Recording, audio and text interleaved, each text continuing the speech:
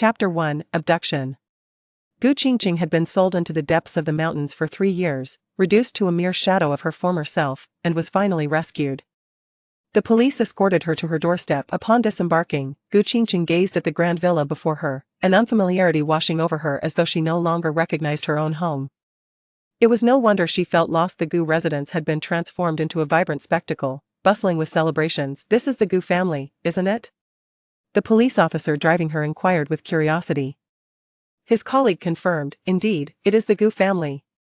I called several times to inform them that their daughter had been found, but they dismissed it as a scam and hung up." Another accompanying female officer remarked, "Their eldest daughter is missing, yet they have the leisure to host a joyous occasion." Standing under the sweltering sun, Qingcheng absorbed the officer's words, her emotions a tumultuous blend of feelings. Yet, she did not dwell on it. Her heart soared with the exhilaration of finally returning home. Qingcheng, it's time to go inside, the female officer gently reminded her. "Yes," she replied, a faint smile gracing her lips as she nodded and stepped toward the courtyard. Uncertain whether today marked her brother's wedding or another celebration, the atmosphere was undeniably festive. Coincidentally, her return coincided with this double joy. Her parents would surely be overjoyed to see her. The more she thought about it, the more her excitement grew, her heart racing and her eyes glistening with unshed tears. The villa was adorned with luxurious vehicles, and the lawn was tastefully decorated in a romantic ambience. As she approached, she could clearly read the life-sized poster that proclaimed, "Qinyunma Gu Rui's engagement banquet." Suddenly, darkness enveloped her vision, and the elation that had filled her heart turned to ice, her legs trembling beneath her. Qinyunma, the scion of the esteemed Qin family, her childhood sweetheart, was now engaged to her sister, Gu Rui. The man who had once promised to cherish and love her for a lifetime was to marry another? Qingcheng stood frozen, biting her lip in disbelief. Qingcheng, hurry inside. Your family will surely be overwhelmed with joy upon seeing you, the officer encouraged, following her as she halted midway, assuming she was merely experiencing nostalgia. But Qingcheng's body trembled slightly, her gaze fixated on the poster, her feet seemingly rooted to the ground. Inside the villa, a lively celebration unfolded, filled with laughter and music. A couple, surrounded by friends and family, were playfully urged to kiss when suddenly someone exclaimed, "Qingcheng is back." The raucous atmosphere fell silent, all eyes shifting toward the entrance, wide with astonishment. "It truly is Qingcheng. What happened to her? Indeed, she looks like a beggar. Wasn't she abducted to the mountains to bear children for an old man? How did she manage to escape?" She was brought back by the police. Guests exchanged furtive glances, whispering amongst themselves. The couple entwined in each other's arms. Upon seeing the disheveled woman in the courtyard, their expressions turned to stone. "Sister Gu Rui, the adopted daughter of the Gu family," murmured in disbelief. Qingcheng stood outside, rigid under the scrutiny of countless gazes, devoid of any reaction. Once the most celebrated debutante in the capital, she had always been the center of attention, radiating confidence and brilliance, overshadowing all others. Everyone who spoke of Miss Gu would sigh in admiration, exclaiming, "Ah, she is the jewel of the Gu family, the dream of countless young men in the city." Yet all of that came to a sudden halt 3 years prior. That day, she and Gu Rui had attended a banquet, returning home late into the night. On their way back, their vehicle suffered a flat tire. As the driver exited to change the tire, the sisters illuminated the area with a flashlight. Suddenly, a van sped towards them, abducting Gu Rui right before her eyes. In a desperate attempt, Qingcheng fought to rescue her sister, and with the driver's assistance, she succeeded. However, in the chaos, the assailants seized Qingcheng, throwing her into the van and speeding away. Initially, she believed it to be a mere kidnapping for ransom, convinced that her family would pay for her return. Little did she know, it was part of a vast and organized human trafficking syndicate, operating across provinces. After enduring a harrowing journey, she was sold deep into the mountains. For 3 years, she was shackled in a pigsty, living among swine. She suffered unspeakable torment and abuse, narrowly escaping multiple assaults, each time saved by her foolish husband. She had thought escape was impossible, that she would remain trapped in that dark existence forever. Yet, fate had other plans for her. The Ministry of Public Security's anti-trafficking task force successfully rescued her. In her imagination, she had envisioned countless scenarios of returning home, never anticipating such a scene. What awaited her was the engagement banquet of her boyfriend and sister. After a brief moment of paralysis, a guest ventured, "Qingcheng, is it really you?" Qingcheng blinked, her gaze shifting from the poster to the elderly woman speaking to her, offering a faint smile. "Yes, I'm back." Another voice chimed in with concern, "You must have endured so much, look at how pale and thin you are." Before the speaker could finish, a family member nudged them, whispering, "What are you saying? Haven't you heard she was ill? It could be contagious." "Well, I was only trying to make conversation." The awkward exchanges were abruptly interrupted by the hurried arrival of Gu family members. Mrs. Gu, Liang Jingrong, gazed at the girl standing on the steps, her eyes widening in shock. Her eldest daughter, once adorned with beautiful long hair, now sported a disheveled cut. Her clothing was tattered, and the shoes on her feet were clearly a man's, revealing arms and ankles marred with alarming bruises and welts. Liang Jingrong scrutinized her daughter from head to toe, a profound shock reverberating through her. After a long pause, her lips moved. "Is that really you, Qingcheng?" Seeing her beloved mother reignited Gu Qingcheng's excitement. She could not help but step forward. "Mom, I'm home." As her words fell, she noticed her father and elder brother emerging, prompting her to exclaim joyfully, "Dad, big brother." The head of the Gu family, Gu Tingan, wore a peculiar expression as he nodded at his daughter. It's good that you're back." He then turned to his wife, exchanging a glance. Both recalled the harrowing day they learned their daughter was missing, the family visit to the police station when they discovered their daughter had been sold to the mountains. Forced into marriage with several older men, and had given birth to a child born with severe disabilities and illness. After returning from the police station that day, Liang Jingrong had suffered a month of sleepless nights, losing over 10 pounds, her tears nearly dried up. Ultimately, to preserve the family's reputation and ensure the health of her family, she had reluctantly agreed with the police not to pursue the search any further. Yet, against all odds, their daughter had returned, rescued by the police. Gu Tingan, your daughter is back, yet you display such indifference? The lead police officer questioned sternly, noting the couple's overly subdued reactions. In the past, families receiving their loved ones back from abduction would eagerly await their return at the door, rushing to embrace them in tears as soon as the police vehicle arrived, creating a heartwarming scene. But this family, they appeared distant and detached, as though reluctant to acknowledge her. Called out, Gu Tingan snapped back to reality and approached the officers, engaging in small talk. "Thank you for your hard work, but how is it that you were able to save her? Didn't you say last year it was impossible?" At that time, they had visited the police station, where officers explained that the village was tightly knit, making it nearly impossible for anyone to escape. "What do you mean? Now that she has been rescued, you are not pleased?" the police officer retorted. "I am not, of course not," Gu Tingan said with a smile, taking a few steps toward his daughter. "Qingcheng, it's just good to have you back. Your father and mother have missed you so much that our hair has turned white." Gu Qingcheng looked up at her father, seeing not a hint of gray in his dark, thick hair. Yet, she smiled softly and replied, "I missed you too, Qingcheng." Liang Jingrong stepped forward, but as she opened her mouth, a nauseating stench hit her nostrils, causing her to instinctively cover her nose with her hand. Chapter 2, Uncle. Gu Qingcheng felt a pang in her heart at her mother's reaction. She was acutely aware of the foul odor clinging to her after 3 years of sleeping in a pigsty. That rancid smell had seeped into her pores and penetrated her bones. Although the female police officer had helped her wash her hair and bathe, the odor remained stubbornly intact. Liang Jingrong bore with it for a moment before lowering her hand, forcing a strained smile. "It's good to have you back. You must have endured so much these past few years." Listening to her mother, Gu Qingcheng felt a tinge of comfort, her eyes reddening with suppressed grievances. A police officer took out his phone. "Come, let's take a picture together, it will help us close the case." Seeing Gu Qingcheng's emotional turmoil, the female officer gently wrapped her arm around her shoulder, offering soothing reassurance. "Let's take a photo with your family. The nightmare is over, and everything will be all right." Gu Qingcheng stepped forward, and the onlookers unconsciously took a step back. Gu Tingan and his wife, however, stood stiffly, their bodies frozen, wanting nothing more than to flee. But the 2 police officers flanked them, effectively blocking their escape. "Aren't there more family members? Come on, let's take a big group photo," the officer called to the engaged couple, gesturing for Chen Yunma and Gu Rui to join. Gu Rui glanced at Chen Yunma, her lips trembling as she stammered, "Brother Yunma, I'm scared." Chen Yunma embraced her, softly coaxing, "It'll be fine as long as we don't touch. Let's go, the police are here." With that, he led his reluctant fiancée forward. Seeing his former girlfriend up close, Chen Yunmo's expression grew complicated, his dark, deep-set eyes reflecting both heartache and a profound sense of estrangement. In the past, Gu Qingcheng would rush to him the moment she saw him, clinging to him like a delicate butterfly, vibrant and confident, but now, she seemed earthy and withdrawn, her gaunt features making her cat-like eyes appear larger yet devoid of their previous sparkle. Clearly, the rumors had some truth to them. The 3 years of her abduction had undoubtedly subjected her to unspeakable horrors, leaving her mentally scarred. In the group photo, each face bore a different expression, and there was not a single person who appeared excited or joyful. After the photo was taken, the police carefully reiterated a few instructions before departing. The Gu couple watched the officers leave, turning back to their long-lost eldest daughter, struggling with a sense of dilemma. They had never expected their eldest daughter would return.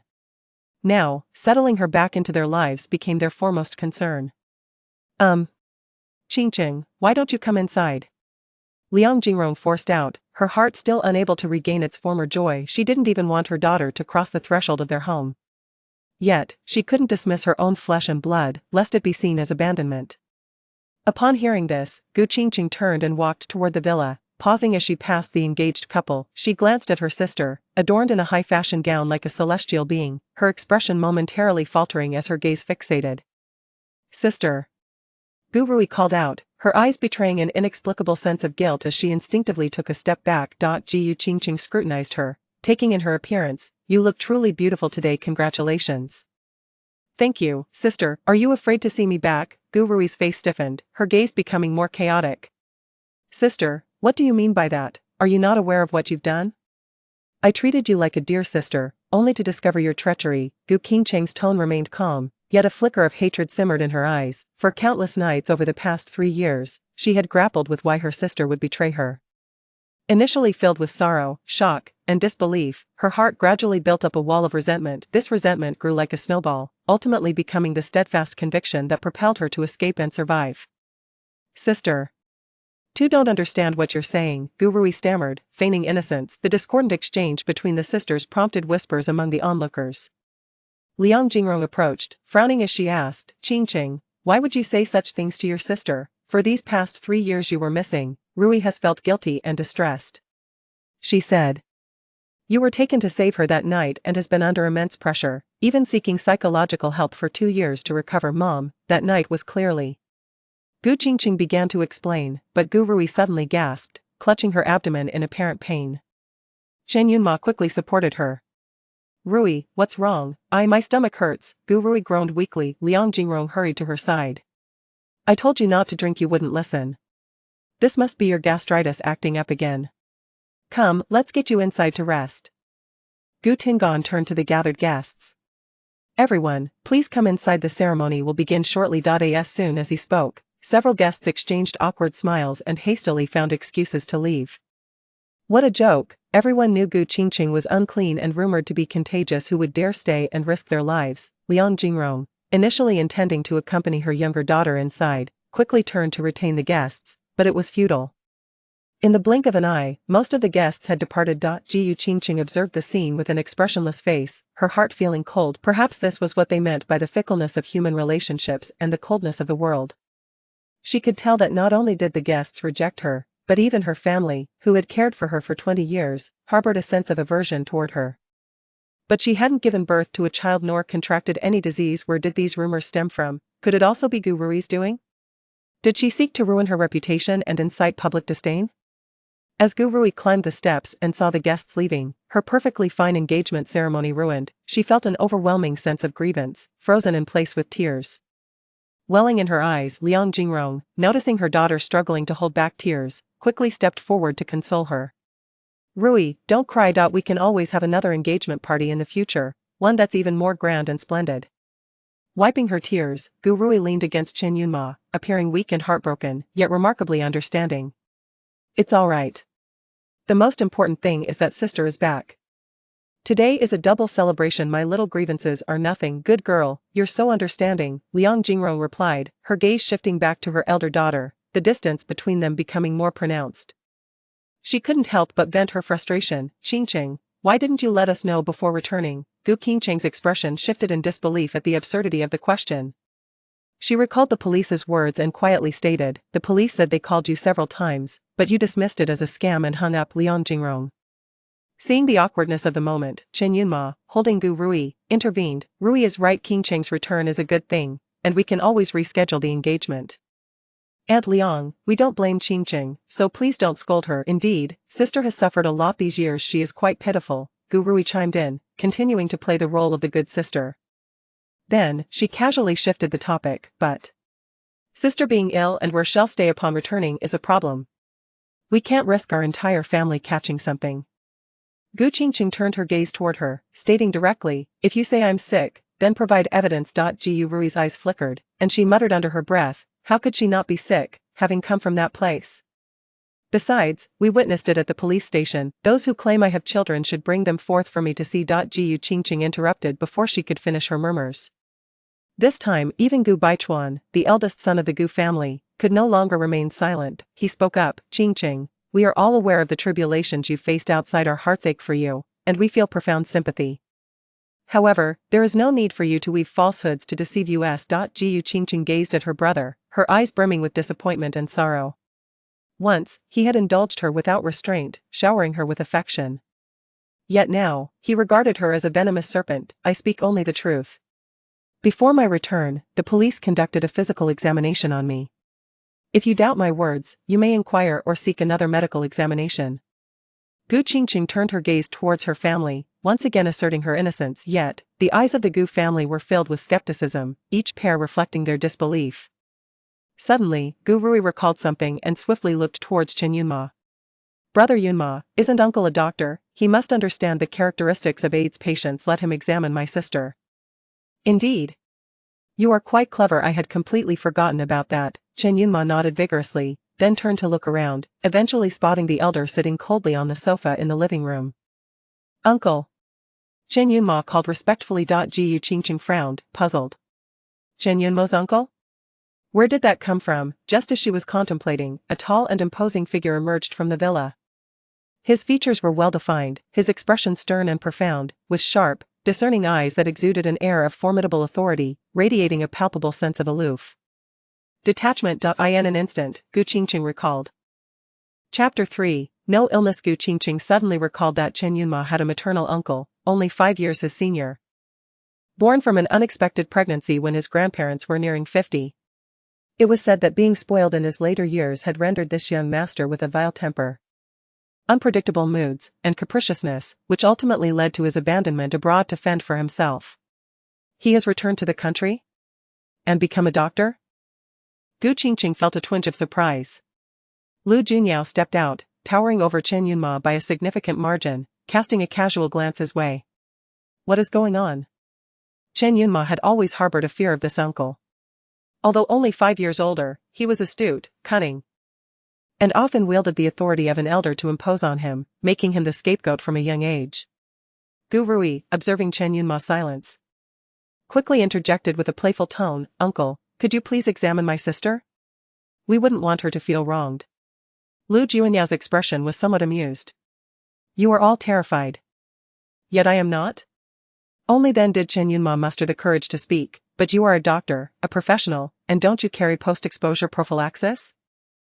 Lu Junyao was a renowned surgeon, and due to the nature of his work, he indeed carried HIV post-exposure prophylaxis.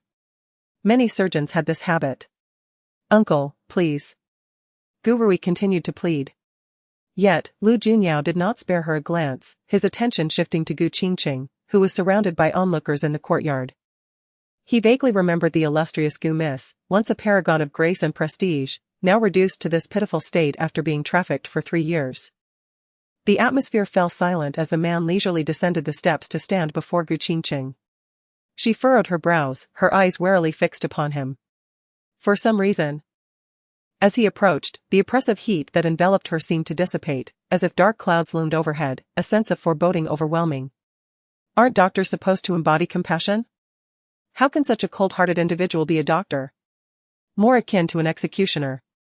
Hand, Lu Junyao commanded, his tone devoid of warmth as he raised his hand. Gu Qingcheng instinctively recoiled, her brow furrowing tighter. Gu Rui, noticing this, urged her sister, Sister, let Dr. Lu examine you. He is the youngest medical professor in the country, renowned far and wide. Gu Qingcheng regarded the outstretched hand, pale and delicately structured. Sister, you seem guilty. You need not lie, we are family. And no one will shun you. Just speak the truth, so we can prepare and prevent our family from. Before Gu Rui could finish her taunt, Gu Qingcheng lifted her hand and offered it to the man. Lu Junyao grasped her slender wrist, his expression unchanging as he examined her arm joints and skin condition. Her arms bore intersecting whip marks, old scars mingling with fresh wounds, yet her skin appeared relatively healthy, free of abscesses or lesions. After inspecting her arms, he raised his gaze to her neck. Have you had a fever recently? No, she replied.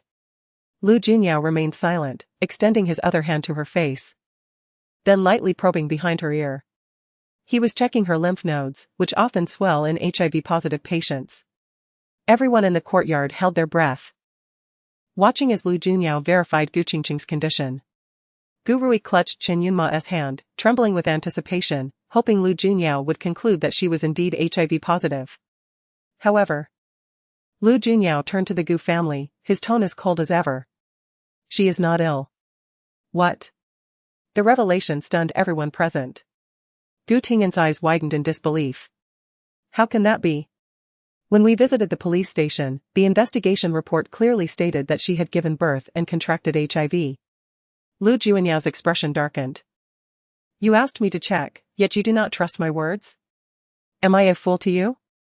By lineage, Lu Junyao and Gu Tingyan were peers, hence his bluntness. Gu Tingyan hastily apologized. No, Dr. Lu, I did not mean to doubt you. Gu Rui, skeptically interjecting, added, perhaps she is just asymptomatic? Carrying the virus is still dangerous. Lu Junyao frowned, glancing at his watch before coolly stating, even if she were HIV positive, normal contact would not lead to transmission. Gu Qingcheng, displeased with this remark, retorted sharply. I do not have HIV.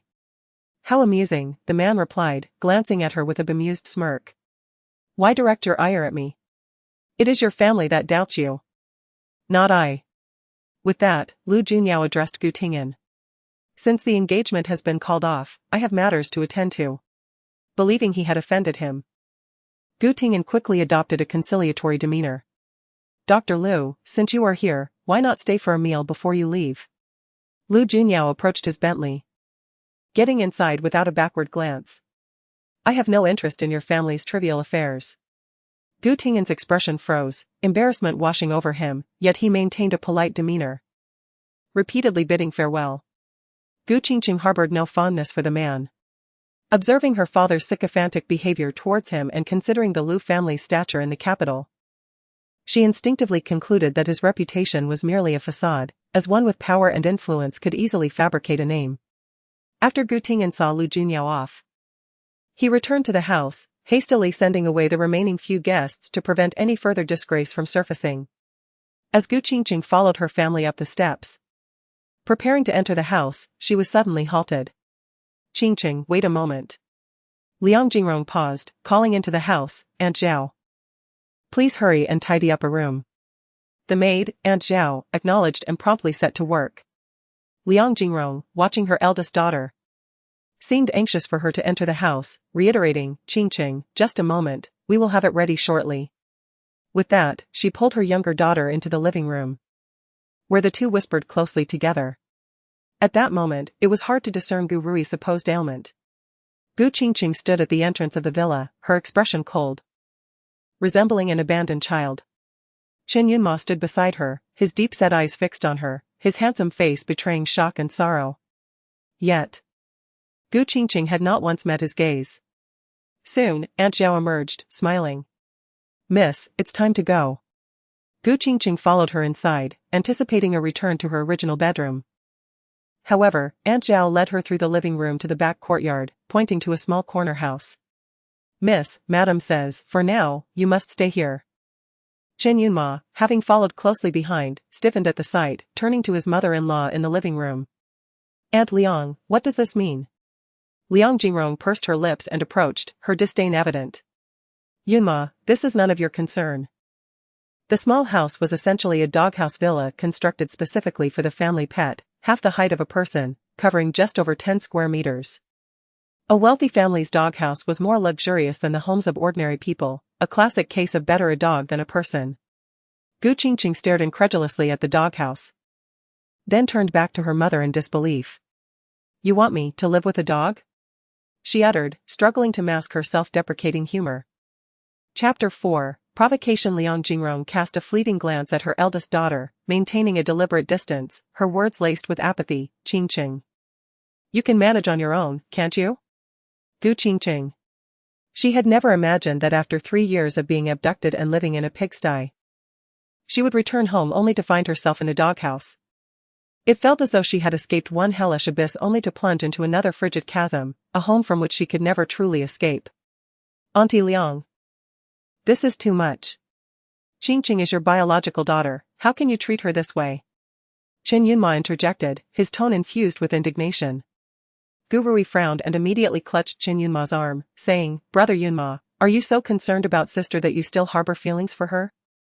Chen Yunma was at a loss for words, his gaze shifting to Gu Qingcheng, who was suppressing her anguish, her complexion ashen, as if a heavy stone pressed against her chest.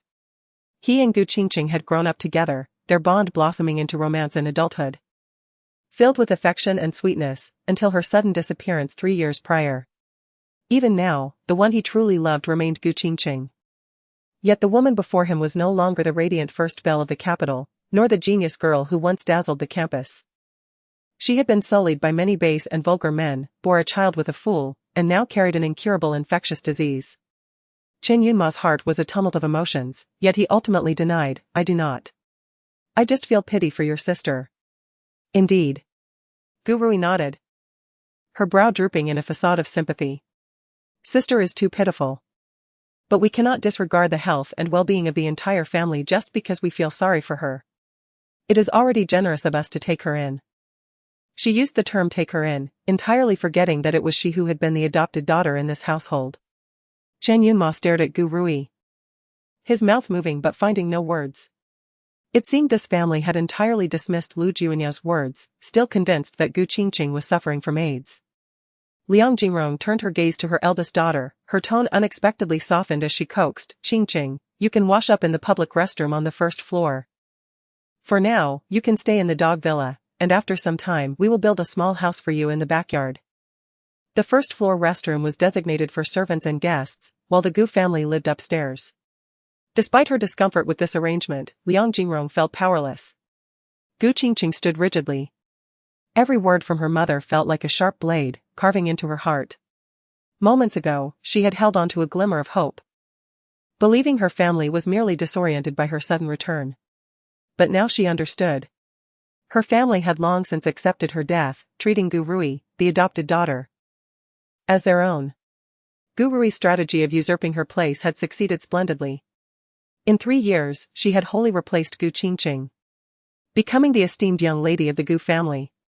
As these thoughts crossed her mind, Gu Qingcheng felt her heart twist in agony, her eyes stinging with pain. Yet she did not cry, she merely took a deep breath to steady herself and then sat on the sofa. Whoever wished to inhabit the doghouse could do so. She would sleep in the living room. Liang Jingrong looked at her, momentarily speechless, before stammering, what does it look like to sleep in the living room? Are you deliberately opposing us? Gu Qingcheng did not wish to engage further. The pain in her heart was so intense that speaking a single word would deplete her entire strength. Thus, she simply turned and lay down, closing her eyes to sleep in front of the entire family. The circle of people around her stood in stunned silence, exchanging bewildered glances. Only Gu Rui revealed a glimmer of cunning in her eyes. She relished the thought of Gu Qingcheng creating a scene, the more she did so, the more her parents would grow to despise her, eventually driving her out of the house. Gu Qingcheng slept in the living room for much of the day, infuriating the Gu family. The lingering scent of the pigsty still clung to her, and after spending a long time in the living room, the entire space became permeated with that odor. As evening approached, Liang Jingrong finally relented. She fetched clean, appropriate clothing for her eldest daughter, impatiently saying, hurry and take a shower. There's a maid's room on the first floor, you can stay there for now. Gu Qingcheng did not open her eyes. In truth, she had been awake, silently contemplating many matters in her mind, such as how to shamelessly remain in this house, how to expose Gu Rui's schemes and exact her revenge, how to send those traffickers to prison, how to continue her unfinished studies, and what plans she had for the future. Living with the Gu family for an extended period was impossible, she had already considered them dead. Liang Jingrong, seeing her silence, called out again, Qingcheng, are you listening to me? Only then did Gu Qingcheng open her eyes, her expression devoid of warmth, icy and piercing. Liang Jingrong felt an unexplainable tightening in her chest. She sat up, glancing at the clothes beside the sofa and stated, these are not mine. They belong to Rui. Liang Jingrong replied, her expression troubled. Your clothes, we disposed of them when we renovated the house. Renovated the house? Gu Qingcheng raised an eyebrow. When you were gone, that room was empty, so it was combined with Rui's room to create a walk-in closet. Liang Jingrong explained, her own conviction wavering. Gu Qingcheng's lips curled in a bitter smile. How wonderful, Gu Rui has even usurped my room. You all treat me as if I were dead. She spoke with chilling calmness. Liang Jingrong. She scoffed, even if I were dead, I would still be your biological daughter. Yet you seem to harbor no lingering thoughts of me at all. Liang Jingrong, feeling guilty, finally said, of course, we kept your valuable belongings as a memento. Gu Qingcheng raised her gaze to her, demanding, bring them to me. Liang Jingrong disapproved of her eldest daughter's commanding tone, yet she did not wish to argue. As standing in the living room was too unbearable, she turned and headed upstairs. The so-called valuable belongings were Gu Qingcheng's jewelry. Gifts bestowed upon her by the family for every birthday throughout her life. Now, however, they belonged to Gu Rui. Liang Jingrong entered her younger daughter's room, opening the safe to retrieve all those items. Gu Rui's eyes widened in reluctance as she exclaimed, Mom. Sweetheart, return these to her to avoid any further fuss. We will take you shopping for more later, tomorrow perhaps, Liang Jingrong soothed her younger daughter. Gu Rui immediately shifted her demeanor, obediently nodding, Mom, these were originally sisters. Since she has returned, they should rightfully be returned to her. Let's go, I will accompany you to give them to sister. Liang Jingrong felt immensely gratified, sighing. You truly understand. Your sister now seems like a different person, every word laced with barbs, stabbing at my heart. Mom, please do not be sad. Sister must have experienced trauma, she is not in her right mind. We just need to show her more patience and love. Indeed, thank goodness I still have you. Liang Jingrong descended the stairs with Gu Rui, carrying more than a dozen sets of jewelry belonging to Gu Qingcheng. Sister, during the 3 years you were away, I kept these jewels safe for you. Now, they are returned. Gu Rui's words were sweetly deceptive, intended to flaunt and provoke. Look, in your absence, I have claimed all your possessions. Gu Qingcheng regarded the jewelry, calculating how much they might fetch if sold, then turned to Gu Rui with a smile. Thank you, sister. I imagine it must feel quite uncomfortable to regurgitate what you have consumed. But now, as the esteemed young lady of the Gu family, you surely lack for nothing in jewels, Mom and Dad will buy you more later. Liang Jingrong felt an unexplainable sense of guilt, turning her face away. Gu Rui, however, feigned ignorance, smiling as she asked, Sister, which set do you like? I can help you put it on. Gu Qingcheng looked at her younger sister, tilting her chin slightly. I fancy the set around your neck, what shall we do about that? Chapter 5, The Quack What? Gu Rui's heart sank as she touched the pigeon blood-red ruby necklace around her neck, glancing helplessly at Liang Jingrong, tears welling up in her eyes. Sister, I'm sorry. It's not that I don't want to give it to you. It's just that this was a token of love from brother Yunma. Gu Rui spoke softly, tears streaming down her cheeks.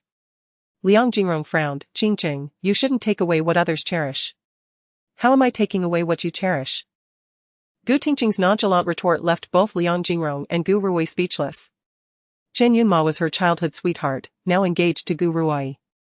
Wasn't stealing her sister's fiancé the very definition of taking away someone else's happiness? Having uttered those words, Gu Qingcheng disregarded their expressions, collected the jewelry, and headed toward the maid's quarters on the first floor. It wasn't that she willingly accepted humiliation, rather, she wished to keep her distance from this family and had no desire to vie for the upstairs room. After all, she wouldn't be staying long. The following morning, upon waking, the Gu family discovered Gu Qingcheng's absence, and a collective sigh of relief was released. Where did sister go so early? Gu Rui asked. her curiosity tinged with concern. She has no money, how will she manage outside? Gu Baichuan remarked, she may have gone to see a friend. But with her condition, who would dare meet her? Gu Ruoi murmured. Sigh. I couldn't sleep a wink last night, thinking about how Qingcheng would return. Only to see her in this state.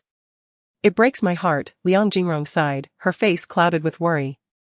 Gu Ruoi served her a bowl of bird's nest porridge. Trying to comfort her, Mom, please don't be like this. You still have me and brother. Gu Baichuan furrowed his brow, his expression grim. Qingcheng must be having mental issues. We need to take her to see a psychiatrist. She won't admit it. Look at her now, filled with lies and denial. Gu Ruoi muttered.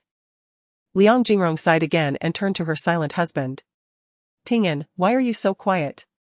What do you think we should do about this? Gu Tingyan clenched his teeth silently, pondering what could be done. Keeping her at home is just a source of frustration. If no one wants to marry her, perhaps in a while when no one cares anymore, we can let her move out on her own. Move out? Liang Jingrong contemplated for a moment and nodded.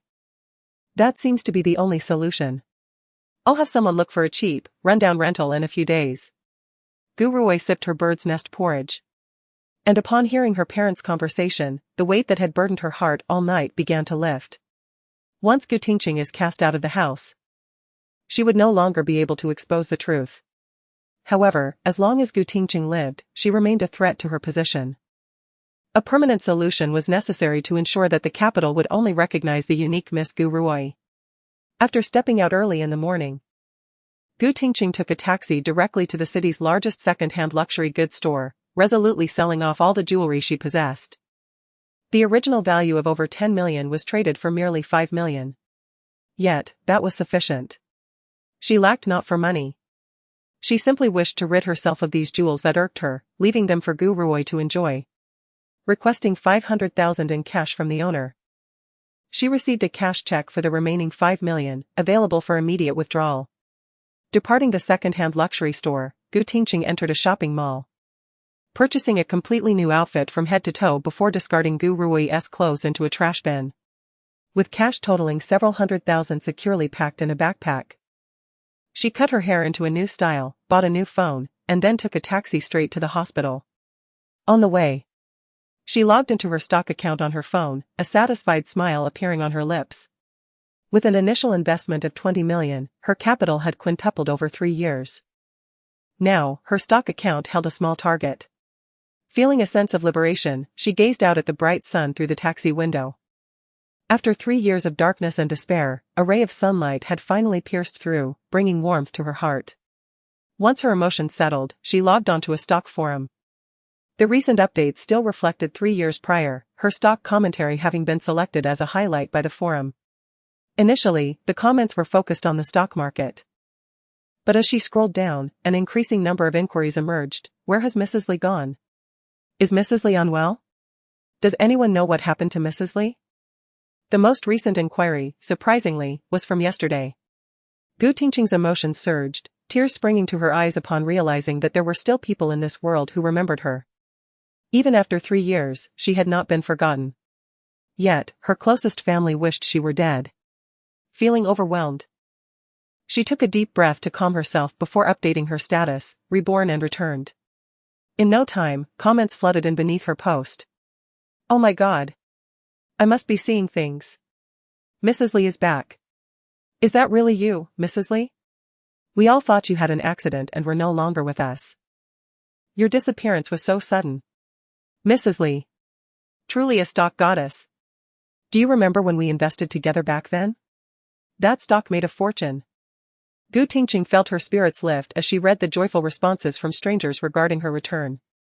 Upon arriving at the best hospital in the capital, she registered for several departments, requiring detailed medical examinations.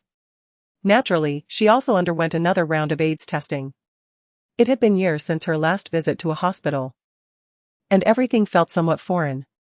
Carrying a pile of examination forms, she hurried through the corridors. As she entered the elevator, she encountered a familiar face. Lu Junyao, dressed in a white coat, maintained his characteristic cool and detached demeanor. Upon seeing Gu Qingcheng, a fleeting moment of surprise crossed his eyes, yet his expression remained unchanged. Gu Qingcheng glanced at him, dismissing the need for pleasantries due to their unfortunate first encounter. The hospital was crowded, and as others pushed in, she was inadvertently thrust into Lu Junyao's embrace. Frowning, she quickly pulled away, raising her gaze to see the name tag pinned to his coat, Lu Junyao, chief physician. A sense of disdain filled Gu Qingcheng's heart. A chief physician at such a young age, wasn't that a matter of playing with lives? "I'm sorry," she said as she composed herself, stepping back from his grasp and offering a curt apology. Lu Junyao glanced down, spotting the report forms in her hand. And with a sardonic smirk, he remarked, "It seems your family is quite paranoid. You were told yesterday that there is no AIDS, yet here you are for another screening. What a waste of medical resources." Gu Qingcheng raised an eyebrow at him, comprehending his implication, and replied coolly, "How can I trust you aren't a quack? What if you misdiagnose me, and I die without understanding the cause? You merely touched me yesterday and jumped to a conclusion. While the result may be in my favor, the Gu family and Chen Yunma all doubt your medical skills and judgment. Therefore, my skepticism is perfectly reasonable. Returning for another examination today is the most prudent course." Lu Junyao's expression darkened. "You call me a quack? What an absurdity. Ever since I entered medical school, I've been regarded as a medical genius. The numerous academic achievements I've acquired over the years are countless, and not a single patient has ever lodged a complaint against me. How many lives have I saved from the grasp of death, with countless patients expressing their heartfelt gratitude? Yet today, he was being openly mocked by an ignorant woman. Accused of being a quack. Gu Qingcheng noticed his displeasure and thought to herself, with such a capricious doctor, his patients were likely to suffer from illness or fright. "I'm uncertain if you are indeed a quack, but it is a fact that your very own nephew has no faith in your professional abilities." Gu Qingcheng lightly struck at his vulnerable point, then cast a glance at his name tag, adding, "Don't think I'm unaware of how you earned that title. I understand the games played in the realm of the affluent. After all, I was once the esteemed first socialite of the capital. Immersed in the power games from a young age." Lu Junyao encountered such a self-righteous woman for the first time. Upon hearing her words, he could only respond with a cold laugh. "No wonder your family does not believe you. With such a disposition, even your loved ones cannot endure it." Chapter 6, Utter Nonsense. This statement undoubtedly struck at the very core of Gu Qingcheng. She stared at Lu Junyao, her gaze instantly turning frigid, her expression devoid of emotion. With such words, she had forged an unbridgeable enmity with the man before her. Once mere strangers, their discourse now marred by his egregious mockery of her suffering. The illustrious Lu family, renowned as the most prestigious family in the capital, had produced such a tasteless descendant. As the elevator doors opened, Gu Qingcheng coldly averted her gaze and departed in silence. Lu Junyao watched her retreating figure, a flicker of remorse darting through his mind. A victim who had endured 3 years of abduction, returning home battered and emaciated, should have received the jubilant welcome and affection of her family. Yet, she was met with indifference. This pain, perhaps, was more agonizing than the abduction itself. And here he was, pouring salt into her wounds. After the elevator emptied, the doors closed once more, severing Lu Junyao's line of sight. A bewildered intern followed him, inquiring, "Professor Lu, is she your patient? Why such hostility? I've never heard anyone call you a quack. You could sue her for defamation." Returning to the present, Lu Junyao thought of the woman's accusation, and his remorse evaporated. He replied coolly, "She is unwell." The intern assumed he meant the woman was mentally unstable and nodded in understanding. Gu Qingcheng completed all her examinations seamlessly. Fortunately, it was confirmed that she was free from HIV infection. However, concerning issues surfaced regarding her health. Due to prolonged malnutrition, her weight was alarmingly low, her lower limbs suffered from muscle atrophy, and she was diagnosed with hypoproteinemia and severe anemia. In addition, she had arthritis, chronic eczema, and leg edema. After reviewing her medical report, the doctor turned to examine her, noticing the scars on her wrist. His expression grew serious, and he asked with concern, "Young lady, have you experienced domestic violence? You can report it to the authorities for help." Gu Qingcheng smiled gratefully, "Thank you, I have already reported it. Please just advise me on how to restore my health." "Very well," the doctor replied, relieved. He began writing a prescription while advising her to improve her nutrition and exercise regimen. Gu Qingcheng left the hospital with her medication. As she passed through the outpatient hall, an ambulance screeched into the hospital. Medical personnel rushed in with a stretcher bearing an injured patient covered in blood. The crowd parted hurriedly, and Gu Qingcheng stepped aside. It was evident that the situation was dire. One doctor was performing CPR on the patient, oblivious to the bloodstains on his white coat. Furrowing her brow, Gu Qingcheng focused on the rushing stretcher, her expression one of astonishment. For the doctor racing against death was none other than the quack Lu Junyao. Lu Junyao remained impassive, his demeanor even more austere than usual. He administered urgent care while issuing continuous medical orders, his colleagues efficiently coordinating with him, maintaining calm and order amidst the chaos. Only when the stretcher entered the emergency room did the hall return to its usual state. Gu Qingcheng withdrew her gaze, just in time to notice a large screen on the opposite wall displaying introductions of renowned specialists. The foremost expert was Lu Junyao. She glanced briefly, her disdain palpable. His titles and accolades were numerous, and he had pioneered several surgeries in the country, even serving as the founder and honorary chairman of various international medical organizations.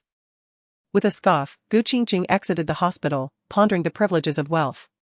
With even a modicum of skill, one could easily garner extensive publicity, earning countless accolades and amassing boundless resources. After leaving the hospital, Gu Qingcheng treated herself to a delightful meal before withdrawing a check and depositing 500,000 into her bank account. With nearly 500,000 in cash remaining in her bag, she unhesitatingly ordered a Maserati. Without a vehicle, her outings were excessively inconvenient. The car's total cost was 2 million, with a down payment of 400,000, while the remaining 1,600,000 would be settled upon delivery. Gu Qingcheng produced the deposit, adjusting her backpack. The sales staff were left dumbfounded as she laid out stacks of cash. Subsequently, the store manager and sales associates warmly bowed her out, their enthusiasm palpable. By the time Gu Qingcheng returned home, evening had fallen. Liang Jingrong observed her with a subtly complex expression. Noticing her eldest daughter had cut her hair and donned new clothes and shoes, while carrying several shopping bags, she began to piece together the situation. "Qingcheng, did you go shopping? Why didn't you inform us? We were all worried about you." Liang Jingrong managed a strained smile, maintaining a distance from her daughter. Gu Qingcheng coldly smirked. "Thank you for remembering me." Liang Jingrong's expression stiffened, then furrowed her brow slightly. "Where did you get the money for all these purchases?" 3 years prior, when their eldest daughter was abducted, they had frozen her bank account to prevent financial loss. She had just returned yesterday and hadn't requested any money from home. Gu Qingcheng replied, "I sold all the jewelry." "What?" Liang Jingrong exclaimed, aghast, before her anger surged. "You could have asked us for money, it's not like we wouldn't have given you any. Those jewels were valuable, selling second-hand is a loss." Gu Qingcheng thought to herself, if they truly considered her their daughter, they would have anticipated this and offered her money without her having to ask. She fixed her gaze on Liang Jingrong and nonchalantly stated, "I dislike others touching my belongings, it's bothersome. Selling them was for the best." Liang Jingrong was rendered speechless with rage. Before returning home, Gu Qingcheng had already dined out. She had no desire to continue the argument and simply walked through the living room towards the maid's quarters on the first floor. However, after entering, she emerged seconds later, her face cold and her gaze sharp. "What happened to my bed?" Gu Ruoy was descending the stairs, cradling an adorable bichon frise, while Chen Yunma appeared to have arrived unnoticed, accompanying her. Upon seeing Gu Qingcheng, the man's eyes warmed slightly, his gaze fixated. "Sister, you're back. Next time, please inform Mom before you go out, she was worried all day." Gu Ruoy smiled sweetly, feigning innocence. Gu Qingcheng ignored her, striding purposefully over and seizing Gu Ruoy's hair, dragging her towards the maid's quarters. "Qingcheng." Chen Yunma's eyes widened in alarm, but it was too late to intervene. "Ah! What are you doing, sister?" Gu Ruoy shrieked in surprise, dropping the dog, which yelped in distress. The rest of the Gu family, heading to the dining room for dinner, were taken aback by the scene. "Qingcheng, what are you doing? Let her go." "Gu Qingcheng, are you out of your mind? all rushed towards Gu Qingcheng. But her speed surpassed theirs. She forcefully yanked Gu Rui into the maid's quarters, pressing her face down onto the bed, her mouth positioned near a pile of dog excrement. "You will clean up after your dog," Gu Qingcheng coldly asserted, her expression icy and unforgiving. The Gu family rushed in. However, the maid's quarters were too cramped, filled with a bed and clutter, leaving only a narrow passage. They could not squeeze in. Chen Yunma, closest to her, stepped forward to pull Gu Qingcheng away, lifting Gu Rui up. Gu Rui was overwhelmed by the stench, retching uncontrollably, tears and snot streaming down her face. "Qingcheng, you've gone too far. This is not Gu Rui's fault, puppies can be unruly. You should discipline the dog, not punish her." Chen Yunma held Gu Rui tightly, his face trembling with fury as he shouted. "The dog is emboldened by your indulgence. If you hadn't allowed it, would it have entered my room? I distinctly closed my door when I left this morning." Gu Rui continued to gag. She awkwardly pushed Chen Yunma aside and rushed out, while Liang Jingrong, feeling a pang of concern, hurried to follow. The space in the maid's room had cleared, allowing Gu Tingen to squeeze in. "Gu Qingcheng," he exclaimed, gazing at his rebellious eldest daughter, his temper flaring as he raised his hand, poised to strike. "Uncle Gu, please don't," Chen Yunma interjected, his face paling as he swiftly stepped forward to shield Gu Qingcheng in his embrace. Gu Tingen's heavy slap resounded against Chen Yunma's nape, echoing painfully. "Yunma, this is none of your business. Leave."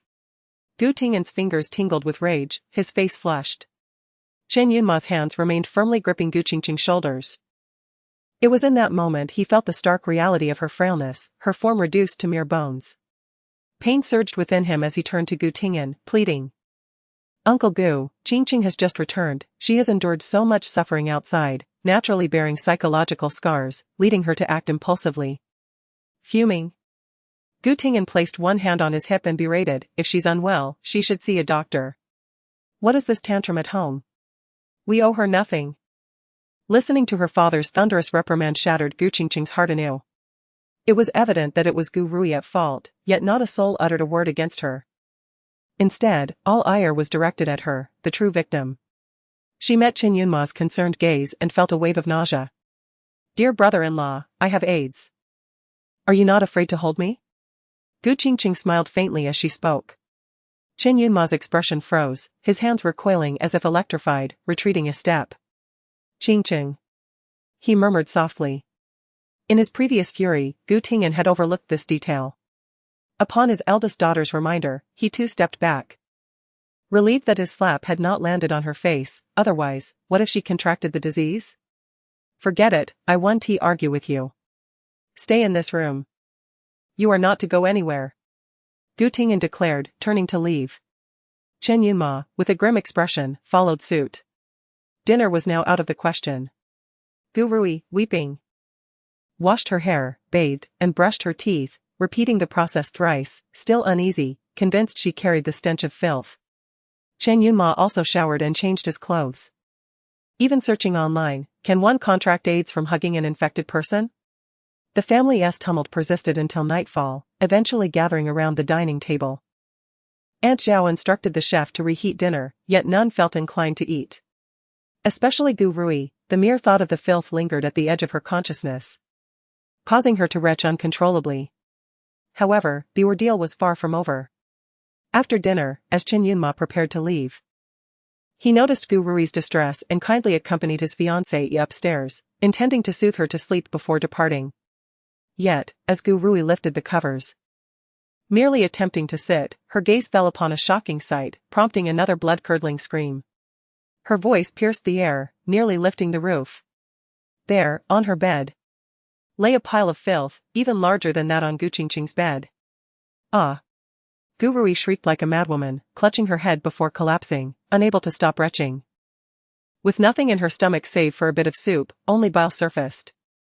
The commotion drew the attention of other members of the Gu family, who, upon witnessing the scene, felt their blood pressure soar.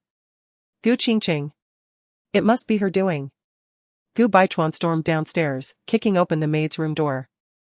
Chapter 7, Old Friends. Gu Qingcheng was in the midst of changing the bed linens when the door was abruptly kicked open, startling her. She turned calmly and inquired. Is there something you need, elder brother? Oh, I heard my sister calling out. What has happened? Gu Baichuan felt an urge to storm in and reprimand his elder sister. However, upon remembering her condition, he hesitated and even took a step back. Qingcheng. You have gone too far. Was it you who made that mess on Rui's bed? Gu Baichuan demanded angrily, though his ferocity was diminished. Gu Tingyan and Chen Yunma also descended the stairs, seeking to defend Gu Rui's honor. Gu Qingcheng frowned. Her expression innocent. What mess? What are you talking about? Stop pretending. You are the only one who could have done this. Gu Tingyan retorted, tilting her head slightly. Gu Qingcheng replied, I haven't even stepped outside. How could I have done anything? You were all in the living room, did you see me leave? The group fell silent, unable to respond.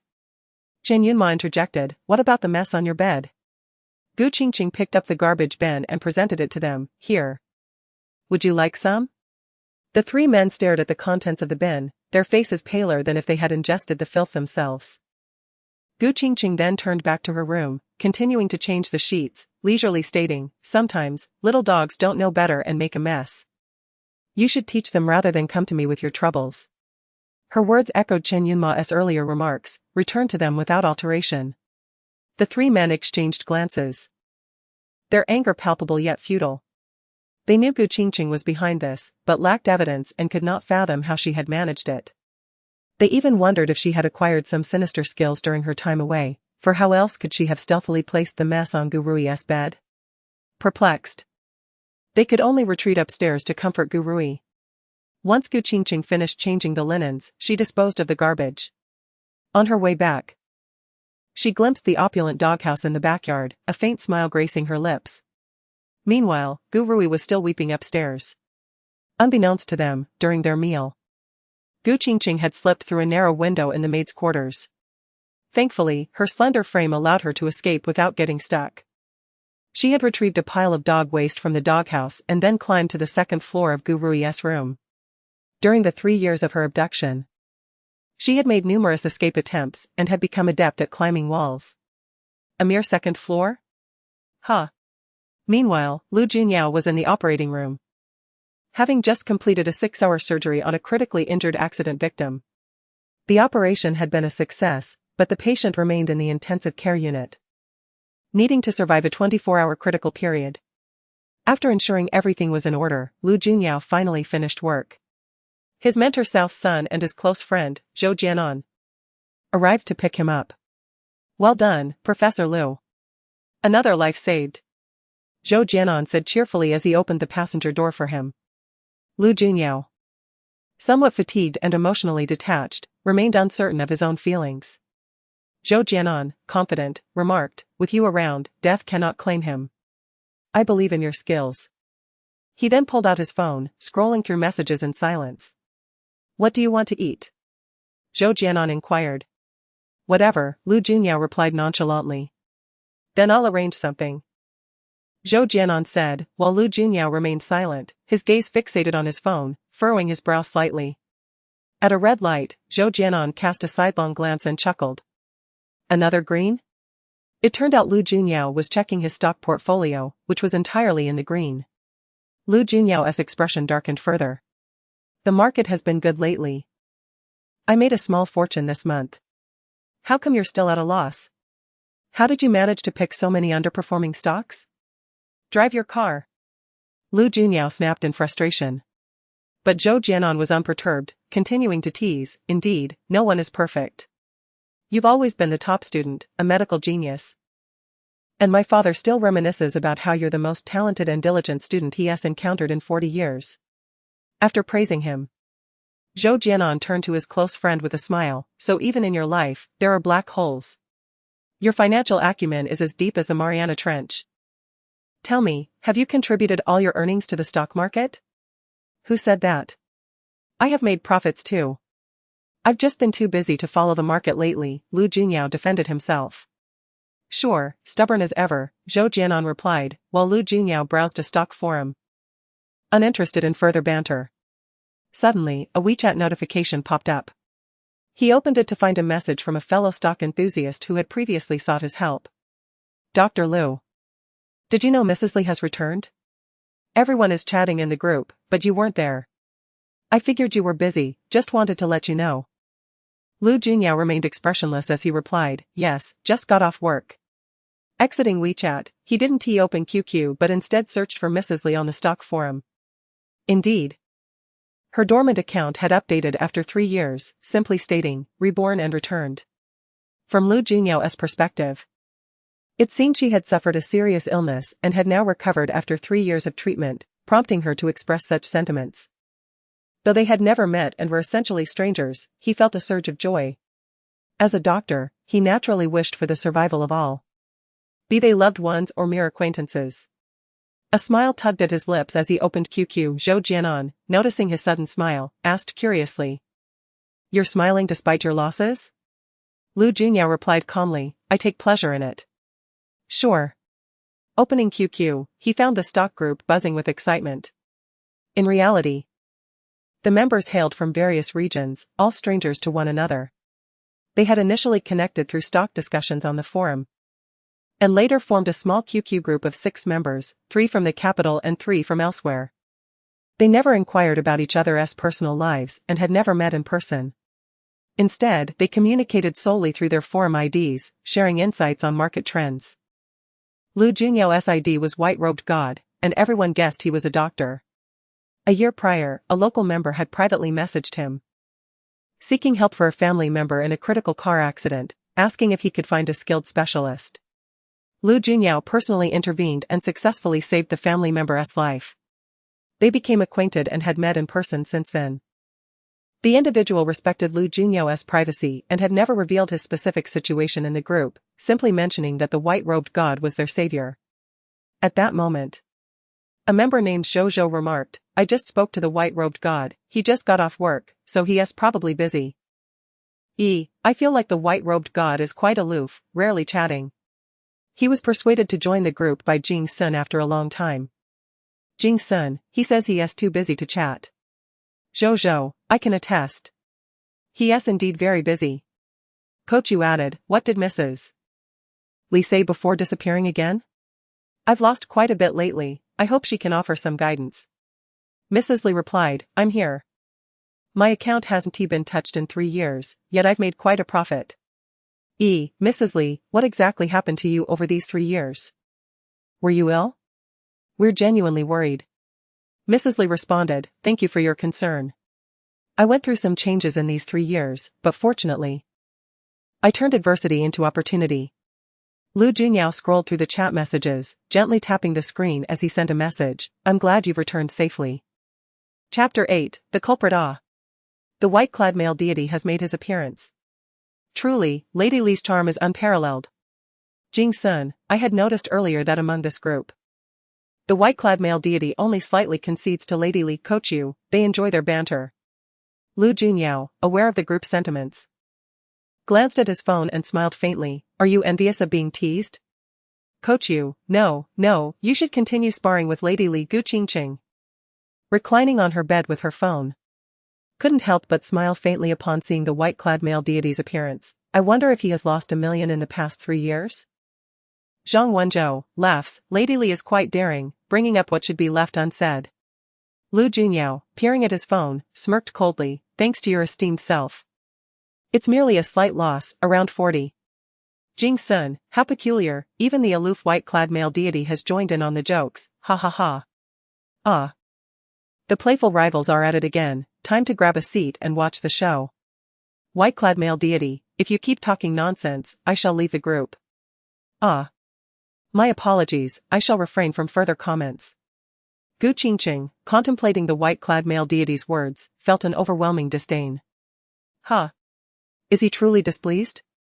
What a narcissist to bestow upon himself the title of white-clad male deity. People often desire what they lack the most.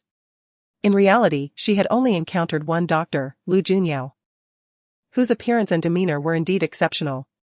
He was not only youthful but also the 3rd young master of the Lu family. He treated his job lightly, free from pressure, and prioritized his appearance, naturally eclipsing ordinary individuals. As Gu Qingcheng considered the possibility that a middle-aged man was likely lamenting her situation on the other end of the internet, she couldn't help but mock him silently, losing interest in continuing the conversation. Coincidentally, the doctor had advised her to focus on her health and maintain a regular sleep schedule. Thus, she decided to turn off her phone and retire for the night. Meanwhile, Lu Junyao arrived at the restaurant to dine, abandoning the conversation. A message popped up on WeChat. He glanced at it. It was from Zhang Wenzhou, the same friend from earlier. Zhang Wenzhou, Dr. Lu. Did what you said earlier embarrass Lady Li? After you spoke, she fell silent. Lu Junyao scoffed lightly. Do you think she is still a young girl? To be addressed as Lady M possessing such knowledge of the stock market, she must be at least in her 40s or 50s. One must maintain decorum even in jest. Zhang Wenzhou, indeed, only Yi and Jing Sun enjoy stirring up trouble. The next day, Gu Qingcheng rose early once more. Taking advantage of the cool morning air, she exercised for half an hour. The doctor had warned her that her malnutrition was severe, and strengthening her body must be a gradual process, not to be rushed. Upon her return, she noticed 2 cars leaving the courtyard in succession. One belonged to Gu Ting'an, and the other to Gu Baichuan. They both saw her. Yet neither lowered their windows to greet her. Gu Qingcheng paid them no mind and headed straight back inside. Liang Jingrong and Gu Rui were still having breakfast in the dining room. Upon her entrance, Gu Rui rolled her eyes dismissively. Liang Jingrong wore a frosty expression, ignoring her eldest daughter entirely. Clearly, the entire family was still fuming over last night's unfortunate incident, treating her as though she were invisible. With an audacious demeanor, Gu Qingcheng approached the dining table, sat down, and began to devour a basket of buns. Liang Jingrong and Gu Rui were taken aback, quickly rising to distance themselves from her. Gu Qingcheng chuckled, reassuring them that the virus does not transmit through the air. Gu Rui, gritting her teeth, retorted. Did you not claim you are unwell? Did you not assert that I am the one afflicted? Gu Qingcheng bit into her bun and countered with a smile. Even if I had AIDS, it wouldn't spread to anyone from afar, as your fiancé's uncle explicitly told you. Liang Jingrong, seething with rage, warned Qingcheng. Your brother's girlfriend is coming over for dinner tonight. You had best behave and not offend her, lest you ruin your brother's future. Gu Qingcheng was taken aback. Am I soon to have a sister-in-law? Liang Jingrong pursed her lips, unwilling to respond, merely reiterating her warning that Gu Qingcheng should remain in her room to avoid frightening the guest. Gu Qingcheng remained silent, continuing to enjoy her breakfast. The sound of cars echoed from the courtyard, and soon Aunt Zhao approached, keeping her distance. Madam, Miss Su has arrived, seeking the eldest miss. Gu Qingcheng's eyes brightened. Which Miss Su? Miss Su Luoyan, Aunt Zhao replied. Luoyan has come. Gu Qingcheng was elated and hurried outside. Su Luoyan was her closest friend, their bond surpassing that of sisters. Luoyan. As she spotted the girl descending from an old Mercedes in the courtyard, Gu Qingcheng quickened her pace. However, as she drew closer, a thought struck her, halting both her smile and her steps. Su Luoyan had come directly to her home, undoubtedly aware of her return. She likely knew of the ugly rumors circulating about her. Would she be repulsed by her condition? Or by the fact that she had borne a child for an older man? Qingcheng! Su Luoyan exclaimed, rushing forward to embrace her. Oh my God! It's really you! You're alive! You've returned! Tears streamed down Su Luoyan's face as she held her long-lost friend, who had been missing for 3 years. Gu Qingcheng staggered slightly from the force of the embrace, her heart trembling. Her dearest friend had not rejected her. Did she remain unaware or simply unafraid? Luoyan. Gu Qingcheng's heart swelled with joy, her eyes brimming with warmth. Su Luoyan released her slightly, scrutinizing her from head to toe. You've lost so much weight. My heavens! You must have endured so much hardship. Just look at the scars on your arms. As Su Luoyan cried while gently tracing the marks on Gu Qingcheng's arms, her heart ached profoundly. At the entrance of the villa, Liang Jingrong and Gu Rui observed this scene, both frowning deeply. Su Luoyan, how dare you embrace her? Do you not value your life? Gu Rui stepped forward, cautioning from a distance. Su Luoyan turned her attention to Gu Rui. What do you mean by that? She has AIDS. and has borne a child for an older man. Can you not smell the stench on her? She has lived with pigs for 3 years. Gu Rui emphasized each word, ensuring it was unmistakably clear. Su Luoyan looked back at Gu Qingcheng, her brows furrowed. Is this how you are treated upon your return? Ignore her, Gu Qingcheng smiled, then curiously asked, but truly. Are you not afraid of contracting anything from me? Su Luoyan replied, I have common sense, a hug won't kill me. Gu Qingcheng felt a renewed surge of emotion. Luoyan. You truly are. Have you not heard the saying that one should be cautious even if the odds seem low? Seeing her attempts to instigate failing, Gu Rui remained undeterred. Yet Su Luoyan paid her no mind, pulling Gu Qingcheng along. Let us go find a place to sit, I have so much to tell you. Realizing how poorly Gu Qingcheng's family treated her friend, Su Luoyan, lacking even basic courtesy, took the initiative to lead Gu Qingcheng to the car without even greeting Liang Jingrong. As they watched the Mercedes drive away, Gu Rui turned back to Liang Jingrong.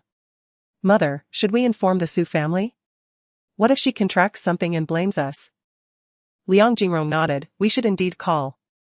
It is our responsibility and duty. Indeed.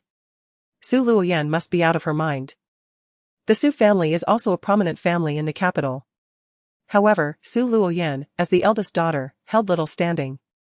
After her parents found success in their business, her father had an affair, resulting in a son and daughter, followed by a bitter divorce. The stepmother, having been the mistress, never treated her well, leaving Su Luoyan to navigate her household with great caution. I currently reside in a graduate dormitory. I only learned of your return last night and, unable to contact you, decided to come to your home first thing in the morning. Su Luoyan drove while glancing back at her friend. As she looked, tears began to fall once more. It is truly wonderful that you are still alive, she expressed with heartfelt emotion. Gu Qingcheng felt deeply touched. Yan, you are the only one who does not disdain me. Alas, I am still a struggling student.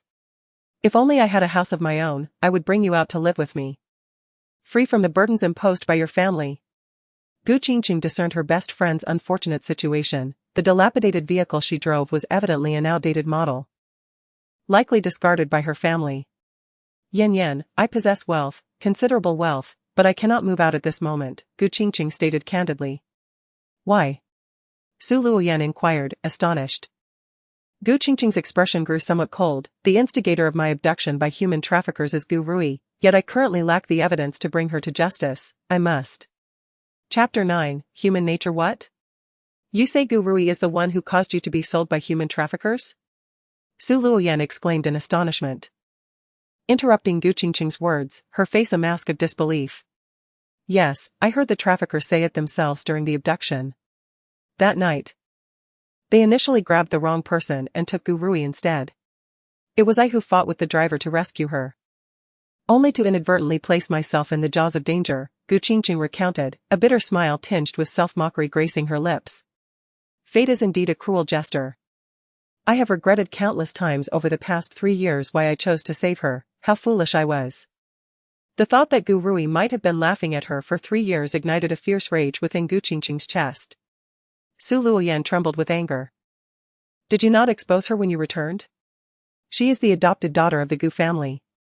Her transition from an orphanage to your home is already a stroke of luck from a past life. Moreover, you treated her like your own sister while she repaid your kindness with malice. She is nothing short of a beast. Gu Qingcheng remained calm, her smile still tinged with melancholy. I wanted to expose her, but she constantly played the victim, garnering sympathy. My family all sided with her, with the belief that I had been abducted for 3 years, given birth to a child for an old man, and contracted AIDS. They naturally rejected and despised me, feeling an even greater sympathy for Gu Rui. If they had to choose between the 2 daughters, of course, they would choose Gu Rui. What does it matter that I am the biological one? This is the reality of human nature, pragmatic and ruthless. Su Luoyan could no longer continue driving. She pulled the car over to the side of the road and turned to her best friend. Qingcheng, I do not disdain you, truly. If you ever feel troubled, you can always turn to me. All right. Gu Qingcheng smiled, a beautiful expression lighting up her face. Suddenly recalling something, she added, rest assured. I do not have AIDS, nor have I ever given birth. Is that so? That's wonderful. Su Luoyan gazed at Gu Qingcheng in astonishment, elated. Gu Qingcheng, puzzled, asked. You do not doubt my words? Why would I? Su Luoyan's eyes sparkled. I believe whatever you say. Gu Qingcheng nodded, her heart swelling with gratitude. I underwent a comprehensive checkup at the hospital yesterday, and indeed, I am not infected with AIDS. However, I was chained in a pigsty for 3 years, enduring constant hunger, resulting in severe malnutrition and some skin ailments. Also, I carry an unpleasant odor. I'm sorry for that. At this, Gu Qingcheng smiled sheepishly, hearing of her friend's plight. Su Luoyan's eyes immediately reddened. Do not say any more, it pains my heart. What odor? I cannot smell anything, I only know you have returned to life. I am so delighted. Gu Qingcheng looked at her best friend, tears welling up in her eyes. Heaven had not been entirely unkind to her, preserving the last precious thread of friendship. Upon learning that Su Luoyan had been severely ostracized at home and was now struggling financially while pursuing her master's degree, Gu Qingcheng felt a surge of anger. Yan, do not worry. Once I am in better health, we can embark on a venture together. You will no longer have to endure their disdain and suffer their whims. Su Luoyan sighed. What can two girls possibly do in terms of a career? Weren't you awarded your judicial certificate in your senior year? Gu Qingcheng replied confidently. With your capabilities, you will undoubtedly become an exceptional lawyer in the future. I shall invest in opening a law firm, and you will be the boss. Su Luoyan's jaw dropped in astonishment. Qingcheng, are you joking? This is no jest. The endeavor I wish to pursue is arduous and necessitates my own independent legal team to accomplish. I cannot entrust it to others, but if it is entrusted to you, I will have no worries whatsoever. Gu Qingcheng had contemplated this for days. She was determined to see Gu Rui imprisoned and to dismantle the entire human trafficking ring. Even if it meant exhausting her entire fortune, she would seek justice for herself and for the countless women and children who had been trafficked. But she only had wealth, lacking legal knowledge. Last night, she had struggled with this very issue, and to her surprise, her best friend had now approached her. All right, Qingcheng. Whatever you need me to do, I will do it, as long as it brings you happiness. Su Luoyan understood her best friend's intentions and, after a moment's thought, resolutely agreed. Yes, it is wonderful to have you. Gu Qingcheng exclaimed, sharing her new phone number with Su Luoyan. Noticing the time nearing noon, she cheerfully waved her hand. Let us go, it's time for a lavish feast, and I shall treat you. We can also begin to draft our entrepreneurial blueprint. All right. As Su Luoyan prepared to start the car, her phone rang. She picked it up and frowned. It's my father's call. Answer it, do not be afraid. Su Luoyan answered. Hello, Dad. On the other end, Su Wangyang cut straight to the point. Are you with Gu Qingcheng? Su Luoyan felt a wave of confusion wash over her. Yet she replied, yes, why? Gu Qingcheng was abducted by traffickers for 3 years, nearly dying from AIDS before they released her. What are you doing with her? Are you looking to throw your life away? Su Wangyang's tone was harsh as he reprimanded his daughter. The car fell silent. Gu Qingcheng, seated in the passenger seat, could faintly hear the roar from the other end. She furrowed her brow, instantly understanding the situation. Dad, Qingcheng is not sick, that is a rumor. I think you are utterly foolish. Who would admit to having AIDS? Stay away from her, or do not come home. If I do not return, then so be it. I will go directly to school this afternoon and never come home again. Su Luoyan had been deeply hurt by her father's favoritism and shot back defiantly.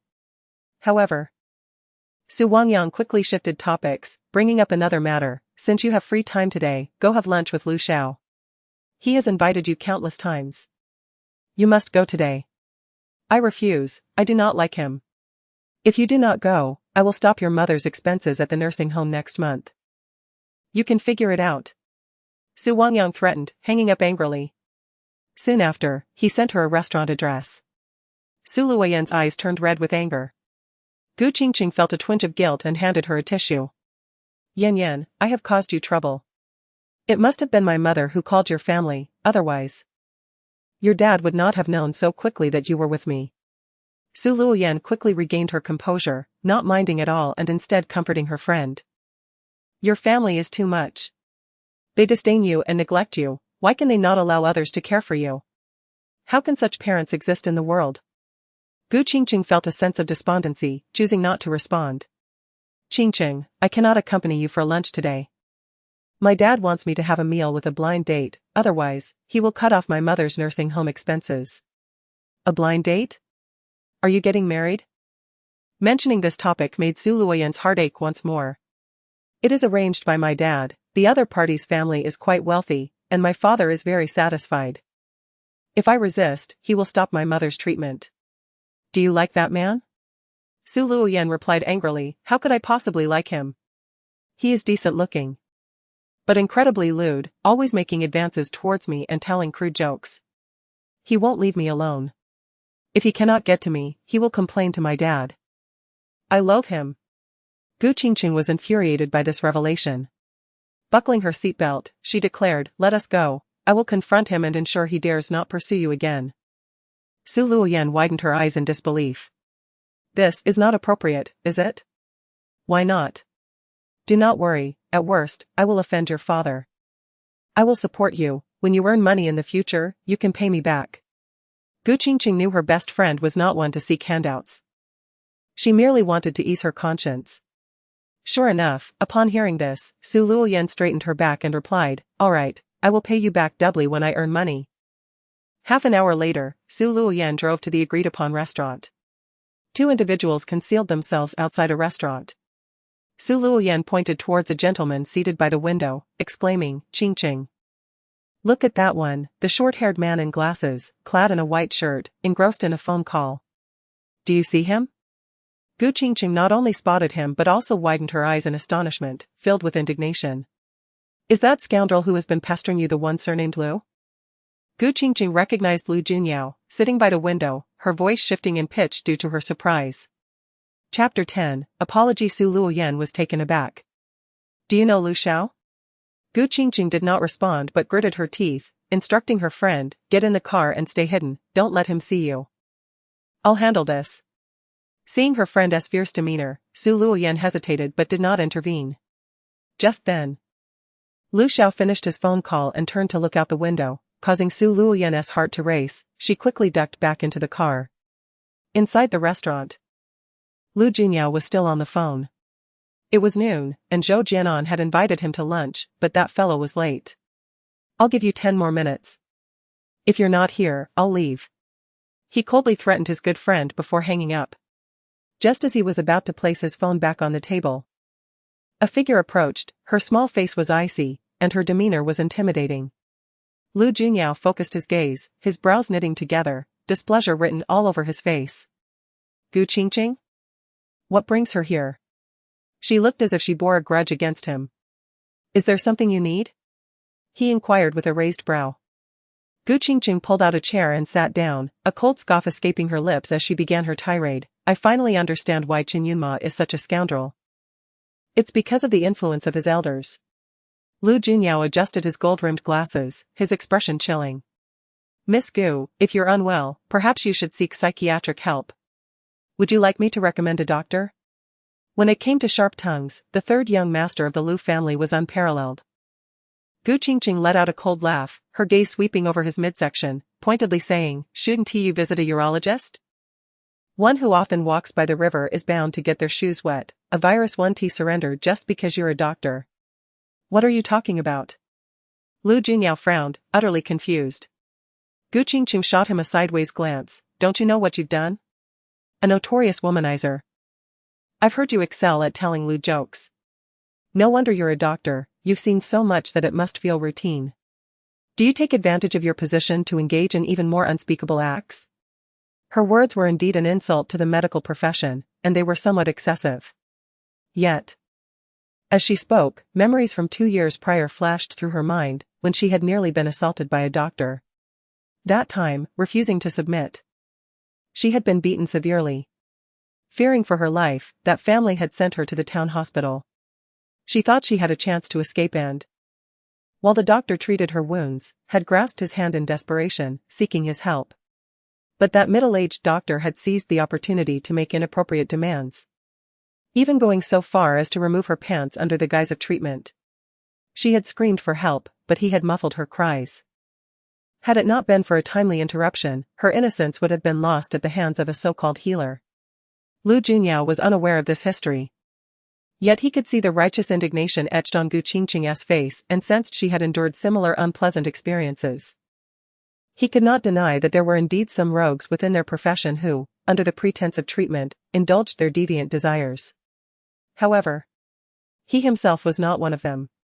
He could not comprehend why Qingcheng had come to him, so brazenly slandering him. Seeing him fall silent, Qingcheng assumed he was at a loss for words, her expression growing increasingly disdainful. I thought you were merely an incompetent doctor. But it turns out you're a perverse rogue. I warn you, do not entangle yourself with Su Luoyan again, otherwise I will expose your sordid deeds online for all to see. Before she could finish her threat, her phone rang. It was Su Luoyan. Qingcheng. Why aren't you here yet? He called me, asking if I'm going to stand him up again and if I would tell my dad.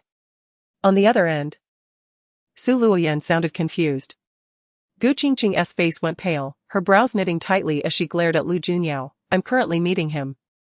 I haven't finished scolding him. Su Luoyan, having exited the car, rushed to the street and looked through the window, only to stomp her foot in frustration. Oh no. You've got it wrong. Move up 2 seats, that's Lu Xiao. The one on the road. Who are you scolding? The distance was too far for her to recognize the man sitting across from her friend. Meanwhile, Qingcheng's cheeks flushed crimson, her mind buzzing.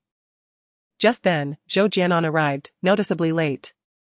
Upon seeing the beautiful woman sitting before his good friend, he was taken aback. Junyao, is this your friend? She looks somewhat familiar, isn't that Gu? As the former top socialite of the capital, Qingcheng's reputation had been unparalleled. Nearly all the prominent young men of status knew her. Before he could finish, Qingcheng abruptly stood and attempted to leave. Lu Junyao's lips moved slightly as he mocked. Miss Gu is leaving just like that? What do you want? Qingcheng's earlier bravado faded, her expression turning cold again. It was only after standing that she noticed the man sitting 2 seats away, also short-haired, wearing glasses and a white shirt. However, in terms of image and aura, he was worlds apart from Lu Junyao. You've scolded the wrong person, shouldn't you apologize? Lu Junyao said with a knowing smirk. Sorry, Qingcheng replied succinctly. It was indeed her mistake, there was nothing more to say. But Lu Junyao, having seized this rare opportunity to put her in her place, was not about to let it slip away easily. He coldly remarked, that apology bears no sincerity. Once a celebrated socialite, now reduced to a wild, boorish woman from the countryside? Zhou Jianan's eyebrows jumped. Junyao. That's too harsh. It was akin to pouring salt on an open wound. Qingcheng clenched her fists, biting her lip as she looked at him, hesitating for 2 seconds before asking, what kind of apology do you want?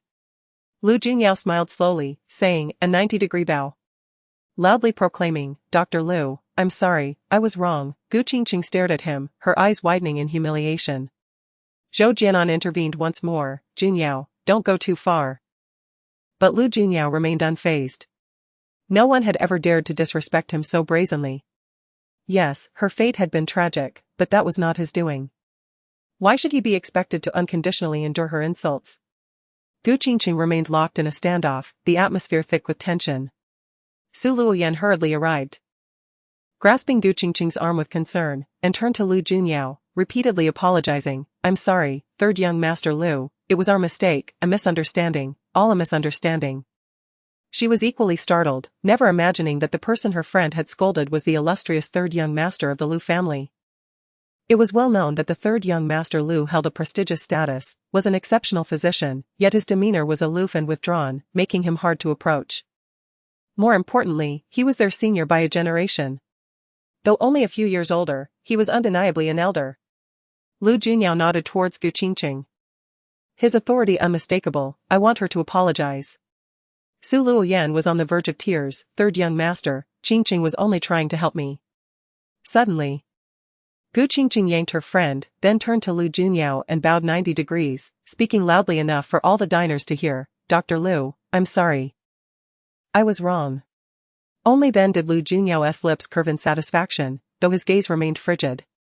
The surrounding patrons turned their heads, intrigued. Zhou Jianan attempted to mediate, saying, it's all a misunderstanding, clarifying is enough. Thank you, and my apologies for interrupting your meal. Su Luoyan nodded repeatedly in apology, then hurriedly pulled Gu Qingcheng away. A few tables away, Lu Xiaohua, the man who had been pestering Su Luoyan, saw her leaving without meeting him and quickly got up to chase after her. Su Luoyan.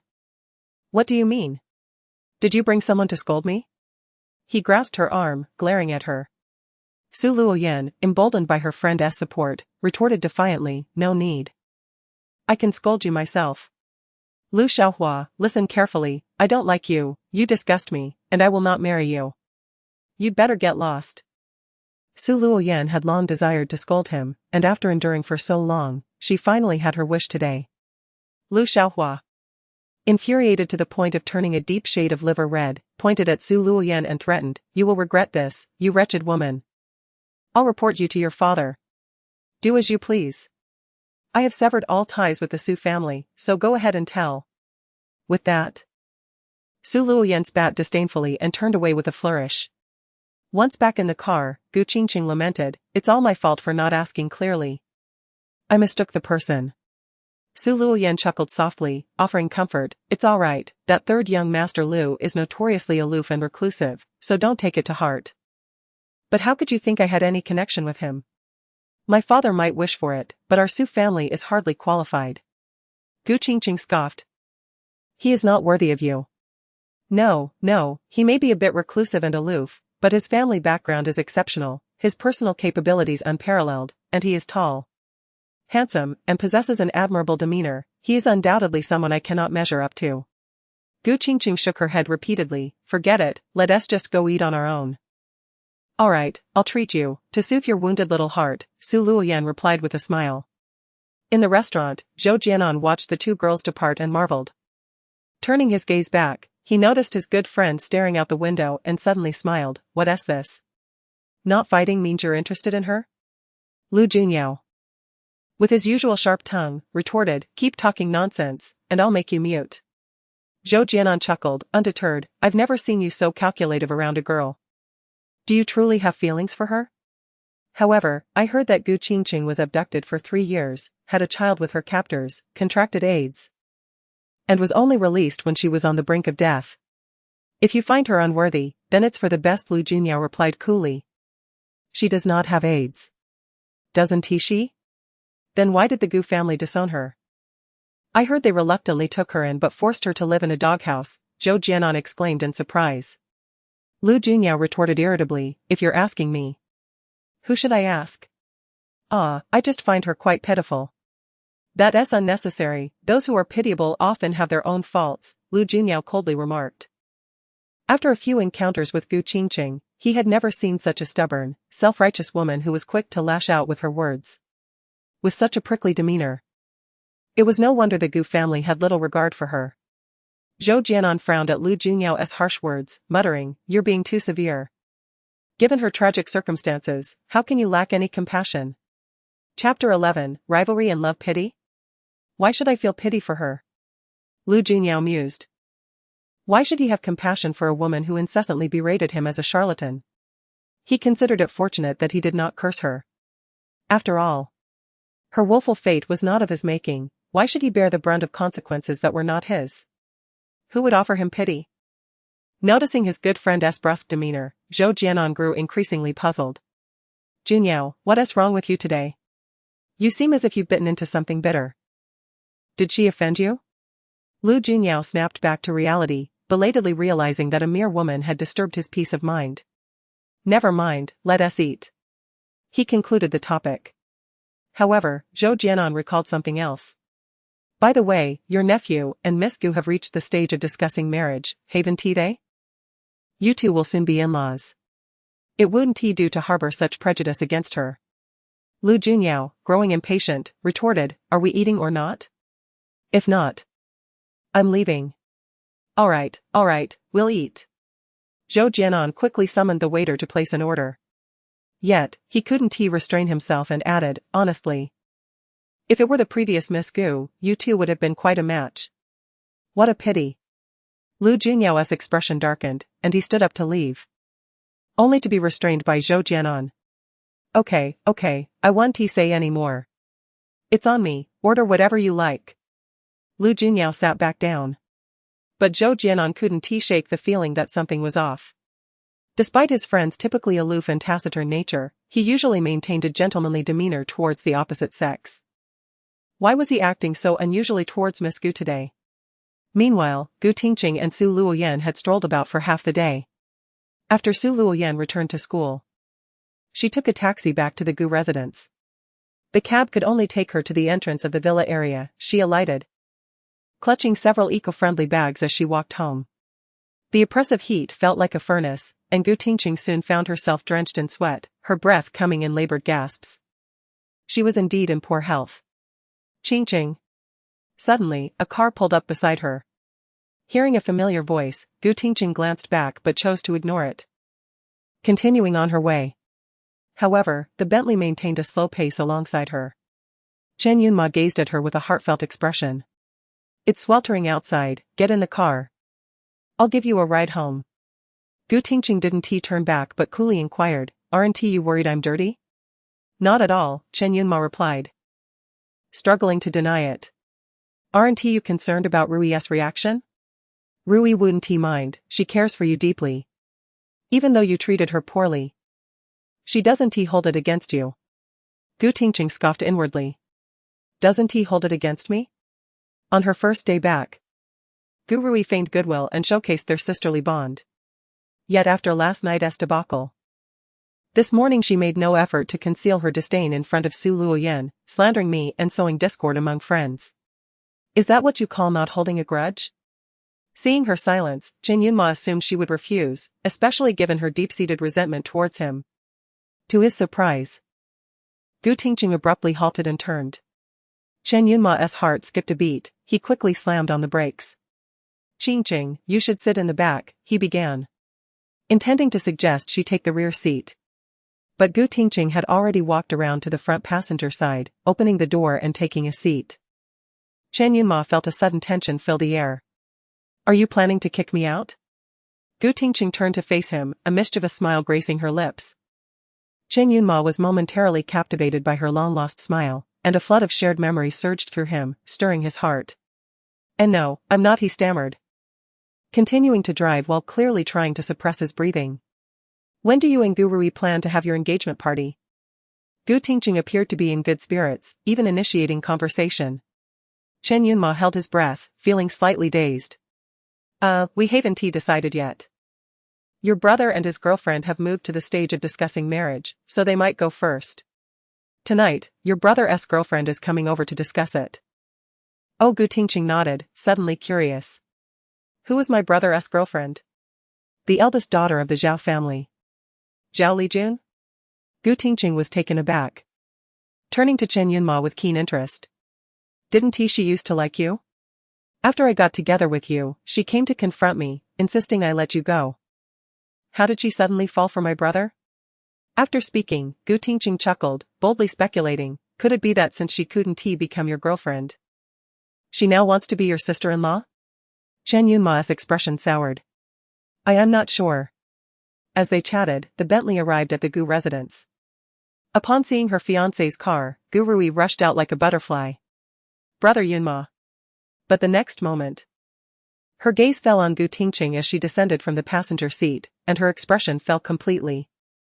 Gu Qingcheng looked at her sister and then turned to Chen Yunma, a radiant smile lighting her face as she gently said, Yunma, thank you.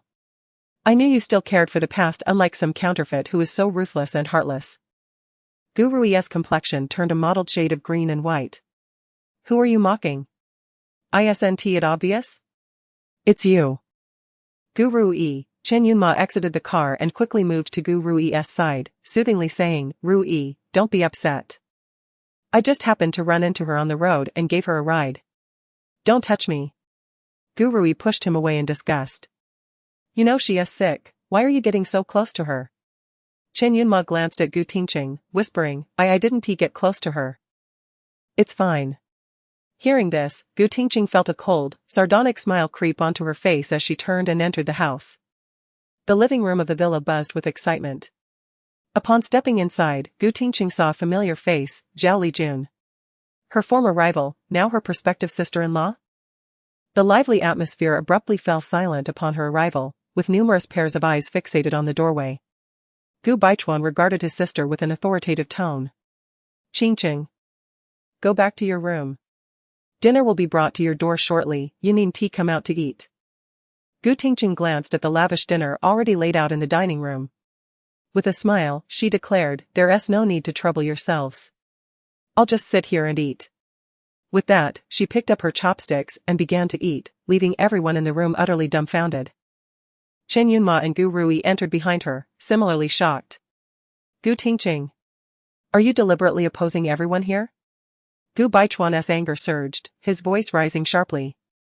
Gu Qingcheng smiled, saying, Brother, you should be more gentle in front of your future sister-in-law. Gu Baichuan gritted his teeth in frustration. Gu Ting'an, equally restrained, admonished, Qingcheng. Return to your room. After tonight, you can do as you please. Dad, when have I ever caused trouble? I merely wish to have a meal, Gu Qingcheng replied calmly. Her gaze shifting to Zhao Lijun. Miss Zhao, it's nice to see you again. The last time we met, you insisted I relinquish Chen Yunma to you. Claiming your love for him was boundless and that you couldn't live without him. Chapter 12, Mutual Strife. Gu Qingcheng. Gu Baichuan could no longer endure the situation and suddenly roared, startling everyone in the room. Liang Jingrong hurried forward to comfort her future daughter-in-law, saying, Li Jun. Do not pay her any mind, she was abducted for 3 years and has mental issues, often rambling nonsensically. Listen, is this what a mother would say?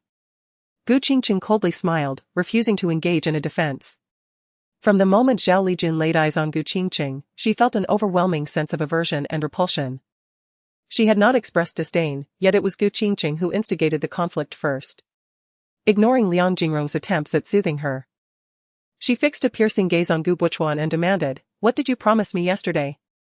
You said she wouldn't be home, you would force her out. Gu Baichuan rushed to explain, My dear, I assure you, I will fulfill my promise. Tomorrow, she will be asked to leave. Dear sister-in-law. Are you so afraid of my presence that you feel guilty about something? Gu Qingcheng did not take offense at her brother's words, instead, she began to provoke them lightly. Gu Qingcheng, cease your nonsense. Zhao Lijun was about to retort when Gu Qingcheng interrupted dramatically, Could it be that you still harbor feelings for my brother-in-law? Pursuing my brother solely to marry into the Gu family and be closer to your beloved? Or are you seeking revenge against Chen Yunma? Thinking that if you cannot be his lover, you will settle for being his sister-in-law? Gu Qingcheng shook her head repeatedly, sighing, TSK, what a tale of unrequited love. Qingcheng, be quiet. Gu Qingcheng, if you continue to babble, believe that I will strike you. Her words successfully incited everyone's anger. Chen Yunma and Gu Baichuan stepped forward simultaneously, both ready to retaliate. Yet Gu Qingcheng remained unperturbed, pointing her chopsticks at them, Do not touch me, I have AIDS. Look. I am breaking out in rashes. As she spoke, she raised her arm to display the alarming rash to everyone.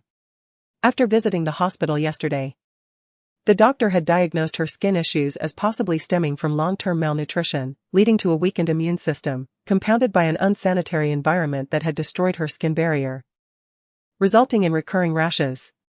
The doctor had prescribed medication, but in her hurried departure with Su Luoyan that morning, she had forgotten to apply it. Now, the sight was indeed shocking. Chen Yunma and Gu Baichuan took a closer look and both recoiled in fright. Zhao Lijun's chest heaved with rage as she wiped her tears. Shouting, Gu Baichuan, will you allow your sister to treat me this way without reprimanding her? Gu Baichuan, caught in a dilemma, replied, My dear, she is unwell. We cannot touch her. Zhao Lijun was so furious that her thoughts scrambled, her tongue tied, and after a moment of frustration, she stomped her foot, declaring, Gu Baichuan, I want to break up with you. I should not have come to your house tonight, it's brought me nothing but bad luck. Before her words could fully settle, she turned and fled in tears. Li Jun Baichuan, stop her. Liang Jingrong urgently called for her son to intervene. If she left crying like that, the Zhao family would surely erupt in fury, demanding justice for their daughter.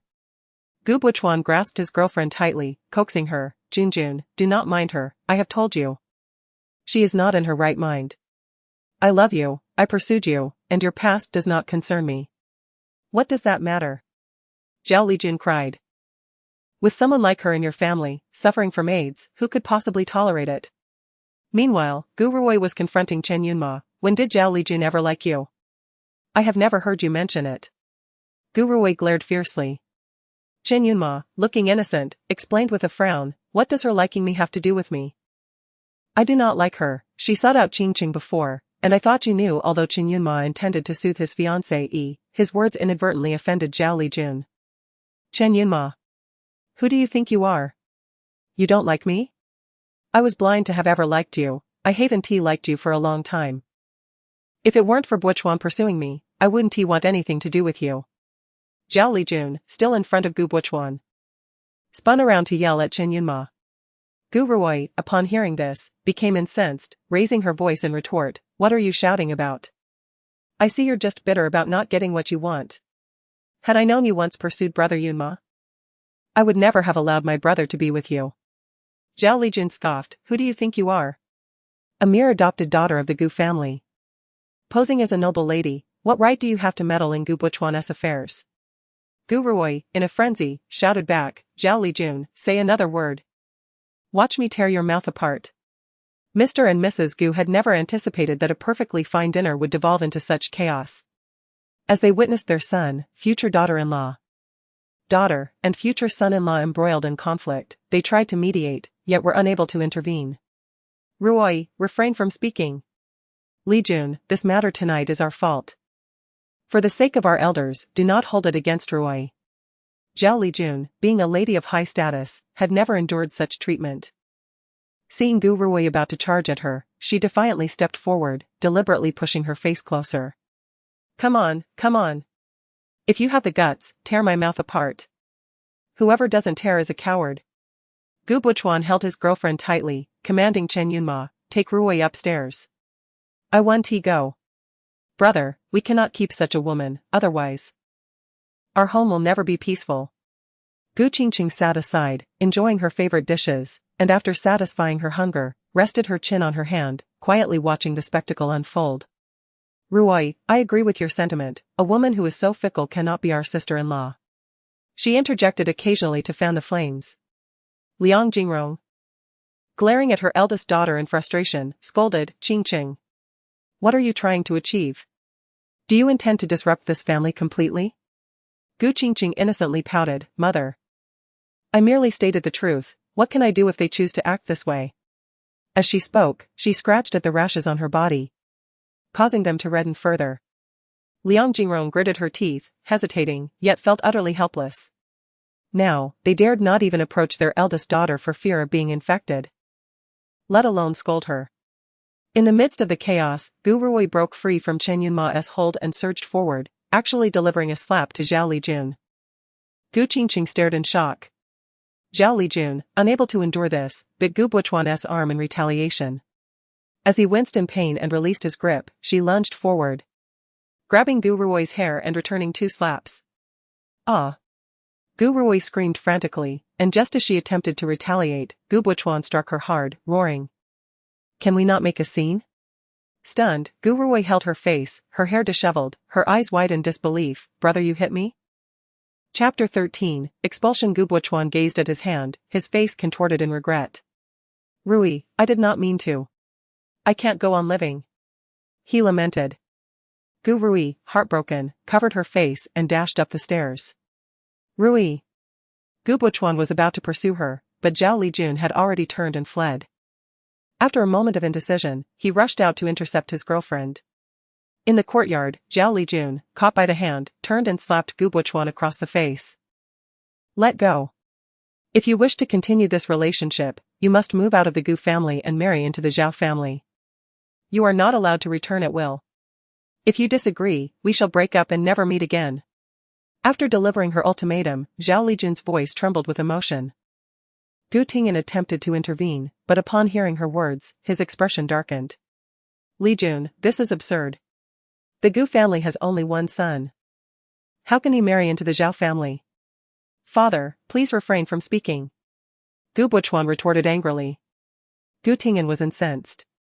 You dare to raise your voice at me over a mere woman? In the living room, Liang Jingrong and Chen Yunma ascended the stairs to comfort Gu Rui. Moments ago, the house had been bustling with activity, but now only Gu Qingcheng remained seated at the dining table. Pleased with the unfolding drama, she rose to return to her room.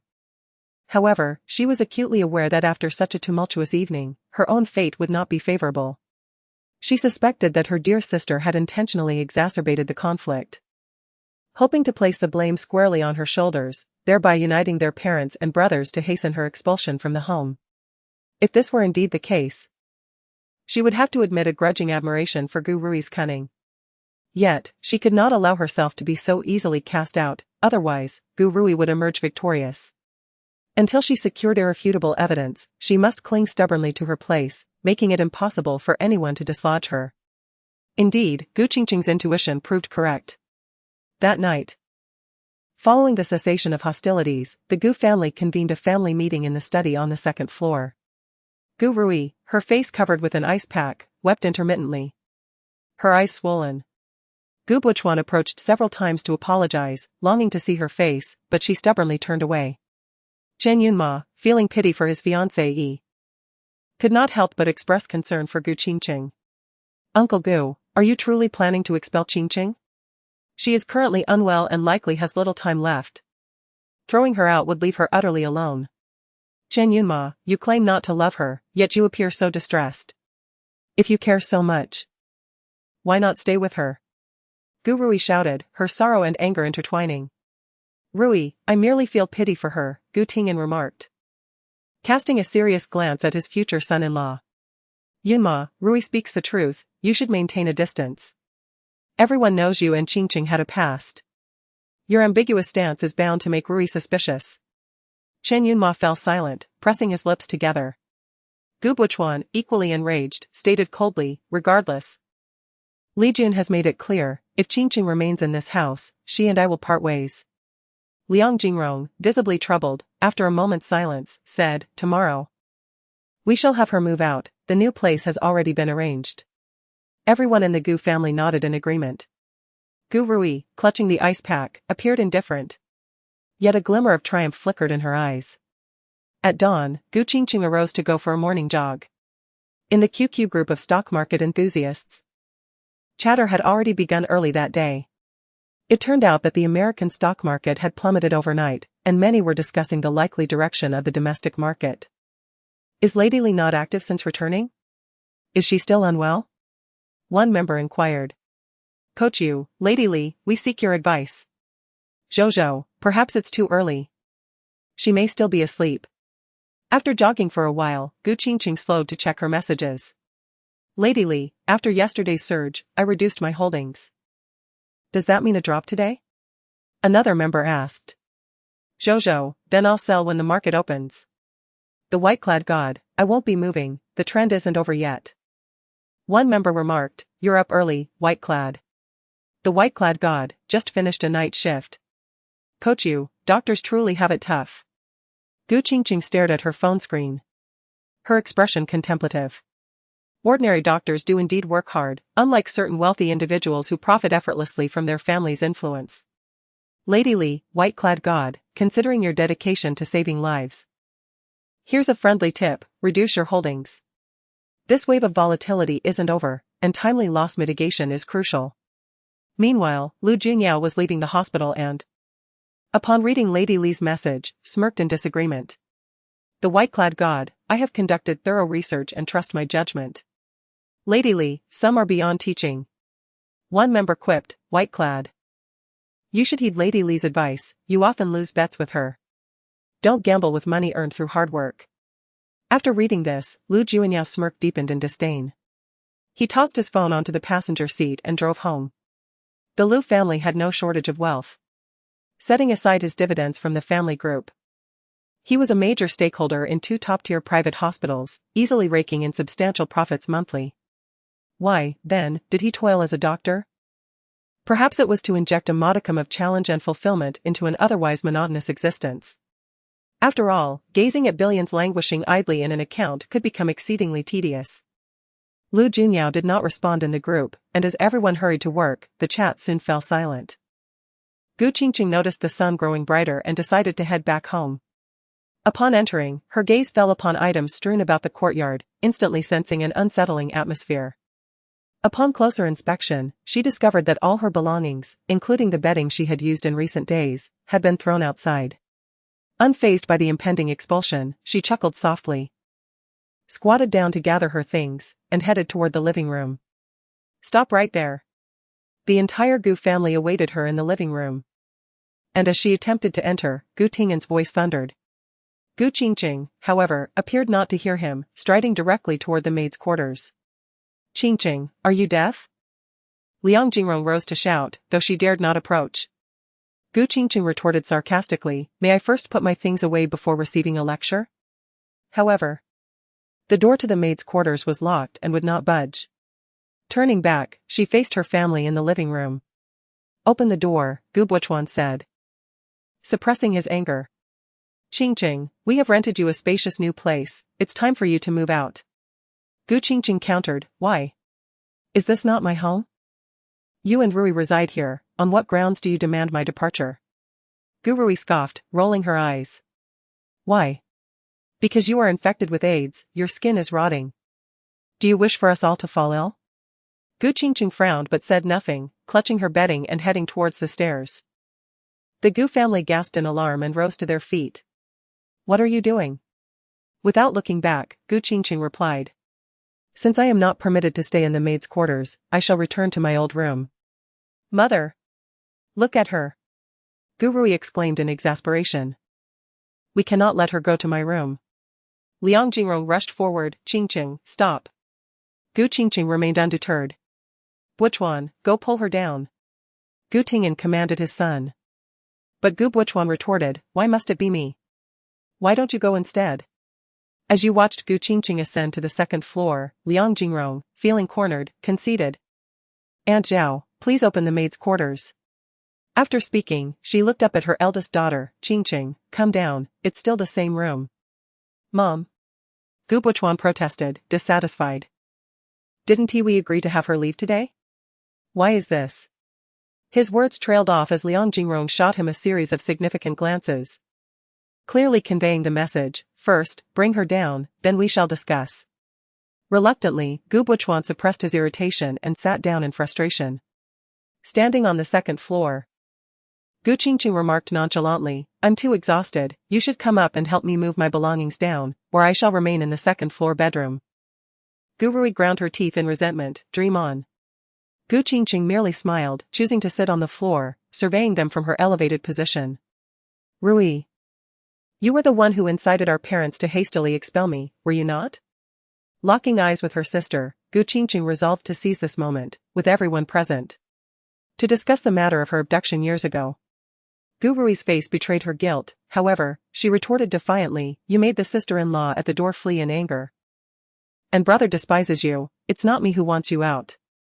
"Brother, is that true? Do you wish to expel me as well?" Qingcheng queried her brother, her eyes searching his for an answer. Gu Buchuan pursed his lips, lacking the courage to confront his sister's inquiry, and replied curtly, "It is you who are ungrateful. Since your return, you have challenged the limits of our family every single day. Have you considered why I act this way?" Liang Jingrong, pained, interjected. "You endured 3 years of torment outside, your mind is not right, you suffer from mental illness, and you have AIDS. You have become psychologically distorted." Qingcheng smiled faintly, her gaze void of warmth.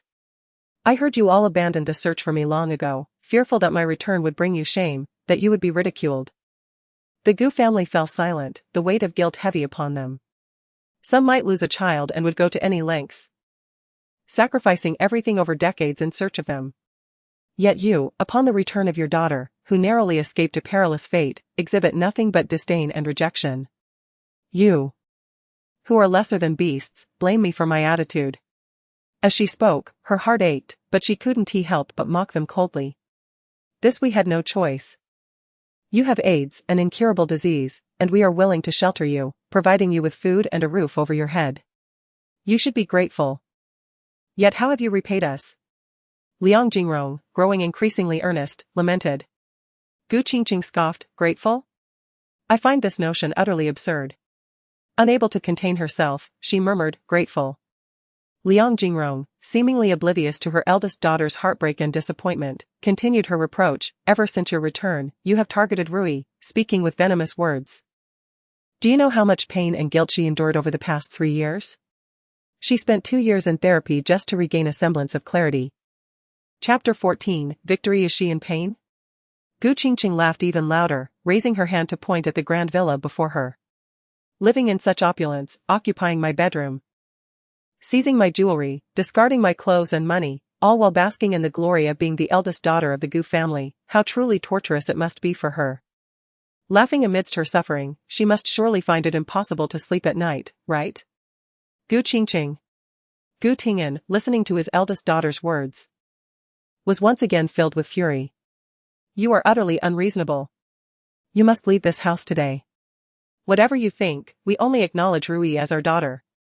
Suddenly, Gu Qingcheng ceased her laughter, her eyes igniting with a crimson rage, a fierce flame burning within her chest. You are all fools. Absolute fools.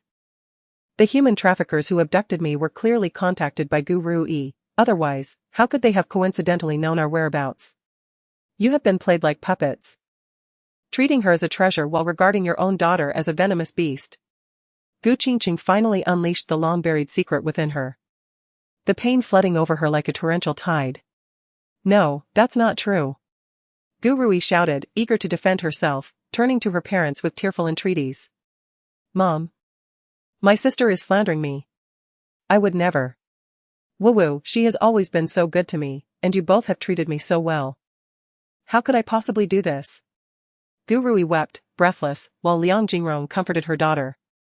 Mom knows you didn't do it, she's just confused and talking nonsense. No one will believe her. Qingcheng, you are jealous of the affection we show to Rui, concocting such lies. You merely wish to drive her out of the house and leave yourself as the only daughter. Gu Baichuan defended his younger sister, his words steeped in fantasy. Gu Qingcheng scoffed, turning away. After a moment, as her inner turmoil began to subside, she turned back to continue. The traffickers, during my abduction, explicitly stated that someone had contacted them to sell their own sister, wishing to send her far away, never to return. Death at the hands of the buyer would be inconsequential. They claimed that sibling rivalries are common, but to resort to such treachery against a sister is unprecedented. Mom, that's impossible. I simply go to school and return home. I am always with my sister. How could I have had the opportunity to contact traffickers? Gu Rui shook her head vehemently, her eyes swollen from crying. Liang Jingrong, filled with concern, held her daughter close, repeating her reassurances. Mom knows you would never do such a thing, she is out of her mind, ignore her. Qingcheng, you need not maliciously slander Rui to remain in this house. If you truly wish to stay, it's not impossible. From now on, be obedient and docile. And do not oppose us. We are still willing to take you in. Gu Ting'an unexpectedly relented. Gu Qingcheng was slightly taken aback, her gaze shifting toward Gu Rui. Indeed, the latter's cries had faltered, her expression revealing a noticeable shift, undoubtedly surprised herself. However, in front of their parents, she could not allow her reaction to be too overt, lest it raise suspicions. Gu Baichuan, without a hint of restraint, directly inquired, Dad, why the sudden change of heart? Junjin said that if Qingcheng stays, she will break up with me. Gu Ting'an replied, go, and console Zhao Lijun properly, after all, Qingcheng won't be here for much longer. You can postpone your marriage. Perhaps we can buy you a villa outside, and you can live there after your wedding. When speaking of his own daughter's impending demise, this father remained disturbingly calm, as though discussing the mundane act of dining, devoid of any heartache or sorrow. Gu Baichuan gritted his teeth, glaring upstairs. And you still claim we are unkind to you? For your sake, I have compromised my entire future. Gu Qingcheng smiled lightly, responding with an air of entitlement. This is my home, and it is entirely justifiable for me to reside here. Why should you not expel me and call it kindness? Is this not the most basic of rights? Gu Qingcheng's clarity of mind rejected any form of emotional manipulation. Gu Tingyan's face flushed with anger. And he soon regretted his earlier concession. However, I must thank you, Dad, for finally awakening your conscience. I had initially thought that if you forcibly expelled me today, I would immediately go livestream and notify all media to make our Gu family famous. Who knows? I might even become an internet sensation and earn some money in the process. After speaking, Gu Qingcheng stood up, dusted off her clothes, and let out a deliberate sigh. Ah, but alas, my dreams of wealth have been shattered. It is indeed a small regret. The Gu family members were left speechless. She descended the stairs, heading toward the maid's quarters already opened by Aunt Zhao, while instructing her family, please help me move my things inside. Who dares to touch your belongings? Move them yourself. Gu Baichuan seethed, nearly having a heart attack from anger. Gu Qingcheng stood at the doorway, retorting, then how did you throw me out? Did you not feel disdain while doing so? Gu Baichuan was rendered speechless. Ultimately, Gu Tingyan ordered the family driver to don protective gear and carry Gu Qingcheng's belongings back upstairs to the maid's quarters. Gu Rui had believed victory was within her grasp today, only to find her father unexpectedly reversing his decision at a crucial moment. She felt an overwhelming sense of injustice but dared not display it too overtly. Otherwise, if their parents suspected her, she would be the one expelled. She could only silently shed tears, remaining mute, appearing utterly wronged. Liang Jingrong, seeing her younger daughter gradually calm down, offered further comfort. Rui. Just ignore her from now on. Regardless, you will always be by our side, for now, endure it. Gu Rui nodded through her sobs. Mom, it's alright. Dad is right, my sister won't have much time left. After all, we are family, and it would be too cruel to expel her. Moreover, with her temperament, if she were truly cast out, she would undoubtedly tarnish your reputation. Hearing her younger daughter's understanding words, Liang Jingrong felt immensely gratified. You are so considerate, your sister. Alas, she is beyond salvation. Mom, I don't care about anything. I just feel. As she spoke, she suddenly began to cry again. Tears streaming down her face, her throat choked with emotion. I just feel so hurt being wronged by my sister. How I wish it had been me who was abducted all those years ago. After all, I'm an orphan. It wouldn't matter where I went, you took me in. And I should repay you. If I could bear my sister suffering, she wouldn't be like this, and you wouldn't be so heartbroken. Foolish child.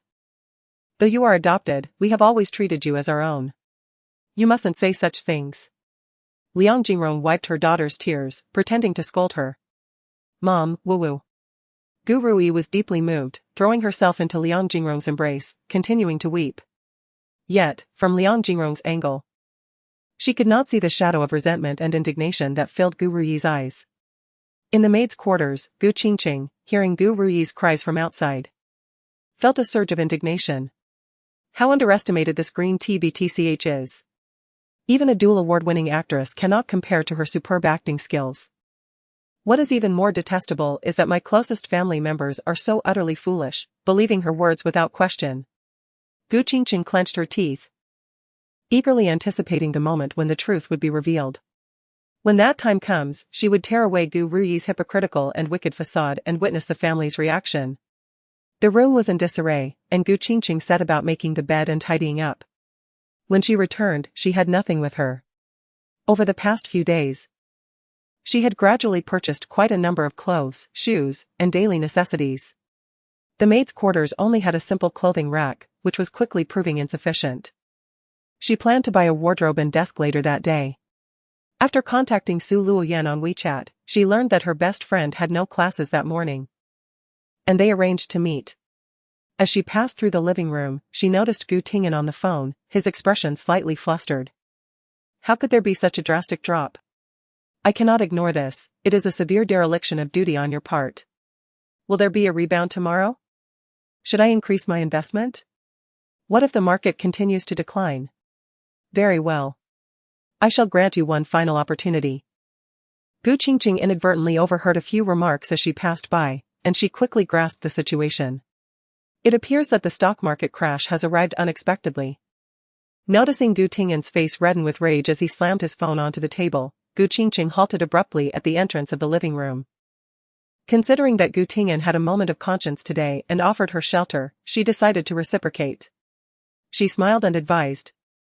A friendly reminder, it would be wise not to increase your investment today. You should sell at a loss to mitigate further damage. Gu Tingyan was taken aback, turning to gaze at his eldest daughter with a peculiar expression. Are you speaking to me? Clearly, he did not expect his daughter to voice an opinion on stock trading.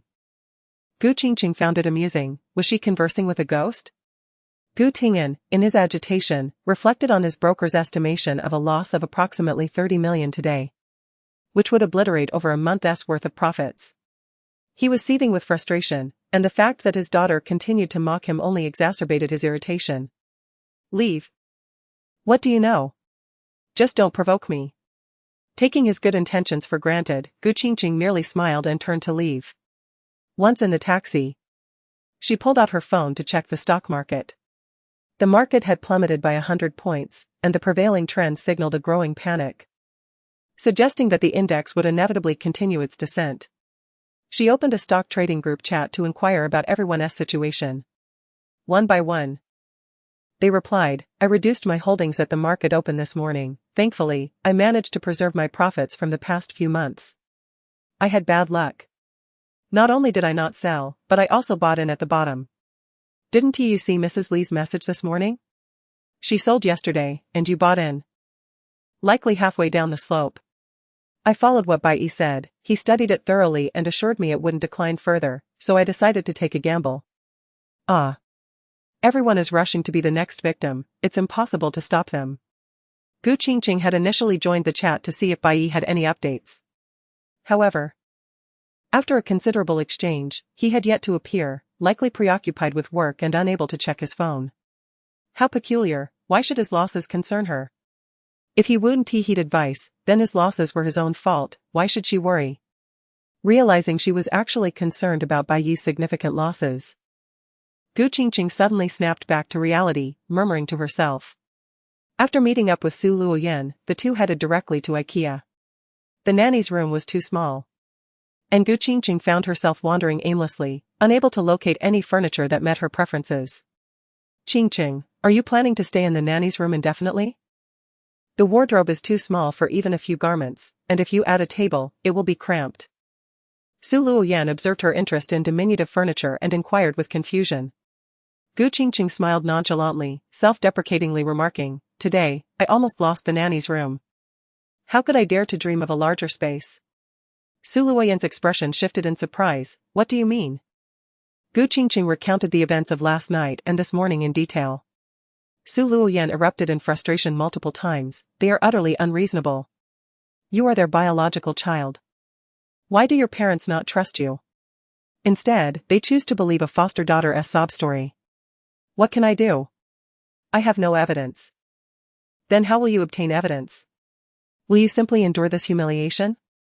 Gu Qingcheng pondered for a moment, analyzing rationally. 3 years have passed, the trafficker could be anywhere now. Perhaps even apprehended. It will be quite difficult to find a witness in a short time. Ah? What then? However, there may be other methods to compel Gu Rui to admit the truth. Gu Qingcheng smirked slyly, as if she had already devised a plan. Chapter 15, The Mansion. Su Luoyan inquired with curiosity, Have you devised a plan? She replied nonchalantly, I am gradually implementing it. Once I corner her with no way out, it will be much easier. Gu Qingcheng was not in a hurry. On the contrary, she found amusement in teasing Gu Rui daily, relishing in her exasperation, despair, and occasional moments of dread. It was akin to a cat playing with a mouse, capturing it, but rather than immediately devouring it, the cat toys with it, scaring it half to death before finally indulging in a feast. Su Luoyan nodded and smiled, Indeed. This will be satisfying. Let us toy with her until she is thoroughly defeated, then send her to prison. Gu Qingcheng took her time selecting furniture, ultimately settling on pieces she was pleased with, leaving her address and contact information for the delivery. After lunch, Gu Qingcheng urged her friend to accompany her to a real estate agency. She intended to purchase a spacious, exquisitely decorated second-hand house that had never been occupied by its owner. Su Luoyan quietly asked, Qingcheng, the space you desire must be at least 30 million. Are you Fear not, we are well off, Gu Qingcheng winked, assuring her not to worry. With 100 million resting in her stock market account, purchasing a 30 million property was hardly a concern. Moreover, several institutions had recently reached out to her on forums, seeking to hire her as a professional trader. As her body had yet to fully recover, she had refrained from accepting such high-pressure roles but planned to carefully choose a position once she felt better. She also aimed to complete her undergraduate studies and pursue a master's in finance. In essence, she had much to accomplish, and she would take her time.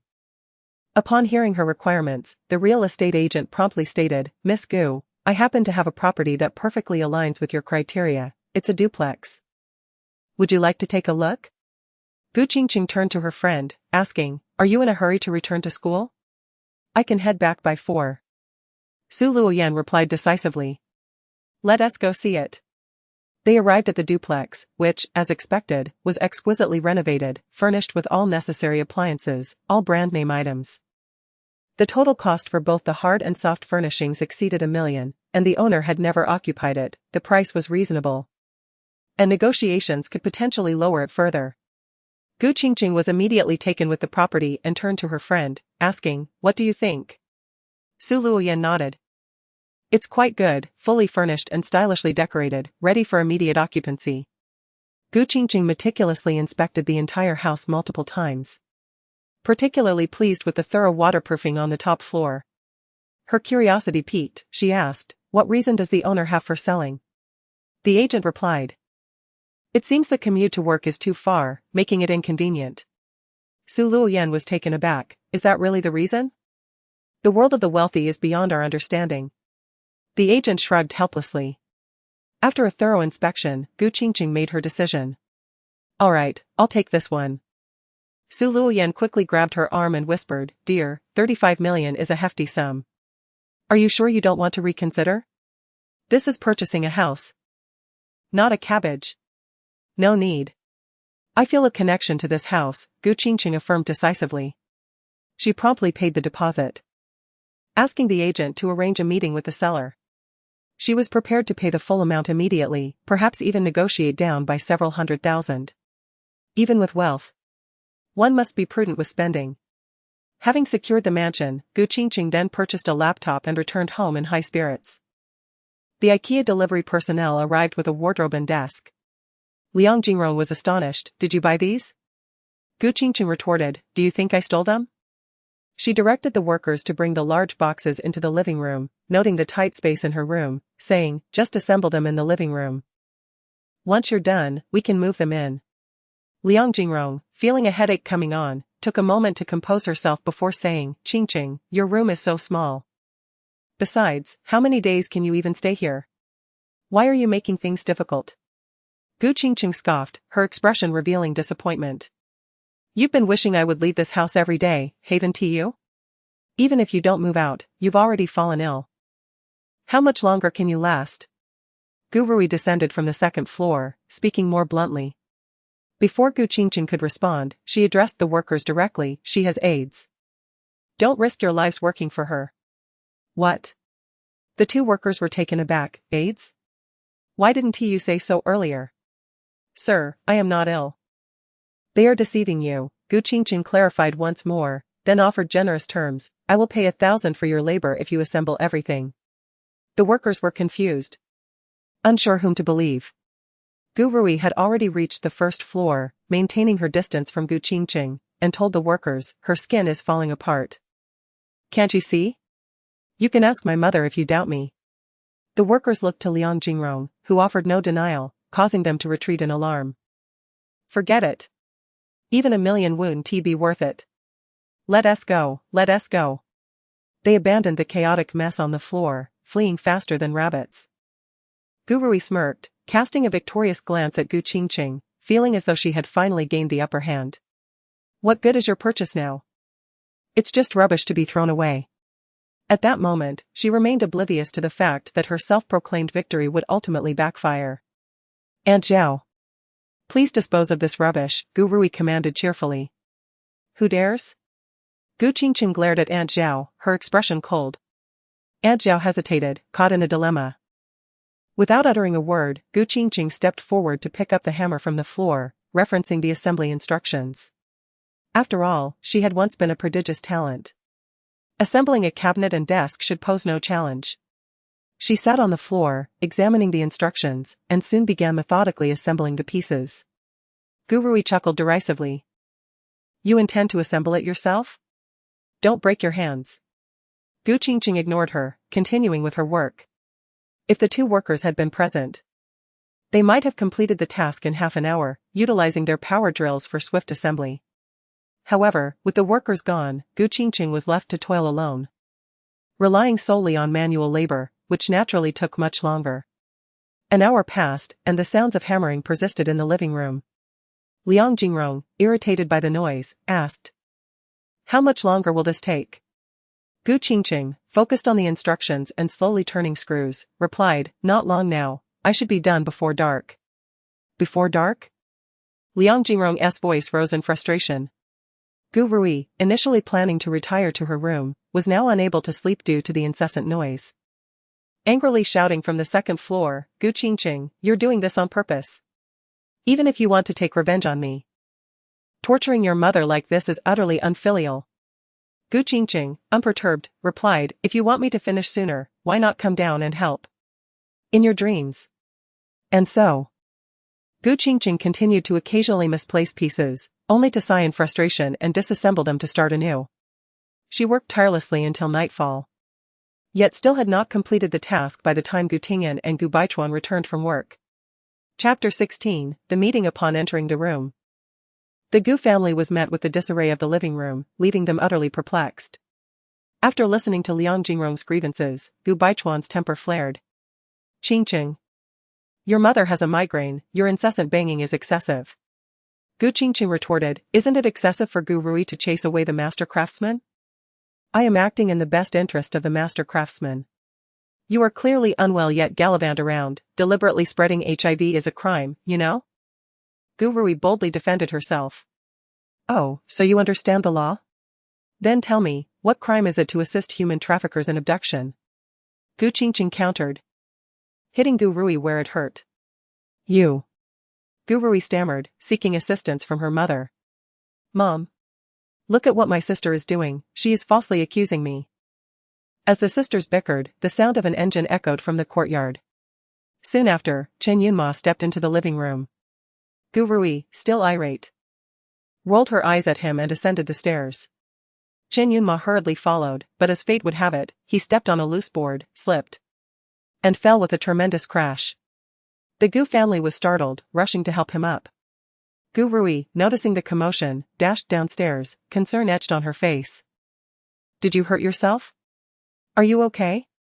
Chen Yunma, nursing his backside, struggled to rise and glanced at Qingcheng, who was busy on the floor.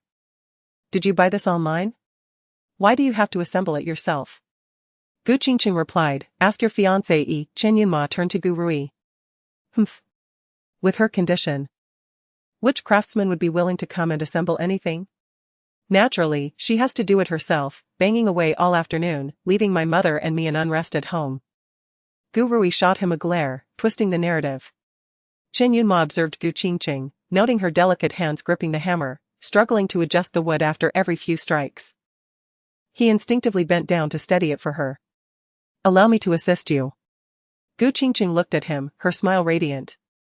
"Yunma, you are always the best to me." Gurui's eyes widened in disbelief, her face turning green with envy. "Chen Yunma, are you here to keep me company or to see her?" "Rui, I am certainly here for you. However, this clutter in the living room is quite inconvenient. What if you trip over something? I'll help her finish quickly." Chen Yunma spoke persuasively, sounding as if he had the family's best interests at heart. "Leave. I don't want to see you." Gurui stomped her foot in anger and stormed upstairs. Chen Yunma cast a worried glance at his fiancée before refocusing on helping Qingcheng. In no time, they successfully assembled the remaining wardrobe. "Yunma, you are incredible. I truly appreciate your help today," Qingcheng exclaimed, her praise ringing loud and clear. Though Gurui was on the second floor, she overheard the compliment and, fuming, buried her head under the covers, her jealousy boiling over. Once the wardrobe and desk were moved into the maid's room, Qingcheng was immensely satisfied. During dinner, her meal was delivered to the maid's room, entirely vegetarian. She glanced at it, turned back to her room, and promptly ordered the Heidaleo hot pot. While the Gu family of 4 dined with Chen Yunma in the dining room, she sat on the sofa, relishing her lavish hot pot feast. The aromatic and spicy broth intensified with every simmer. Soon, the delightful scent permeated the entire living room and even reached the upstairs bedrooms. At the dining table, the Gu family struggled to hold their chopsticks steady due to their fury. Chen Yunma found Gu Qingcheng's actions a bit excessive, and, taking advantage of his recent assistance, he suggested, "Qingcheng, can't you eat in your room? The smell is overwhelming." Gu Qingcheng, her lips flushed from the spice, looked at him with sparkling eyes, her rosy complexion more vibrant than usual. "In my room, it's not safe with all this fuel. What if I accidentally ignite the house?" she asked innocently. Gu Ting'an, having lost millions in the stock market that day, was already on edge and slammed his chopsticks down angrily. "You know it's unsafe yet you still eat? What is wrong with the food we sent you? Is it inadequate?" His voice boomed with fury. Gu Qingcheng chuckled lightly, the spice causing her to catch her breath. Yet she replied, "Dad, you can't take your frustrations from the stock market out on me. Why must you bring that up?" Gu Ting'an kicked over his chair and stormed upstairs. As a result, the hot pot smell infiltrated even the study, leaving no corner untouched. That night, the Gu family faced yet another bout of unrest. In a subsequent family meeting, they all united in brainstorming ways to evict their eldest daughter from their home. Yet they feared provoking her into a public outcry that could tarnish the family's reputation. Meanwhile, Gu Qingcheng was in her territory, engrossed in her new computer and listening to music. With the computer, she no longer felt bored in her cramped maid's room. Today, the stock market had plummeted and was trending on social media. The forum buzzed with activity, filled with lamentations. Gu Qingcheng read a few representative stock analyses and perused international news before thoughtfully composing her own analysis of the current market situation. To her surprise, as soon as she posted it, replies flooded in. Upon closer inspection, she realized one was from the white-clad god. He must have left work early today. Perhaps he suffered significant losses and is seeking solace in the forum. The white-clad god consistently held opposing views, his comment succinct, rumor. This insinuated that Gu Qingcheng's analysis was incorrect and amounted to spreading falsehoods. Gu Qingcheng scoffed in disdain. In the stock god QQ group, discussions had been ongoing since the market closed at 3. However, Gu Qingcheng had been busy assembling furniture that afternoon and hadn't participated. Seeing the white-clad god online now, she couldn't resist checking to see if he was still stubborn after his losses. The conversation in the group was lively. Indeed, the white-clad god was present, but his last comment was 10 minutes ago. "Li Foreign, white-clad god, do you mean to say I'm spreading rumors? Did you manage to buy the dip today? Zhou, finally, Li Foreign has arrived. Jingxian, what rumors? Coach Yu, Li Foreign just posted a stock analysis, and the white-clad god was the first to comment. Calling it a rumor, covers face and laughs." Gu Qingcheng watched the screen and smiled, realizing Coach Yu was also active on the forum and had promptly noticed her analysis. I see, she thought. I'll go check what Li Foreign has posted. Zhou, why has the white-clad god gone silent again? On the other side of the internet, Lu Junyao emerged from the bathroom shirtless, one hand drying his hair and the other scrolling through the forum for stock analyses. In the living room sat a handsome young boy munching on a chicken leg. When he saw Lu Junyao, he grinned mischievously. "Uncle, with your looks, why don't you have a girlfriend?" Lu Junyao tossed the towel aside, took a seat on the sofa, and asked nonchalantly, "Do you have one?" "Of course. I have 3 girlfriends, 2 in the middle class and 1 in the upper class," the boy boasted proudly. Lu Junyao chuckled, "Does your father know you are such a heartbreaker?" Before the boy could answer, Lu Junyao noticed a WeChat message flashing on his phone. It was from Zhang Wenzhou. "White-clad god, Li Foreign just tagged you in the group." Lu Junyao furrowed his brow, momentarily dismissing his nephew, his long fingers tapping the screen as he returned to the QQ group. He scrolled up a few messages to see Li Foreign's comment. "You say I'm spreading rumors. Did you manage to buy the dip today?" A subtle smirk crossed Lu Junyao's lips, and he replied, "Li Foreign, thank you for your concern. I regret to disappoint you. after Gu Qingcheng sent that message. She noticed he hadn't responded and assumed he had logged off again. At that moment, upon seeing the message pop up on the screen, she scoffed coldly and struck the keyboard with her hands. No need to be polite. It seems today's losses are considerable, take it lightly. For wealth is but a transient matter. Jing Sun replied with a hearty laugh, this is merely a sarcastic consolation. Madame Li asserted, I speak from the heart. The man in white interjected, I'm afraid I haven't lost much. Madame Li inquired, have you adjusted your positions? Lu Junyao, fixated on his phone, furrowed his brow. Hesitating for quite some time before responding, I cleared everything early this morning. Upon his revelation, the group erupted in chatter, teasing him relentlessly. After all, just yesterday he had opposed Madame Li, wagering that the market had not reached its conclusion. Little did they know, he had covertly gone all in. Jing Sun remarked. So it turns out the man in white is all talk yet principled. Yi added, ultimately, the man in white has succumbed to Madame Li. Gu Qingcheng gazed at that statement, chuckling as well. It appears this fellow's character is as duplicitous as his online persona. The man in white defended. My actions have nothing to do with Madame Li, it was a friend's suggestion. Indeed, it was true that earlier that day, Zhou Jianan had called him, urging him to relent and reduce his holdings. He was compelled to sell everything. Gu Qingcheng, upon reading this, felt even more disdainful. Is it truly so difficult to acknowledge her excellence? Can a grown man not accept defeat? And to use a friend as a shield? Indeed. Even Kochu could no longer tolerate it and remarked, the man in white is overly concerned with face, what harm is there in admitting you lost the bet? The man in white retorted, I did not wager with her. Madame Li rolled her eyes. Gu Qingcheng harbored contempt for this individual, feeling her earlier worries were utterly unwarranted. Such a person, one would wish for him to suffer even greater losses to render him truly contrite and candid. As the atmosphere in the group grew tense once more, they swiftly shifted the topic. Kochu announced, by the way, I will be leading the team to a competition in the capital next week. Aren't there 3 members from the capital in our group? Would you care to meet offline? Kochu tagged Madame Li, the man in white, and Zhou. Zhou responded, that sounds great. Our group has been together for 4 years, and we've never met in person. With Madame Li's return, we can celebrate her safe arrival. Jing Sun queried, Kochu, what competition? Kochu replied, the Summer Basketball League. Upon hearing this, the group members became instantly excited. Realizing that hidden within their ranks was a coach from a professional basketball team, Zhang Wenzhou inquired about the team name, and his astonishment grew. Zhou exclaimed, I admire your team's power forward, Zhang Weirao. We must meet. Gu Qingcheng, uninterested in their discussions, chose to withdraw from the conversation. However, Lu Junyao remained quietly observing. He too was surprised, considering how small the world seemed, for the professional basketball team that Kochu led was, in fact, one that the Lu group had long supported. Zhou addressed the man in white and Madame Li, do you two have time to meet offline? I genuinely wish to see the true face of Madame Li. Chapter 17, Not for Sale. The gentleman in white replied, let's see how it goes next week, come if you have time.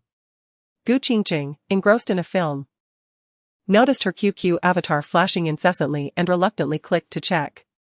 An offline meetup? Her instinctive aversion surfaced, and after a brief contemplation, she responded, due to personal health reasons. I shall refrain from joining and spoil your fun.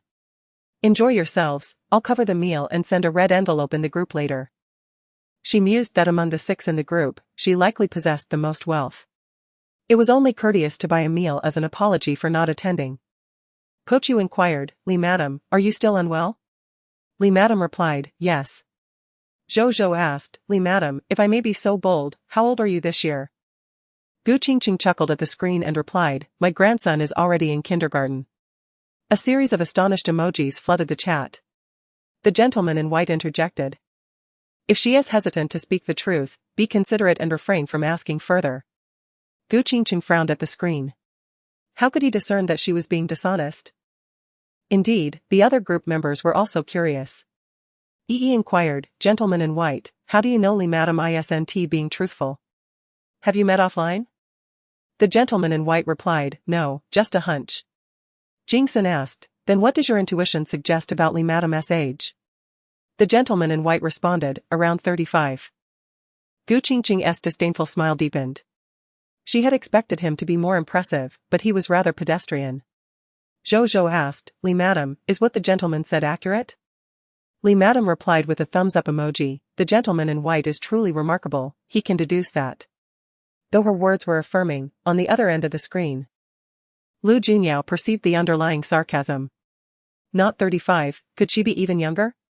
He felt a twinge of confusion but chose to remain silent, thinking that matters between men and women were best left undisturbed, especially since he was not one to indulge in gossip. He redirected his attention to his little nephew instead.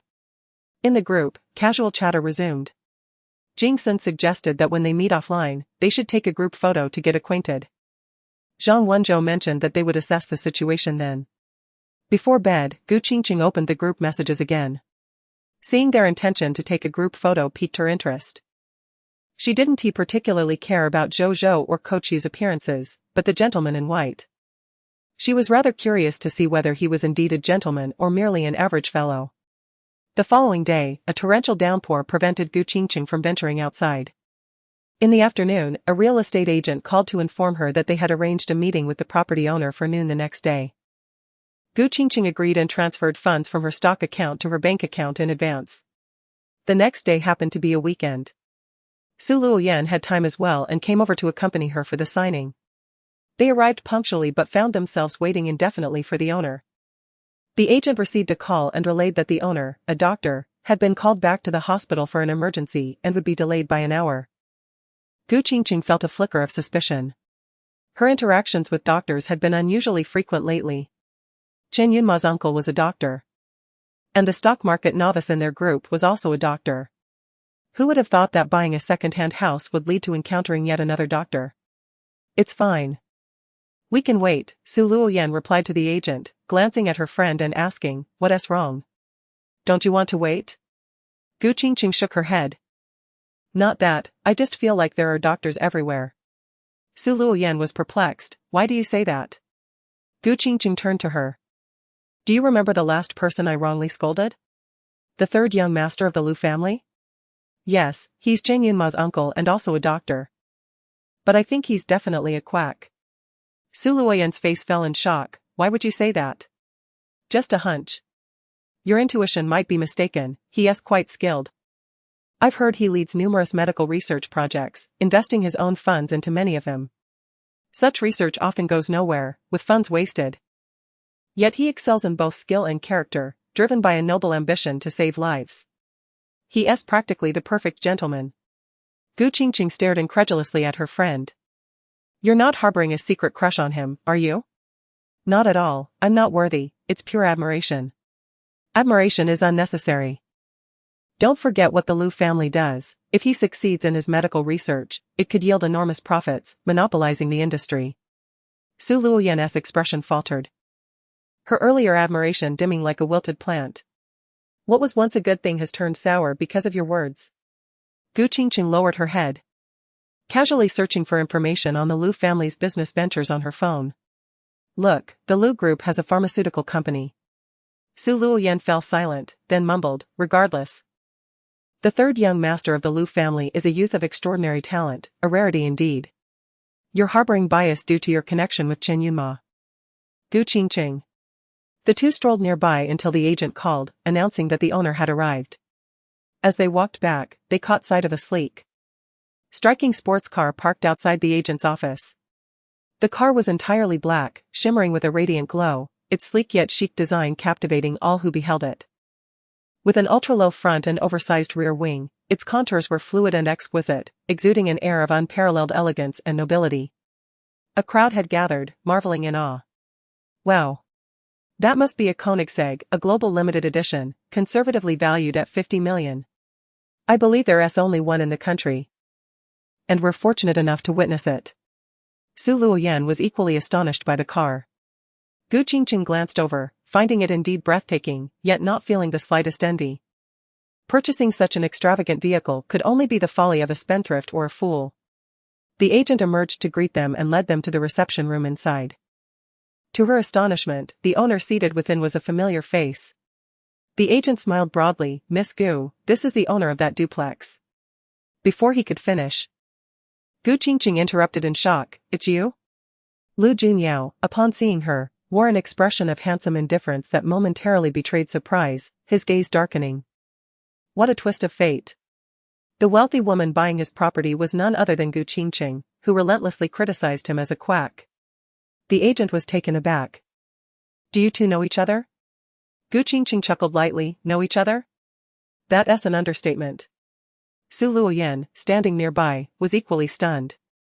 What a coincidence that the house her friend intended to buy belonged to the third young master of the Lu family. They had just been discussing him moments ago.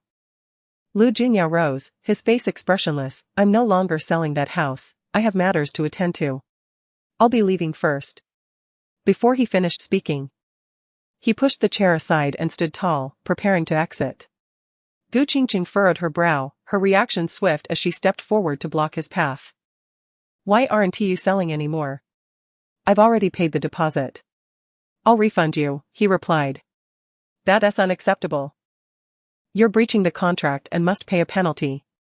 Lu Junyao looked down at her, chuckling softly. Are you desperate for money? Do you wish to swindle me? If I can afford to buy your house, do you think I'm short on cash? Gu Qingcheng, undeterred, retorted, I paid the deposit.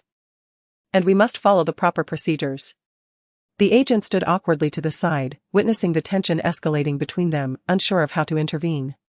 Moments ago, he'd been concerned they might bypass him and finalize the deal themselves.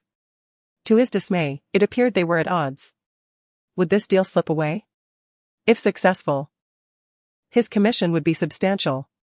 Seeing this transaction in jeopardy, the agent bravely urged, Mr. Lu, Miss Gu genuinely wishes to purchase your property. Given the current economic climate, your luxury apartment has been on the market for a year. Now that someone is finally willing to buy. Chapter 18, Concession. I won't sell my house. Is that against the law? Lu Junyao interrupted the agent, his cold and indifferent gaze sweeping over him. The agent trembled slightly. No. It's not illegal. But for you, missing this opportunity means. Lu Junyao ignored him and prepared to leave. Gu Qingcheng chuckled, leisurely crossing her arms, and said, It seems that young Master Lu is not only a mediocre doctor but also a coward, small-minded. Su Luoyan, startled by her words, quickly tugged at her friend's arm. Qingcheng, don't be so harsh. She was not well acquainted with Lu Junyao, but having witnessed the chilling expression on his face and the oppressive aura surrounding him, she began to understand why her friend held such a deep prejudice against him. Such a reclusive and aloof character truly made it difficult for others to feel any fondness. However, considering her friend's already precarious situation in the Gu family, she worried that further antagonizing young Master Lu would only make things more difficult for them. Unexpectedly, Gu Qingcheng's biting remarks proved effective. Lu Junyao turned around, his handsome face darkening. Are you provoking me? You're overthinking it. I'm merely speaking the truth. Lu Junyao ground his teeth, feeling an urge to crush this woman before him, knowing that all the negative reviews of his otherwise flawless life stemmed from her. Yet, as a doctor, his duty was to save lives, not take them. Why do you insist on that apartment? Lu Junyao suddenly shifted his tone. Gu Qingcheng pulled out a chair and sat down, her delicate face exuding a frosty allure. I like it. Upon finishing her statement, she smiled lightly and looked up at him, adding, I must say, your character leaves much to be desired, but your taste is impeccable. Lu Junyao, amused yet annoyed, replied. Should I thank you for the compliment? No need for formality, I'm quite fair and discerning, she retorted. Lu Junyao fell silent, his expression inscrutable. Su Luoyan, feeling the tension, hesitantly raised her hand to speak. Young Master Lu, Qingcheng really likes that apartment. Since it's sitting empty, finding a buyer who appreciates it can be a consolation for you. Yan, why are you wasting your breath? Gu Qingcheng snapped, pulling her friend back. Lu Junyao scoffed. Someone like you has a friend who knows how to speak nicely? What do you mean, someone like me? Gu Qingcheng bristled. He enumerated her flaws: hot-tempered, sharp-tongued, stubborn, and indiscriminately confrontational. Having known you for such a short time, I've already identified so many issues. I wonder if you possess any virtues at all? Gu Qingcheng could hardly believe she was facing hostility in a situation where she was supposed to be spending money. In this buyer's market, with the real estate industry struggling, how could she possibly fear finding a desirable property? After a moment of oppressive silence, she suddenly stood. Yen, let us go. Grabbing her friend, she turned to leave but couldn't help glancing back at Lu Junyao. You can keep that house, it might as well serve as a nest for rats and cockroaches. The agent, hearing this, was at a loss. Miss Gu, please wait. Let us discuss this. What, did I hit a nerve? Are you embarrassed now? Lu Junyao smirked, feeling his mood lighten as he continued to mock Gu Qingcheng. Unable to endure any longer, Gu Qingcheng turned back and unleashed her fury. You unscrupulous capitalist. Using the guise of saving lives to profit yourself, what good are you? You criticize my temperament, but are you any different? You present yourself well. Yet you're no better than a beast in human clothing. As Gu Qingcheng unleashed her tirade, Su Luoyan tugged at her sleeve, repeatedly whispering, Qingcheng, please stop. Lu Junyao patiently listened to her insults, perhaps too enraged to react, or perhaps feeling unexpectedly magnanimous. He casually pulled out a chair and sat down, crossing his legs elegantly. A light smile gracing his lips. Are you finished cursing? Not yet. You're just like Chen Yunma, hypocritical and duplicitous, scoundrel. Su Luoyan, in a fit of panic, clamped her hand over her friend's mouth. Young Master Lu, I apologize, Qingcheng is just having a bad day. Please don't take it to heart. Gu Qingcheng yanked her friend's hand away, angrily exclaiming, why do you always stop me? Why are you defending him? Su Luoyan, with a worried expression, replied, you're already in a difficult situation at home, why create more enemies outside? With the Lu family's influence. Her words trailed off. But the implication was clear. The Lu family was the most powerful in the capital. If her friend crossed them, survival in the city would become a daunting challenge. Faced with her friend's reddening eyes, Gu Qingcheng's heart softened, realizing her genuine concern for her well-being. Alright, I'm not crying, so why are you? Gu Qingcheng pulled a tissue from the table and wiped her friend's tears. Su Luoyan accepted the tissue, whispering, I'm worried about you, not crying because of you. Lu Junyao sat quietly, feeling an unexpected stir in his usually hardened heart, whether due to Gu Qingcheng's plight or the bond between the two young women. He could not tell. Suddenly, he declared, the price is 35 million, including 2 parking spaces, firm price. If you agree, we have a deal. Gu Qingcheng's expression stiffened. Turning to him in disbelief, have you lost your mind? Just a moment ago, you refused to sell, and now you're offering parking spaces? With a sardonic smile. Lu Junyao replied, I simply think your friend is quite nice, so I'm doing her a favor. Su Luoyan beamed with joy, nodding eagerly, thank you, young Master Lu. Afterward, she turned to Gu Qingcheng, softly asking, so, do you accept this price? Are we still buying? The agent quickly added, Miss Gu, if you agree, I can reduce the commission by 0.5. The agent skillfully played on their emotions, lamenting, the market is poor, I haven't made a sale in 2 months. And many colleagues have left. Miss Gu, I beg you, let me make a sale. Though this concession meant a loss of over 100,000. It indeed made Gu Qingcheng hesitate. The atmosphere thickened again as both sides pondered their next moves. After a moment of contemplation, Gu Qingcheng looked up at Lu Junyao. 34 million, and I can pay in full on the day of the transfer. Lu Junyao, intrigued, asked, pay in full? Yes. You're not a fraud, are you? He knew her situation at the Gu family, they wouldn't even spare her a proper bedroom, let alone give her money. How could she possibly come up with several million? Am I a fraud? Gu Qingcheng chuckled, casting him a disdainful glance, it seems you're the one lacking integrity. Chapter 19, the setup. Who was it that immediately reneged upon arriving, claiming they wouldn't sell? Gu Qingcheng subtly alluded to the situation, and upon a moment's contemplation, Lu Junyao conceded, very well, if you can genuinely make a full cash transaction, I can deduct 1 million. Su Luoyan was elated, shaking Gu Qingcheng's arm and exclaiming, fantastic. Qingcheng, you must purchase it. Gu Qingcheng maintained a facade of aloofness, though inwardly, she also felt a tinge of joy. She hadn't anticipated securing $1 million reduction so effortlessly. Has this fellow perhaps awakened from his stupor after my scolding, suddenly experiencing a pang of conscience and deciding to do a good deed? With an agreement reached, they resumed discussing the contract's intricacies. The agent, equally delighted, scurried about, retrieving documents and guiding them through the completion process. We shall proceed to the property center for the transfer of ownership next Monday, the agent mentally rejoiced, eager to finalize the matter swiftly to avert any unforeseen complications. After completing the forms, Qingcheng extended her hand, stating, "The keys, please. Furthermore, I require an orientation to the parking space. I intend to utilize it promptly." Lu Junyao was once again taken aback. As the agent excused himself to procure the stamp pad, Lu Junyao, his brow furrowed, finally voiced his bewilderment. "From whence does your fortune originate, enabling you to acquire both a residence and a vehicle?" "Mind your own business," Qingcheng retorted, her bluntness causing Lu Junyao's countenance to darken. "Qingcheng." Su Luoyan nudged her arm, imploring her to moderate her tone. Accustomed to her disposition, Lu Junyao averted his gaze, opting to feign ignorance of the question.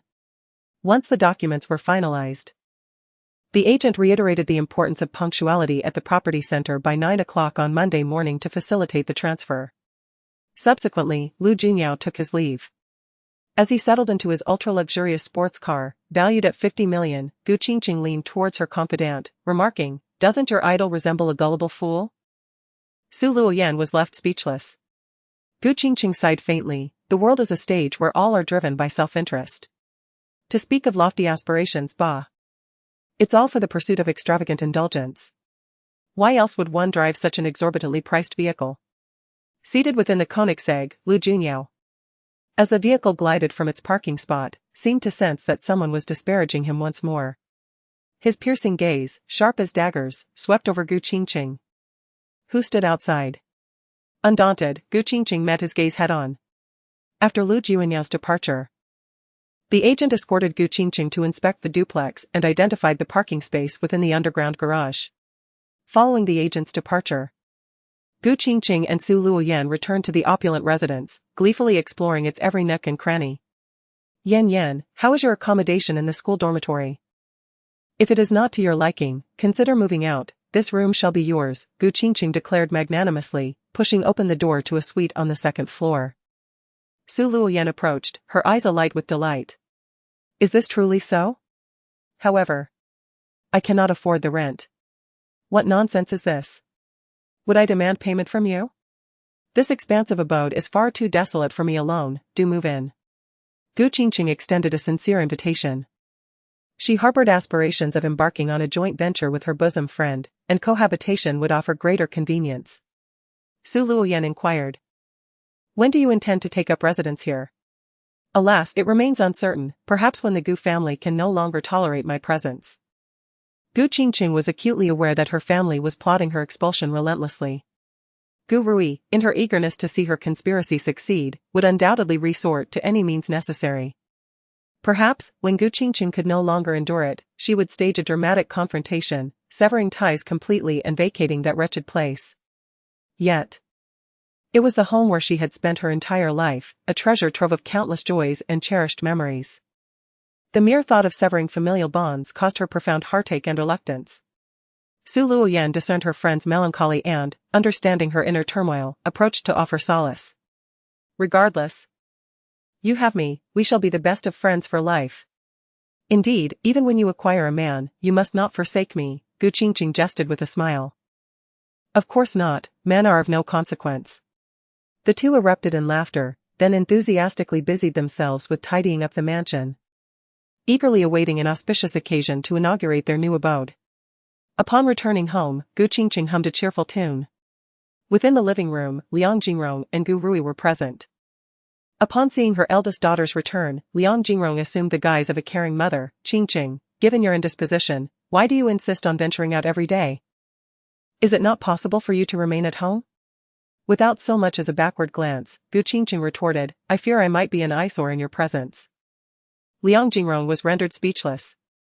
Qingcheng retreated to her cramped servant's quarters, placed her satchel on the desk, and sat on the bed to remove her shoes.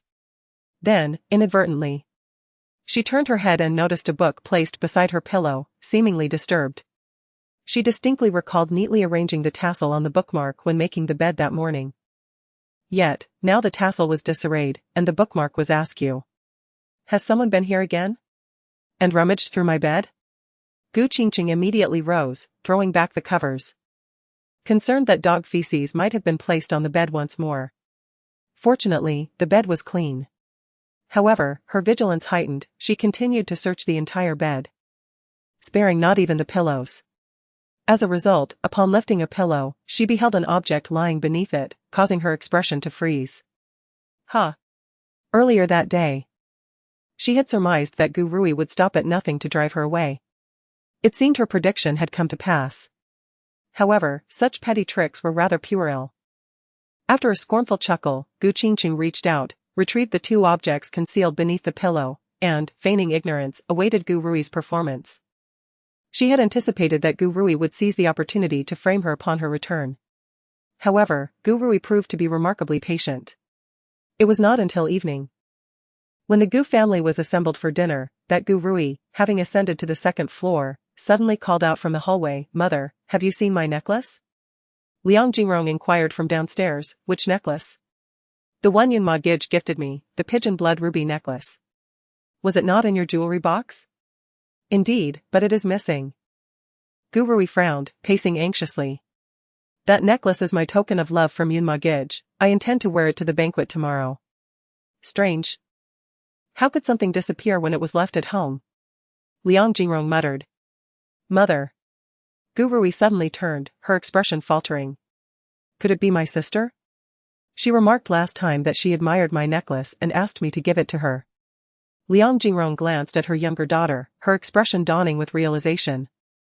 After a moment of silence, she swiftly turned and exited, exclaiming, "Yes, it must be her." Gu Rui's lips curved into a subtle smile, her eyes glinting with cunning. She promptly followed, feigning concern, "Mother, do not be angry, merely inquire lest we err and wrongly accuse my sister." Liang Jingrong retorted. "There is no possibility of error, she remained at home all day yesterday. And they had gone out for dinner with Chen Yunma's family the previous night, not returning until after 9 o'clock. It was entirely plausible that her eldest daughter had committed the theft while at home." Gu Rui chuckled inwardly, maintaining a facade of concern. "Yet, mother, even if it is discovered that my sister stole it, what can be done? It will only lead to unhappiness within the family. It must still be investigated. If she truly stole it, she must be made to move out," Liang Jingrong declared resolutely, storming towards the servants' quarters on the ground floor. Chapter 20, The Transaction. Upon hearing those words, Gu Rui's heart soared with joy.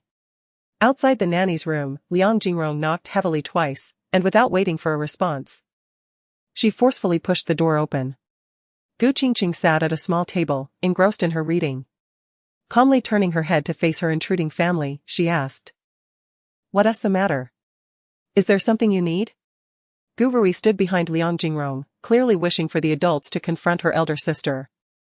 Liang Jingrong did not disappoint her, she fixed her gaze on her eldest daughter and inquired, "Qingcheng, did you steal something from your sister?" Qingcheng turned in her chair, glancing at Gu Rui with a look of surprise. "Steal? What did I supposedly steal? Don't pretend to be ignorant." Gu Rui could no longer contain herself and retorted. Qingcheng, appearing genuinely confused, stood up. "I truly don't know what you're talking about. I didn't steal anything. Mom, she refuses to admit it." Gu Rui looked towards Liang Jingrong. Just then, Gu Tingyan and his son arrived, having heard the commotion. Upon learning that Gu Rui had lost a precious necklace, Gu Baichuan instinctively assumed that Qingcheng was the thief. Tears brimmed in Gu Rui's eyes as she lamented, that necklace was a token from brother Yunma. "If I lose it." Before she could finish, Gu Baichuan quickly reassured her, "Don't worry, we will definitely find it." Having struck Gu Rui in a moment of anger days prior, he felt guilty and saw this as an opportunity for redemption. "I'll go in and search. I'll find out," he declared. Gu Rui felt a surge of hope, nearly betraying her emotions, but quickly suppressed it, expressing her concern, "Brother, it's not safe." "It's fine. I'll wear a mask and gloves." With that, Gu Baichuan indeed went to fetch a mask and latex gloves. Standing in her small room, Qingcheng feigned displeasure. "On what grounds do you think you can search my room?" What, feeling guilty for your misdeeds? Gu Rui countered with a cold glare. Before Gu Qingcheng could respond, Gu Baichuan pushed her aside and trespassed into her modest domain. The room was small. He first rummaged through the drawers and then searched the wardrobe, shaking out all of Gu Qingcheng's clothes. Brother, check the bed too, Gu Rui reminded from the doorway. Gu Qingcheng's lips curled slightly, a smirk playing on her face. All right, I know. Gu Baichuan turned to search the bed, lifting and shaking the pillows and blankets. Yet nothing was found. Watching this unfold, Gu Rui's expression shifted from subtle delight to bewilderment. She distinctly remembered that the necklace was hidden beneath the pillow. How could it be gone? Had Gu Qingcheng discovered it and moved it? As long as it remained in the room, it could be found. However, she feared it might have been discarded. Panic surged within her. That pigeon blood-red gemstone necklace was not only extraordinarily valuable but also a symbol of her love with Chen Yunma, holding immense significance. To further implicate Gu Qingcheng, she had secretly taken their mother's heirloom jade bracelet and placed it alongside the necklace, both hidden under the pillow. If Gu Qingcheng were to destroy or discard these priceless treasures, it would lead to serious trouble. Seeing her brother find nothing, Gu Qingcheng inquired, "Did you find anything?" Gu Baichuan cast her a sidelong glance, his expression sour, then turned to their parents and little sister at the door, shaking his head in dismay. No. Gu Rui grew anxious, her face betraying her panic as she muttered, "How could that be? It was right here." Liang Jingrong looked at her, "Rui. What did you say?" And nothing, Gu Rui quickly averted her gaze to Gu Qingcheng, her expression tense and furious. Gu Qingcheng realized her sister was panicking, after all. Those two items were worth tens of millions, highly treasured even by wealthy families. With a composed smile, Gu Qingcheng leisurely posed a proposition. "Rui. If you confess to having colluded with human traffickers to abduct me years ago, I'll help you find your token of love. What do you say?" Only Gu Rui understood the implication of her words. It was a threat, a transaction. Gu Rui, both furious and flustered, stammered, "Sister, I don't understand what you mean. I've explained many times, I don't know any traffickers, nor did I collude with them. It's too much to keep accusing me." Gu Baichuan, undeterred, continued to search the room, hoping to find something hidden away. Hearing his sister's distressed defense, he immediately chimed in, "Qingcheng, you're slandering her. Why would Rui do such a thing? She has always been obedient, your devoted shadow, adoring and protecting you. How could she commit such a bold act? Just because she has always been my shadow, overshadowed by my brilliance, ignored by everyone, it has disturbed her mental state, breeding jealousy, leading her to devise ways to eliminate me." Gu Qingcheng responded with conviction, yet the family's expressions remained serious and disapproving. "She thinks that without me, she can finally shine, be seen, and enjoy the adoration and pursuit of all the talented young men in the city, just as I once did." Gu Qingcheng sneered disdainfully. "Too bad a chicken cannot compare to a phoenix. I was abducted for 3 years, what has she achieved? Nothing, that's right." Gu Rui broke down, crying out, "Qingcheng. You're wronging me. I never plotted against you, nor did I want to replace you. Dad, Mom. I truly didn't. What must I say for you to believe me? You adopted me and provided me with such a wonderful life, I can't express my gratitude enough. How could I ever have such terrible thoughts? Woo-woo. Must I die to prove my innocence?" Watching her sister's dramatic performance, Gu Qingcheng chuckled lightly and replied nonchalantly, "Then go ahead and die. If you truly have the courage to do so, I will believe in your innocence." Qingcheng. Enough. Gu Tingyan, hearing his eldest daughter's harsh words, immediately roared with authority, "This family used to be peaceful, yet you stir up chaos every day. If you love living here, then stay, if you don't, then leave. We can't let your 3 years of suffering condemn our entire family to a lifetime of misery." As Gu Qingcheng listened to her father's reprimand, her eyelids fluttered, and pain surged within her, a cold smile gracing her lips. "I've done nothing wrong, yet I am unjustly accused." She gazed at her parents, heartbroken. "Who among you is truly my biological daughter?" Liang Jingrong felt a pang of guilt and averted her gaze. Meanwhile, the younger sister sobbed, nearly collapsing, and Liang Jingrong, filled with concern, comforted her with gentle pats and sighed, "Let us forget tonight's events, come on, Rui. But mom, my gemstone necklace. Gu Rui cried, still unwilling to let the matter rest. She thought, no matter what, she must force Qingcheng to reveal the necklace's whereabouts. She could not suffer in silence and lose it without understanding. Liang Jingrong frowned, her expression troubled, and before she could offer comfort, Qingcheng's icy voice cut through the air, is this what you're looking for? Chapter 21, The Monkey Show. She extended her hand, revealing a pigeon blood-red gemstone necklace resting in her palm. Gu Rui's tear-streaked face, once filled with despair, suddenly ignited with hope, and she nearly leapt with excitement, exclaiming, Mom!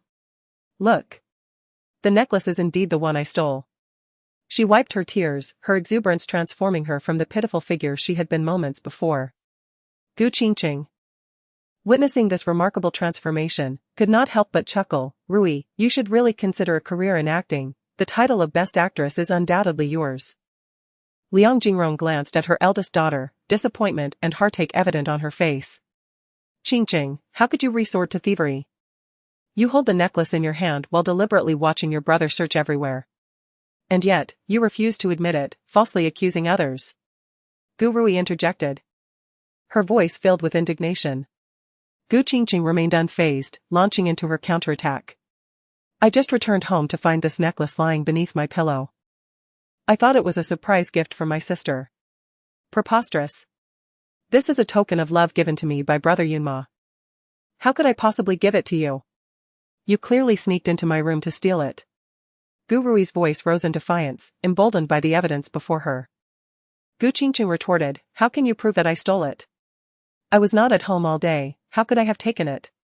You stole it yesterday. When we went out for dinner, you were the only one at home. Gu Rui shot back. Jiao Auntie was also here last night. And she remained in the living room. Ask her if she saw me leave the house. Gu Tingyan immediately called Jiao Auntie to confront her. The timid servant, afraid to offend either side, stammered, I was cleaning in the living room and didn't notice if the young lady went upstairs. Qingcheng smiled and shrugged, signaling that no one could provide proof. But Gu Rui pointed sharply, declaring, you could have avoided the living room. Last time, you climbed through the window to leave dog waste on my bed. The remaining members of the Gu family gasped in shock. What? Climbing through the window? Yes. Gu Rui asserted confidently, feeling she had seized the opportunity to turn the tables. I only discovered the footprints on the windowsill the next day, and looking down, I saw another print on the dog villa roof. That's how I knew you climbed through the window to leave the mess on my bed. Qingcheng appeared momentarily taken aback, realizing why Gu Rui had the audacity to use such childish tactics to frame her. Ah, how clever she had become. Yet, Qingcheng remained composed, calmly stating, that is merely your conjecture, where is your evidence? If your unfounded accusations can establish that I invaded your room to steal, then can I not equally assert that you conspired with human traffickers to sell people? That is entirely different. Gu Rui stammered, flustered, losing her rhythm. You're changing the subject, Mom. Look at her, she only knows how to wrongfully accuse me, leaving me utterly speechless. It's infuriating. Qingcheng maintained her calm demeanor, retorting, just admit your double standards, do not engage in sophistry. You. Gu Rui was left speechless. The atmosphere fell silent, abruptly stalling. Then Qingcheng smiled, extending her hand, so, do you still want it? Isn't this the token of affection given to you by your brother Yunma? Of course I want it. Gu Rui's chest heaved with anger, and as she reached for the necklace, Qingcheng suddenly withdrew her hand. What do you mean? You don't want to return it? Are you trying to keep it for yourself? Gu Rui retorted, her posture haughty. Patience, Qingcheng replied with a smile, her other hand leisurely reaching into her pocket. Along with the necklace, there is also a jade bracelet beneath my pillow. I recall this as Mom's bracelet, a family heirloom passed down by Grandma. As she spoke, Qingcheng produced the jade bracelet, extending it in her palm. Upon seeing the bracelet, Gu Rui's mind went blank, suddenly filled with regret. In her earlier rage, she had forgotten about the bracelet. Now, Qingcheng had taken the initiative, gaining the upper hand. Mom, this truly is your bracelet. Gu Baichuan, standing beside Qingcheng, immediately took the bracelet and handed it to Liang Jingrong. Liang Jingrong examined it. Nodding, indeed, I hid this bracelet very well. How did you find it? Her question was directed at Gu Qingcheng. I didn't find it. Gu Qingcheng replied with a smile. The bracelet and necklace were both under my pillow. You should ask the bracelet how it managed to escape. Liang Jingrong pondered for a moment, her gaze shifting thoughtfully to her younger daughter. If the eldest daughter had indeed stolen the gemstone necklace, it was plausible. But the jade bracelet, which the eldest daughter had not seen for 3 years, would be exceedingly difficult to locate. Thus, it could only mean. Gu Rui sensed her mother's gaze and, feeling guilty, bit her lip and looked away. Liang Jingrong instantly understood everything. However, she knew why her youngest daughter acted this way and chose not to expose her. Never mind, since the items have been found. Let us call it a happy ending for tonight. Liang Jingrong attempted to de-escalate the situation with a light remark. Gu Rui silently exhaled. Her face a mix of pale and ashen shades, looking disheveled. Brother, please help me get the necklace, Gu Rui murmured. Gu Baichuan understood the situation and refrained from further comments, merely taking the necklace from Gu Qingcheng's hand. However, upon receiving it, Gu Rui's eyes widened in shock. Why is my necklace broken?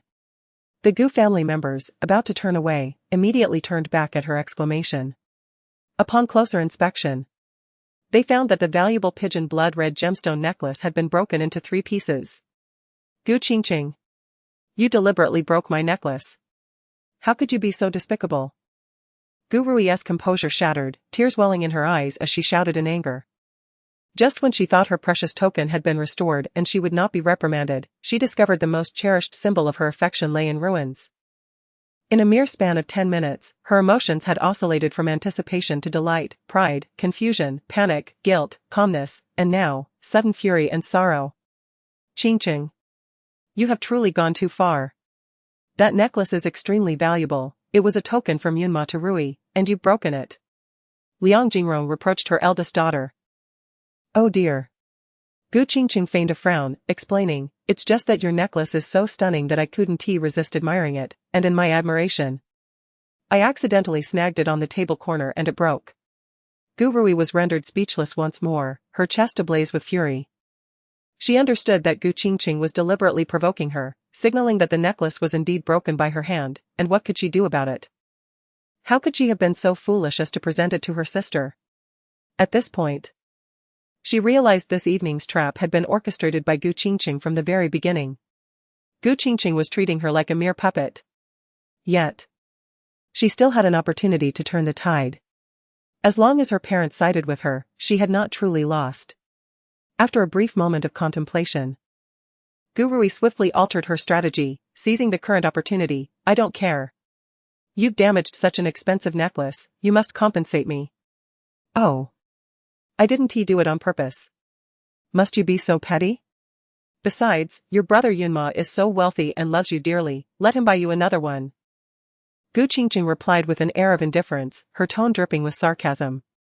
Not only did Gu Rui feel her anger boiling over, but the rest of the Gu family also wore grim expressions, filled with righteous indignation.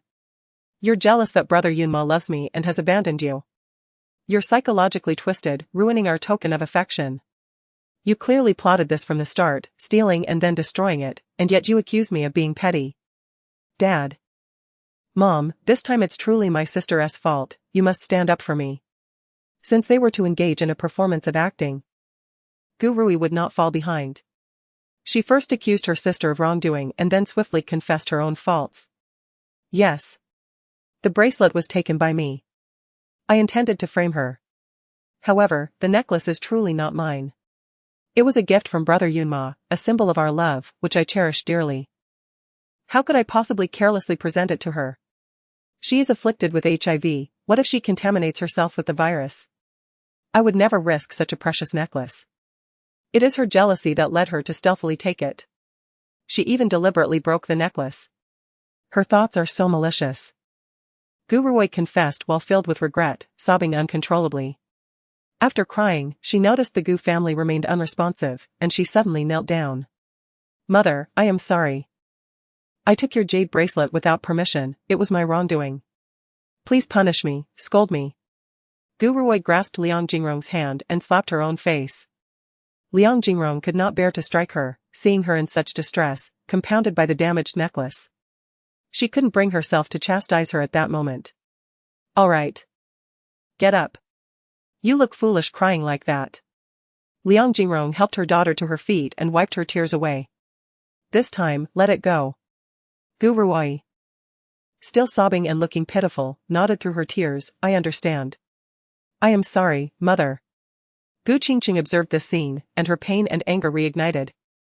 The same mistake that Gu Ruoi committed was unforgivable. Yet, Gu Ruoi's act of framing and distorting the truth was even more egregious, and she seemed to escape without consequence. She wanted to reason with them but knew her family had long abandoned her, arguing would only bring humiliation. The fire of her anger instantly froze. And she felt utterly drained. With a faint remark, she said, if that is the case, then stay far away. I wish to rest. No. You broke my necklace. Even if you cannot compensate for it, you must apologize. Gu Ruoi seized the opportunity to confront her, unwilling to let it go. Gu Qingcheng ignored her, turning instead to the table to retrieve her backpack. There is no apology, but there is the repair fee. With that, Gu Qingcheng took out 2 stacks of unsealed bills from her bag. 20,000, is that enough? She asked disdainfully, then flung the stacks directly towards Gu Ruoi's face. Gu Ruoi was caught off guard, crying out in pain while shielding her face, feeling a surge of anger. The overwhelming sense of humiliation struck her. Gu Qingcheng, she exclaimed, her voice strained with fury. Gu Qingcheng raised an eyebrow, feigning misunderstanding. Not enough? Then let me add another 10,000. She rummaged through her bag again and tossed another stack, causing Gu Ruoi to stumble backward. The members of the Gu family watched in astonishment at her extravagant display of wealth. Gu Ruoi, stunned by the money that had struck her, looked at the 30,000 on the ground in shock and anger. Where did you get so much money? Did you sell yourself? Very clever. Now, why don't you take a guess at who I sold myself to? Gu Qingcheng surprisingly did not refute her but seamlessly continued the conversation, smoothly transitioning to her next move. Chapter 22, Provocation. Gu Rui's expression froze, leaving her speechless in shock. You have contracted AIDS and are already symptomatic. Yet you dare to engage in such activities? Aren't you afraid of being beaten to death? Gu Ting'an, hearing this, felt a flush of embarrassment. Qingcheng, what nonsense are you spouting? Have you no sense of decorum? Gu Qingcheng cast a cold glance. Isn't it your precious little daughter who first raised such a question? Why scold her now? Not receiving a response from Gu Ruoi, Gu Qingcheng smiled subtly and volunteered. I sought out the old patron, my ex-boyfriend, who is now my prospective brother-in-law. Seeing the expressions of those present change dramatically, she sighed softly. Only Yunma remains with a conscience, understanding my difficult situation in the Gu family, and has been generous. You are talking nonsense. Brother Yunma is not that kind of person. The one he loves now is me. He would never mess around with you. With that filthy disease you have, he would avoid you at all costs. Gu Ruoi, who had previously thought she had a chance, found herself infuriated by Gu Qingcheng's words, losing all rationality. In a fit of hysteria, she lunged forward, ready to strike. But Gu Baichuan intervened just in time. Ruoi, calm down. She is deliberately provoking you. Gu Baichuan discerned his elder sister's intentions. Liang Jingrong's expression darkened as she scrutinized her eldest daughter, realizing she was lying. Qingcheng, you acquired that money by selling those jewels, didn't you? It has nothing to do with Yunma. Gu Qingcheng pursed her lips and smiled, calmly denying, no, I used the money from selling jewels to book a car. This money is from Chen Yunma. Booking a car? What kind of car costs millions? Liang Jingrong's voice suddenly rose. Unfazed, Gu Qingcheng replied, a Maserati. I intend to acquire the most expensive model from their dealership, and it should arrive next week. The members of the Gu family were left speechless in their fury. As for Gu Ruoi, she had already harbored suspicions that Chen Yunma still held feelings for Gu Qingcheng. After all, he had spoken in her defense multiple times and even helped her assemble a wardrobe not long ago. Now, hearing that Chen Yunma had given Gu Qingcheng money, her anger was compounded by a fierce suspicion. Gu Qingcheng left home every day and was gone the entire day. Who knew what she was doing outside? Perhaps they had already been conducting secretive dealings. With that thought, Gu Rui could hardly restrain herself from confronting Chen Yunma immediately. Alright, I am too fatigued and must rest. Rui, considering your sister's illness and weakness, you should take the money and repair it yourself. Before Gu Qingcheng's words faded, she smiled lightly and closed the door in front of them. On the floor lay 3 stacks of crisp banknotes, which could not simply be discarded as rubbish. Gu Baichuan, wearing gloves, bent down to pick them up and handed them to Gu Rui. I don't want it, it's dirty. Gu Rui recoiled immediately. What about the necklace? Aren't you going to repair it? No. Gu Rui no longer wanted anything to do with Chen Yunma, so why would she care about a mere necklace? The more she thought about it, the angrier she became, and the more she felt wronged. Tears streamed down her face as she clutched her mother's arm, sobbing, Mom. Do you think Brother Yunma will fall for someone else and reconcile with my sister? Liang Jingrong was also uncertain about the veracity of her elder daughter's claims, but could only comfort her younger daughter for now. He won't. Yunma is sincere towards you, and we can all see that. Don't listen to your sister's provocations. Gu Rui's eyes were vacant as she wept softly, murmuring, if my sister hadn't returned, he would definitely love me wholeheartedly, but now that she is back. In the room, Gu Qingcheng, upon hearing this, turned the pages of her book while smiling slyly. She had indeed lied. However, the truth and falsehood were beyond verification for them. With Gu Rui's sensitive, insecure, and suspicious nature, she would undoubtedly confront Chen Yunma. The fragile vessel of love could capsize at any moment. It remained to be seen how long the two could maintain their affection. Those who betrayed her would be dealt with one by one. On Monday, Gu Qingcheng departed early to handle the property transfer at the real estate transaction center. Upon her arrival, she found Lu Junyao already there. Today, the third young master Lu was dressed simply, in a white shirt paired with dark trousers. His wide shoulders and narrow waist presenting a perfect silhouette. The bridge of his high nose was accentuated by a pair of gold-rimmed glasses, enhancing the allure of his deep, captivating peach blossom eyes. The moment Gu Qingcheng laid eyes on him, she deemed him ostentatious and instinctively rolled her eyes. Meanwhile, Lu Junyao was on a call. And upon noticing Gu Qingcheng approaching, he cast a piercing gaze from behind his glasses, coldly withdrawing his attention. Their mutual eye roll served as a silent greeting. Miss Gu. I have taken a number, but we must wait a while longer. The staff mentioned that the system is undergoing an upgrade this morning and is not yet ready. The agent said, bowing and scraping, exceedingly polite. That's fine, Gu Qingcheng replied, having no pressing matters, and took a seat nearby to browse her phone. After finishing his call, Lu Junyao approached and, upon learning they had to wait, also sat down, though he chose a seat several spaces away from Gu Qingcheng. Neither of them had any desire for each other's company. Last night, Gu Qingcheng had posted a stock market analysis, predicting the opening of the stock market for today. The comment section was bustling with activity. With some spare time on her hands, she leisurely scrolled through the comments, replying to a few that piqued her interest. The Stock Gods QQ group was buzzing with messages, and after perusing the forum, she finally clicked into the group chat to see what everyone was discussing. Jingxuan, I read Lady Li's analysis and plan to dabble a bit in short trading today. Me too, being in cash is painful. And I also intend to take some short-term risks. Jojo, I think I'll continue to observe. I've been too busy lately and fear I won't have time to monitor the market. Bai, we should wait for policy warming, don't rush into it. After finishing the chat history, Gu Qingcheng noted with slight surprise that Bai had logged in so early. She couldn't help but smirk subtly.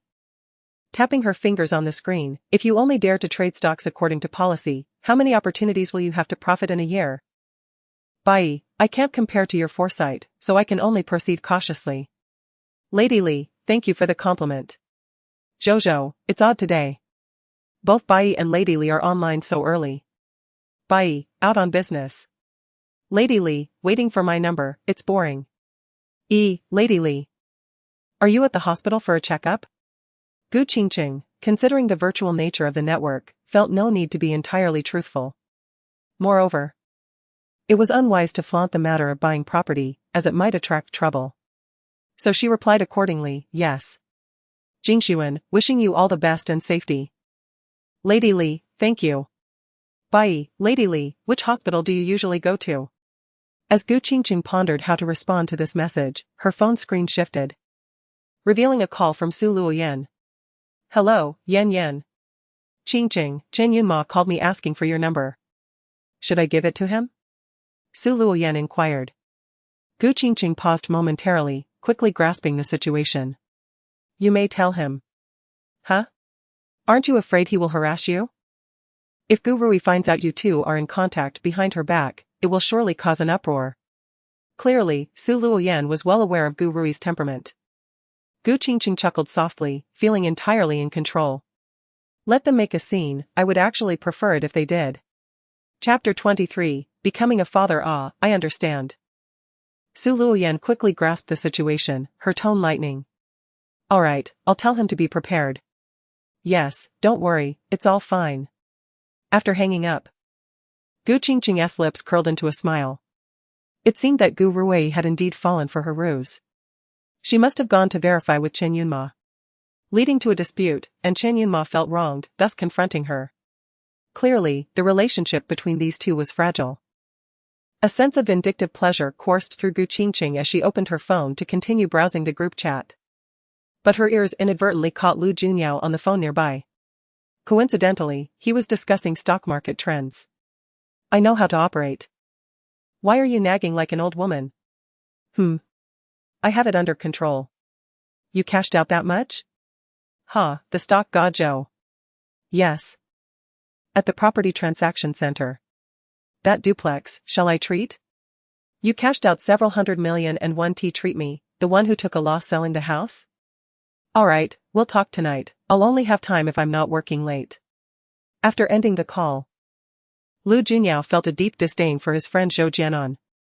No wonder people deride the evil capitalists, that guy had made a fortune during the last stock market surge, successfully cashing out $300 million, further exacerbating his already privileged life. Qingcheng vowed she had no intention of eavesdropping. However, upon hearing the term cash out, her ears perked up, and she listened more intently. It is precisely people like you capitalists who maliciously short sell, cash out, and ruthlessly harvest retail investors, creating chaos in the stock market. Unable to suppress her sense of justice, Qingcheng's sarcastic remark slipped out, mistakenly believing Lu Junyao had also wildly cashed out in the previous market. Just as Lu Junyao finished his call and set his phone down, he was inexplicably berated. Turning around, he found Qingcheng glaring at him with indignation, and a smirk crossed his handsome, aloof face. It seems Miss Gu has also been harvested like chives. Qingcheng snorted coldly, sorry, I have never been harvested. Oh, so you don't play stocks, Lu Junyao misunderstood. Qingcheng's statement could easily be interpreted as her never dabbling in the stock market. After all, who would dare imagine that a young girl could be a hidden stock god and a professional stock analyst? Not playing is just fine. Your personality isn't suited for stocks, Lu Junyao continued. Qingcheng's small face scrunched up in confusion as she turned to him, young Master Lu. Can't you be a bit more gentlemanly? It's rather inappropriate to personally attack a girl. Seeing her anger, Lu Junyao only laughed, gender equality. Does that mean you're allowed to attack me? Just as the two were about to argue again, the agent arrived in the nick of time, smiling at both. Mr. Lu, Miss Gu, it's our turn to handle the paperwork. Suppressing her anger, Qingcheng grabbed her shoulder bag and followed the agent. Lu Junyao trailed behind her, his cool gaze behind the lenses observing the girl ahead, his brow furrowed with slight concern. He couldn't comprehend how a girl who had suffered for 3 years at the hands of human traffickers could return so seemingly normal. The seemingly delicate girl possessed a surprisingly resilient inner world. Most girls who had endured such a tragic, abusive existence would likely never escape the shadows of their past. The process went smoothly. Half an hour later, the transfer procedures were completed. Since this was a one-stop service, Qingcheng went to another counter and, after submitting her documents, received the new property deed on the spot. Looking at the deed, she felt a surge of excitement. Finally, she had her own home. No longer confined to a pigsty or humiliated in a doghouse. Whenever she no longer wished to stay in the Gu family's maid quarters, she could move out at any time to enjoy her luxurious duplex. Gu Qingcheng felt a wave of emotions wash over her, her eyes slightly moist. Lu Junyao received another call, and after he set his phone down, he noticed her slightly troubled expression and teased, "What's this? Are you so overwhelmed with joy at acquiring a house that you're about to burst into tears?" All the emotion swirling within Gu Qingcheng instantly dissipated. And she shot him an ungracious glare. Lu Junyao pretended to be curious, "Does the Gu family know about your purchase?" Gu Qingcheng slipped the property deed into her bag and retorted coldly, "What does this have to do with you?" The man smirked slightly, unabashedly stating, "Once your mom marries your sister, doesn't that make me your little uncle?" The implication was clear, we are all family, and I am an elder. Gu Qingcheng hadn't anticipated his audacity and laughed exaggeratedly, "If you hadn't mentioned it, I would have forgotten how high your status is, young Master Lu. No wonder your words reek of paternalism. Since you enjoy playing the father so much, why not get married and have children, and be a father every day?" Lu Junyao swore he had never encountered such a sharp-tongued girl, one so adept at offending others. "I sincerely suggest you see a psychologist, after all. 3 years of a unique experience can lead to psychological trauma. Attacking everyone indiscriminately will strip your life of warmth and happiness." This advice came from Lu Junyao's professional perspective as a doctor. However, Gu Qingcheng felt he was insulting her mental state, which only made her more displeased. "I sincerely suggest you see a psychologist, too. After all, you've grown accustomed to life and death in your profession, which has hardened your heart and dulled your emotions. What is the difference between you and a walking corpse?" Lu Junyao stared at her, his expression complex, and after a moment, he bit his teeth and muttered, "Incomprehensible." Gu Qingcheng sneered, casting him a sidelong glance, "Mind your own business." The atmosphere became instantly tense. And the agent quietly thought to himself how fortunate it was that the paperwork had been completed, otherwise, their commission would be at risk. Miss Gu. Since you have received the property deed, according to the contract, the payment for the house." The agent's sentence was interrupted when Gu Qingcheng's phone rang. She glanced at it, her expression darkening. The familiar 11-digit number, though it had been 3 years since they last connected, remained etched in her mind. "Please hold on. I'll take this call." She informed the agent and answered the call, "Hello." On the other end was Chen Yunma. He had obtained Gu Qingcheng's new number from Su Luoyan and hesitated for quite some time before mustering the courage to call. "Qingcheng, it's me." Gu Qingcheng's expression remained calm, her demeanor cool as she replied, "You're calling me, does Gu Ruwei know? Aren't you afraid she'll make a scene again?" Beside her, Lu Junyao frowned slightly, appearing somewhat anxious. He had numerous matters awaiting him at the hospital. He intended to urge Gu Qingcheng to transfer the payment for the house so he could leave, however, his ears inadvertently picked up her conversation. And his furrowed brow lifted in clear confusion. "You must call?" Lu Junyao had returned to the country 2 years prior. After many years abroad, he was unfamiliar with Chen Yunma's personal life. When he returned, his nephew's girlfriend was Gu Ruwei. Later, he learned that his nephew had previously been with the eldest Miss Gu, who had been abducted and gone missing under dire circumstances. It was unclear what had transpired. But his nephew ended up with the second Miss Gu. Now, with the eldest Miss Gu unexpectedly returned, the love triangle was bound to be complex. After a moment of confusion, Lu Junyao's thoughts shifted, his gaze darkening with realization. Could it be that Gu Qingcheng's money for the house and car had come from her nephew Chen Yunma? Chapter 24, Degradation as a form of compensation for his betrayal of their relationship? Indeed. The more Lu Junyao contemplated, the more plausible it seemed. Otherwise, it was utterly inexplicable how Gu Qingcheng, ostracized by the Gu family, could procure several million to buy a house. Gu Qingcheng answered the phone, stepping away a few paces to avoid suspicion. On the other end, Chen Yunma spoke in a soft tone, his inquiry laced with caution.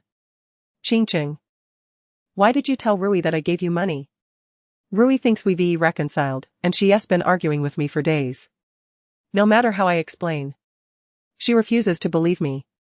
Gu Qingcheng listened calmly, devoid of any guilt over her lies. After all, she had boldly claimed she was selling herself. "Your woman provoked me. You bear the consequences, it's only fair." "Selling yourself?" Chen Yunma was perplexed. Gu Qingcheng found it odd. "Did she not tell you what happened last night?" She said you stole that pigeon blood-red gemstone necklace, deliberately broke it, and then tossed her a few stacks of money to get it repaired. A laugh escaped Qingcheng, fueled by her anger. Chen Yunma, you're truly foolish.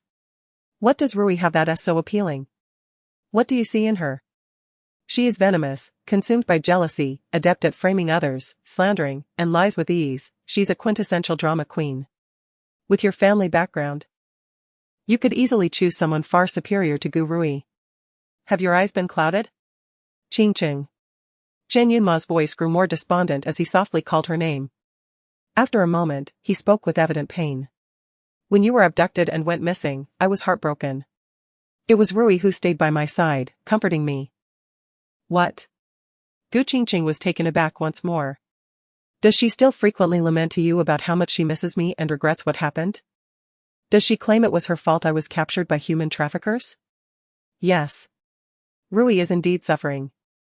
We often reminisce about the joyful times we had with you, and over time. Qingcheng held the phone, laughing uncontrollably, to the point of tears. All this time, it turned out she had unwittingly played matchmaker for the two of them. She had truly underestimated Gu Rui. That scheming woman was an actress of remarkable skill, with a meticulously crafted plan. She must have long intended to seize Chen Yunma the moment the traffickers took her away. Having rehearsed the method in her mind, all that sorrow, self-blame, and depression were mere acts. The goal was to elicit sympathy from everyone and absolve herself of suspicion. In light of the current outcome, Gu Rui's scheme had been remarkably successful. The only thing she hadn't anticipated was that Qingcheng would return alive. Chen Yunma. You truly have the brain of a pig. After her laughter subsided, Qingcheng coldly mocked him without mercy. You, a fool like yourself, are indeed deserving of Gu Rui. You two should remain together, and don't bring misfortune upon others. Chen Yunma, somewhat angered, replied, Qingcheng, your bias against Rui runs too deep. We grew up together. Do you think I don't know what kind of person she is? You know nothing. Qingcheng retorted, but dismissed the importance of the argument. I wish you both well. I only hope that one day, Gu Rui finds herself in prison, and you remain steadfast. After saying this, Qingcheng lost interest in further conversation. I have matters to attend to. Let us end this call. Don't contact me again, it's nauseating. Qingcheng, wait. Chen Yunma hurriedly called after her. What else do you want? Do you need money? Chen Yunma stammered. Qingcheng chuckled. What? Are you genuinely considering supporting me? Ignoring her sarcasm, he quietly said, if you need money, you can tell me how much, and I will provide it. Qingcheng thought to herself that this scoundrel was surprisingly generous. But the next sentence took her aback, but please refrain from engaging in that sort of work. After all, you are the eldest daughter of the Gu family. If you were recognized, it would bring shame upon you, and we would be ridiculed. Moreover, you have that illness which could be contagious. If anyone found out and reported you, that would be a crime. Qingcheng's fury ignited. If Chen Yunma were before her now, she would certainly tear his mouth apart. Anger clouded her thoughts, and she struggled to find words to insult him, nearly burning out her linguistic faculties. Yet, rationality quickly returned. She took a deep breath and reminded herself not to stoop to the level of a fool. Soon calming herself and even smiling. Very well, then. Transfer me 1 million first. She intentionally asked for an outrageous sum. Okay. How should I give it to you? To her surprise, Chen Yunma readily agreed. Qingcheng was taken aback and said, this number is also my WeChat ID. Add me. And I will send you my account details. Alright, just be obedient and don't degrade yourself again. Yes, I will listen to you. Qingcheng smiled, responding sweetly. And hung up the phone. Her back teeth clenched in anger, yet she took another deep breath, reminding herself to remain calm for the sake of the money. Turning back, her phone chimed. Picking it up, she saw that Chen Yunma had indeed requested to add her as a friend. Without hesitation, she accepted. The agent, noticing her return, quickly approached with a smile. Miss Gu, Mr. Lu is in a hurry. Could you please transfer the payment for the house as soon as possible? Of course. Qingcheng replied, logging into her online banking with her phone, copying her bank account number, and sending it to Chen Yunma. Chen Yunma replied succinctly, okay. Gu Qingcheng paid him no mind and proceeded with the house payment transfer. However, upon entering her password, the page displayed a message indicating insufficient funds. Oh dear. She instinctively slapped her forehead and turned to the agent. Hold on. My bank card has a limit of only 1 million, I need to apply for an unlimited limit. Lu Junyao had been observing Gu Qingcheng's every move. Seeing her on the phone with her nephew for quite some time, with laughter erupting several times. He presumed they were enjoying a pleasant conversation. When he heard her mention a lack of funds, Lu Junyao smirked derisively. Is it really a lack of funds? Or are you deliberately stalling for someone else to wire you money? Gu Qingcheng glanced at him, her expression one of confusion. He continued. This house, are you forcing Yunma to buy it for you? What? Gu Qingcheng exclaimed in bewilderment, quickly realizing he had misunderstood. Yet, she found no desire to explain. Her immediate thought being, this pair of uncle and nephew truly shared a common mindset, both looking down upon others. Lu Xiao, you are quite astute. What, do you disapprove? But your nephew seems quite willing. Just then, Gu Qingcheng's phone chimed again. She had received a notification that the funds had been deposited into her account. Chen Yunma had indeed transferred her 1 million. Her eyes sparkled with delight as she turned her phone toward Lu Junyao, waving it slightly. Look. Your nephew transferred this to me willingly. In front of Lu Junyao, Gu Qingcheng opened WeChat, her voice bright and gentle as she replied to Chen Yunma. Thank you, Yunma. In this world, you are the only one willing to treat me well, I have no regrets. Chapter 25, the new favorite. Chen Yunma replied promptly. His voice message resonating, Qingcheng, please do not say that. As long as you are well, my heart finds solace. At that moment, Chen Yunma felt a profound sense of greatness, wholly oblivious to the fact that he had become the subject of mockery. Lu Junyao's typically stern countenance was laden with unspoken words. Throughout his years in medicine, he had witnessed the myriad facets of humanity and various personalities. Yet, he had never encountered a girl who, with a visage rivaling that of Shishir, could engage in such shameless antics. His gaze towards Gu Qingcheng grew increasingly contemptuous and resistant. Simultaneously, he felt a surge of anger towards his morally ambiguous nephew. In stark contrast, Gu Qingcheng was in high spirits. She modified the transfer limit on her online banking and promptly paid the full amount of 34 million for the property. Alright, please check your account. She said with a smug expression, nodding slightly at him, her tone light-hearted. Lu Junyao never anticipated that selling a house at a loss would also subject him to humiliation. He cast a cold glance at Gu Qingcheng, his lips pressed into a thin line, and strode away. Gu Qingcheng's mood soared even higher as she called out, thank you. Third young Master Lu, until we meet again. The man's retreating figure was noticeably frostier. Back in his car, Lu Junyao immediately called his nephew. On the other end, Chen Yunma, still basking in the glow of his good deeds, answered cheerfully, Uncle, why did you think of me today? Lu Junyao, brimming with indignation, found his nephew's upbeat tone only exacerbated his fury. I feel like hitting you. Hit me? Chen Yunma stammered in fright, feeling wronged. What have I done? I haven't even been in front of you lately. Yunma, remember this, no man who cheats ever has a good ending. If you are a failure, it is merely due to your underdeveloped intellect, you cannot blame anyone else. But if your character and moral compass are equally muddled, I suggest you avoid crossing my path. Lest I break your legs. With that threat, Lu Junyao hung up decisively and drove towards the hospital. Meanwhile, Chen Yunma, bewildered, shouted at the disconnected phone. How am I cheating? What moral compass? Uncle, do you still treat me like a 3-year-old? If you're feeling bad, don't take it out on me. Face me if you dare. In reality, he only dared to express such bravado in private. In Lu Junyao's presence, he wouldn't dare utter a word. After leaving the property transaction center, Gu Qingcheng hailed a taxi straight to the 4S dealership. Her ordered vehicle had arrived, a white Maserati, noble, elegant, and stylish. After settling the final payment and signing the contract, she participated in a simple yet warm vehicle delivery ceremony arranged by the staff. Once seated in the car, a satisfied smile graced her face. With a press on the accelerator, the luxurious white vehicle sped gracefully through the bustling streets, attracting countless glances. Wow, it's stunning. Compared to this, my old clunker is nothing but scrap, Su Luoyan exclaimed, stepping out of school and marveling at her best friend's new car.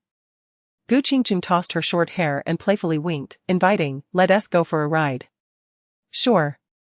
Gu Qingcheng took her friend on a tour around the city center. And later they dined at a fine restaurant, enjoying a sumptuous meal. Now that you've secured a house and a car, what are your next plans? Su Luoyan inquired, curious if she would continue living at the Gu residence. Of course, I will stay. Engaging in a battle of wits with them has become one of the greatest joys of my life, Gu Qingcheng replied. After the recent incident of being framed, she understood that Gu Rui was cornered and would soon act out of desperation, making the ensuing conflict even more intense. She looked forward to it eagerly. However, recalling how Gu Rui had intruded into her territory in her absence, Gu Qingcheng pondered for a moment before a plan formed in her mind. Yan. Where is the nearest flower and bird market in the city? She suddenly asked. Su Luoyan replied, puzzled, what do you need a flower and bird market for? I want to buy something. As Su Luoyan was always eager to assist her friend, she promptly inquired in their alumni group and quickly received a response. This is the largest flower and bird market in the city, they say you can find anything there. It closes at 9 in the evening. Let us go check it out. Gu Qingcheng exclaimed, pulling her friend along as they drove to the market. After strolling around the flower and bird market, Gu Qingcheng successfully acquired the pet she desired, though Su Luoyan trembled in fright. Qingcheng, are you sure you want to bring this home? Aren't you afraid? Su Luoyan stuttered, visibly shaken. Gu Qingcheng smiled wryly, self-deprecatingly replying, having lived in a pigsty for 3 years, I've encountered far worse. This is nothing, it one tea bite. All right, I support you, Su Luoyan said, frowning tightly as she cautiously got into the car. Gu Qingcheng returned home at 10 o'clock that night. The living room on the first floor was quiet, as the Gu family had all retreated to their rooms to rest. Gu Qingcheng relished the peace. However, just as she was about to cross the living room, an irate voice echoed from the second floor, "Did you go to see Brother Yunma again today?" Gu Qingcheng glanced up and replied nonchalantly, "Yes, he gave me money again." "What?" Gu Rui's voice erupted in disbelief. "Did Yunma not tell you?" Gu Qingcheng asked, feigning curiosity as she blinked innocently. Gu Rui, teeth clenched, remained silent as she immediately pulled out her phone to call. Gu Qingcheng chuckled softly, carrying her bags back to her room. After settling her newly acquired treasures, she contemplated gently, "I shall name you Rui, what do you think? Do you like it?" Naturally. The animal could not respond, merely wriggling in the box. Gu Qingcheng recalled how timid Gu Rui had always been, any insect or moth could send her into a panic. Let alone this creature. She eagerly anticipated Gu Rui's reaction the next time she sneaked in to discover this delightful surprise. It would undoubtedly be quite the spectacle. That night, Gu Rui did not come down to trouble Gu Qingcheng. However, from her room, Gu Qingcheng could clearly hear the sounds of arguing and crying from the second floor. Initially, it was only Gu Rui's voice, hysterical and cursing, evidently on the phone with Chen Yunma. Soon, the comforting tones of Liang Jingrong and the soothing words of Gu Baichuan joined in. Gu Qingcheng smirked coldly to herself as she set up the newly purchased hidden camera before washing up and preparing for bed. The Stock God group chat had been active all night. Kochi was scheduled to arrive in the capital on Wednesday, and Zhou Zhou inquired about his itinerary. Ultimately, they decided to gather for dinner on Friday night, reminding each other to take photos and share them. Gu Qingcheng climbed the stairs to review the chat records and noticed that Bai Yi had not been active all night, likely busy with his night shift. Strangely, she felt a twinge of anticipation for the gathering on Friday night, curious about what the so-called white-robed god truly looked like. The following morning, Gu Qingcheng awoke and, as usual, set out for her morning exercise. Upon returning from her run, she found the Gu family gathered in the yard, admiring her car. Ahem. Noticing no one had acknowledged her, Gu Qingcheng took the initiative to signal. The 4 members of the Gu family immediately stood upright, their faces tinged with embarrassment as they turned around. Liang Jingrong cast a sidelong glance, asking, "Qingcheng, is this your new car?" Chapter 26, The Intrusion Indeed. Did I not mention this to you just a couple of days ago? I retrieved the car yesterday. As she spoke, Gu Qingcheng produced the car keys, unlocking the vehicle and inviting, "Would you like to experience it firsthand?" "No, no." Liang Jingrong immediately declined, her expression exceedingly peculiar. Gu Ruoyi bit her lip, her eyes nearly bulging out. Beside the brand-new Maserati stood a Porsche Macan, which belonged to Gu Ruoyi. Her driving skills were mediocre. The Macan, purchased merely 2 years prior, was already marred with scratches and dents, appearing rather worn. Upon hearing Gu Baichuan's previous remark about the Maserati's price nearing 3 million, she felt a surge of envy. She could have purchased 4 of her own vehicle with that amount. Having just returned after 3 years of abduction, how could she possibly afford such luxury? "Did you have to beg Brother Yunma for the money to buy a car?" Gu Ruoyi pouted, feeling quite aggrieved as she posed the question. Gu Qingcheng chuckled, responding candidly. "No, this is my own money." "That's a lie. Just yesterday, you asked Brother Yunma for 1 million. You've wronged me. It was Qing Yunma who offered to give me money to spend." How could that be possible?" "You must have pestered Brother Yunma." Gu Ruoyi, lost in her own assumptions, utterly refused to believe Gu Qingcheng's words. "Enough. It's early in the morning and you're causing a ruckus. Letting the neighbors witness this farce." Gu Ting'an, suppressing his anger and wearing a stern expression, interrupted the quarrel and turned his attention to his eldest daughter. "Qingcheng, wouldn't it be better to save your money for medical treatment? Buying such a car is a waste." Gu Qingcheng scoffed, "My illness cannot be cured, why waste money? I'd rather enjoy it while I can." The Gu family fell silent, unable to retort. Gu Qingcheng smiled, exposing their underlying concern. "You're upset on Ruoyi's behalf, right? Wishing she could drive a car like this too? Well, you spoil her, just buy her one, so she doesn't cry all day." "Who's crying?" "It's because of you." Gu Ruoyi wiped her tears and turned to shout. Before Gu Qingcheng could respond, her gaze caught sight of a police car driving into the courtyard. The Gu family members turned, each wearing a puzzled expression. "What brings the police here?" Gu Baichuan muttered. The police car came to a stop, and as the officer emerged, Gu Qingcheng recognized him and politely approached. "Good day, Officer Wang. Has there been progress in the case?" During her rescue, Gu Qingcheng had formally filed a report about her abduction 3 years prior, and the police had already opened a case. Officer Wang nodded gravely and got straight to the point. "We brought in 2 human traffickers yesterday and would like you to identify them. I didn't have your contact information, so I had to come here." Gu Qingcheng was somewhat taken aback and quickly replied, "All right, give me a few minutes to change." Before she finished speaking, she turned, noticing her sister's unusual demeanor. She smiled. "Ruoyi, what's wrong? Why are you so nervous?" Gu Ruoyi immediately straightened her posture. "Who's nervous? Don't say such things." "Huh. I'm in a hurry and want to argue with you." Gu Qingcheng coldly laughed before heading inside. "There's no rush. The net of justice is vast and will not miss its mark." She firmly believed they would eventually capture those traffickers and unmask Gu Ruoyi's facade. Gu Qingcheng quickly tidied up in her room and soon left with the police. As she watched the police car depart, Gu Ruoyi felt beads of sweat forming in her palms. However, she quickly reassured herself, recalling that she had only communicated with the intermediary over the phone and they had never met in person. After the incident, she had destroyed the SIM card. With over 3 years having passed, who would remember such details? Thus, she deemed it impossible to uncover irrefutable evidence. Upon arriving at the police station, Gu Qingcheng met the 2 traffickers. After a thorough recollection, she confirmed that she had no recollection of them. "Officer Wang, these are not the ones who trafficked me." Disappointment flickered across her face. Officer Wang nodded but added, "However, according to their statements, the people they trafficked were also sent to Sanha village." Sanha village, a remote and impoverished area, had been where Gu Qingcheng was held captive for 3 years. Perhaps there is a connection among these traffickers, Gu Qingcheng speculated. Yes. They likely share information and trade among themselves. Officer Wang affirmed her theory and inquired if she remembered any facial features of those individuals. Gu Qingcheng thought for a moment and recalled some details. She had always been intelligent, recognized as a prodigy in her studies, and possessed an excellent memory. Additionally, During her 3 years of captivity in a pigsty, she had often sketched the trafficker's features in the dirt with straw.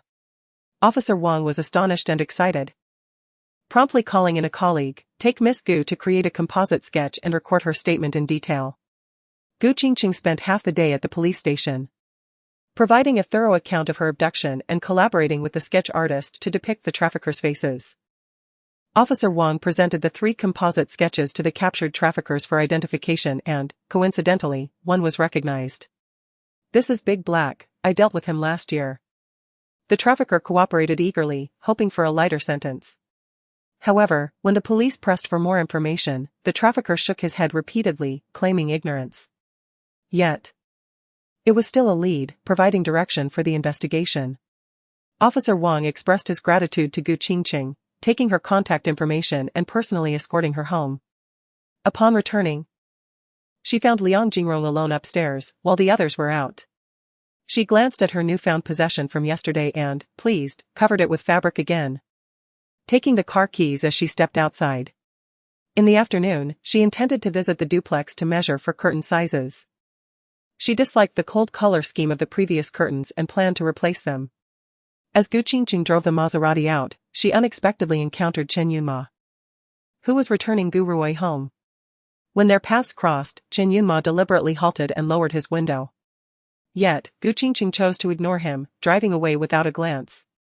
In the passenger seat, Gu Ruoyi fumed, look at her, acting all high and mighty. Chen Yunma turned to inquire, is this the new car she bought? Yes. Are your eyes blind? Gu Ruoyi snapped, still seething with jealousy. Chen Yunma swallowed hard, feeling somewhat guilty. The car's market value was nearly 3 million. And he had only lent her 1 million. Gu Ruoyi turned back, her face a mask of anger. Do you think I believe that? Didn't you say she sold all her jewelry? That should have been enough to buy a car. Chen Yunma believed Gu Qingcheng had squandered her money on the car, hence needing to borrow funds from him to sustain her lifestyle. After all, she had once been the most esteemed debutante in the capital, accustomed to a high standard of living, with any outfit or handbag starting at tens of thousands. Now, without a source of income and with the Gu family neglecting her, 1 million would not last long. I don't care, you must make her repay you soon. We need money for our wedding too, you should be generous. Ruoyi. Given her current situation, how could she possibly repay? Just 1 million? You shouldn't be so calculative. 1 million is merely a trifle? Gu Ruoyi's fury flared as she turned to glare at him, teeth clenched. Chen Yunma, you clearly still have feelings for her, yet you refuse to admit it. If you love her so much, then break up with me and marry her. After furiously chastising him, Gu Ruoyi unbuckled her seatbelt and pushed the door open to exit. Ruoyi, Ruoyi. Chen Yunma called after her, but he could only follow her in the car, driving all the way to the Gu family villa. Liang Jingrong saw this unfold and immediately stood up to block her. What now? Did I not tell you a couple of days ago? Stop arguing with him. Men need to be coaxed. If you keep throwing tantrums, you'll only push him away. Gu Ruoyi, small-minded and overly emotional. Upon being reminded by her mother, Chen Yunma regained a semblance of composure. He stepped out of the car and approached Liang Jingrong, who nodded in acknowledgement before directly inquiring of her prospective son-in-law, Yunma. When do you plan to reschedule the engagement banquet? Chen Yunma's expression faltered as he glanced at Gu Ruoyi, appearing somewhat uncertain. However, Gu Ruoyi immediately cast a sidelong glance at him, her eyes brimming with a palpable threat. Reluctantly, he replied, it can be any time, depending on your and Uncle Gu's arrangements. Liang Jingrong eagerly awaited this response, concerned that her youngest daughter's capricious nature might scare away her golden son-in-law. Thus, she was keen to finalize the marriage plans. The Gu family's business had been on a decline in recent years, and they were pinning their hopes on an alliance with the Chen family, wishing to regain their former glory. Alright, I checked the dates yesterday, and this Saturday seems quite favorable, Liang Jingrong proposed, looking at the two of them. What do you think? Gu Ruoyi pouted in silence, but after receiving a glance from Liang Jingrong, she reluctantly nodded, then let's proceed with Saturday. Chen Yunma had no option but to concur, very well. Saturday it is. That evening, as Chen Yunma dined at the Gu residence, they finalized the details of the engagement. Considering the broken pigeon blood-red gemstone necklace, Chen Yunma generously offered to gift Gu Rui a new car. Gu Rui, who had been sulking, suddenly brightened and eagerly exclaimed, I have my eye on a Bentley, around 4 million. Let us go for a test drive tomorrow. Her request drew the attention of Gu Tingyan and his son, whose own vehicle was worth about 3 million. The thought of their daughter wanting a car worth 4 million left them with complex expressions. Chen Yunma hesitated, voicing his concern, isn't 4 million a bit excessive? I believe a car worth over 1 million would suffice. Gu Rui's expression soured instantly, clearly displeased. Chen Yunma, gritting his teeth to avoid further conflict, acquiesced, all right then. Let us go take a look tomorrow. Brother Yunma, you are truly wonderful, Gu Rui beamed, immediately linking her arm with his. The other members of the Gu family relaxed their expressions, offering smiles and praise, emphasizing how well Yunma treated and indulged her, urging her to cherish him. Gu Rui gazed affectionately at her fiancé, declaring, of course, my bond with Brother Yunma is unbreakable. After dinner, Chen Yunma cast several glances outside. Curious about why Gu Qingcheng had not yet returned. Brother Yunma, what are you looking at? Gu Rui noticed his distraction and inquired with concern. Oh, it's nothing. I should be heading back to discuss the engagement with my parents, he replied, cautious not to reveal his anticipation for Gu Qingcheng's return. Ah, yes, do drive safely. Gu Rui said as he departed. Once he left, the Gu family convened for another meeting. Mom, since the engagement banquet is set for Saturday, should we have sister avoid being here? Otherwise, how would the guests dare to come? Gu Rui, who had long wished for Gu Qingcheng to be expelled from the house, seized the opportunity to propose this. Liang Jingrong frowned, noting that it required Gu Qingcheng's consent to avoid being present. Gu Tingyan suddenly asked. Has she not returned since her trip to the police station this morning? Liang Jingrong replied, she came back at noon, and according to Aunt Zhao, she took the car keys and left again. Gu Baichuan expressed his confusion, she goes out every day, what could she possibly be doing? Surely she isn't engaging in illicit activities? Gu Tingyan remained silent, his face darkening. Gu Rui muttered, it's likely not anything good. She asked Brother Yunma for 1 million, who knows what she is up to? With the conversation falling silent, Gu Rui, anxious about the police investigation into the human trafficking case from years past, suggested again, Dad, Mom, we could have sister temporarily move out. After my engagement banquet with Brother Yunma, we can invite her back. After making her proposal, she further asserted, if you're worried about her living alone, I can visit her daily to check in and bring her food. Liang Jingrong was taken aback, you would do that? Gu Rui responded earnestly, she is my sister. Isn't this what I should do? Today, Brother Yunma even encouraged me to be more magnanimous. After all, sister has endured so much hardship and is now battling a terminal illness. We are family, and if we neglect her, how painful would that be for her? As she spoke, Gu Rui's eyes glistened with unshed tears. Gu Baichuan sighed, indeed, I feel for her too, but her current disposition is simply uncommunicative. Thus, it was decided that he would help her pack her belongings, and when she returned, he would escort her to a rental property. Gu Rui stood up, suppressing her discomfort, and walked toward the maid's quarters on the first floor. Liang Jingrong turned to her youngest daughter, calling out, Rui, are you really going in like that? Gu Rui replied, Mom, HIV cannot be transmitted through the air. You shouldn't treat sister like a venomous beast. The sudden shift in her demeanor, showing willingness to accept and care for her elder sister, brought relief to Gu Tingyan and Liang Jingrong. It seems Brother Yunma has had a significant influence on Rui. I hope Qingcheng can also comprehend our predicament, Liang Jingrong mused. Little did they know, it was Gu Rui who possessed deeper cunning and ulterior motives. She thought to herself that once she succeeded in expelling Gu Qingcheng from the house, there would be no chance of her return. Her claim of visiting daily was merely a faade to extract information regarding any progress in the police investigation concerning human traffickers. Such inquiries were not something she could pose to Gu Qingcheng at home, as it would raise suspicions. With a firm resolve and a flicker of excitement in her heart, Gu Rui felt she had finally found a reasonable justification to push Gu Qingcheng out while maintaining a favorable impression before her parents. She opened the door to the maid's quarters, instinctively holding her breath. Although she had read that HIV could only be transmitted through 3 specific means, Upon entering Gu Qingcheng's room, she felt a chill run down her spine. Nevertheless, she had to feign indifference toward her sister. As she opened the wardrobe, she noticed an array of new clothes already hanging there, and envy surged within her. Mom, sister has so many clothes, she must be spending her days shopping. Gu Rui remarked as she continued tidying up, speaking to those outside. Liang Jingrong approached the door, engaging in conversation, perhaps, as she always returns with bags in hand. While speaking, Liang Jingrong's gaze fell upon something on the table, and she furrowed her brow in confusion. Rui, what is that? It's covered with a cloth. Gu Rui turned from the wardrobe, unsure, I don't know.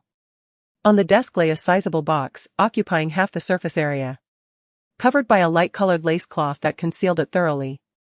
Could it be a jewelry box? Gu Rui speculated as she approached it.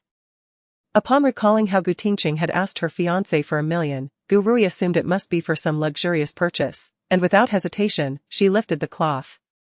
Ah. Ah. Ah. Ah. Chapter 27, The Giant Snake. At the moment the cover was lifted, Gu Rui was so frightened that her soul seemed to leave her body.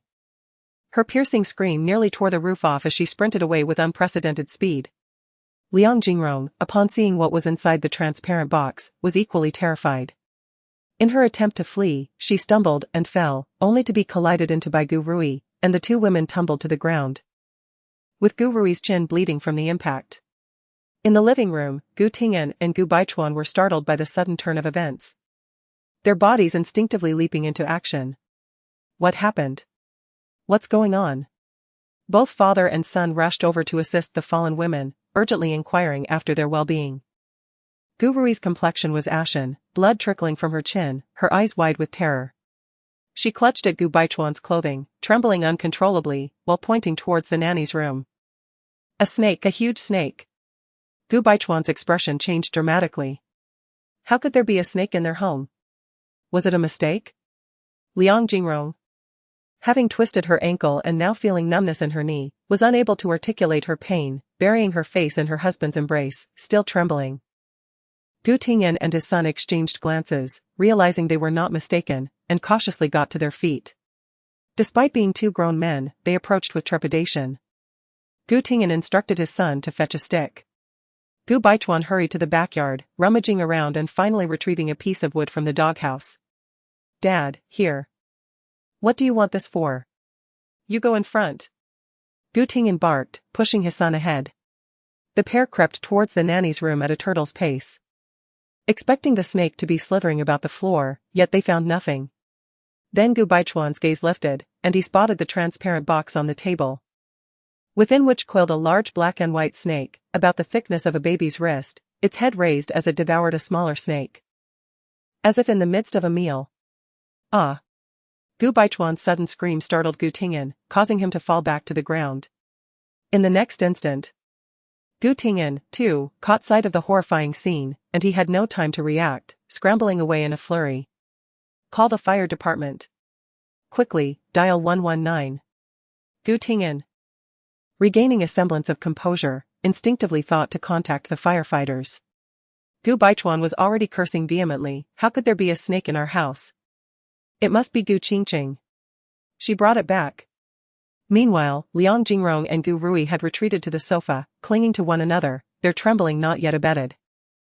Hearing his son's outburst, Liang Jingrong muttered in anger, she should move out, move out. Gu Baichuan called the fire department, reporting a large snake in the house. The operator, after confirming the address, assured them that help was on the way. The Gu family, too frightened to remain indoors, fled to the courtyard. The household staff and driver, having seen nothing, were startled by their panic and followed suit, emerging outside. The firefighters arrived swiftly, fully equipped, and upon entering, assessed the situation. This is a pet snake, isn't it? It's certainly not an emergency. Why call us? The firefighters, bemused, implied that they had been misled. Liang Jingrong shook her head vigorously. No. That's not ours, you have to take it away, please. The snake was kept in the box, with the smaller creatures clearly intended as its food, indicating human care. The firefighters, after checking the snake species, informed them, this is a black and white king snake, non-venomous, suitable as a pet. Gu Baichuan had no choice but to explain, this snake belongs to my sister. She's not home, so you need to take it. That's not possible, the firefighters replied. Since it's a family pet, you'll have to figure out what to do with it. With that, they left, having refused to take away private property. The Gu family, too frightened to enter the house, stood outside in a heated stalemate. After a considerable time, Gu Tingyan regained some composure. Yunma lent money to Qingcheng, right? He must have her contact information. Call him. Okay. Gu Rui promptly dialed Chen Yunma to obtain Gu Qingcheng's phone number. Chen Yunma, sensing something was off in Gu Rui's voice, inquired about the matter. Gu Rui merely dropped the bombshell, my sister has a snake, before hanging up. At that moment, Gu Qingcheng was watching a movie with Su Luoyan at the cinema. When her phone rang, she glanced at the screen, raising an eyebrow. Although she had not saved any contact from the Gu family in her new phone, she remembered all their numbers from her 20 years of life. What could Gu Rui want? She mused, suddenly struck with realization. Hello. In the quiet theater, she answered in a hushed tone. The voice on the other end erupted in furious shouts. Gu Qingcheng, come back and get your snake. You nearly scared Mom to death. The sudden high volume startled those nearby. Gu Qingcheng smiled apologetically at the others, then whispered to Su Luoyan before stealthily exiting the screening room. That's my new pet. Kept in my room. Is it bothering you? Gu Rui's voice was frantic and incoherent. Are you out of your mind? Who keeps a snake in their room? If you want to die, don't drag us down with you. The snake is quite docile, it won't bite if you don't provoke it. Gu Qingcheng attempted to explain. The tone shifted as Gu Tingyan took over the call. Qingcheng, you need to come back and deal with the snake. We called the fire department, and they won't touch it. If you don't handle it, I'll dispose of it myself, and don't even think about coming home. Hearing her father's voice quiver, whether from anger or fear, Gu Qingcheng couldn't help but ask, Dad, are you really afraid of a snake? Gu Qingcheng. Gu Tingyan barked, his temper flaring. Fine, I'll be right back. Gu Qingcheng suppressed her laughter, adopting a conciliatory tone. After hanging up, she texted Su Luoyan, I need to head back, they've discovered the snake, and even the fire department is involved. Su Luoyan quickly replied, can you handle it? Do you want me to come with you? Gu Qingcheng responded, no need. On her way home, while waiting at a traffic light, Gu Qingcheng opened the camera app to review the footage from her room. The moment Gu Rui lifted the cover sent a shiver through her phone.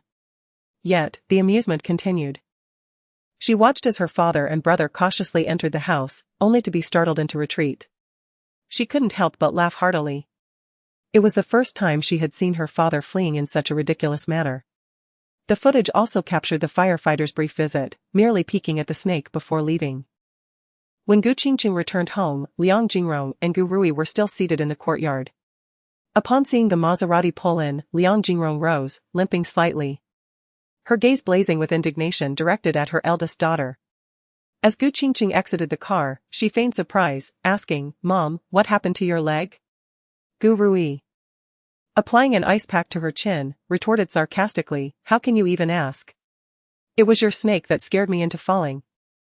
The surveillance footage had captured the chaos perfectly, showing Gu Rui colliding with her mother as she fled, resulting in a heavy fall.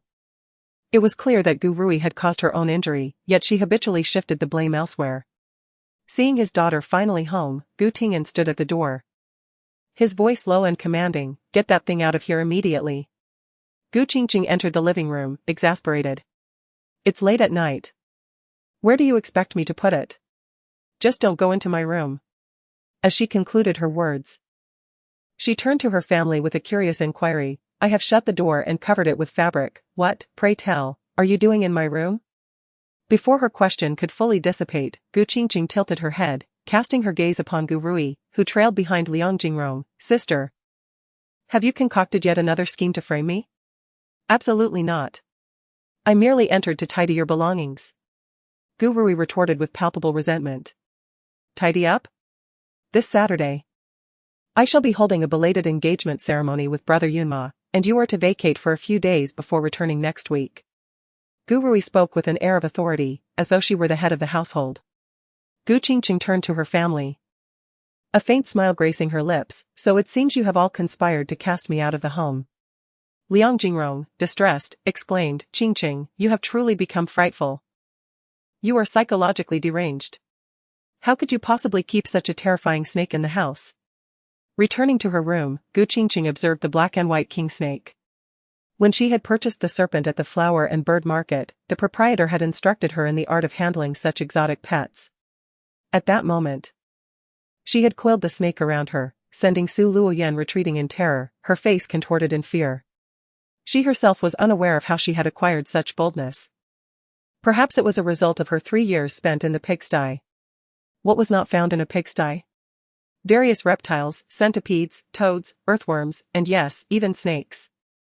She had been terrified to the point of fainting, unable to close her eyes for days and nights.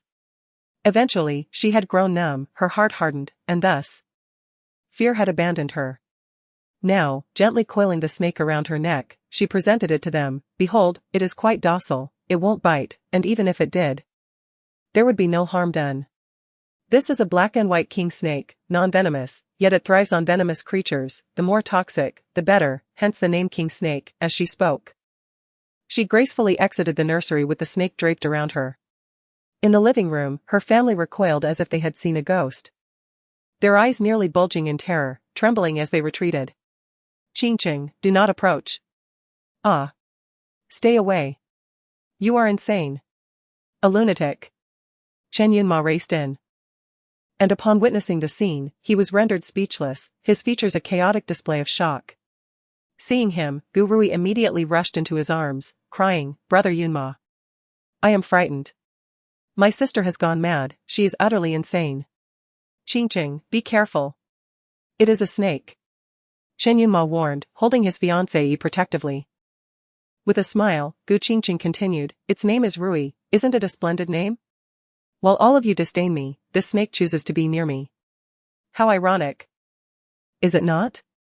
Chapter 28, Withdrawal from the group. Upon hearing that the snake was named Rui, Gu Rui felt it was a clear mockery of her. She immediately erupted in anger, exclaiming, Gu Qingcheng, you are truly despicable. How dare you name the snake after me? What do you mean by that? My beloved pet shares the same name as my dear sister, how meaningful that is. Gu Qingcheng, holding the snake's head, deliberately presented it to them. The members of the Gu family recoiled in horror, their souls momentarily escaping them. What significance is there in that? You are merely ridiculing my venomous heart. Gu Rui began to weep again. Father, mother, you must stand up for me. I have devoted myself to my sister. Yet this is how she repays my affection, she wept incessantly. Gu Qingcheng, exasperated, warned, if you continue to cry, I shall place Rui in your bed tonight to keep you company. Gu Rui's eyes widened in fear, and she instantly ceased her tears. Gu Qingcheng smiled with satisfaction, coiling the snake and returning it to its box. The Gu family collectively exhaled in relief. Qingcheng, you must dispose of that snake, commanded Gu Tingyan. I cannot simply discard it, having purchased it, I am responsible for its care. Unlike you, I will not abandon my own daughter, Gu Qingcheng replied coldly, showing no signs of yielding. Chen Yunma interjected, aren't you afraid to sleep at night? It's terrifying. Afraid? Gu Qingcheng turned to them with a cold laugh. Do you know how I endured those years when I was abducted, confined in a pigsty? Not to mention the swarms of mosquitoes, there were also countless pests, centipedes, toads, and earthworms were regular visitors. And yes, I encountered snakes on 2 occasions. Tell me, was I fearful then? Liang Jingrong's face twitched as she choked out, Qingcheng. I know you have suffered, I understand it has not been easy for you. No, you do not understand, Gu Qingcheng interrupted, her heart ashen and devoid of emotion. If you could truly comprehend the agony I endured over the past 3 years, you would not treat me this way upon my return. Gu Tingyan, unfazed, retorted, if you wish to leave, then do so. Uncle Gu, Chen Yunma quickly interjected. Shifting the topic, it is getting late, let us discuss this matter tomorrow. I believe Aunt's leg appears to be injured, should we take her to the hospital? Liang Jingrong stood there, her body leaning to one side, seemingly unable to put weight on her right leg. Chen Yunma's observation prompted the Gu family to inspect her closely, revealing that her right ankle was swollen. Everyone had been so focused on the snake that they had overlooked the severity of her condition. Gu Tingyan promptly instructed his son to drive his wife to the hospital. As the villa emptied, Gu Qingcheng breathed a sigh of relief and turned back to her room. The black and white king snake lay quietly coiled in its box, and after staring at it for a while, she felt a sense of unease, prompting her to cover it once more. On WeChat, Su Luoyan had been inquiring about the situation. Gu Qingcheng replied briefly, relieved to learn her best friend had finished watching a movie and returned to school. The QQ messages chimed incessantly, and upon opening them, she found her friends discussing the stock market trends for the next day. Several individuals tagged her, and after ascending the stairs, she responded to their queries. Lady Li, you have finally arrived. We have been trading small stocks and have seen decent profits. Do you think we should hold or sell? Lady Li, since they are small stocks, we should sell. Jingxuan, yes, let us sell tomorrow. White-clad god, I believe the market will rise tomorrow, the fluctuation should come to an end. Gu Qingcheng chuckled softly. The stock market does not depend on your beliefs, your opinions hold no weight. White-clad god, adhering to value investment is the correct approach to trading. Your perspective is merely clever but speculative. Lady Li, as long as it yields profit, that is what matters. White-clad god, if our philosophies differ, perhaps I should leave the group. Gu Qingcheng frowned at this. Was it truly necessary for a grown man to withdraw from the group simply due to a difference of opinion?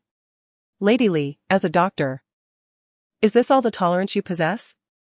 How will you face difficult patients and their families? Will you also dismiss them if they are challenging? You cannot possibly be a quack, can you? Speaking of quacks, Gu Qingcheng recalled Chen Yunma's brother-in-law, an undeniable quack himself, known for his volatile temperament and peculiar demeanor. White-clad god, is it your habit to indiscriminately label others without cause? Gu Qingcheng chuckled to herself, just as she was about to respond. The message was interrupted by Jingxuan, the white-clad god has left the group. Zhou, no way. Is he in a bad mood today? Gu Qingcheng furrowed her brow, deleting her unfinished response and typing anew, if our philosophies differ, there is no need to force it. Zhou, however, Lady Li, your previous comment was indeed a bit excessive. The white-clad god is an excellent physician, truly. Before Gu Qingcheng could respond, Zhou sent a lengthy voice message. After a moment of hesitation, she decided to listen. Lady Li, I must clarify for the white-clad god, he is not a quack but rather a modern-day Huatua. Last year, my niece was in a severe car accident. Caught by a dump truck, suffering grave injuries. When she was brought to the hospital, the doctors advised preparing for the worst. Knowing the white-clad god was in Beijing, I sought his assistance in finding an expert. Fortunately, he happened to be on duty that day. Upon hearing the situation, he rushed back to the hospital and expedited her transfer to the facility where he worked. He convened an expert consultation, gathering leading figures from various disciplines to devise a surgical plan, and he performed the surgery himself, which lasted over 8 hours. Meticulously reconnecting every blood vessel and nerve in my niece's body. After listening to the 2 lengthy voice messages, Gu Qingcheng felt an inexplicable warmth in her eyes. As if she had been transported into the operating room, witnessing the heart-stopping moments of the surgery and the selfless courage of the white-clad angels battling against death. Yes. I saw that news. I heard the leading surgeon was quite young and declined media interviews. It was the hospital's director who revealed that the surgeon was our very own white-clad god? Yes. He is quite low-key and instructed me not to discuss this matter publicly, which is why I refrained from elaborating in the group. How is your niece doing now? She is recovering well and has started rehabilitation, barring any unforeseen circumstances. She should be able to attend primary school normally next year. That's wonderful. The white-clad god is indeed a great benefactor to your family. Indeed. Later my brother and sister-in-law insisted on treating the doctor to a meal, but no matter how I invited the white-clad god, he refused, suggesting we save our money for our child's treatment. Oh my. It turns out we all misunderstood the white-clad god. He often comes across as cold and unapproachable. To be honest, I also thought he would be the same with patients, impatient and aloof. I realize now that I misjudged him. Actually, he does maintain a rather cool demeanor, but his character is exceptionally good. The phrase benevolent doctor truly applies to him. Coach you, the white-clad god is incredible. When we meet on Friday, I must toast him 3 times. Jingxuan, Zhou, hurry and bring the white-clad god back to explain himself. Gu Qingcheng remained silent. Watching her friends express their admiration, a pang of regret stirring within her. Her earlier remarks had indeed been somewhat excessive.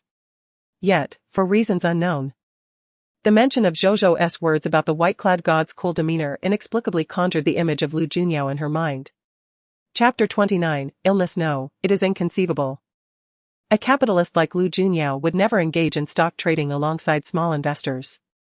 Moreover, he lacks any genuine compassion. Had it not been for the profoundly negative impression he left on her, she would not have spoken so disrespectfully to the physician in white. Madam Li, Zhou. Please bring the physician back. Just tell him I wish to apologize. Zhou, all right, I will reach out to him. However, Zhou soon replied in the group chat, I called him, but he refuses to rejoin the group, claiming he is busy with work and has not been following the stock market lately. Gu Qingcheng frowned. Was this individual truly so petty? Did she need to apologize in person? She hesitated for a moment. Yet, considering she had hurt someone, especially a physician of such exceptional skill, she felt a pang of guilt. Thus, she asked Zhou in the group, do you have his QQ? Zhou, yes, I added him when he helped my niece. Zhou sent over the physician's QQ number. After contemplating for a moment, Gu Qingcheng added him as a friend, noting, I am Madam Li, here to express my sincere apologies. Initially, she believed he would ignore her. To her surprise, her friend request was accepted shortly thereafter. Feeling a bit awkward but knowing she was in the wrong, she sent a message, I apologize, esteemed physician, for my previous words and actions. Zhou shared the story of you saving my niece, which was incredibly touching and noble. On the other end of the internet, Lu Junyao was engrossed in a medical paper. Upon catching sight of her apology, the corners of his mouth curved into a faint smile. Physician in white, it was merely my duty. Gu Qingcheng raised an eyebrow, thinking how aloof he remained. Madam Li, you should rejoin the group, otherwise I will appear to be the villain. Physician in white, I am indeed quite busy lately. Madam Li, then just remain silent. Everyone admires you so much. If you do not return, I will have no way to explain. After uttering these words and waiting in vain for a response, she assumed he had tacitly agreed. She then sought Zhou in the group, as an administrator, she could reinstate him. Sure enough, this time the physician did not refuse and re-entered the group. Madam Li, physician in white, I publicly apologize once more for my earlier remarks. Physician in white, no need. 1 starry-eyed, you're incredible, physician. I wish to know you. Physician, there is no need, it is best if you never do. This seemingly dismissive response only deepened Gu Qingcheng's admiration for him. Indeed, not requiring a physician suggests one is in good health. While others in the group continued to express their admiration, the physician did not make another appearance. After a long day, Gu Qingcheng felt exhausted. Seizing the moment while the Gu family was still at the hospital, she took a shower in the public restroom and prepared to rest. Once in bed, a dull ache began to throb in her lower abdomen. She silently counted the days. Her menstrual cycle was approaching. For the past 3 years, she had experienced this peculiar pain, often starting 2 or 3 days prior to her period. The discomfort could be so intense that she would break into a cold sweat, nearly fainting.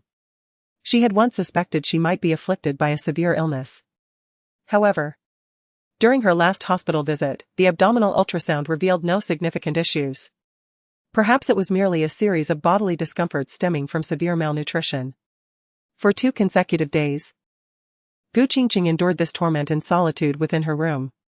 Only at mealtimes did she order takeout on her phone. When the pain became unbearable, she even had a delivery person bring her painkillers. Yet, the relief from the medication was only temporary. The night she was startled by the snake, Liang Jingrong had injured her right foot, bandaged extensively. Gu Rui had also injured her chin, leaving a dark, scabbed bruise. Consequently, the engagement banquet scheduled for the weekend had to be postponed once more. Noticing Gu Qingcheng had secluded herself for 2 days, the Gu family began to murmur. Mom, is sister's condition worsening? Should we take her to the hospital? What if? Gu Rui hesitated to voice the thought that if she were to die at home, it would be inauspicious. Liang Jingrong, observing the eldest daughter had not emerged since the morning she retrieved her takeout, felt a sense of foreboding. Rui, go knock on her door. Liang Jingrong, unable to move easily, directed her younger daughter. Gu Rui was somewhat reluctant. Firstly, due to the snake in Gu Qingcheng's room, and secondly, she feared that Gu Qingcheng might be gravely ill, her skin festering and grotesque, which would be horrifying. Mom, let Aunt Zhao check on her instead. Gu Rui called Aunt Zhao and insisted she go knock. Inside the room, Gu Qingcheng was in near-fainting pain. She longed for water, yet the cup was already empty. The porridge delivered in the morning had barely been touched, congealed and swollen from sitting out all day. Yet, she was parched, her mouth dry and sticky. She could only muster the strength to sit up slightly, pressing a spoon against the surface of the porridge to extract a little liquid to swallow. When the door was knocked upon, she glanced toward it, a faint, sardonic smile crossing her lips. Ah, they finally remembered there was someone at home. Despite knowing she had been unwell for 2 days, not a single person had inquired after her. Her heart, which had long since succumbed to despair, cracked open anew, bleeding profusely. Miss? Aunt Zhao's voice sounded from outside. The cold mockery and disappointment that had briefly stirred in Gu Qingcheng's heart sank once more. It was only Aunt Zhao. She had hoped it might be her mother coming to show concern. What is it? Gu Qingcheng replied weakly. Outside. Upon hearing a sound from within, Aunt Zhao's expression shifted slightly, and she pushed the door open a crack. Miss, how are you? The madam asked if you need help calling an ambulance. Aunt Zhao noticed Gu Qingcheng's pale complexion and disheveled appearance, her voice softening with concern. No need. Please just bring me a glass of water. Oh, certainly. Aunt Zhao closed the door and turned to get the water. Passing through the living room, Liang Jingrong inquired about the situation. Aunt Zhao reported, the miss appears very weak, she says she does not want to go to the hospital and only wishes for water. Gu Rui frowned, muttering softly, she would rather die at home. Liang Jingrong's expression turned serious. After a moment of thought, she said, tell her it would be best to go to the hospital. All right. Aunt Zhao poured the water and placed it at the door, not daring to enter. She then gently urged, Miss, please consider going to the hospital, the madam is very worried about you. Gu Qingcheng forced herself upright and retorted with sarcasm. She fears it would be inauspicious if I die at home, doesn't she? Aunt Zhao. Seeing Gu Qingcheng move to fetch the water, Aunt Zhao hurriedly stepped back. After drinking the water and swallowing the last painkiller, Gu Qingcheng suddenly felt a warm rush below. Hastily setting down the cup and opening the door to exit, Liang Jingrong was on the phone with Gu Tingyan, discussing the condition of her eldest daughter. Upon seeing her suddenly appear, she was startled, her face paling as if she had seen a ghost. Gu Qingcheng headed to the restroom.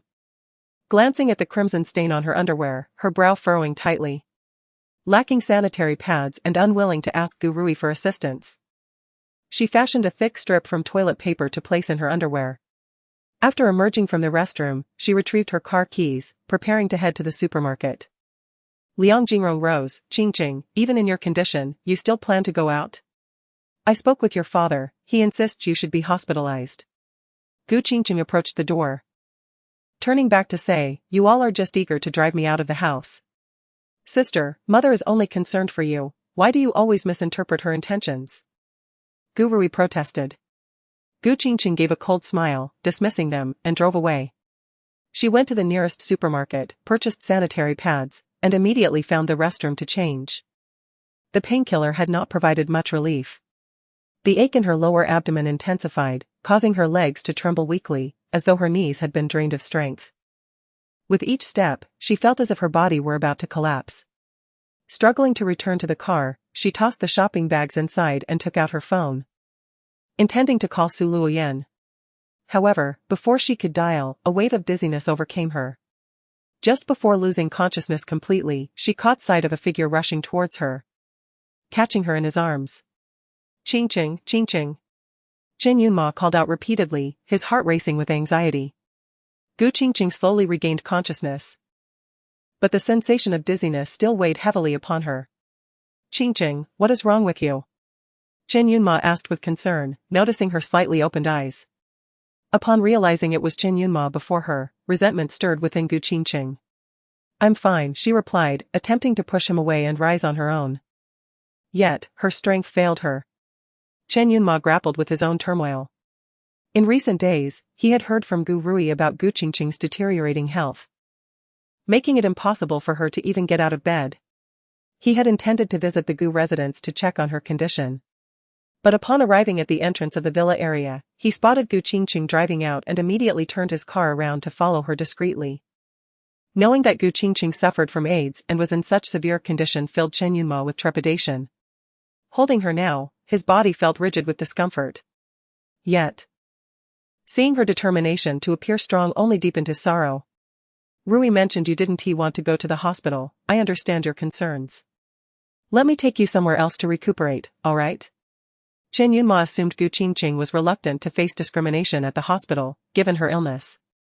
Without waiting for her response, he helped her into his Bentley, carefully settling her in the back seat. As the car traveled along the road, Gu Qingcheng gradually regained some composure and weakly asked, "Aren't you afraid that Gu Rui will find out and cause a scene?" She won't know, Chen Yunma assured her before making a phone call. "Uncle, could you come over? I need your help. I'm not sick, it's Rui's sister, the one you've met. She's unwell, gravely ill. Uncle, please, come see her, I don't know who else to turn to." Gu Qingcheng, listening from the back seat, furrowed her brow and interjected, "I don't need a doctor. I won't die, I'll be fine in a few days." Ignoring her protest, Chen Yunma continued to plead with his uncle on the phone. Once he hung up, he glanced in the rearview mirror and reassured her, "Qingcheng, my uncle is not just anyone, he won't judge you." Gu Qingcheng remained silent. Pain surged through her once more, causing her to collapse back onto the seat, her consciousness fading into a haze. Lu Junyao, having worked the night shift, was resting at home when his nephew's call forced him out. His expression was less than pleased as he stepped out of the car. Chen Yunma stood by the vehicle, and upon seeing Lu Junyao approach with a stern demeanor, he anxiously exclaimed, "Uncle, you need to see her, she seems to have fainted again." Chapter 30, Rescuing the Beauty. Lu Junyao, feeling exasperated, questioned, "Then why don't you call an ambulance or take her directly to the hospital?" Despite his reprimands, his pace quickened. Chen Yunma replied, "She refuses to go. She must think she has AIDS and doesn't want to face discrimination at the hospital." Lu Junyao retorted angrily, "She does not have AIDS. Uncle, she has already collapsed." Chen Yunma's tone was heavy, implying that Lu Junyao was deceiving himself. Frustrated, Lu Junyao cursed, "Fool." Upon reaching the car, he leaned inside and observed a woman lying in the back seat, her complexion as pale as death, her lips devoid of color. Lu Junyao's expression darkened, and he promptly extended his slender fingers to check her pulse, examine her carotid artery, and pinch her philtrum. Gu Qingcheng? Gu Qingcheng. His actions were too forceful, jolting the semi-conscious Gu Qingcheng awake. Upon seeing her slightly open her eyes, he inquired, "What's wrong? Where does it hurt?" Gu Qingcheng glanced at the man hovering over her and replied coolly, "It's none of your business." Chen Yunma was indeed meddling.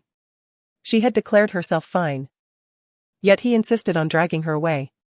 As if that weren't enough, he had summoned this inept doctor. "Now it's not up to you," Lu Junyao asserted solemnly. And without delay, he retrieved his phone to call the hospital. Gu Qingcheng caught sight of his actions and, mustering her strength, sat up weakly, saying, "I'm fine. It's just menstrual cramps." Menstrual cramps? Lu Junyao, who had just dialed, appeared astonished and skeptical.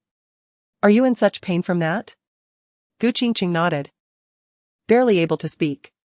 Since it was merely menstrual cramps, he deemed it manageable and informed the other end of the line that it was nothing serious before hanging up. He then instructed Chen Yunma, "Carry her back." "But, uncle, I can't. It's inappropriate for men and women to have physical contact." Chen Yunma hesitated, refusing with awkwardness. "Now you care about propriety? Why did you bring her back then?" Lu Junyao's tone was brusque. "However, I can't just stand by and do nothing, she was nearly unconscious from the pain." Chen Yunma was actually repulsed by the idea, still apprehensive about contagion. Wishing for his uncle to carry Gu Qingcheng instead. Just as the two men were at an impasse, Gu Qingcheng slumped weakly again. "Uncle, she's fainted again," Chen Yunma suddenly exclaimed. Lu Junyao turned to see her and his expression darkened further. Without a word, he leaned in, felt her pulse, and without hesitation, lifted the unconscious woman in his arms. "Go open the door," he commanded irritably. Chen Yunma hurried off to unlock the door and call the elevator. He had an apartment nearby where Gu Qingcheng could be temporarily accommodated. In the elevator, Lu Junyao looked down at the woman in his arms, his brows tightly knit. This was the first time he had seen a woman in such severe menstrual pain. It was undoubtedly abnormal. Given her height, she felt weightless in his embrace. Probably weighing no more than 90 pounds. She was too frail, her health was bound to be compromised. Gu Qingcheng. Gu Qingcheng? Noticing her head tilted against his arm, motionless, Lu Junyao's expression grew more grave. He shook his arm gently, there was no response. Once inside, he laid her down in the bedroom and immediately instructed his nephew, "Hurry and buy some painkillers, acupuncture needles, medical alcohol wipes, and 2 hot water bottles." In this sweltering heat, Gu Qingcheng's limbs were cold, and beads of cold sweat formed on her forehead, clearly indicating poor circulation. A hot compress could alleviate some discomfort. "All right. I'm on it," Chen Yunma responded eagerly, not daring to delay. Lu Junyao pulled a blanket over her for warmth, then slipped his hands under the covers, lifting her shirt and unzipping her pants. As his hand brushed against Gu Qingcheng's lower abdomen, she startled awake and quickly grasped his hand. "Gu Qingcheng. I'm massaging acupressure points to relieve the pain," Lu Junyao explained in a low voice. The woman remained silent, but her grip on his hand loosened slightly. He began to massage the acupressure points, Qihai, Guanyuan, and Zhongji. His fingers were firm and cold, each joint sharply defined. With considerable strength, he pressed down, causing Gu Qingcheng to cry out in pain, her eyes wide open. "Bear with it," he said with an impassive severity. However, Gu Qingcheng found it unbearable. Already in excruciating pain, she could not withstand further torment from external force and began to struggle, her hands gripping Lu Junyao's tightly. "Ah, it hurts. Please, Lu Junyao, stop." Gu Qingcheng curled into a ball, clutching his hand, her palm slick with sweat. Yet, Lu Junyao remained unmoved, continuing to apply pressure on the acupoints.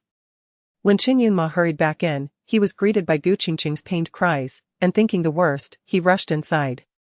"Uncle." "Don't," but upon closer inspection, the scene was not as he imagined. Lu Junyao turned, his eyes sharp enough to kill. "Did you get the supplies?"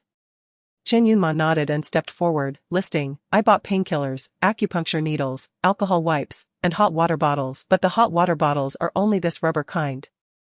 Go fill them with hot water." "Good." Lu Junyao ceased the massage, attempting to withdraw his hand, but Gu Qingcheng, disoriented from pain, clung on tightly. "Let go," Lu Junyao instructed coldly. Finally, she comprehended and released her grip. Lu Junyao left to pour a cup of hot water, returning to say, "Take the painkillers first, they work the quickest." Gu Qingcheng lay on her side, still curled up, her eyes tightly shut, murmuring, "I've already taken 2. He was taken aback. Had she taken pain medication and still felt such agony?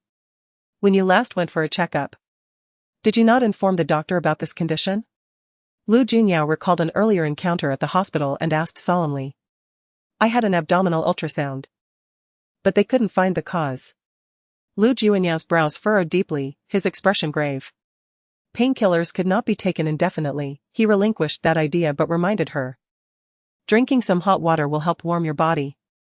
Gu Qingcheng did not object, though she was in too much pain to sit up. Lu Junyao, visibly impatient, approached her, lifting her up, and handed her the water. Chen Yunma rushed back in, "The hot water bottle is ready." Lu Junyao took it, checked the temperature, and offered it to Gu Qingcheng, saying, "Warm your hands." Chen Yunma mumbled, "On such a hot day." "Get out, I didn't he ask you to come in?" Lu Junyao snapped at his indecisive nephew, irritated by his chatter. "Uncle, do you have a way to alleviate Qingcheng's pain? Should we go to the hospital or not?" Chen Yunma asked hesitantly, stuttering. Lu Junyao could not be bothered to answer, he merely shot a sidelong glance, prompting Chen Yunma to promptly leave, dejected. Gu Qingcheng sipped the hot water while clutching the hot water bottle, feeling a slight sense of relief. However, the pain in her lower abdomen persisted like someone violently tugging at her insides, and her legs felt indescribably sore and heavy. She lay back down, closing her eyes. Her features still contorted in discomfort. Gu Qingcheng, acupuncture can effectively alleviate the pain, but you must cooperate, do not struggle and resist like before, as improper needle placement can be dangerous. Lu Junyao opened the box of acupuncture needles, simultaneously issuing a cold warning to the patient. Gu Qingcheng did not open her eyes, weakly replying, "No need, thank you, I'll just take a nap." How could one possibly sleep in such pain? It's none of your concern. If I hadn't come, I would certainly not care. But since I am here, I will see to it thoroughly. It is my duty. After delivering this cold yet authoritative statement, Lu Junyao took out his phone and placed a call. Old Master Zhong, hello, this is Lu Junyao. I am currently administering acupuncture to a patient with severe menstrual pain and have a few acupoints I'm uncertain about. Could you guide me? Gu Qingcheng suddenly opened her eyes, gazing at Lu Junyao in disbelief, and exclaimed, "You cannot be serious?" Chapter 31, the photograph. Gu Qingcheng suddenly opened her eyes, gazing at Lu Junyao in disbelief as she asked, "You can't be serious? What a quack. How can you even attempt this without knowing what you're doing? Are you not afraid of causing harm?" Lu Junyao glanced at her and replied coolly, "I am a surgeon, traditional Chinese medicine is not my forte. But I do possess some knowledge of it." No, that won't be necessary, Gu Qingcheng retorted, firmly convinced of his incompetence. "I wish to live a few more years." "Thank you." Lu Junyao remained composed, stating, "The old professor on the line is an academician of the Engineering Academy and an heir of a traditional Chinese medicine family. With him guiding me, I assure you, I will not let you die." Gu Qingcheng was left speechless, caught between skepticism and uncertainty. Lu Junyao resumed his conversation with the old professor on the phone and then turned back to command Gu Qingcheng, "Lift your top and pull your pants down a bit more." Gu Qingcheng glared at him, her face filled with hostility and distrust. In the eyes of a doctor, there should be no distinction between genders. Furthermore, given your skeletal frame, it's evident that he had no interest. Lu Junyao's sharp tongue could have incited her wrath. But had it not been for the excruciating pain and her exhaustion, she would have retorted fiercely. The atmosphere grew tense and stagnant. With the speakerphone on, the old professor heard Gu Qingcheng's voice and kindly inquired, "My dear, what type of dysmenorrhea do you experience? Please describe it to me for a better assessment." Gu Qingcheng's demeanor softened as she lay back down, softly detailing her symptoms. The old professor then mentioned several acupuncture points and provided guidance on the technique, while Lu Junyao executed the sterilization, needle insertion, lifting, and manipulation with an elegance that belied his inexperience. With each puncture, the acupuncture points reacted distinctly, alternating between sensations of soreness, numbness, and heaviness. After each needle was applied, the old professor would ask Gu Qingcheng about her feelings to evaluate Lu Junyao's technique. "Junyao, well done. You should come to me as a disciple, I would gladly impart my lifelong knowledge to you." The old professor had long admired Lu Junyao's medical skills and seized the opportunity to praise him once more. Lu Junyao smiled politely and replied, "Thank you, Professor Zhong. But I've been quite busy lately." Gu Qingcheng, with her eyes closed, gradually relaxed, slipping into a drowsy state. Hearing their conversation, she couldn't help but scoff internally. This so-called doctor was clearly treating her as a mere guinea pig for his experiments, all while seeking fame. Outside the bedroom, Chen Yunma noticed the room had fallen silent and gently pushed the door open to peek inside. He saw Gu Qingcheng lying flat, a corner of the blanket covering her chest, while her abdomen and legs were exposed, adorned with numerous silver needles. He shuddered in fright and promptly shut the door. After 30 minutes of acupuncture, Gu Qingcheng indeed felt some alleviation of her pain. She had not rested for 2 days and nights, and the torment of her condition had left her utterly fatigued. As the pain subsided, she slipped into a deep unawareness of sleep. Lu Junyao hung up the phone, noting the time, and carefully removed the needles. At that moment, he felt her hands and feet, which had regained some warmth, no longer cold and clammy. Observing her improved complexion, he covered her with the blanket and exited the bedroom, where he found his nephew waiting outside. "Uncle, how is Qingcheng? Is she asleep, or?" Chen Yunma inquired cautiously. Lu Junyao shot him a glance. "Why are you so worried about her dying? Do you wish to stir up trouble?" Chen Yunma, filled with deep emotion and regret, replied, "We shared a love, after all. No matter what, I can't let her go." "What about Miss Guerre?" Lu Junyao pressed. "You still need to marry her." "That must happen," Chen Yunma affirmed. Hearing this, Lu Junyao felt a sharp irritation in his jaw and gritted his teeth. "From now on, do not call me uncle, I have no nephew like you."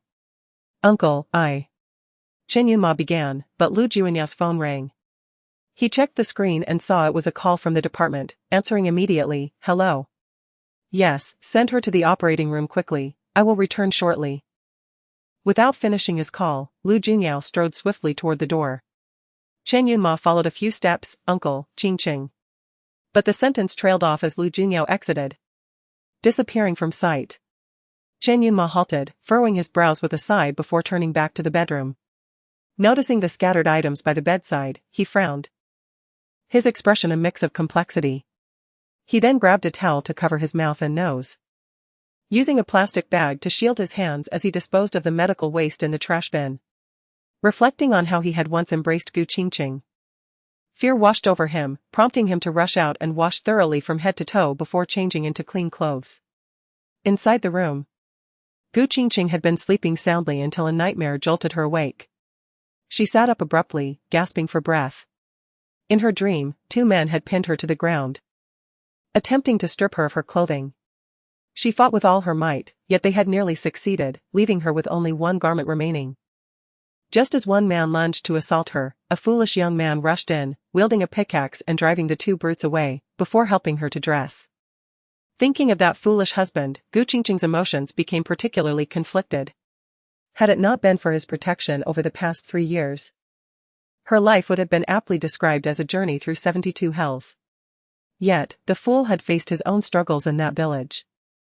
She often saw him return home battered and bruised, and upon questioning him, she learned he had been bullied and beaten by their fellow villagers. The door swung open, startling Qingcheng back to reality. Chen Yunma, surprised to see her awake, exclaimed, "Qingcheng, you're awake. Do you feel better? My uncle is truly remarkable, despite your severe condition. He managed to heal you." Chen Yunma approached the bedside with enthusiasm but maintained a respectful distance. Qingcheng caught a whiff of the fragrant shower gel and noticed his still damp hair, immediately understanding.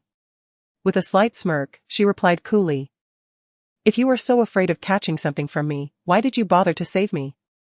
Chen Yunma's expression darkened, his gaze filled with melancholy. "My saving you is out of nostalgia, but I am indeed afraid of being infected, especially since there's no cure." Nostalgia. Qingcheng savored the word, her smile deepening. "So, it seems you still possess a conscience. Qingcheng, we cannot return to how things were, I am sorry. Please, do not resent me." "Do not overthink it," Qingcheng replied lightly, lifting the blanket to rise from the bed. Her abdomen still ached, and her legs felt weak, but she had improved significantly. After gathering her strength, she reached for her phone on the bedside table and logged into her online banking. 1 million back to you, and we are even. I do not require your lingering affections, nor do I owe you anything." Qingcheng returned the 1 million that Chen Yunma had transferred to her on the day she bought the house, leaving without a trace of nostalgia. Chen Yunma was taken aback, furrowing his brow as he called out, "Qingcheng, what do you mean by returning my money? Are you contemplating something foolish?" He followed her closely, filling his mind with assumptions.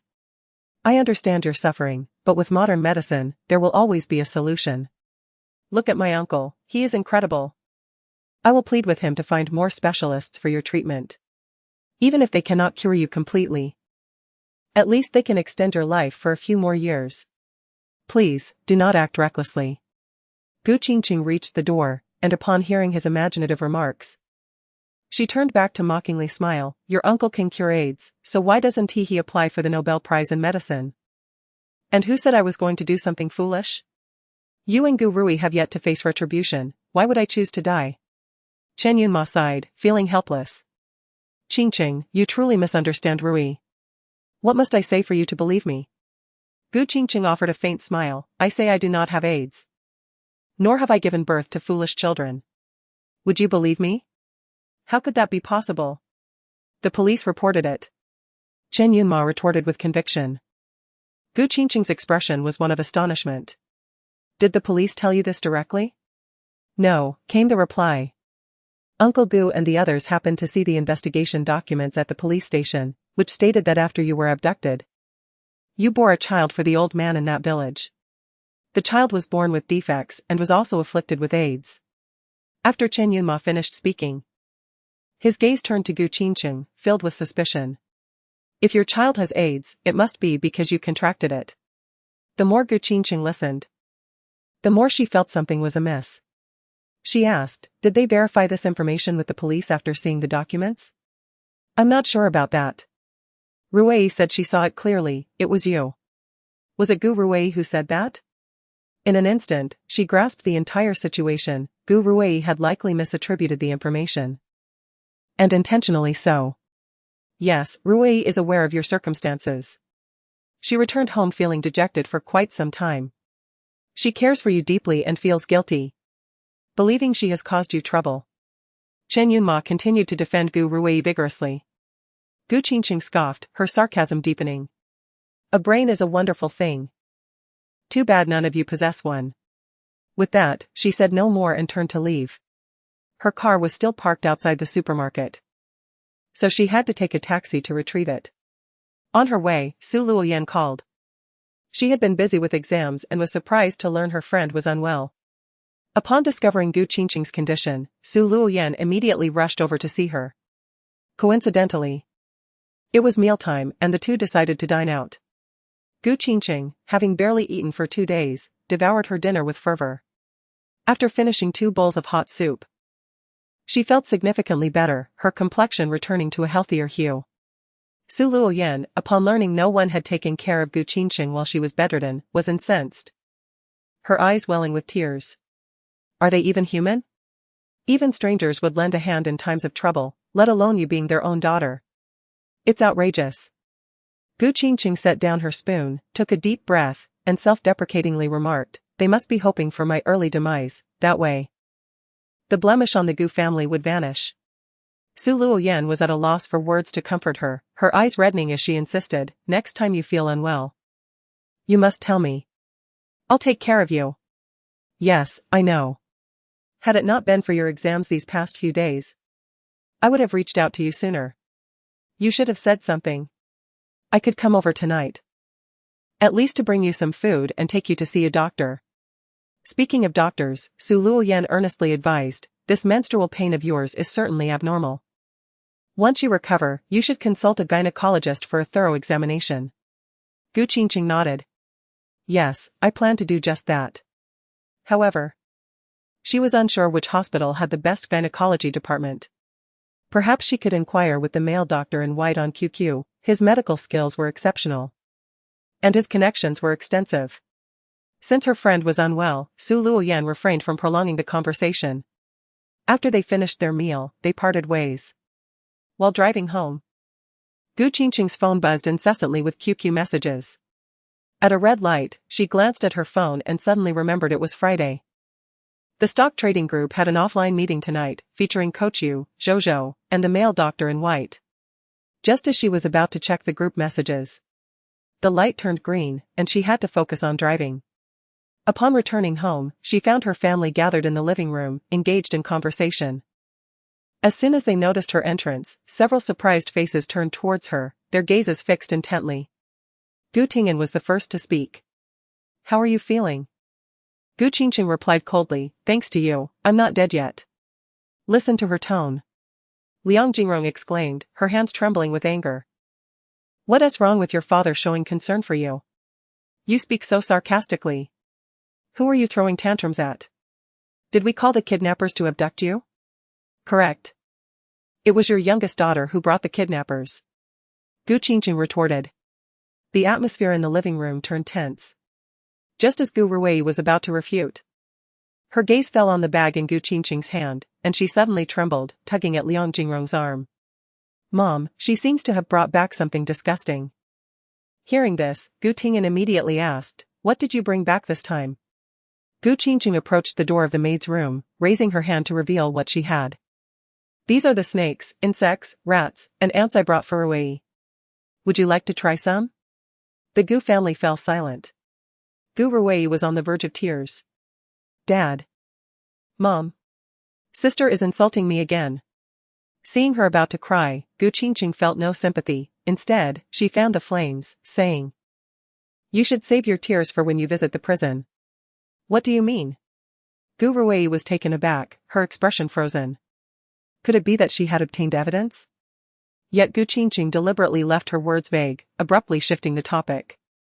Your brother Yunma spent the entire afternoon with me. But we were completely innocent, nothing happened. What? Gu Ruwei's eyes nearly bulged out. That's impossible. He was in a meeting all afternoon at the company. Oh. Is that what he told you? Gu Qingcheng feigned contemplation before adding, his little uncle, Dr. Lu, can attest to it. If they hadn't kindly rescued me today, I might have perished on the street. I left in such a hurry that I forgot to thank them. Please convey my gratitude to them. With that, Gu Qingcheng was satisfied as she watched Gu Ruwei nearly explode with rage before stepping into the room. The atmosphere in the living room plummeted to freezing temperatures. Liang Jingrong looked at her youngest daughter and reassured her, don't listen to her, she is always trying to sow discord between you and Yunma. But brother Yunma truly cannot let her go. Gu Ruwei began to rage again, crying as she stormed upstairs. Soon, shouting could be heard from her room. Clearly as she called Chen Yunma. In the maid's room, after feeding the black and white king snake, Gu Qingcheng covered it with a cloth. Her phone continued to ring. And only then did she remember she hadn't checked the group messages. Opening QQ, she scrolled through more than 100 messages.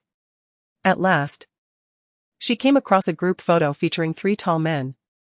Gu Qingcheng felt a surge of excitement, eager to see the male doctor in white. And quickly tapped on the photo to enlarge it. Chapter 32, Blind Date. 3 unfamiliar faces appeared before her. One, bespectacled, bore a pleasant smile and exuded an air of earnestness. The other 2, with bronze skin and towering stature, were equally striking. However, from the photographs, Gu Qingcheng could not discern who was Zhou Zhou, who was Kochiu, and who was the enigmatic man in white. Yet, all 3 men possessed commendable looks, far surpassing the ordinary men one might encounter on the street. She minimized the photo and continued to scroll through the chat records, eager to identify each individual. To her dismay, she learned that the man in white would not be attending. The bespectacled man was Zhou Zhou, a programmer from a large company. The other 2 giants included Kochiu and a forward from Kochiu's team. Since Zhou Zhou admired that player, Kochiu had invited him to dinner. Gu Qingcheng felt a wave of disappointment wash over her. The conversation continued to flow. You all dispersed so quickly? Why not indulge until the very end? Someone asked. Kochiu replied, there are matters to attend to at the team tomorrow, but I assure you, when we all gather again, it will be a night to remember. Zhou Zhou added, I'll take care of the bill, the owner mentioned someone has already covered it. Jingsun expressed curiosity, how strange. And the group began to speculate on who might have paid, just as the man in white made a sudden appearance. I took care of the bill. I sincerely apologize for not being able to attend today, he stated. Zhou Zhou responded, I understand, you had surgery and couldn't get away. Lu Junyao had originally planned to take a day off, intending to rest at home before exercising and meeting up in the evening. However, he was urgently called in by Chen Yunma to tend to Gu Qingcheng's medical needs. Later, a complication arose with a patient under his care, requiring him to rush back to the hospital for emergency treatment. Although the patient was stabilized, they remained in a precarious condition, and as the attending physician, he could not leave. He called Zhang Wenzhou to explain the situation. To express his apologies, Lu Junyao discreetly paid for their meal at the restaurant. Tonight's dinner feels incomplete, Madame Li didn't come, and the man in white couldn't make it either, Zhou Zhou lamented. Madame Li has been silent all day. Someone else noted. She hasn't appeared for days, nor updated her stock reviews on the forum. Is her health again? They speculated, tagging Madame Li in the discussion. Gu Qingcheng had come with high hopes, eager to catch a glimpse of the man in white to see if he truly deserved the title of God. Yet, he had stood her up.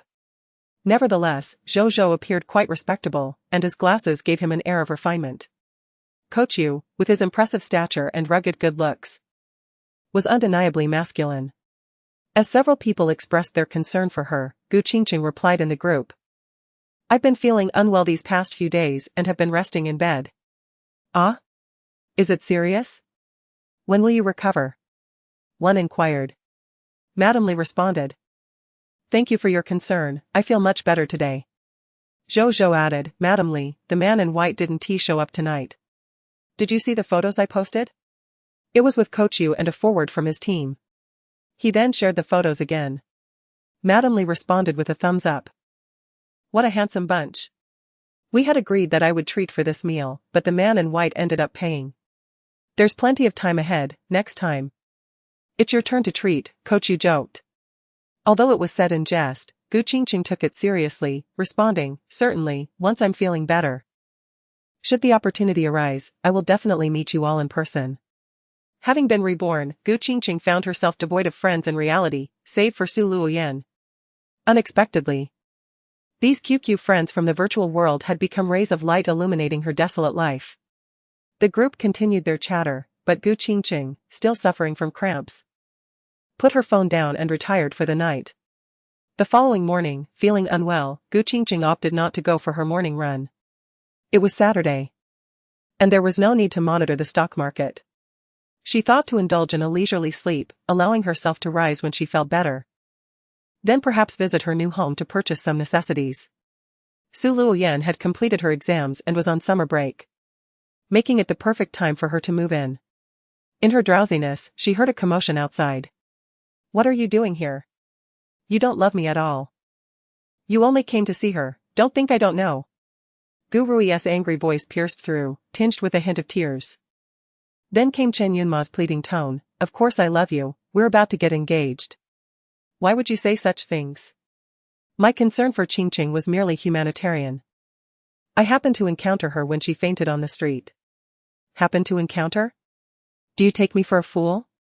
Gu Qingcheng was awakened by the quarrel. Straining to listen.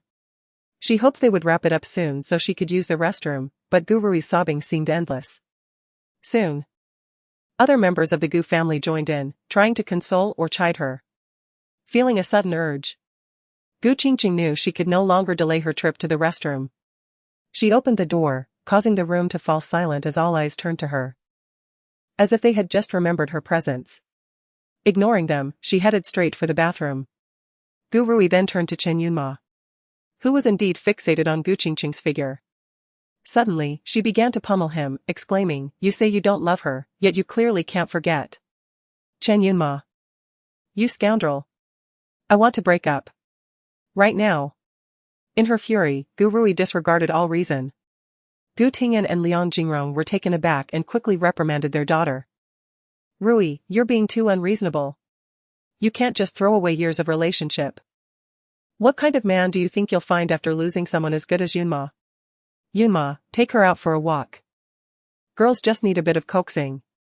She loves you dearly, and that's why she feels so insecure. Gu Baichuan also noticed the influence Gu Rui had on Chen Yunma and deliberately sought to separate them. Chen Yunma nodded, placing a reassuring hand on Gu Rui's shoulder to calm her down, then said, didn't you mention wanting to test drive a car? Why not do it today? If it suits you, we'll buy it. Really? Gu Rui's tears ceased, her eyes brightening with joy, though she timidly asked, do you really want to spend that much? Chen Yunma gritted his teeth internally, as long as it makes you happy, I'd spend any amount. Liang Jingrong was equally surprised and quickly chimed in, look how good Yunma is to you, you must cherish him. Gu Rui shyly nodded, then clung to Chen Yunma's arm. Sweetly apologizing, Yunma, I'm sorry I was wrong, but I truly love you so much that I got jealous. I know. Let us go, Chen Yunma replied, discreetly glancing toward the bathroom as he led Gu Rui away. Gu Qingcheng, having heard every word from her refuge, couldn't help but smirk. The Chen Yunma she had once admired, gentle, passionate, intelligent, and responsible, had drastically changed over the past 3 years into someone spineless, unfaithful, foolish, and devoid of principles. Had he been tainted by Gu Rui's influence, or was this his true nature finally revealed? Emerging from the restroom, Gu Qingcheng found her father, Gu Tingyan, sitting sternly on the sofa, awaiting her. Qingcheng, Yunma and Rui are about to get married. Do not entertain any misguided thoughts, otherwise. Do not blame us for severing our ties and casting you out, he warned gravely. In the sweltering heat, Gu Qingcheng felt a chill within her. She stood firm, turning to face her parents and brother, a derisive smile playing on her lips. That kind of trash, Chen Yunma, is only worthy of being with trash. Even if you force him upon me, I wouldn't deign to look at him. Furiously, Gu Tingyan's face flushed, and he sprang to his feet. But Gu Qingcheng had already turned to retreat into her room, slamming the door behind her. An abomination. Truly an abomination. How could I, Gu Tingyan, have such a daughter? He fumed, clutching his chest in distress. Liang Jingrong hurriedly summoned their son for medication, gently patting her husband on the back to soothe him. Do not let it trouble you, your health is paramount. Let us just pretend we don't have this daughter. For several consecutive days, Gu Qingcheng had been commuting early and late, accompanying Su Luoyan on numerous shopping excursions, and finally managed to procure all the necessary items for the duplex. After completing their final purchase, the two loaded their belongings into the car, and noticing that it was mealtime, they returned to the mall to seek a restaurant for dinner. Unexpectedly, they encountered an acquaintance, Lu Junyao. Su Luoyan noticed him first and quickly nudged Gu Qingcheng, discreetly pointing, "Look, it's Dr. Lu." Turning her gaze, Gu Qingcheng beheld him seated opposite a fashionable and attractive woman. The girl wore a radiant smile, while he maintained his customary aloof demeanor. Gu Qingcheng furrowed her brow slightly, recalling how this man had assisted her during her recent bout of painful menstruation, for which she had yet to express her gratitude. Thus, she raised her hand to summon a waiter, requesting that the bill for the table be charged to her account. Certainly. The waiter replied before turning to retrieve the invoice for Lu Junyao's table. Su Luoyan, visibly puzzled, inquired, "Qingcheng, what does this mean?" Gu Qingcheng then recounted the events of a few days prior, concluding nonchalantly, "I do not wish to owe him a favor, consider this my treat." Upon hearing this, Su Luoyan's face contorted with concern. "You were in such severe pain. Did you go see the doctor as I suggested?" "Yes. I plan to go in the next couple of days, my period has just ended." "Make an appointment with the doctor, and I will accompany you." "All right." The waiter soon returned with the bill, and Gu Qingcheng promptly settled it. Su Luoyan continued to observe the other table, curiously speculating. "Do you think that woman is Dr. Lu's girlfriend?" Yet, she sensed a certain formality between them, as if they were on a blind date. A blind date?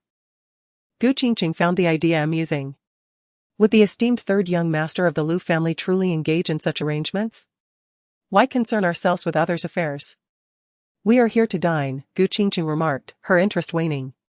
As their meal progressed, they chatted about what additional items were needed for their new home. Suddenly, a shadow loomed over their table. Gu Qingcheng looked up, still chewing her food, and found Lu Junyao gazing down at her with his usual frigid demeanor. Su Luoyan immediately stood and greeted him politely, "Good evening, young Master Lu." Lu Junyao paid her no mind, his attention fixated on Gu Qingcheng. The waiter announced, "You covered my bill, what does this signify?" Gu Qingcheng continued eating, unfazed by his presence. "You assisted me last time, I dislike being indebted to others. So I consider this even." "Huh." Lu Junyao scoffed with derision. "Even? Do you have any idea how difficult it is to secure an appointment with me? Not to mention that I personally treated you. One meal does not equate to settling the score." Gu Qingcheng raised her gaze coolly, "Then may I inquire, Professor Lu? What is the fee for your medical services?" "I shall pay." Chapter 33, Private Conversation. Gu Qingcheng harbored a sense of disdain as she recalled the online figure of the gentleman in white. Both were esteemed physicians. Yet one was modest and humble, performing good deeds anonymously, while the man before her seemed eager to proclaim his expertise to the world. Fearing that others would overlook his prowess, Lu Junyao, noticing her contemptuous gaze, merely curled his lips in a smirk before turning to leave, his departure seemingly unnecessary. "What a character!" Gu Qingcheng muttered disapprovingly, glancing at her friend across the table. Why are you being so polite to him? Just sit down and eat. Su Luoyan settled into her seat and gently advised, but you shouldn't harbor such animosity towards him. Aside from his slightly aloof demeanor, he truly possesses a commendable character. That has nothing to do with me. But he saved you. Surely that should alter your perspective slightly? Understanding her friend's sentiments, Su Luoyan sighed. You're just extending your resentment towards him because Dr. Lu is related to Chen Yunma. You're lumping them together in your disdain. Gu Qingcheng did not refute this notion. Perhaps that was a contributing factor. However, her impression of Lu Junyao had indeed been rather unfavorable. Though he had assisted her once, it was hardly sufficient to instigate a profound change in her opinion. By the way, Qingcheng, do you think Chen Yunma still harbors feelings for you? From what you just said, it seems he cares quite a bit. Gu Qingcheng scoffed lightly. He is merely greedy, wanting to have his cake and eat it too. Truly a scoundrel. Even worse than a scoundrel. Her greatest grievance against Chen Yunma was his betrayal. Coupled with his attempts to justify his actions and display his supposed deep affection, seeking her forgiveness. A man who wishes to have it all is the most repugnant of all. That evening, Gu Qingcheng chose not to return to the family villa. Her new home was fully decorated, and Su Luoyan had moved in as well. The two girls held a simple yet heartwarming housewarming ceremony, joyfully singing and dancing. Relishing their private sanctuary. Reclining on the luxurious, comfortable bed, Gu Qingcheng sighed contentedly. Were it not for the need to engage in a battle of wits with Gu Rui, she would have no desire to return to her former residence. Her phone chimed, and she turned to see a group message. The stock market had been gradually improving over the past few days, and everyone was eager to consult the stock guru. Gu Qingcheng participated in the conversation but noted the absence of the gentleman in white. She had been contemplating inquiring about the best gynecological expert in town. But despite their QQ connection, they were not particularly close, and their previous interactions had been somewhat adversarial. Approaching him now felt rather opportunistic. Just as Gu Qingcheng pondered whether to reach out, his message appeared in the group chat. I concur with Lady Li's analysis. I plan to increase my holdings tomorrow. Jing Sun, the sun must be rising in the west. Finally agrees with Lady Li's perspective. My agreement is with the market. Zhou laughs, exactly, it's the market. Gu Qingcheng, unable to suppress a smile, propped herself up as she replied. The market is ever-changing, but the underlying logic remains constant. My analysis is based on that foundational logic. At this, Bai fell silent once more. Gu Qingcheng assumed she had offended him again, inwardly lamenting, what a petty person. In truth, Lu Junyao was preoccupied with a phone call and had not yet returned to his computer. The girl is overly dramatic, I dislike her. Please do not arrange any more dates for me, or I will have no choice but to show my displeasure and offend someone. Lu Junyao, receiving a call from his mother, suppressed his irritation and spoke firmly. On the other end, Mrs. Lu was equally exasperated. The last female entrepreneur I introduced to you claimed was too dominant and lacked femininity. That's a fact. It seems you are intentionally nitpicking, unwilling to marry. Mother, my brother has 3 children already, isn't that enough? Yunma is about to get married, and soon you will have another grandchild. Why do you continue to focus on me? How can you even say that? Yunma, being younger than you, is already getting married, while you, as the elder, remain single. What a laughingstock. Let them laugh if they wish. Lu Junyao retorted as his computer beeped, drawing his attention. He noticed a private message on QQ. He clicked to open it, his expression shifting to one of surprise. Lady Li, hello, Bai. I apologize for the sudden intrusion. I would like to inquire which hospital in the city has the best gynecology department. Lu Junyao furrowed his brow, perplexed. The group was aware that Lady Li had been unwell and frequently visiting the hospital, yet she had never discussed specifics in the chat. He had previously inquired, but she had not responded, likely unwilling to divulge personal matters. Why was she reaching out to him today? Had her condition worsened? Mother, I have a patient consulting me. I must hang up. In matters of healing, Lu Junyao immediately adopted a serious demeanor. You are avoiding the matter. You must find a partner this year. Or else, I understand, mother. Please rest early, goodbye. He hung up before his mother could finish. Setting his phone down, he began typing. I am here. The field of gynecology is broad. Are you inquiring about common gynecological issues, complex cases, or perhaps tumors? On the other side of the screen, Qingcheng had deliberated for a considerable time before deciding to reach out. After sending her message, she awaited a reply, assuming he had logged off.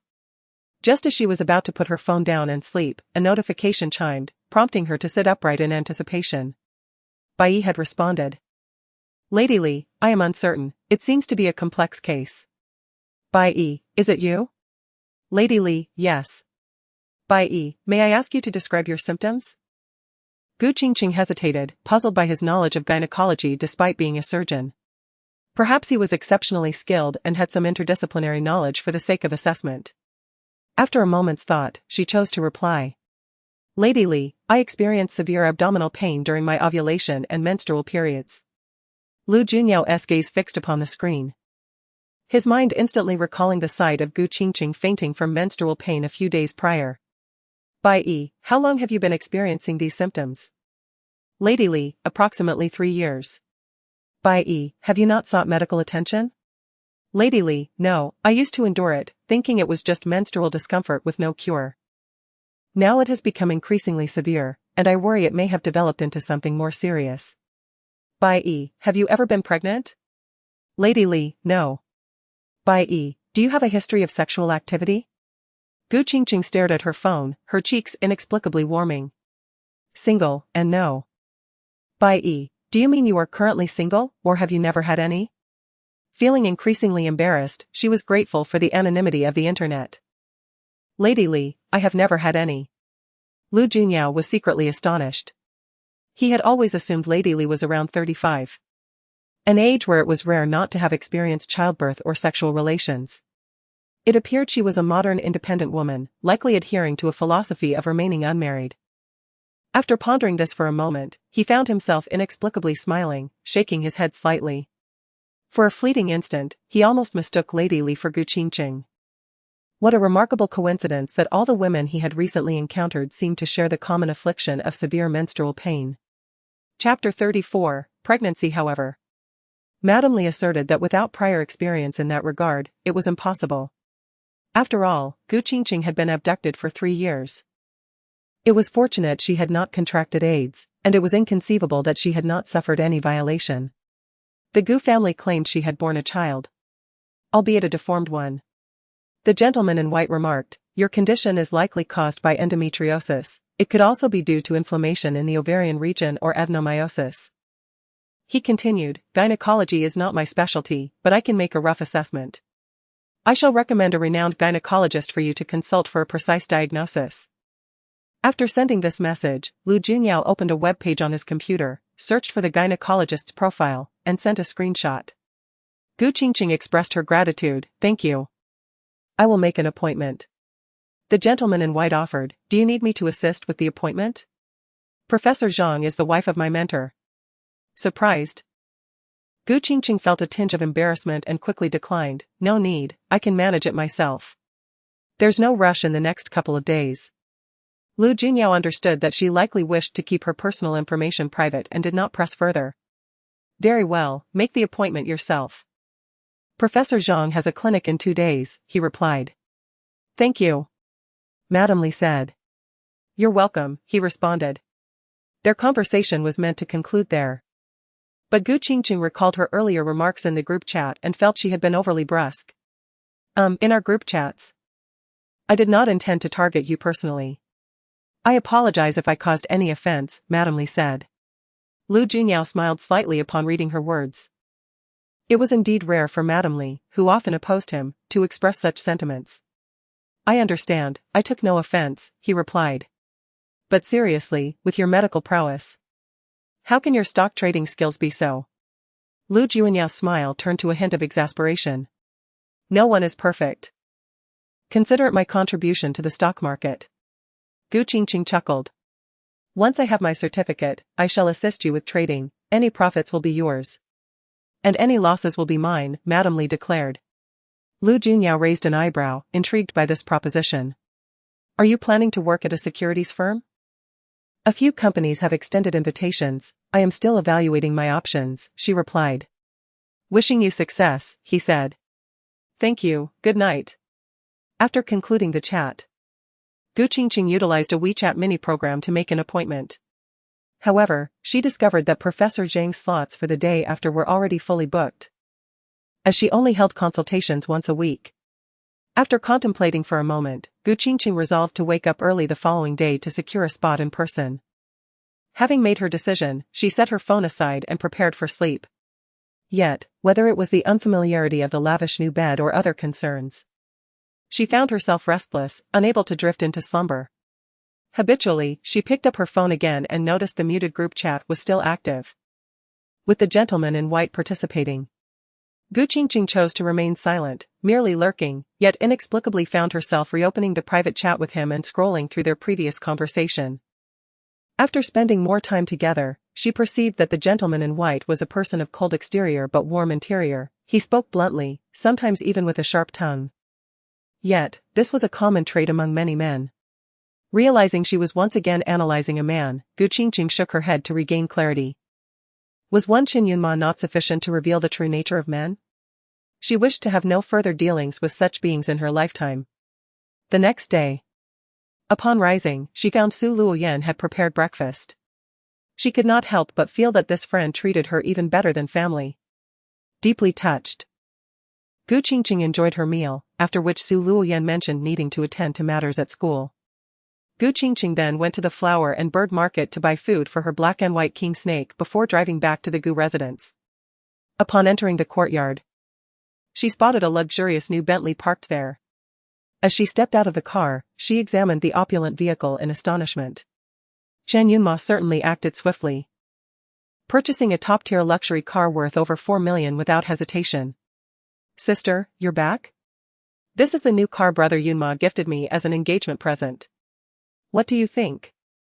Gu Rui, adorned in high fashion, strutted out like a proud peacock, speaking in a tone elevated as if to ensure the neighbors were aware. Qingcheng smirked. It's quite impressive, but how long will you be able to enjoy it? Gu Rui's expression stiffened. What do you mean? The police have already gathered clues and will soon apprehend the traffickers who abducted me. If I were you, I would turn myself in immediately to seek leniency. Qingcheng maintained a half-smile, keenly observing Gu Rui's reaction. The latter appeared visibly flustered but quickly regained composure, feigning a smile. Sister, I don't understand what you're saying. You have misunderstood me deeply. However, it's all right, I won't hold it against you. You have indeed suffered greatly over these past 3 years. So it is understandable if your mind is somewhat unsteady. Qingcheng was taken aback by her calm demeanor, chuckling lightly. Rui, you truly have surprised me. Gu Rui offered a provocative grin, about to speak when her peripheral vision caught a figure emerging from the villa. With a fleeting thought, she stepped forward to grasp Qingcheng's hand, her expression shifting dramatically. Sister, I know you can't let go of brother Yunma, but I am already pregnant with his child. What? You're pregnant? Qingcheng exclaimed in shock, instinctively glancing at her abdomen before shifting her gaze to her high-heeled shoes. How could one wear stilettos while pregnant? Indeed, I just found out yesterday. Brother Yunma is overjoyed, and our parents are thrilled as well. Finally securing Qingcheng's hand, Gu Rui continued to feign vulnerability. So, sister, I cannot lose brother Yunma. My child cannot be without a father. Please, do not compete with me for him. As Qingcheng observed her suddenly submissive demeanor, she sensed a trap and swiftly withdrew her hand. However, Gu Rui persisted, reaching out, and in the process, stumbled, feigning a cry as she fell to the ground. Rui. Chen Yunma rushed over, immediately assisting her. Are you all right? Did you hurt yourself? I'm fine, brother Yunma. Gu Rui replied, clinging to his arm with an exaggeratedly pitiful demeanor. Please don't blame my sister, she didn't mean it. Qingcheng watched coldly, having already deciphered Gu Rui's scheme. With a sneer, she directly exposed the ruse. Rui, I just complimented you, yet you resort to such a foolish ploy. I did not. Gu Rui whimpered, her eyes brimming with tears. You intentionally pushed me. You must be jealous that I am carrying brother Yunma's child and want me to miscarry. Chen Yunma's expression darkened upon hearing this. Qingcheng, I am the one who wronged you. If you have grievances, take them out on me, but do not target Rui. She is pregnant and cannot endure any mishap. Chen Yunma, are you not concerned that your child might be born a fool if raised by such a person? Gu Qingcheng retorted with disdain. Qingcheng, how can you curse an unborn child? Chen Yunma exclaimed, his tone sharp with anger. Before Gu Qingcheng could respond, Gu Rui suddenly gasped. Clutching her abdomen and bending down, Brother Yunma, my stomach hurts. It must be from the fall. Chen Yunma's concern peaked. What should we do? I will take you to the hospital. No. Please carry me back to lie down, she implored.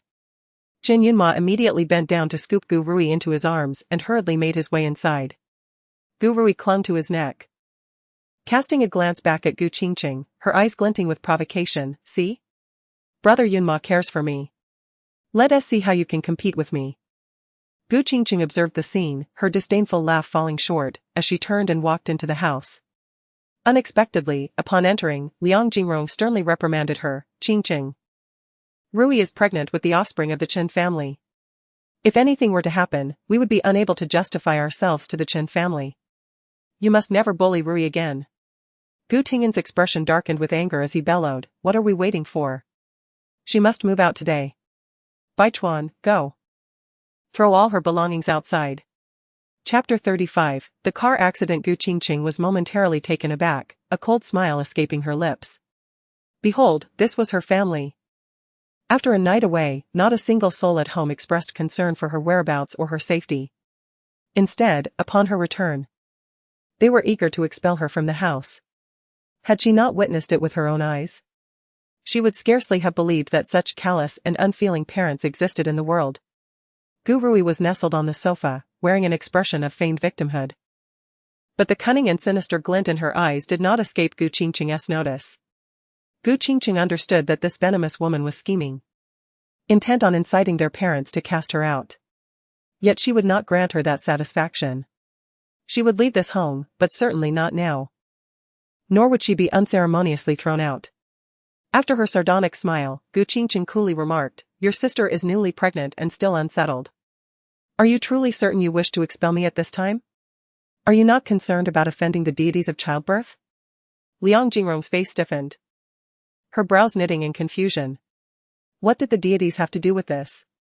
Their own daughter was afflicted with a terminal illness and was to be cast out? Such heartlessness would surely cause the deities to shake their heads in disapproval. Gu Qingcheng settled into a nearby armchair, unhurriedly making her statement while surveying the stunned faces of the Gu family. Gu Rui glanced at their mother, softly calling out, Mom, she is being superstitious. Liang Jingrong pressed down on her younger daughter's hand, her brow furrowing deeper. The older generation still held a firm belief in metaphysics. There were indeed many taboos during a woman's pregnancy. Superstitious? Gu Qingcheng sighed, feigning sorrow as she stood up. If you choose to ignore my well-meaning advice, then I shall simply call a moving company and relocate today. Moving? Liang Jingrong immediately interjected, no. One cannot move or renovate during pregnancy, it disturbs the deities. Indeed. Such customs existed, it was believed that one should not move or renovate during pregnancy, nor should they use scissors or attend festive or funeral gatherings. Although this smacked of superstition, many held steadfastly to these beliefs. The more Liang Jingrong pondered, the more she felt the need to tread carefully. Rui has only just conceived. The pregnancy is not yet stable. We should take it slow. Mom, what era are we in? You still believe in this? Gu Baichuan looked at his mother, finding her notions absurd. She is just saying this to cling to the house and disrupt our peace. What do you know? The doctor said just yesterday that the first 3 months require extra caution, better safe than sorry. Liang Jingrong dismissed her son's concerns and turned to Gu Qingcheng. You have indeed considered this well, it is not the right time to move. However, you must behave yourself while staying. Do not bully your sister again, or we shall show no mercy. Gu Qingcheng felt as though her heart had turned to ice, yet she smiled. I am thrilled to become an aunt. I am genuinely happy for you, dear sister. I apologize for my earlier outburst. Upon seeing this, Liang Jingrong's expression softened considerably. Now you are beginning to act like a proper sister. Gu Rui, who had thought today would rid her of Gu Qingcheng, was taken aback as her sister's words easily swayed their mother.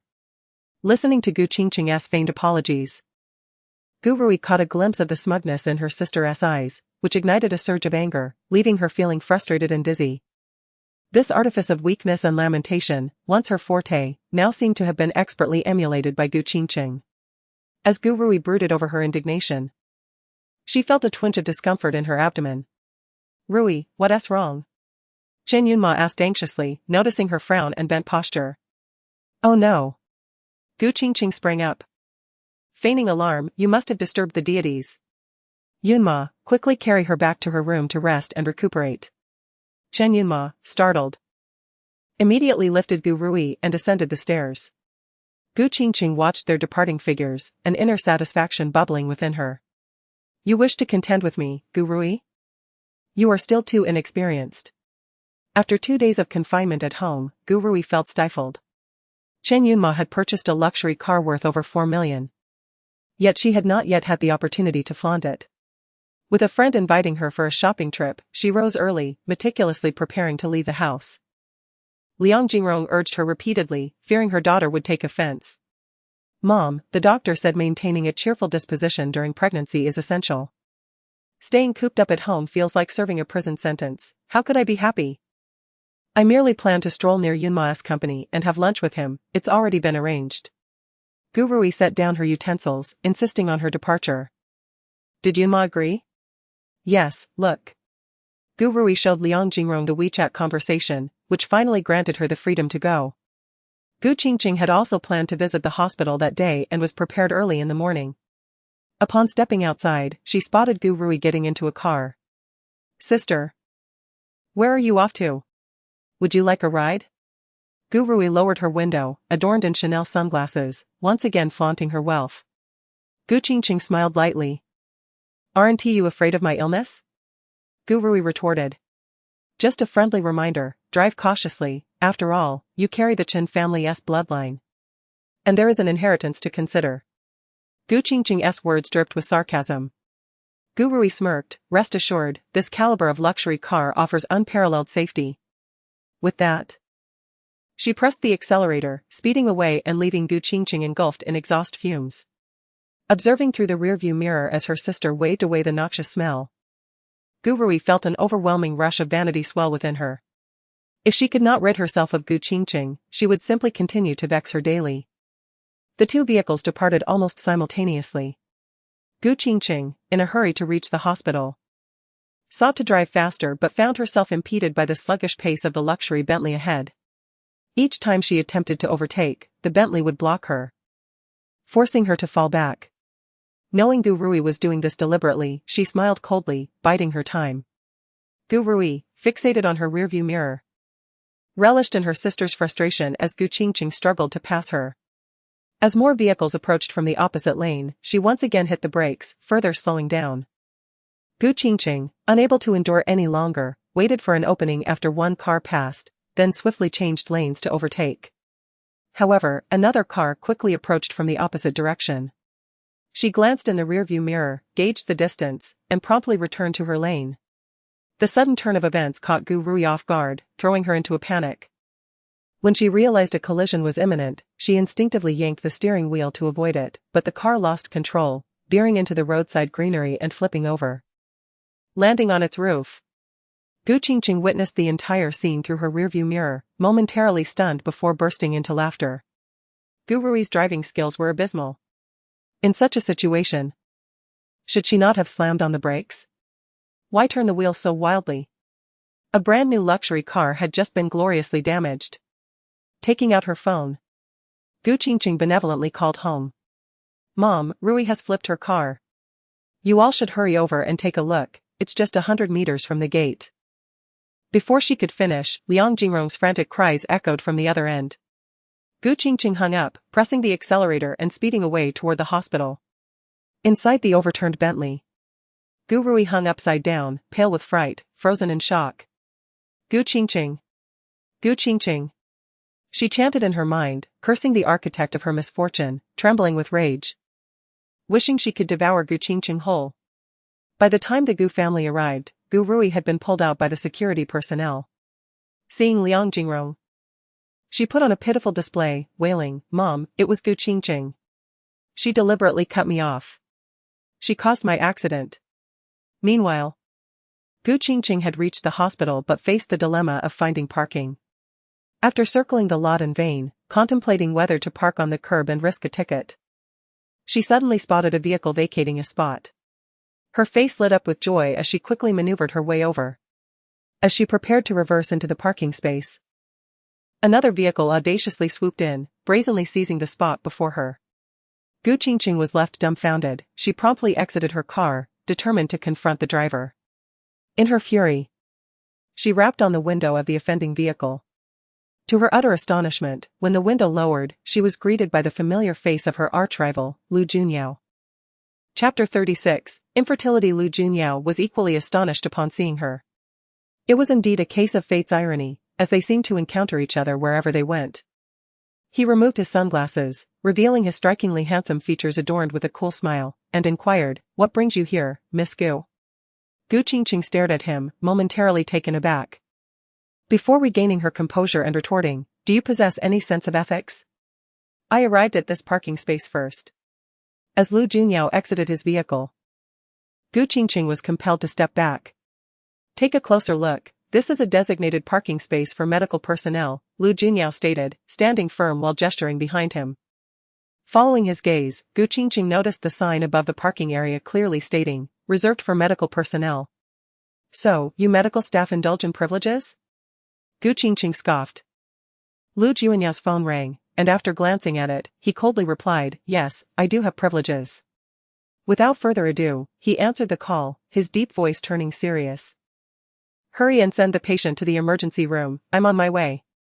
As he spoke, he hastily departed. Gu Qingcheng glared at his retreating figure. Her teeth clenched in frustration. The night that the white-coated doctor recommended this gynecologist, she had failed to notice that it was in the same hospital as that mediocre doctor, Lu Junyao. She could only hope that the white-coated doctor had made a reliable recommendation and that the specialist was indeed competent. After a moment of irritation, Gu Qingcheng parked her car by the roadside, leaving a contact number for relocation. Upon arriving at the department to register, she discovered that over 30 individuals were ahead of her in line. With a sigh, she resigned herself to waiting. Fortunately, Su Luoyan soon arrived to accompany her, and their conversation helped to pass the time. Her phone buzzed, and upon seeing the caller ID, Gu Qingcheng recognized it was Qin Yunma. Immediately understanding the nature of the call, "Qingcheng, you have gone too far. Knowing that Rui is pregnant, you deliberately blocked her car, causing her to crash. What if something happened? A double tragedy would ensue. This is attempted murder." Qin Yunma's voice was filled with rage and reproach. Calmly listening to his tirade, Gu Qingcheng retorted indifferently, "So, there were no fatalities, what are you shouting about?" "Gu Qingcheng," Qin Yunma thundered, "you possess a heart as venomous as a snake." Gu Qingcheng chuckled lightly, her expression turning serious as she replied, "Gu Rui was determined to court disaster, what does that have to do with me? My dashcam recorded the entire incident, she was inexperienced and reckless, and the outcome was inevitable, who can she blame?" On the other end of the line, Gu Rui seethed with anger, pressing her hand against her belly as she whimpered, "Yunma, brother." Qin Yunma discarded his phone and immediately embraced Gu Rui, reassuring her, "I'm here, don't worry. We'll reach the hospital soon, everything will be fine." With tears streaming down her face, Gu Rui asked, "Do you think our baby will?" "No, don't think like that," Qin Yunma quickly reassured her, his voice filled with determination. "Qingcheng has truly changed, she has resorted to such malicious actions against you." Gu Rui sobbed, "Sister is merely jealous. Jealous that you love me, jealous that I am carrying your child. She wants to take you away and tear us apart." Qin Yunma's gaze darkened. "Rest assured, she cannot tear us apart. Once you recover, we will marry immediately." Gu Rui's eyes sparkled with excitement as she looked at him, "Brother Yunma, are you serious?" With a hint of defiance, Qin Yunma affirmed, "Yes, no engagement. We will marry directly." Gu Qingcheng waited in the hospital until noon, and at last, it was her turn. After undergoing a series of tests, Professor Zhang examined the reports with a serious demeanor. Are you certain there has been no intimate relationship? None, Gu Qingcheng replied.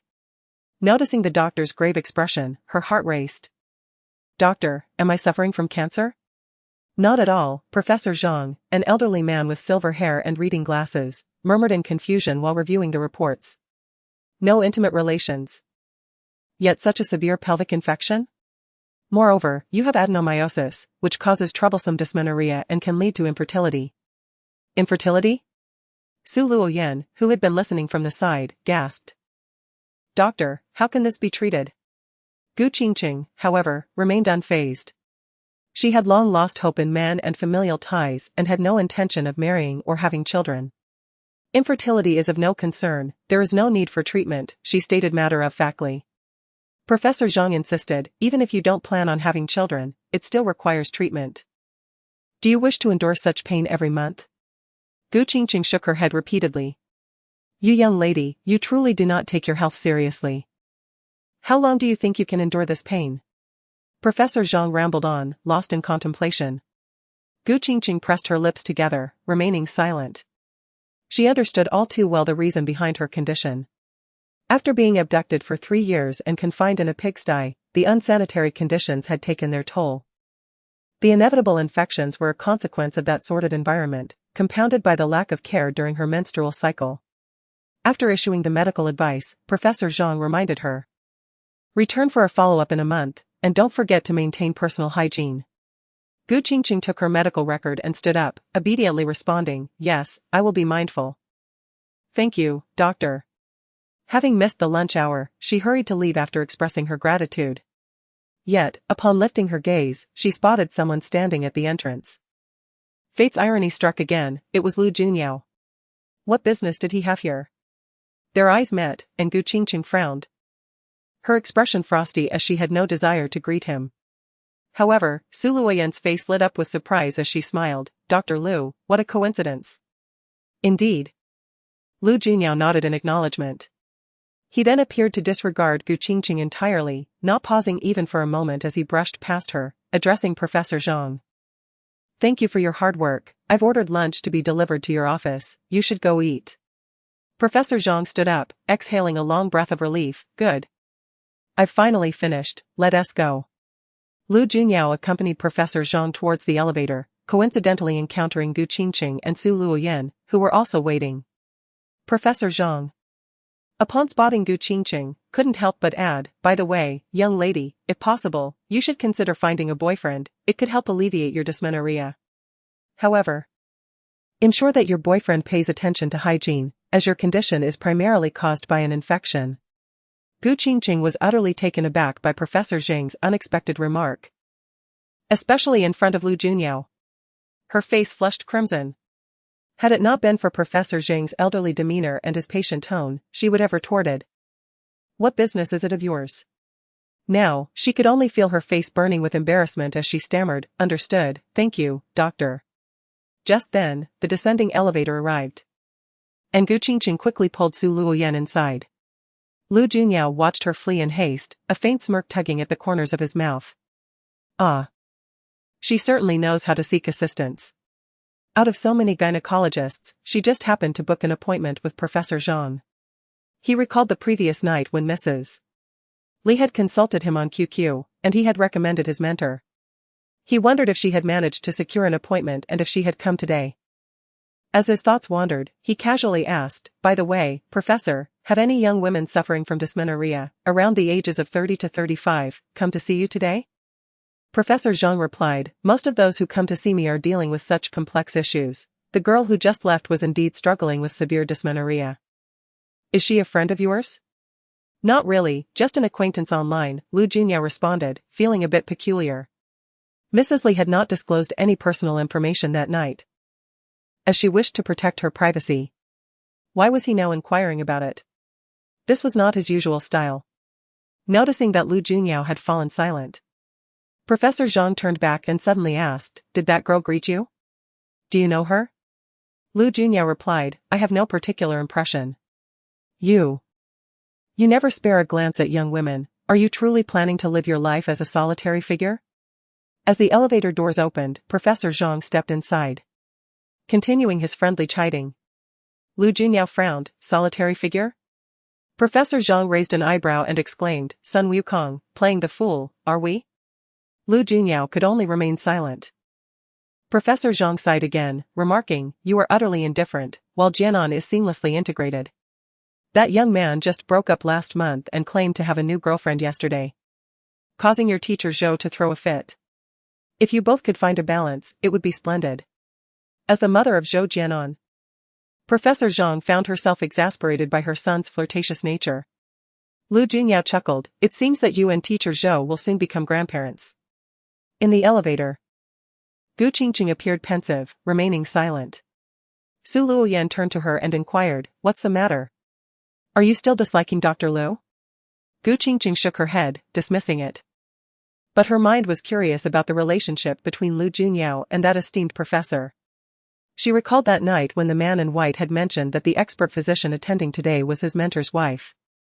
Observing Lu Junyao's respectful demeanor towards Professor Zhang, so different from his usual aloofness, Qingcheng began to harbor doubts. Could the man in white truly be Lu Junyao? However, upon reflection, she recalled that their online conversations had been far from cold. In contrast, Lu Junyao maintained an icy demeanor whenever they met, his words often harsh. It seemed impossible for them to be the same person. Qingcheng dismissed her scattered thoughts, retrieved her medication from the pharmacy, and prepared to leave the hospital. However, as she passed through the lobby of the outpatient building, she unexpectedly encountered Chen Yunma. Qingcheng? Chen Yunma's expression hardened, anger flickering in his eyes as he mockingly stated, you still possess some conscience, coming to the hospital to check on Rui. Qingcheng was taken aback, then smiled. She is hospitalized? Did she lose the baby? Chen Yunma, infuriated, clenched his fists and quickly realized, you're not here to see Rui, are you? What is there to see about Gu Rui? Qingcheng was merely here for her own treatment. Su Luoyan, who had long harbored disdain for Chen Yunma, shot him a glare and sarcastically asked, what is it that you like about Gu Rui? If you enjoy watching people act, why not pursue a celebrity instead? Ignoring Su Luoyan, Chen Yunma focused on the medication in Qingcheng's hands, his expression reflecting disgust. What is so noteworthy about your illness? A woman with a heart as venomous as yours deserves to rot in hell. Clearly, Chen Yunma assumed she was there for an STD. Su Luoyan, fuming with rage, retorted. What madness is this, Chen Yunma? The truly venomous ones are you. Qingcheng is the victim, yet you turn a blind eye and defend that murderer, Gu Rui. The three of them stood in a tense standoff, drawing the attention of patients and their families. Chen Yunma, recalling Gu Rui's misfortune, seethed with anger and began shouting to the crowd, everyone, come and see. This woman has a filthy disease and wishes to infect her entire family. She can't stand her sister doing better than her and resorts to malicious schemes. Before Chen Yunma could finish, Su Luoyan leapt forward, delivering a sharp slap across his face. You betrayed your girlfriend and are now entangled with your sister-in-law, and you have the audacity to bite back? Su Luoyan, how dare you strike me? What does this have to do with you? You bully Qingcheng, of course, it concerns me. Su Luoyan, typically gentle, was driven to fury and charged at him again. Yet, Chen Yunma was unwilling to let her succeed a second time, grabbing Su Luoyan's arm, and a scuffle ensued. Yan. Qingcheng saw her friend in distress and stepped forward, demanding, Chen Yunma, let go. Feeling humiliated in front of the crowd, Chen Yunma insisted that Su Luoyan apologize. As he tugged at Su Luoyan's hair, Qingcheng furrowed her brow and scanned the area, quickly spotting a fire extinguisher beside a supporting column. She rushed over, seized it, and aimed it at Chen Yunma, pulling the pin and spraying him mercilessly. Ah! Qingcheng, you venomous woman! Chen Yunma shrieked, shielding his face and trying to evade the spray. Yet, Qingcheng showed no mercy, continuing to douse him. Enough! Suddenly, a hand reached out from the side, snatching the fire extinguisher from Qingcheng's grasp. The familiar voice startled her, and she turned in irritation, why are you everywhere? It was none other than Lu Junyao. Ignoring her, Lu Junyao handed the confiscated extinguisher to the arriving security personnel. Chen Yunma, flailing like a headless chicken, continued to wail in pain. Lu Junyao approached him, pressing against his back and dragging him towards a treatment room on the side. instructing the nurse in a low voice, quickly bring several bottles of saline solution. Chen Yunma's cries echoed, and in his disarray, he recognized Lu Junyao's voice and began to whine, "Uncle, my eyes hurt terribly, am I going blind?" "Do not worry. You shall not go blind," Lu Junyao coldly reassured him, and upon receiving the saline solution, he began to flush Chen Yunma's eyes. Gu Qingcheng and Su Luoyan followed closely behind. Seeing Chen Yunma's face flushed and heartrending cries, Gu Qingcheng asked icily, "Won't he actually go blind, will he?" Lu Junyao glanced at her but did not reply, instead turning to question her sternly, "Miss Gu, a few days ago, you were unwell, and Yunma was concerned for you. How can you repay his kindness with such ingratitude?" Gu Qingcheng retorted, "He was the one who grabbed my friend." Chen Yunma, still howling, shot back. "It was Su Luoyan who struck first." Su Luoyan interjected, "That was only after you insulted Qingcheng." Chen Yunma continued to wail. Gu Qingcheng overturned Rui's car, almost causing her to miscarry. "Isn't that a fact? I said she is venomous, where is the fault in that?" Initially, Gu Qingcheng felt a tinge of guilt. But upon hearing his words, she concluded that he deserved every bit of misfortune. "I overturned the car? Chen Yunma, I strongly suggest you get your head examined." "Conveniently. Your uncle is an expert, isn't he quite capable? Hurry and let him give you a thorough diagnosis." She effectively dismissed both of them with her sharp tongue. While Lu Junyao continued to flush Chen Yunma's eyes, he remarked coldly, "For such a fool, I am at a loss." "What?" Gu Qingcheng's cold, elegant brows furrowed in surprise as her gaze fell upon him, astonished. He was surprisingly fair-minded, recognizing that his own nephew was utterly clueless. How pitiable that even his own uncle would not come to his aid. Gu Qingcheng smirked cynically. Chapter 37, Terminal Illness. Chen Yunma was beside himself with rage and indignation, exclaiming, "Uncle, whose side are you on?" Lu Junyao, indifferent to his outburst, finished 2 bottles of saline solution and reached for an ice pack. The nurse promptly handed him 2 ice packs, which he shoved into his nephew's hands, maintaining his stoic expression. The cold compress could alleviate the burning sensation. Gu Qingcheng, her smile fading, inquired, "How much is the treatment fee?" "I will cover it." Lu Junyao cast a cool glance in her direction, retorting, "Are you here to seek medical help or to wreak havoc in the hospital? Is it permissible to tamper with fire safety equipment? Moreover, you aimed it at a person." Gu Qingcheng paused, taken aback by his admonition, then retorted with a cold smile, "I can always reimburse you for 2 fire extinguishers." As she spoke, she withdrew a stack of 100 yuan bills from her bag.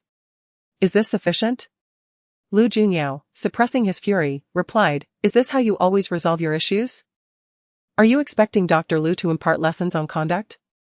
After her words, Gu Qingcheng scoffed and tossed a few more bills at Chen Yunma, stating, "Consider the excess as compensation for emotional distress, or perhaps a visit to a psychiatrist would suffice. No need for thanks." With that, she grasped Su Luoyan's arm and declared, "Let's go." Lu Junyao was immensely irritated.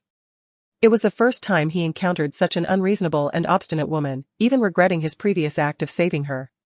"Yunma, your taste in women is worse than your pig-headedness." Frustration bubbled within him, leading to another scathing remark directed at his nephew. "Uncle, why do you keep berating me?" Poor Chen Yunma, subjected to slaps, doused with a fire extinguisher, and now receiving heart-wrenching critiques from a family member, his injuries were both physical and emotional. As the 2 girls exited the outpatient building, Su Luoyan, filled with concern, asked, "Qingcheng, how will you handle the aftermath of scolding Chen Yunma? Gu Rui will surely incite your parents against you." Gu Qingcheng halted, spotting a fruit shop across the street, and suddenly said, "Yen Yen. Find a nearby restaurant and order some food, I need to visit the inpatient department." Su Luoyan understood, "You want to see Gu Rui? I'll accompany you to prevent any bullying." "Don't worry, that won't happen," Gu Qingcheng replied with a smile, urging her, "Hurry and order, I'm quite hungry." After pushing Su Luoyan to go ahead, Gu Qingcheng entered the fruit shop and picked up a fruit basket before returning to the hospital, effortlessly discovering Gu Rui's hospital room. Gu Qingcheng held the fruit basket and was about to knock when voices from inside reached her ears. She promised 2 days ago not to bully Rui. Yet today she has caused such harm.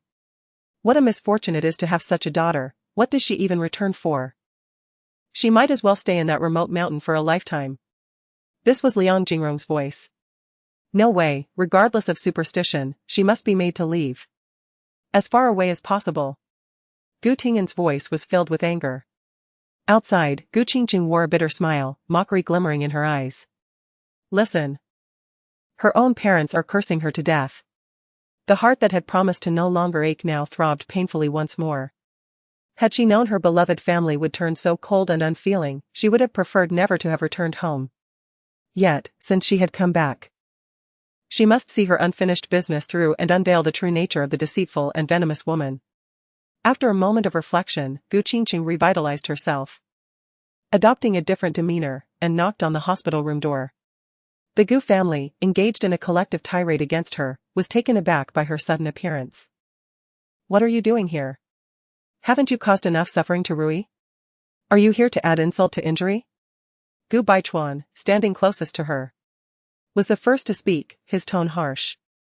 Gu Qingcheng furrowed her brows, feigning remorse as she timidly entered with the fruit basket. I came to apologize to Rui. The incident this morning was an accident, please allow me to explain. An accident? Liang Jingrong's voice rose an octave, you knew that was Rui's car. Yet you chose to overtake her, causing her to flip the car. A newly purchased vehicle worth over 4 million, and it's now an accident car. Greatly diminished in value.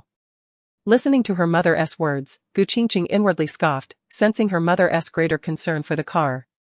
Indeed. Gu Tingyan glanced at his wife and reminded her, the car is secondary, the primary concern is Rui's well-being. Right. Rui and her unborn child are what truly matter. Liang Jingrong echoed, reprimanding her eldest daughter once more, how heartless can you be? Seeing Rui's car overturned, you simply drove away, that is a hit and run.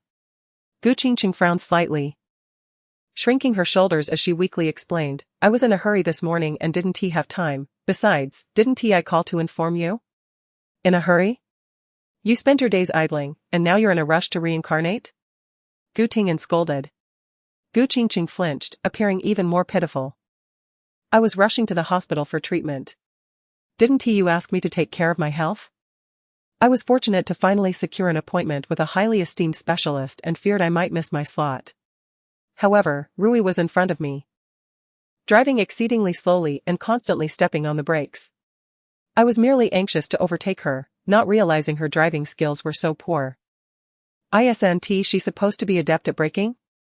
It could have been as simple as applying the brakes gently, but instead, she jerked the wheel and flipped the car.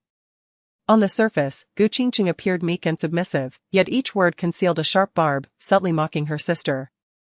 Her ability to feign vulnerability was now honed to perfection, surpassing even Gu Rui's performance. After finishing her tale, she produced her phone and displayed the dashcam footage. Look, this is how my sister was driving. There were no cars ahead, yet she was still maintaining a speed of 30 km/h, frequently braking. Gu Qingcheng turned her phone towards them, plaintively narrating the truth. The Gu family members watched the footage, then glanced back at Gu Rui in her hospital bed, their expressions difficult to interpret. Gu Rui could hardly fathom that Gu Qingcheng would take the initiative. Before she could formulate a counter-strategy, Gu Qingcheng had already taken the lead. Noticing her parents' subtly shifting attitudes, Gu Rui felt a twinge of panic and quickly interjected, Mom, I drove slowly because I'm pregnant, safety comes first. Sister is just deliberately trying to cut me off. Rui, your sister is on the brink of death, do you really want to hold this against her? Gu Qingcheng placed the fruit basket on the bedside table, her expression increasingly sorrowful. I visited the specialist today, and he told me there's no hope left for me. Gu Qingcheng appeared utterly despondent, her gaze downcast as if on the verge of tears. You might as well think of it as accumulating virtue for the child in your womb. Don't hold anything against your sister. Using the child as leverage left Gu Rui speechless, her teeth clenched and fists balled in frustration. This was precisely what it meant to walk a path for others while leaving them with no alternative. Seeing Gu Rui suffer and be unable to retaliate only intensified Gu Qingcheng's suppressed laughter, which she struggled to contain. However, Gu Rui was not one to concede easily. Suppressing her annoyance, she quickly devised a comeback and cheerfully declared, let us not dwell on it, we're all family after all. It's better to maintain harmony. Especially since brother Yunma is about to marry me, there's a joyful occasion at home. Gu Qingcheng nodded, that's truly a heartfelt congratulations to you, sister. Gu Rui, astonished, asked, aren't you upset? She intentionally brought this up to provoke Gu Qingcheng, yet she was met with congratulations instead. Gu Qingcheng smiled, why would I be upset? I would only wish for you two to become a couple, together forever. Forever locked together, so you can't harm anyone else. Before her words could settle, the hospital room door swung open. Everyone turned to see Chen Yunma entering, their expressions turning to shock. Yunma, what happened to your face? Are you all right? Chen Yunma held ice packs against his temples to alleviate the stinging around his eyes. Just as he was about to voice his grievances, he spotted Gu Qingcheng and erupted like a lit gas canister.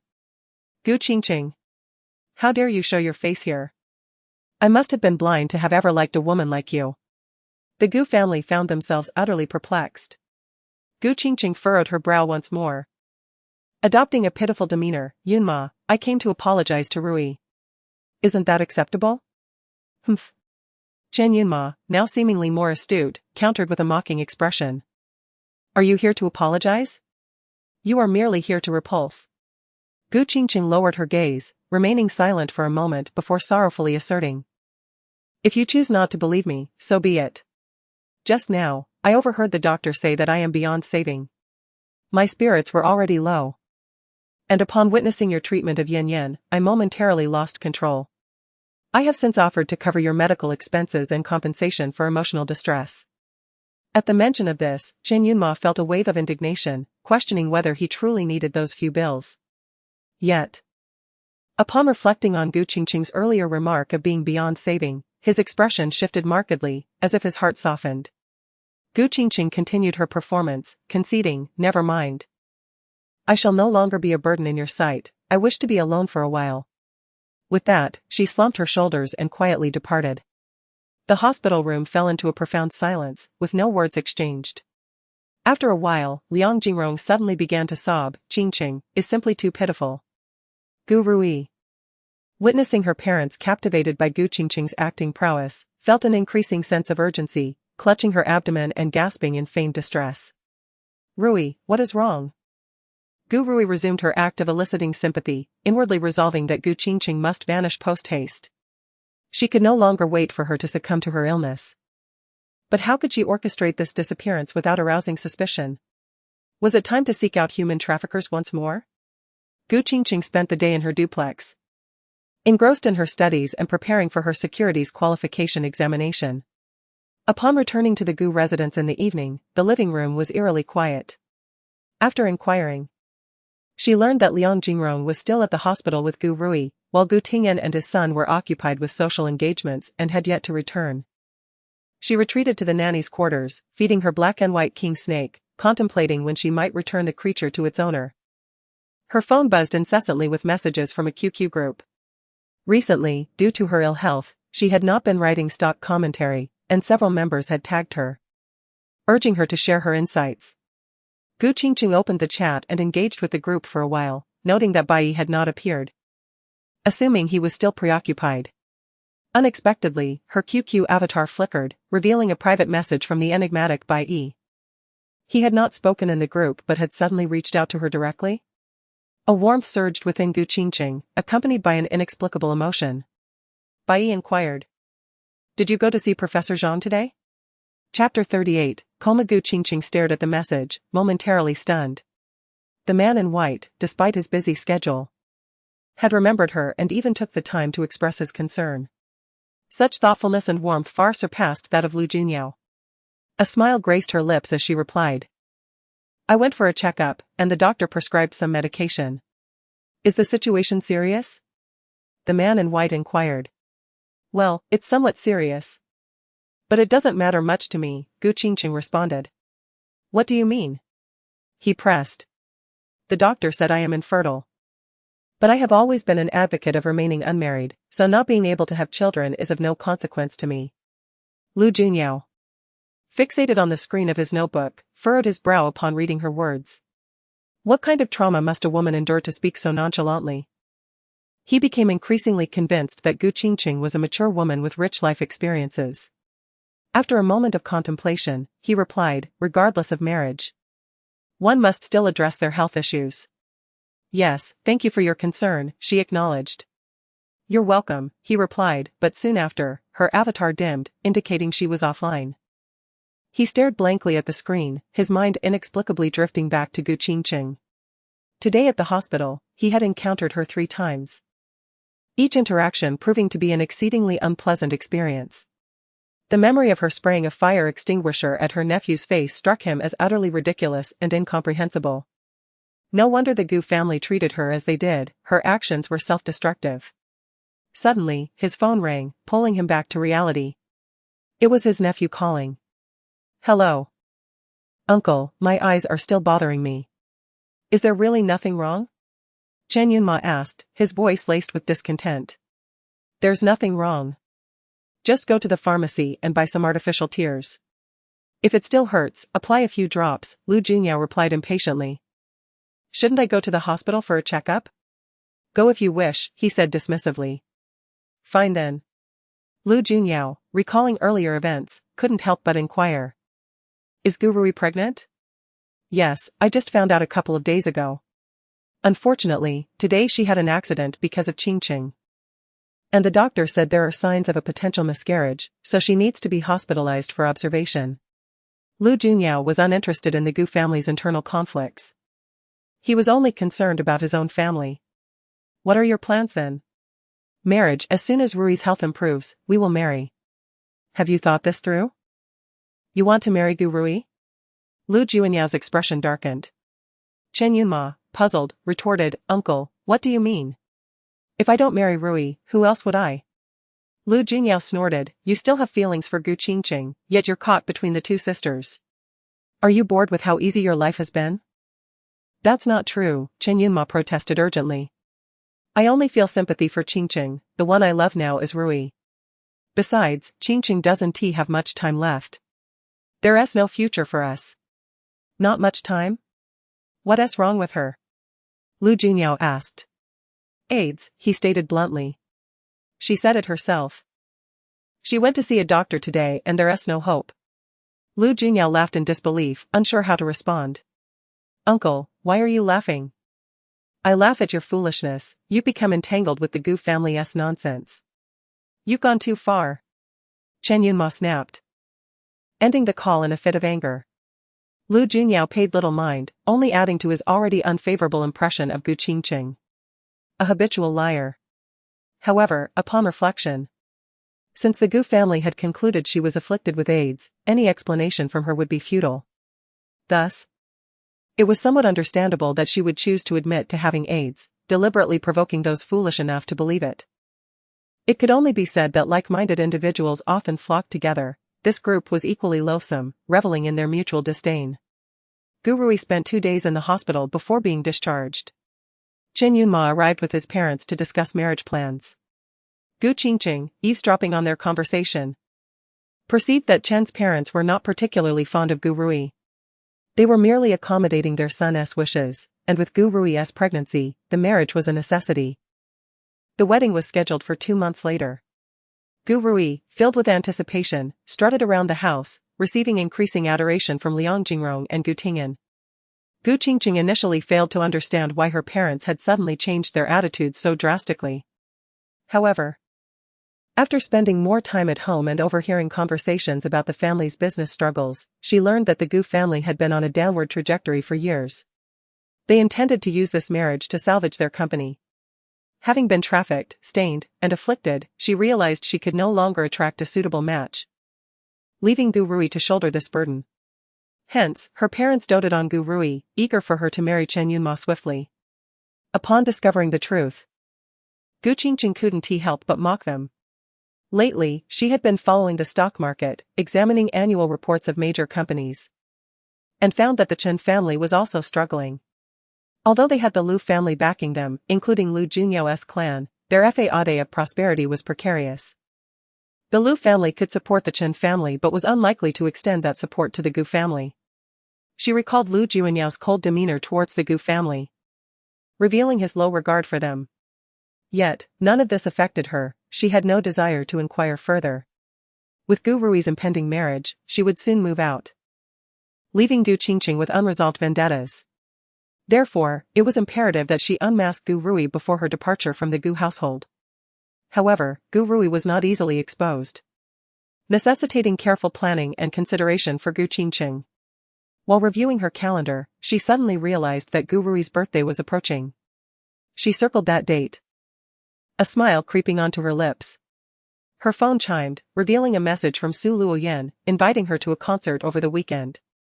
Gu Qingcheng had adored music since her student days, even attaining a performance-level proficiency in piano. After 3 years away, she had forgotten the sensation of stepping into a concert hall, and thus she readily accepted the invitation. On Sunday, Gu Qingcheng rose early, meticulously selecting her attire and applying a bit of makeup. Gu Rui had been cooped up at home, resting during her pregnancy, and upon seeing Gu Qingcheng looking splendid, her eyes widened. "Oh, sister, are you going on a date?" Gu Qingcheng smiled, "Yes." Just as she was about to leave, she turned back and asked, "By the way, Rui, your birthday is coming up. What gift do you want?"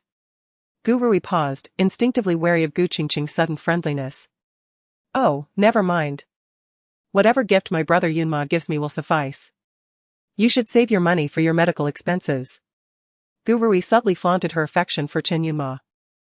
Gu Qingcheng maintained her smile. "All right, if you want to say, I shall arrange something for you." With that, she turned and left. Liang Jingrong watched her eldest daughter depart, feeling a sense of satisfaction. "Your sister has indeed changed quite a bit lately." Gu Rui pressed her lips together, displeased. Only she knew that Gu Qingcheng's transformation was merely a facade. However, it mattered little, she had already made her move. Hearing the sound of a car in the courtyard, Gu Rui stepped outside to witness Gu Qingcheng driving away, a faint smile curling at the corner of her lips. "Huh. Gu Qingcheng. It seems you want to have the chance to prepare a birthday gift for me after all." Gu Qingcheng first picked up Su Luoyan before heading to the city's performing arts center. The distance was considerable, and traffic was heavy on the weekend. After checking her navigation app, she decided to take the expressway, which, although longer, promised smoother travel. As they listened to music and discussed recent events in the Gu family, their spirits soared. However, a short while later, Gu Qingcheng sensed something amiss. Su Luoyan noticed her changing demeanor and inquired with concern, "What's wrong? Are you feeling unwell?" "No," Gu Qingcheng replied, shaking her head. She pressed the brake again, but the speed of the car remained unchanged, and the realization struck her, the brakes had malfunctioned. Yet, the car was barely a month old, and of such a luxury model, how could the brakes fail? "Qingcheng, what's going on?" Su Luoyan sensed her unease and asked again. Gu Qingcheng exclaimed, "The brakes have failed, hold on tight." "What should we do?" Su Luoyan responded in a panic upon hearing this. Gu Qingcheng took a deep breath, glanced into the rearview mirror, and gradually changed lanes towards the outermost lane. "Yan. Call the traffic police." "All right." Su Luoyan immediately dialed the traffic police, articulating the dire situation they faced. Before the call concluded, 2 motorcycle officers swiftly arrived, promptly directing the surrounding vehicles away.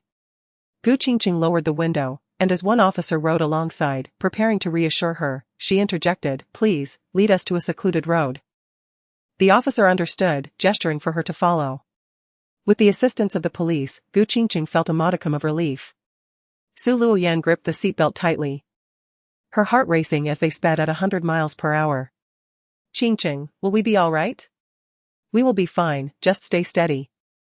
Gu Qingcheng had not pressed the accelerator since realizing the brakes had failed, shifting the car into neutral, allowing the speed to gradually decline. Unfortunately, they encountered a downhill stretch, causing the speed to rise once more. Fortunately, the officer quickly guided them off the expressway onto a secluded path. Beside the road stood a cement mixing plant, with a large pile of yellow sand in an open area. The officer slowed down to ride parallel with Gu Qingcheng, asking loudly, "Do you see the sand pile ahead?" Gu Qingcheng nodded, her expression grave, "I understand. I have called for an ambulance." The officer shouted. Gu Qingcheng felt a sense of urgency and warned her friend, Yan. "Hold on tight." Su Luoyan shut her eyes tightly, gripping the car door handle with all her might. Gu Qingcheng clutched the steering wheel, instinctively pressing the brake pedal down to the floor, then charged towards the sand pile. With a loud crash, the pile erupted, scattering sand in all directions. And the airbags deployed within the vehicle. A thick cloud of smoke engulfed them both. The front of the Maserati was buried deep, the windshield obscured by sand. The two officers quickly dismounted their motorcycles and rushed to the car, knocking on the window. Gu Qingcheng felt disoriented, her ears ringing as if she had suddenly plunged into a vacuum. Struggling to raise her head at the sound of the knocking, she felt her body slipping from her conscious control. Su Luoyan gradually regained awareness, lifting her head to push aside the airbag, only to turn and see Gu Qingcheng's face smeared with blood, a sight that horrified her. Qingcheng! Qingcheng, wake up! She leaned forward to unlock the central console. And the police immediately flung open the car door. How is she? Is she hurt anywhere? Hurry! Save my friend, she has lost so much blood. Chapter 39, A Reunion. The external cries gradually roused Gu Qingcheng from her unconscious state, yet she felt no pain from her injuries, as all her nerves remained in a state of numbness and blankness. Two traffic policemen extricated her from the vehicle just as the ambulance arrived. Gu Qingcheng's frail constitution, exacerbated by prolonged severe malnutrition, rendered her weaker than most. Though the collision posed no mortal threat, her complexion was ashen, and she was dizzy to the point of instability. Upon noticing the blood on her face, the doctor discovered that she had sustained a laceration at her hairline, likely caused by the inertia of her head colliding with the steering wheel during the impact. Qingcheng, are you all right? Please don't scare me. Su Luoyan's voice trembled with concern, her eyes brimming with tears for her dear friend. Do not worry, I shall survive, Gu Qingcheng replied, her dizziness palpable yet her spirit unfaltering enough to jest. She then instructed Su Luoyan, stay here and cooperate with the police. All right, Su Luoyan nodded repeatedly, do not fret. I will manage everything. The ambulance, sirens blaring, sped toward the city center, where Gu Qingcheng lay in a daze, her consciousness wavering between clarity and confusion, allowing the medical staff to conduct their examinations. Upon reaching the hospital, she was wheeled into the emergency room. A tall doctor clad in sterile attire emerged from the emergency area and caught a glimpse of the stretcher as it passed by, recognizing the familiar face lying upon it. Turning back, he inquired in a deep voice, what has transpired? Upon hearing the familiar tone, Gu Qingcheng initially suspected it was an illusion and struggled to open her eyes. To her dismay, it was indeed the last person she wished to encounter, Dr. Lu Junyao. Despite his sterile surgical cap and mask obscuring his face, she recognized him instantly. How peculiar. In this vast metropolis, there are numerous hospitals, why does it always have to be this one, and why must I always run into him? Doctor. Lu Junyao asked the medical personnel who had brought Gu Qingcheng in, what are the details? Traumatic injury from a car accident, specifically to the head. The wound appears to be 3 centimeters, requiring sutures. The patient's blood pressure is normal, and she is conscious, the staff replied swiftly. Doctor. Lu had come to assist with an emergency situation but, upon hearing this, he inexplicably turned back, raising his hand to examine Gu Qingcheng's injury, and proceeded to ask. Do you feel dizzy or nauseous? In response, Gu Qingcheng gritted her teeth and exclaimed, Doctor. I wish to have another physician treat me. She was averse to Lu Junyao. In truth, her injury did not necessitate his direct intervention, the nurse was more than capable of cleaning, disinfecting, and suturing the wound. However, the nurse was already preparing the necessary tools. Yet, upon hearing her vehement protest, Dr. Lu's subconscious provocation kicked in, and he retorted coldly, Are you afraid of me? Yes, Gu Qingcheng replied, I fear the callous incompetence of a mediocre doctor seeking personal revenge. As the two faced off, a nurse wheeled over a cart with the instruments ready. Professor Lu, I will tend to the patient. I will handle it, you assist, Dr. Lu Junyao said, deftly donning a pair of silicone gloves, his icy gaze fixed on Gu Qingcheng with an almost predatory intensity. The nurse was taken aback. Professor Lu. This is merely a minor injury. It has been a while since I have sutured. It is good practice, he replied coolly. Given his stature, he typically only undertook the most critical aspects of surgery, leaving the suturing to others. To address such a trivial injury was indeed an overutilization of his expertise. akin to using a sledgehammer to crack a nut. Nevertheless, the nurse understood, surmising that he was simply having a leisurely day and handed him the tools, saying, "Then by all means, proceed. I will assist." She then turned to Qingcheng, saying, "You are fortunate.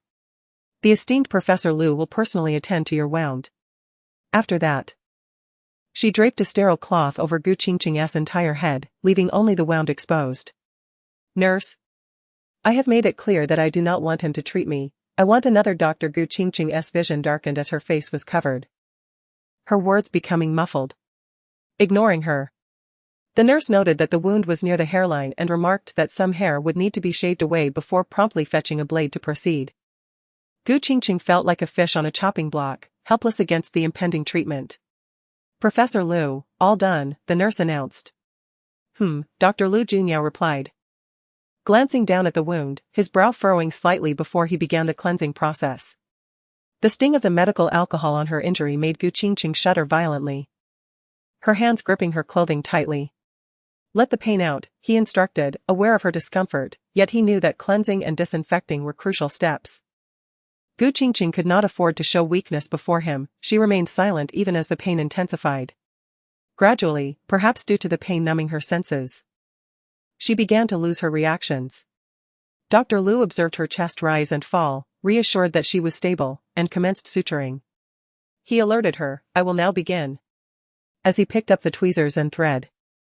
Qingcheng, overwhelmed by pain, felt her thoughts blur, and upon hearing his words, she became slightly more alert. "You are stitching without anesthesia?" "Dr. Lu, I demand anesthesia."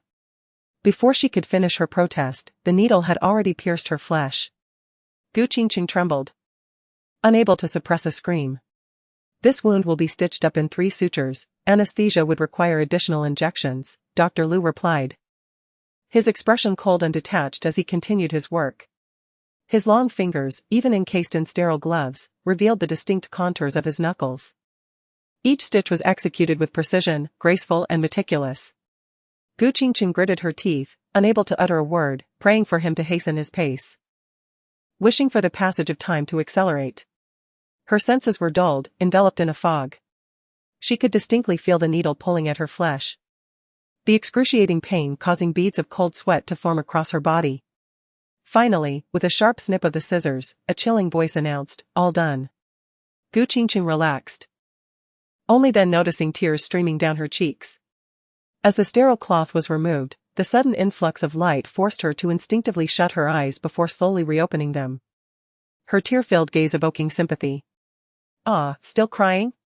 I thought you were unafraid of pain," Dr. Lu remarked, discarding the gloves into the trash with a dismissive glance.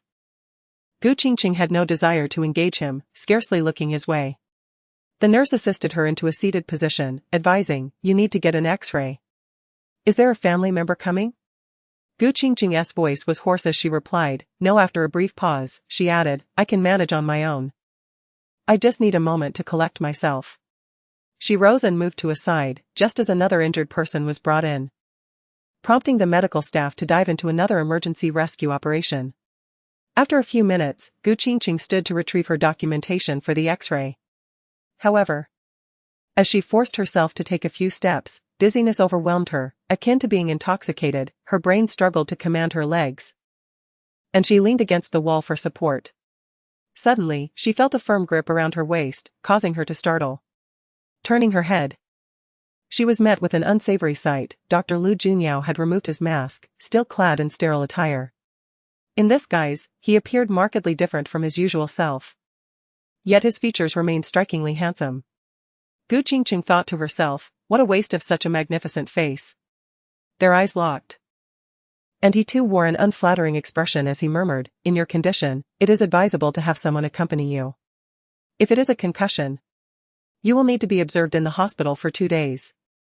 Qingcheng's pallid complexion reflected her pain, and with a cold demeanor, she retorted, "No need. I will leave shortly." "Is it so difficult to soften your stance with your family?" Dr. Lu's suggestion was a simple one, to call her family, inform them of the accident, and request someone to care for her. However, for Qingcheng, his words felt like salt in her wounds. Her antipathy towards Lu Junyao only intensified upon hearing his words, igniting a surge of indignation within her. Were it not for the waves of dizziness and nausea washing over her, she would have unleashed a torrent of scathing rebukes upon him. Observing Gu Qingcheng's depleted strength, evident in her inability to retort, Lu Junyao recognized the gravity of her condition. He turned to address one of his students. Issuing a terse command, fetch a wheelchair and escort her for a CT scan. Understood, Professor Lu, the student responded with deference. Unnecessary, Gu Qingcheng insisted, attempting to project an air of resilience. Lu Junyao retorted without mincing words, within the confines of a hospital, adherence to medical advice is paramount. Failure to comply absolves the institution of responsibility for any ensuing complications. With that, he abandoned her to lean against the wall, striding away with an air of resolute purpose. The medical student promptly returned, wheeling a chair, and assisted Gu Qingcheng into it, before conveying her to the CT suite. Another interminable wait ensued. Her phone buzzed, signaling an incoming call from Su Luoyan. Luoyan. Qingcheng, how are you faring? The vehicle has been towed, and I've completed the necessary formalities with the traffic police. Which hospital are you in? I'll come and be with you. Gu Qingcheng inquired, are you injured? I'm unscathed, merely shaken. Relieved to hear my dear friend is unharmed. Gu Qingcheng, overwhelmed and lacking support, disclosed the hospital's location. After what felt like an eternity, Su Luoyan arrived by taxi. Just as Gu Qingcheng's turn for the scan was called, Su Luoyan accompanied her through the examination. A brief interval later, the physician, upon reviewing the scans, confirmed a concussion and recommended hospitalization. However, Gu Qingcheng declined, signing the necessary waivers to depart. It was now afternoon, a time when daylight should have prevailed. Yet, an abrupt shift in the atmosphere had occurred, unleashing a downpour that cloaked the world in a somber, twilight hue. Su Luoyan braved the deluge to procure an umbrella, returning to assist her friend in their departure. However, the vicinity of the hospital was plagued by gridlock, exacerbated by the rain, rendering taxi services virtually unattainable. Su Luoyan's repeated attempts to secure a ride proved futile. Qingcheng, perhaps hospitalization would be prudent. Your condition is a cause for grave concern, she implored. Gu Qingcheng, teetering on the brink of collapse, remained resolute, furrowing her brow in refusal. Unnecessary. Let us persevere for a while longer. Her reluctance to be admitted stemmed from careful deliberation. During the protracted wait for the CT scan, Gu Qingcheng had meticulously reconstructed the events in her mind. Her intuition whispered that the malfunctioning braking system was no mere accident, pointing to deliberate sabotage. A daring hypothesis took shape. If Gu Rui were the orchestrator of this incident, Gu Qingcheng's disappearance would undoubtedly elicit unbridled elation. To validate her suspicions, she needed to remain incommunicado. Hospitalization would render her easily traceable by the Gu family. I shall not return to the Gu residence. Instead, I shall seek refuge in our humble abode. I must impose upon your kindness to care for me during these trying days, Gu Qingcheng uttered weakly. Su Luoyan countered, imposition? Nonsense. Your well-being is my utmost priority. I would never entrust you to the care of that family, they hold no regard for your life. Gu Qingcheng managed a wry, melancholic smile. The rain intensified, and the sky grew ever darker. Su Luoyan glanced at her phone, noting that 20 individuals still awaited taxi service. Her anxiety mounted, prompting her to wave frantically at passing vehicles, all of which were occupied. Just as their despair reached its zenith, a flamboyant sports car materialized before them. It was a familiar sight, having been encountered at a real estate agency. Gu Qingcheng's brow furrowed as she recognized the vehicle, swiftly identifying its owner. Her gaze met the aloof, detached eyes of the driver. However, the occupant feigned indifference, prompting her to respond with a haughty eye roll before turning away. Su Luoyan exclaimed, why? Isn't that Dr. Lu? Qingcheng, perhaps Dr. Lu could assist us. Unnecessary, Gu Qingcheng retorted icily. As if on cue, the traffic eased, and the Koenigsegg, valued at 50 million, began to inch forward. Su Luoyan abruptly approached and rapped on the window. Dr. Lu. The vehicle halted once more, the window descending to reveal Lu Junyao's stern, composed countenance. What is the matter? He inquired. Su Luoyan leaned in, addressing him with deference. Dr. Lu, would you be so kind as to offer Qingcheng a ride? We are unable to secure a taxi, and she is injured and weakened. Lu Junyao, aware of Qingcheng's unappreciative nature, declined without hesitation. My vehicle is a two-seater. It cannot accommodate both of you. There's no need to accommodate me, simply transport Qingcheng. I can wait a bit longer. Qingcheng is injured, Dr. Lu, please? Su Luoyan pleaded with a conciliatory smile. Qingcheng, incensed by her friend's obsequious behavior, retorted, Luoyan, what are you doing? A taxi will arrive shortly. Lu Junyao remained silent. But his expression suggested reluctant acquiescence. Wonderful. Thank you, Dr. Lu. Su Luoyan exclaimed, elated. She promptly opened the passenger door, beckoning her friend. Qingcheng, please enter the vehicle quickly. Unnecessary. Qingcheng, disliking her friend's ingratiating manner, grew angrier. However, her outburst exacerbated her dizziness, causing her to sway. The vehicles behind them honked impatiently, and Lu Junyao, growing exasperated, demanded, are you entering the vehicle or not? Yes, yes, yes. Su Luoyan, disregarding her friend's displeasure, pulled her into the passenger seat, imploring, Qingcheng, please alleviate my worries. I beseech you. With that, she slammed the door shut, waving goodbye to signal their departure. Lu Junyao started the engine, stating impassively, your condition warrants 2 days of observation in the hospital. Qingcheng retorted, what? Do you hold shares in this hospital? Are you attempting to meet a KPI target? Lu Junyao sneered, grinding his teeth, and regretting his unsolicited advice. He ceased further discourse, his tone becoming even colder. Fasten your seatbelt. Qingcheng reached for the seatbelt. Retorting icily, I shall reimburse you for the fare. Lu Junyao chuckled derisively. Were it not for the torrential downpour and her head injury, coupled with his oath as a physician, he would have unceremoniously ejected her from the vehicle. The journey was plagued by gridlock, characterized by intermittent stops and starts. Lu Junyao, despite his reluctance to engage in conversation, inquired, where shall I take you? To the Gu residence or Lingjiang 1 residence?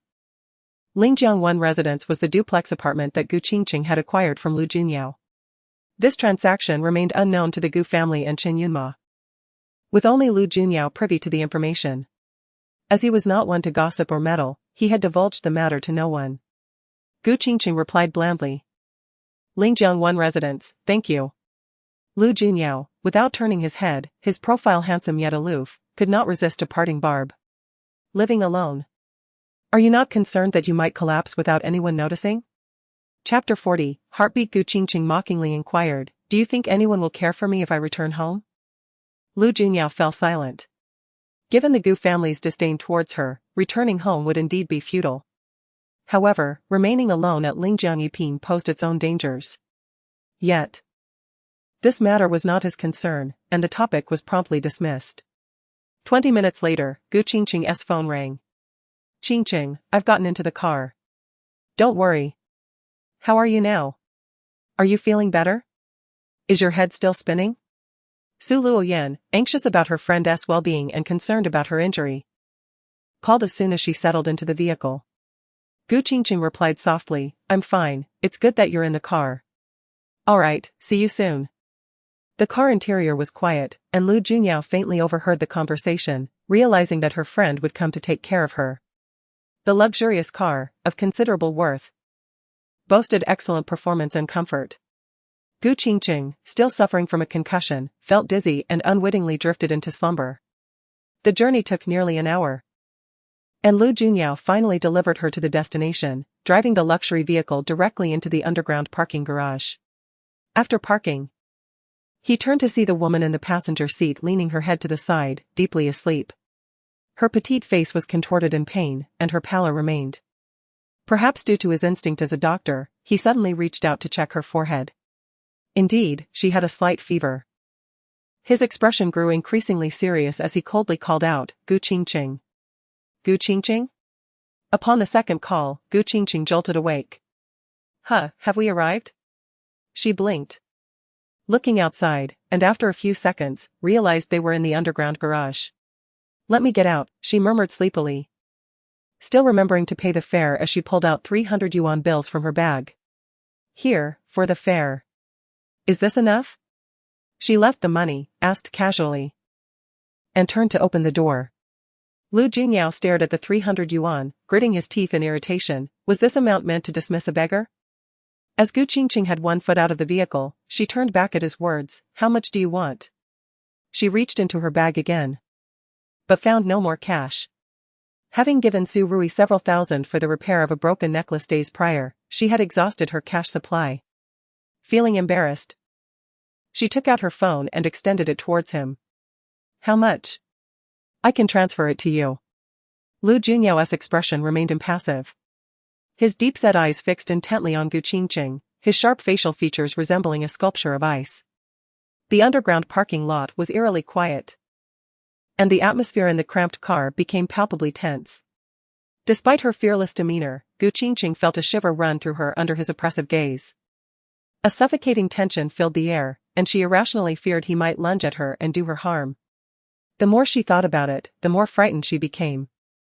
And with a stammer, she said, if you don't want it, that's fine, I'll leave. Qingcheng put her phone away and attempted to exit the car. However, the dizziness from her concussion persisted. While sitting quietly in the car, she had felt fine, but as soon as she stood, the world began to spin. Yet, the thought of the piercing gaze behind her spurred her onward. Her resilient spirit would not allow her to succumb in front of Lu Junyao. Nevertheless, fate had other plans. As she staggered a few steps, the world swayed even more violently, and her determination faltered. Just before she collapsed, she managed to grasp a support pillar. The buzzing in her ears, the throbbing pain from her head, and the overwhelming dizziness combined to darken her vision, making it feel as if the world was spinning away from her. Just as she was about to fall, a strong grip caught her arm, lifting her as easily as an eagle would a chick. Qingcheng, do you think you'll die if you don't act tough? Lu Junyao's face was pale, his voice icy with anger. He should have turned and left, refusing to intervene. Yet, as a doctor, the instinct to save lives was his duty, regardless of personal feelings. His moral compass and responsibility compelled him to act. Qingcheng, overwhelmed by dizziness, instinctively shook her head, attempting to regain her clarity, but to no avail. Lu Junyao sneered. Shake your head a few more times, and your brain will turn to mush. Qingcheng glared at him, feeling the urge to retort, but the overwhelming nausea surged, nearly causing her to vomit. Lu Junyao frowned, recognizing the severity of her concussion, and decided against further arguments, guiding her toward the elevator. Qingcheng could no longer pretend to be strong. The discomfort felt as if she were walking on clouds, leading her to question if she might perish. Inside the elevator, she struggled to maintain her balance. Lu Junyao disdainfully grasped only one of her arms, lifting her up. Yet, her body had become as limp as overcooked noodles, swaying against the elevator wall. Qingcheng? Lu Junyao's face darkened, urgently calling out. She kept her eyes tightly shut, unresponsive. When the elevator arrived, the doors opened, and as he pulled her to exit, she began to topple over. With no other option, he hesitated briefly before bending down to lift her horizontally in his arms. It was almost comical. He despised this woman, unwilling to even glance at her, yet by some twist of fate, he had carried her twice now. The first time, she had fainted from menstrual pain, and now it was due to a car accident.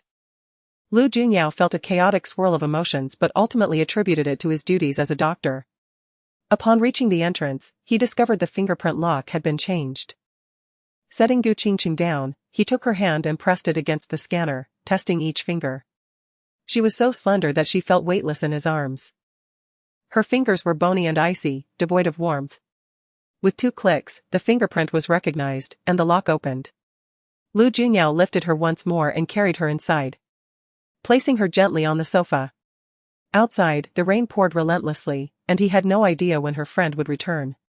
Given her state, it was impossible to leave her alone. Standing upright, he maintained a stern expression, brows furrowed in frustration and uncertainty. Thankfully, as Qingcheng lay on the sofa, she began to regain consciousness, her mind becoming clearer. Opening her eyes, she saw him standing there and murmured, "Thank you, my friend will be back soon, you can leave." Lu Junyao raised an eyebrow in surprise, her gratitude this time sounded somewhat sincere.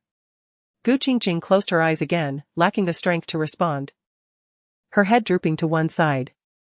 As she tilted her head, Lu Junyao noticed the bandage on her forehead was seeping blood, and his expression darkened. How could her wound still be bleeding hours later? He turned to the living room's TV cabinet, hesitating before walking over to open a hidden compartment in the wall, unexpectedly finding what he sought. Qingcheng squinted, startled to see him retrieve a first aid kit from the hidden compartment. She was unaware of such a place, let alone the existence of a first aid kit within it. Despite being the owner of the apartment, Lu Junyao seemed more familiar with it than she was. An unsettling realization. Lu Junyao placed the first aid kit on the coffee table and opened it with ease, extracting the necessary medical instruments. Your wound is still bleeding. I need to remove the bandage to inspect it. It may require redisinfection, he instructed in a low voice, sitting down beside the sofa and already beginning his work. Qingcheng lacked the energy to resist, lying still as he attended to her. Upon unwrapping the bandage, he found the wound still oozing blood. Clearly, her coagulation ability was compromised. Yet, this was not surprising. After being abducted for 3 years, she must have endured immense hardship. And her frail physique indicated that she likely had numerous health issues, requiring at least 1.5 years to recover. As the medical alcohol swab brushed against her wound, Qingcheng winced slightly, her features contorting in discomfort. Don't move. Lu Junyao's voice was cold as he firmly repositioned her head. It hurts. Qingcheng murmured painfully, her voice barely audible. Lu Junyao paused for a moment, an inexplicable softness washing over him. When he resumed, his touch was noticeably gentler. When Su Luoyan returned, she found Lu Junyao meticulously rewrapping Qingcheng's injury. Witnessing this, Su Luoyan felt a surge of gratitude. Dr. Lu, I can't thank you enough. Without you, I wouldn't know what to do. On behalf of Qingcheng, I extend my heartfelt thanks. Lu Junyao rose, tidying the medical kit, and cautioned, if she still experiences severe dizziness tomorrow, it would be best to suggest she visit the hospital again, possibly for admission if necessary. Understood, I will keep a close watch. Su Luoyan nodded earnestly. Her blood coagulation is somewhat poor, the wound must not come into contact with water. Should she develop a fever, remember to administer anti-inflammatory medication. Yes, I'll remember. Su Luoyan affirmed repeatedly. Alright, I'll take my leave now. I've said all that needs to be said. With that, Lu Junyao turned to depart. Su Luoyan courteously escorted him to the door, continuously expressing her gratitude. Qingcheng slept through the night, while Su Luoyan stayed by her side. The phone remained silent. Once again, she spent the night away, and the Gu family remained oblivious. After 2 days of resting at home, Qingcheng finally regained some strength and was able to rise and move about slowly. During breakfast, Su Luoyan noticed her friend's improved spirit and let out a sigh of relief. If you don't recover soon, I will have to take you to the hospital. Dr. Lu specifically warned that if your dizziness persists, you should return for an examination. Qingcheng smiled faintly. It's alright, I'm aware of my condition. Su Luoyan scrutinized her friend, her gaze shifting before she softly suggested, Qingcheng, we owe a debt of gratitude to Dr. Lu for his assistance that day. He brought you back and redressed your wound. Once you feel better, you should reach out to him and at least express your thanks. Qingcheng paused, her hand holding the spoon faltering as she momentarily appeared dazed. Although she had been in a fog that day, she retained some clarity. It seemed that Lu Junyao had carried her home. Moreover, during her previous bout of menstrual pain, it was Lu Junyao who had lifted her out of the car and taken her to Chen Yunma's place. Despite her aversion to him, she could not deny that he had aided her on 2 occasions. She had repaid the previous act of kindness with a meal, but this time, how should she express her gratitude? After a moment of contemplation, Qingcheng nodded, yes, once I'm feeling better, I'll inquire about his contact information. She despised being in anyone's debt, especially not someone like Lu Junyao. Seeing her friend's agreement, Su Luoyan's expression brightened. So, your impression of Dr. Lu has changed. Hasn't he it? Aside from his aloof demeanor and taciturn nature, he truly is a wonderful person and an excellent doctor. Gu Qingcheng did not respond but regarded her friend with a discerning glance. What's this? You don't have feelings for him, do you? Su Luoyan chuckled and shrugged. I hardly have the qualifications. Gu Qingcheng observed her friend's reaction and felt a mix of emotions, suspecting that Su Luoyan might indeed harbor feelings for Lu Junyao. After finishing breakfast, Su Luoyan stood to clear the dishes. Just as Gu Qingcheng was about to rise, her phone rang. She answered to find it was the Maserati service department calling. Miss Gu, we have invited engineers from headquarters to inspect your vehicle. It has been confirmed that the brake system was tampered with, and we have prepared a report. We recommend you file a police report. Gu Qingcheng remained calm, as this outcome was within her expectations. Alright, I understand. Thank you. After hanging up, she turned to Su Luoyan. Yan, I need to ask a favor of you. Su Luoyan replied, speak freely, no need for pleasantries. Please visit the Gu family today and say that you're looking for me. Mentioning that my phone has been unreachable for several days. Su Luoyan paused, looking at her in confusion. What does that mean? Gu Qingcheng explained. The service just informed me that the brake system was deliberately sabotaged. I suspect it was Gu Rui. As for how she managed it, I cannot ascertain. However, since I have been out of contact for a few days, she must think something has happened to me and likely feels quite pleased about it. Your visit. Ah, I understand. You want me to gauge Gu Rui's attitude and reaction, correct? Su Luoyan, though gentle in nature, was astute, being a law graduate. Yes. Be adaptable in your approach. Understood. Su Luoyan agreed, but then furrowed her brows. Aren't you going to report this to the police? That would expedite things. Gu Qingcheng scoffed softly, replying with indifference, she is pregnant now. Even if I report her, even if the police can prove it was her doing, I have not suffered any serious injury or death.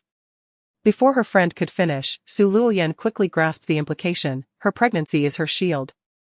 If the Gu family finds a good lawyer, she could evade justice. Exactly, thus I intend to seek my revenge in my own way. Gu Qingcheng smirked, a glimmer of ruthlessness flickering in her eyes. The Gu household had been unusually tranquil for 2 days, while Gu Rui hummed cheerfully. One morning, Chen Yunma came to keep her company, planning to take her out for a stroll and perhaps a movie. Upon learning that Gu Qingcheng had not returned home for 2 days, Chen Yunma expressed surprise. Where has Qingcheng gone? Didn't she say anything to you? Gu Rui replied sarcastically. She has always done as she pleases, who knows? Could something have happened? Gu Rui glanced at him, her expression turning sour.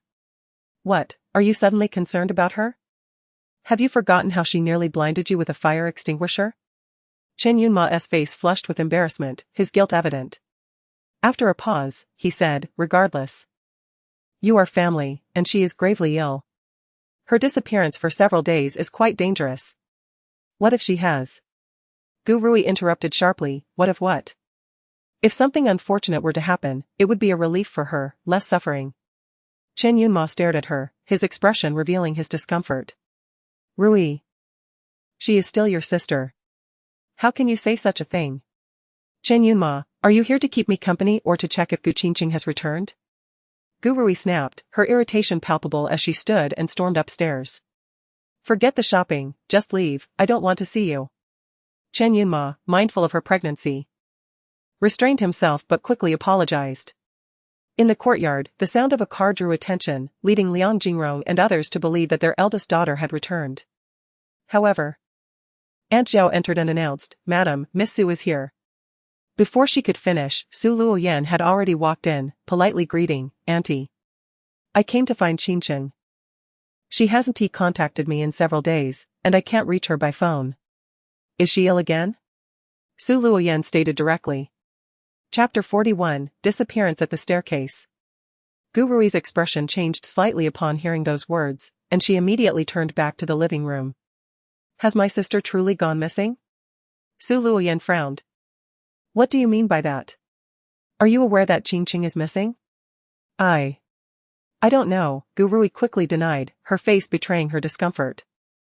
She hasn't returned since she went out last weekend. I thought she was traveling with you. Su Luoyan fixed her gaze on her. almost instantly convinced that Gu Rui was hiding something. A sense of satisfaction flickered in her heart, yet her expression remained restrained. "No, I haven't seen your sister," Su Luoyan replied, her tone growing somber. "Since she isn't home, I shall take my leave and search elsewhere." However, as she turned to leave, Su Luoyan couldn't help but glance back at Liang Jingrong. "Auntie, Qingcheng is your own daughter born after 10 months of pregnancy. How can you bear to treat her like this? If she falls ill or is violated, does that mean she ceases to be your daughter? Countless parents have lost their children and spent their lives searching for them, yet you disdain your daughter who has miraculously returned from the brink of death, while indulging a wild girl you adopted without a care. Su Luoyan. When did the matters of the Gu family become your concern?" Gu Rui snapped, her anger flaring as she rushed to defend Liang Jingrong. "What do you know? My mother has treated my sister well enough. It's her own fault for being discontent and opposing our family." Su Luoyan regarded her with disdain. "Gu Rui, who do you think you are in this family? You're merely a counterfeit heiress, yet you carry yourself with such arrogance. Do you think that without Qingcheng, you can become the most esteemed socialite in the capital? You don't even measure up to her little finger." Gu Rui was nearly beside herself with rage. "Su Luoyan, what are you even worth? You're not favored in the Su family, ostracized, and now you come to the Gu family to seek validation. How ridiculous." Seeing their argument escalate, Chen Yunma, feeling overwhelmed, tried to mediate. "Alright, the priority is to find Qingcheng. Debating right and wrong is utterly pointless." "Find what?" "Chen Yunma, we're about to get married. And I'm carrying your child. Are you still hung up on her?" Gu Rui exclaimed, losing her composure as she shoved Chen Yunma toward the door. Su Luoyan seized upon this remark, pressing further. "What do you mean? How can you be so certain that Qingcheng cannot be found? Do you know something about her situation?" Gu Rui nearly blurted out her thoughts but regained her composure just in time, altering her reply. "I stay at home every day, how would I know? I just oh." She clutched her abdomen mid-sentence. This tactic was foolproof. Instantly, Chen Yunma and Liang Jingrong grew anxious and rushed to offer support. Su Luoyan, witnessing her theatrics, scoffed, feeling her friend deserved better than such family. Having gleaned the answer she sought, she turned to leave. On the Gu family's side, Chen Yunma stayed for lunch. Having pacified Gu Rui, before making an excuse about business and leaving in haste. As he drove, he immediately dialed Gu Qingcheng's number, but it went unanswered. Anxiety began to creep in, and he pondered where he might search for her. Both she and her car had vanished. Could something truly have happened to her? Flipping through his contacts, he contemplated sending someone to the traffic police to inquire about any accidents in the past few days. Yet, before he could make the call, his phone rang. It was a call from home. "Young master, madam suddenly has a stomachache after lunch and asked you to take her to the hospital," the family's housekeeper said with concern. Chen Yunma felt a surge of irritation. "Just send her there. Why do I need to return?" "Chen Yunma. You haven't even married yet, and you forget your mother?" The voice on the other end shifted, and his mother began to scold him, then asked. "Is it Gu Rui who doesn't want you to leave?" "No, I'm out." "Then hurry back and accompany me to the hospital." With no other option, Chen Yunma turned his car around to take his mother to the hospital. On the way, he called Lu Junyao. "Uncle, my mom has a stomachache. It must be her chronic condition acting up. Can you recommend a doctor for her? Give the phone to your mom." "Okay." Chen Yunma handed the phone to the housekeeper in the back seat, and his mother, Lu Qinglin, took it and began chatting with her brother. Upon arriving at the hospital, Lu Qinglin said, "Head directly to the gastrointestinal department. Your uncle has already made arrangements." Chen Yunma accompanied his mother to the gastroenterology department, where the doctor promptly began her examination. Lu Junyao, having finished his duties, came over as well. Chen Yunma, still preoccupied with Gu Qingcheng's disappearance, pulled Lu Junyao aside and whispered, "Uncle, can you stay here with my mom? I have something urgent to attend to." "What could possibly be more urgent than your mother's illness? You hold the title of vice president, but have you ever done anything substantial?" Lu Junyao reprimanded him without hesitation. Frowning, Chen Yunma replied, "It's Qingcheng has gone missing, and I'm worried something has happened to her. I want to send someone to look for her. Lu Junyao's expression shifted slightly as he tightened his gaze, deep in thought. It had been days since Qingcheng's accident. Yet the Gu family was only now becoming aware of it. They truly did not regard this daughter as significant. Are you not about to marry Gu Rui? Why are you still concerned about Qingcheng? I warned you days ago not to waver, you're playing with fire. Lu Junyao did not divulge the truth but sternly cautioned his nephew once more. However, Chen Yunma remained oblivious. Uncle, I'm not wavering. This is a matter of life and death. Even if it's a matter of life and death, the Gu family doesn't care, so why should you? Precisely because they don't care, I must. Chen Yunma grew increasingly anxious, murmuring, no, I must go look for her. We deserve to know whether she is alive or dead. Stop. Lu Junyao called him back, his temper flaring. Uncle. My mother is here, and you can watch over her. I have nothing to do. Chen Yunma frowned, assuming Lu Junyao was trying to prevent him from leaving. But before he could finish, Lu Junyao interjected. Gu Qingcheng is fine, you needn't go searching for her. What? Chen Yunma was taken aback, his eyes widening. Uncle, how do you know? She had an accident a few days ago. I happened to be there when she was brought to the hospital. An accident? Why didn't you tell me? Chen Yunma's voice rose, incredulous. Lu Junyao expression turned frosty, his gaze probing. Why should I tell you? What is she to you? She is, well. Even if I have no feelings for her, she is Rui's sister. Ultimately, she is still family. Chen Yunma stammered, desperately seeking excuses for his emotions. Lu Junyao glared at his nephew, his frustration boiling over. Yunma, I know exactly what you're thinking, don't push me to the edge. With that warning, Lu Junyao turned and entered the consultation room to inquire about his sister's condition. Chen Yunma stood in the corridor, anxious and restless, dialing Gu Qingcheng's number again, but still. There was no answer. After a while, Lu Junyao emerged and said tersely, go inside and keep your mother company. Stop worrying about things that don't concern you. With that, he left, showing no desire to engage with his nephew. Uncle. Uncle. Chen Yunma followed, his face a mix of distress and conflict. How is Qingcheng? Is her condition serious? Quite serious. Is she hospitalized? Which department is she in? Lu Junyao halted, turning to face his nephew. His expression no longer merely grim. Chen Yunma rushed to clarify, I'm not asking for myself, the Gu family is looking for her. Her friends are at the house today. Lu Junyao raised an eyebrow, seemingly puzzled. She has friends? Yes. Su Luoyan, you might not know her. But the Gu family is searching for her, and it's rare to finally have news. Lu Junyao's expression was silent, yet his heart was filled with a cold smile.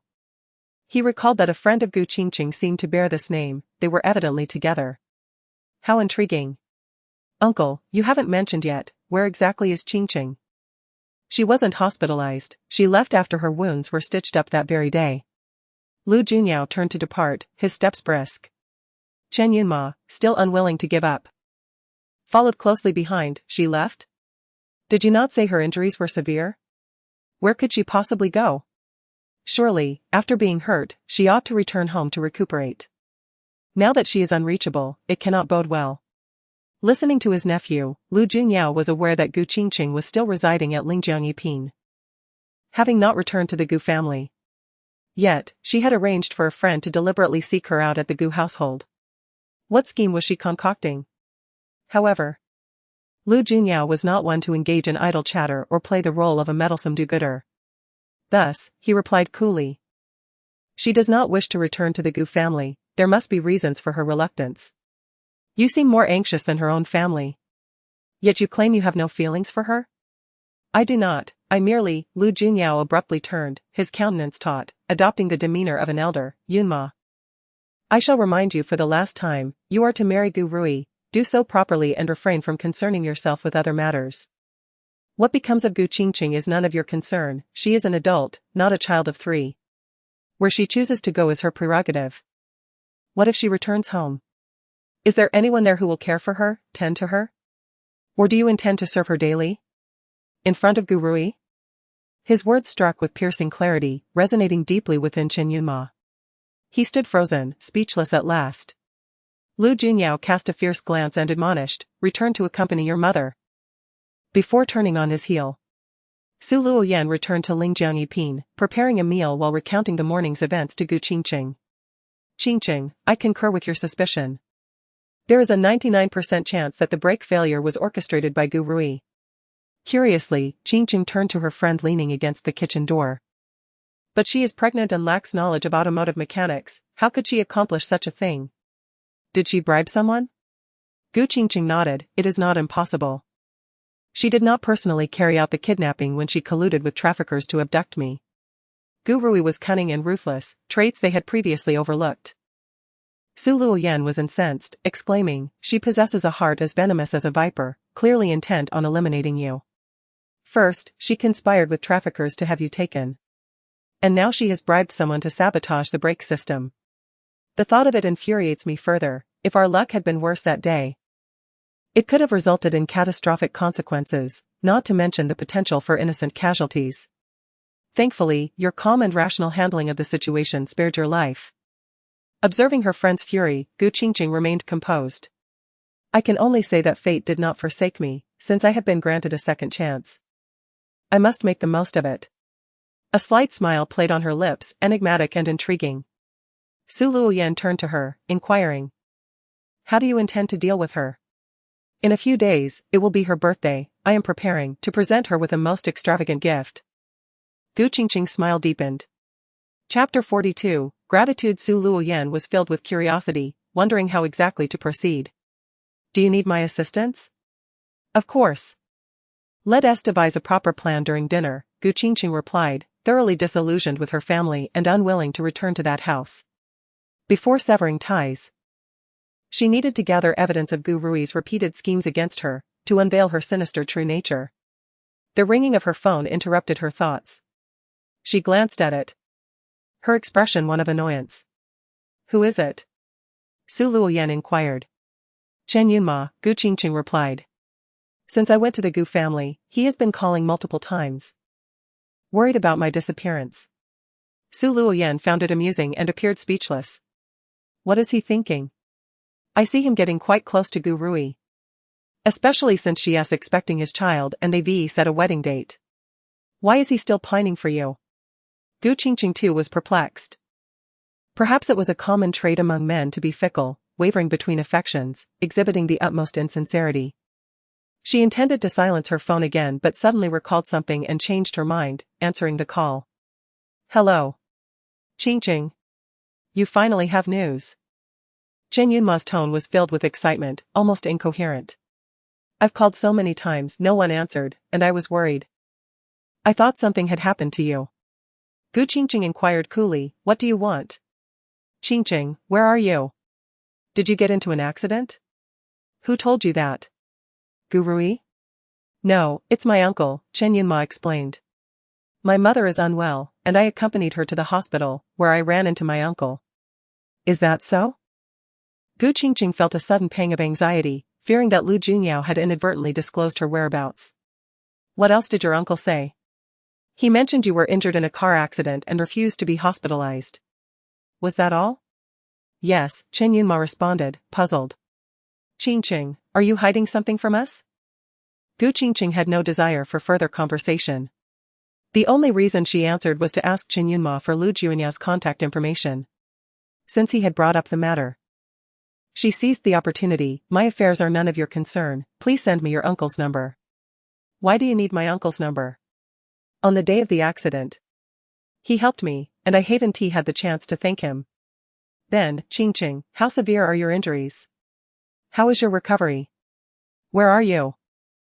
Let me come see you." Yunma's tone turned affectionate. Completely forgetting the incident days earlier when Qingcheng had sprayed him with a fire extinguisher and hurled insults at him, Qingcheng, maintaining her composure, replied coldly. "There's no need for that, just send me your uncle's number." "Qingcheng, are you angry with us?" Yunma's voice was filled with despair. Qingcheng was bewildered. "Angry with you? Why would I be?" "Because I'm marrying Rui, and she is carrying my child." So you're upset and refused to come home after the accident. Gu Qingcheng was utterly speechless. She rolled her eyes, unsure how to respond to such absurdity. How could someone be so self-absorbed? Chen Yunma, do you truly believe I still harbor feelings for you? She asked, her tone infused with sarcasm. You no longer love me? What is there to love about you? Your fickleness? Your weakness? Or perhaps your narcissistic mediocrity? Qingcheng, you. Chen Yunma was taken aback, angering him further. I still care about you, and I've been worried sick since you went missing. Gu Qingcheng could only laugh in disbelief. She had been missing for 3 days, and this was his idea of concern? Nevertheless, unbeknownst to her, Chen Yunma's frequent visits to the Gu family were motivated by more than just companionship with Gu Rui. Enough. We have nothing more to discuss. You can choose whether or not to send that number. I'm hanging up now. With that, Gu Qingcheng decisively ended the call. Had she known that answering would lead to such discomfort, she would have declined to pick up. How had Chen Yunma changed so drastically? Did he really think she still loved him, or believed she was sulking out of jealousy? Was the Gu family truly so destitute they could not afford a mirror for him to see his true self? Su Luoyan, having overheard the conversation, was equally astonished. Gu Qingcheng shook her head in derision, unwilling to comment. She could somewhat comprehend Chen Yunma's mindset. That scoundrel likely felt infallible. Believing she would cling to him upon her return, especially after learning of his relationship with Gu Rui. He had projected himself into a delusional state, interpreting all her actions as signs of lingering affection, thus assuming she was jealous and acting out. Heavens! Gu Qingcheng lamented inwardly. How had she been so blind as to fall for him in the first place? Her phone vibrated, snapping her out of her reverie. Chen Yunma had sent her a number, along with a message. Qingcheng, my uncle said your injuries are quite serious, and you surely need someone to care for you. Even if you're reluctant to return to the Gu family, at least let me know where you are. Gu Qingcheng scoffed disdainfully as she read the message. This scoundrel was still indulging in self-pity, unable to be awakened even by harsh words. Gu Rui too had poor judgment. Falling for such a man and becoming pregnant with his child. Gu Qingcheng couldn't be bothered to respond. After copying Lu Junyao number, she promptly deleted Chen Yunma's message and blocked his number. The thought that Lu Junyao, fully aware of her whereabouts, had said nothing left her feeling rather complex. This cold, unfeeling individual still respected her privacy. In light of this, she felt a greater inclination to express her gratitude. Yet, the idea of reaching out to him filled her with reluctance. What if he responded with mockery or disdain? Why are you dawdling? Did Chen Yunma send you Dr. Lu's number? You should call him now, Su Luoyan reminded her, noticing her distracted gaze on the phone. Gu Qingcheng snapped back to reality, gritting her teeth, and dialed the number. The phone rang several times with no answer. Just as her courage began to wane, she was met with a response. Hello, came a cool, deep voice. Indeed, it was Lu Junyao. Gu Qingcheng felt her heart race, her tongue momentarily tied. Hello, this is Gu Qingcheng. On the other end, Lu Junyao, busy at the hospital, was taken aback, his brow furrowing. After a moment, he asked, how did you get my personal number? I asked Chen Yunma for it. Is there something you need? Not really. I just wanted to thank you for your help that day. I was in a daze and didn't get to express my gratitude properly. Huh. Lu Junyao's voice dripped with sarcasm. How rare, Miss Gu is so well-mannered. Gu Qingcheng clenched her phone, her expression taut, but recalling his nature, she chose not to take offense. I do not wish to owe anyone a favor. When someone helps me, it is only right to express my thanks, Gu Qingcheng replied politely. There's no need. You paid for the ride that night and already thanked me. Reflecting on the 300 yuan fare, Lu Junyao felt that Gu Qingcheng had a knack for belittling others. To be fair, you did pay for the ride, but afterward, you took me upstairs and treated my wound. As you, Professor Lu, would say, such treatment isn't something everyone receives. I didn't pay a dime. So I certainly gained an advantage. Chapter 43, Quarrel. Gu Qingcheng spoke in a tone that was almost formulaic, clearly delineating the kindness she had received that day. After listening, Lu Junyao, with his handsome and profound face, appeared perplexed, as if momentarily speechless. Finally, he inquired, "Is this how you interact with others, calculating every detail?" "This is about principles, clear distinctions between gratitude and resentment," Qingcheng replied, her tone growing increasingly haughty. Lu Junyao responded with a sardonic smile, "And yet, you know my whereabouts but chose not to inform Qingcheng. Consider it a keen awareness on your part." Qingcheng's arrogance intensified. Lu Junyao, now at a loss for words, felt an overwhelming impulse to reach through the phone and throttle her. "Miss Gu, do you always articulate your thoughts in such an offensive manner?" "Not necessarily, it varies with the individual." "By that logic, am I your enemy?" "Not exactly. But I certainly don't harbor any fondness for you. I have saved you twice, and yet you just stated your intention to express gratitude." "I mentioned that I am a person of principle. Gratitude and disdain are two separate matters." Though Lu Junyao was typically aloof and taciturn, he had never considered his eloquence lacking or his logic flawed. Yet now, he found himself at a loss for words against Qingcheng's verbal entanglement. After a brief moment of silence, he suddenly smiled and provocatively remarked, "I really ought to inform Yunma of your address. The Gu family is actively searching for you. And it would be inappropriate for me to remain silent." "Do not." Qingcheng immediately panicked, losing her earlier composure. "Lu Junyao, this is my privacy. My affairs do not require your interference." The amusement in Lu Junyao's voice grew more pronounced. "Yunma will soon be your family's son-in-law, and I am his uncle. In the end, we are all family." Qingcheng, incensed, retorted, "Lu Junyao, you are doing this on purpose, are you not? You are fully aware that I am at odds with the Gu family." Seeing her fuming, Lu Junyao finally gained the upper hand, deliberately using his seniority to belittle her. "As an elder, is this how Miss Gu conducts herself? Addressing her elder by name?" Qingcheng was relieved that she had not yet set the table, otherwise she would have surely felt like a character in a dramatic scene, smashing dishes in fury. "Forget it, I should not have called you. You are hardly worth my gratitude." With gritted teeth, she spat out her final words and hung up, nearly throwing her phone in frustration. Su Luoyan had prepared a meal, serving it one dish at a time. Upon witnessing her best friend angrily end the call, she nervously inquired, "What happened? Why did a simple expression of thanks escalate into an argument with Dr. Lu? Do not mention him again. He is no different from Chen Yunma and the Gu family. They are all in cahoots." Qingcheng was so furious that she had lost her appetite, rising to return to her room. However, her anger provoked a sudden dizziness, and she instinctively placed a hand to her forehead, swaying slightly. "Be careful." Fortunately, Su Luoyan was close enough to rush over and support her. "How are you? You have not fully recovered, you need to rise slowly to avoid falling again." "I am just so angry." Qingcheng closed her eyes to steady herself, striving to calm her emotions. "Do not be upset," Su Luoyan quickly soothed her. "It is my fault. Had I known you two were incompatible, I should not have pushed for your union. Let us eat quickly, you need to take care of your health." Seeing her friend had finished preparing, Qingcheng, unable to refuse, reluctantly returned to her seat to eat. News of Qingcheng's condition soon reached the Gu family, conveyed by Qin Yunma. However, he did not dare mention that he had called Qingcheng, stating instead that he had overheard Lu Junyao discussing her. "The ambulance that day happened to be from my uncle's hospital.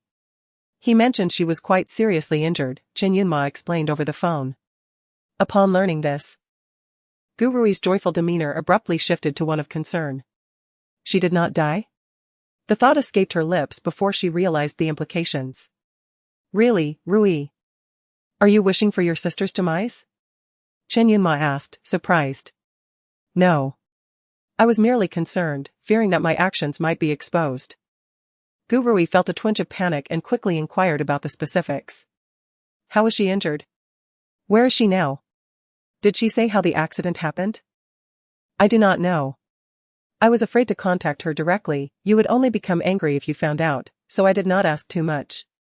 Qin Yunma was deftly placating both sides. The other members of the Gu family, upon hearing the conversation, reacted in a variety of ways. Some appeared relieved, while others seemed disappointed. After ending the call, Gu Rui felt disoriented. She had assumed that Gu Qingcheng's silence over the past few days indicated her demise. Vanishing without a trace. She had quietly reveled in the thought that her scheme had succeeded. Now, however, with Gu Qingcheng alive and presumably hiding, she suddenly realized that her sister might have discovered something and was evading home to contemplate her next move. Moreover, she recalled how Su Luoyan had come to their house that morning, perhaps as part of a deliberate test to ascertain Gu Qingcheng's suspicions.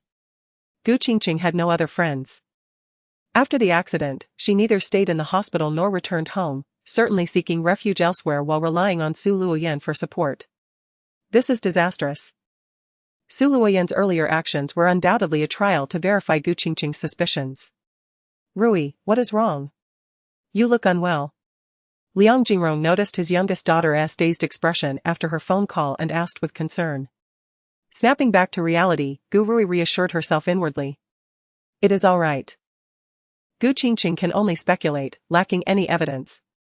The individuals who assisted her have long since taken their money and left the capital. Gu Qingcheng cannot find witnesses or proof, and thus can only harbor suspicions.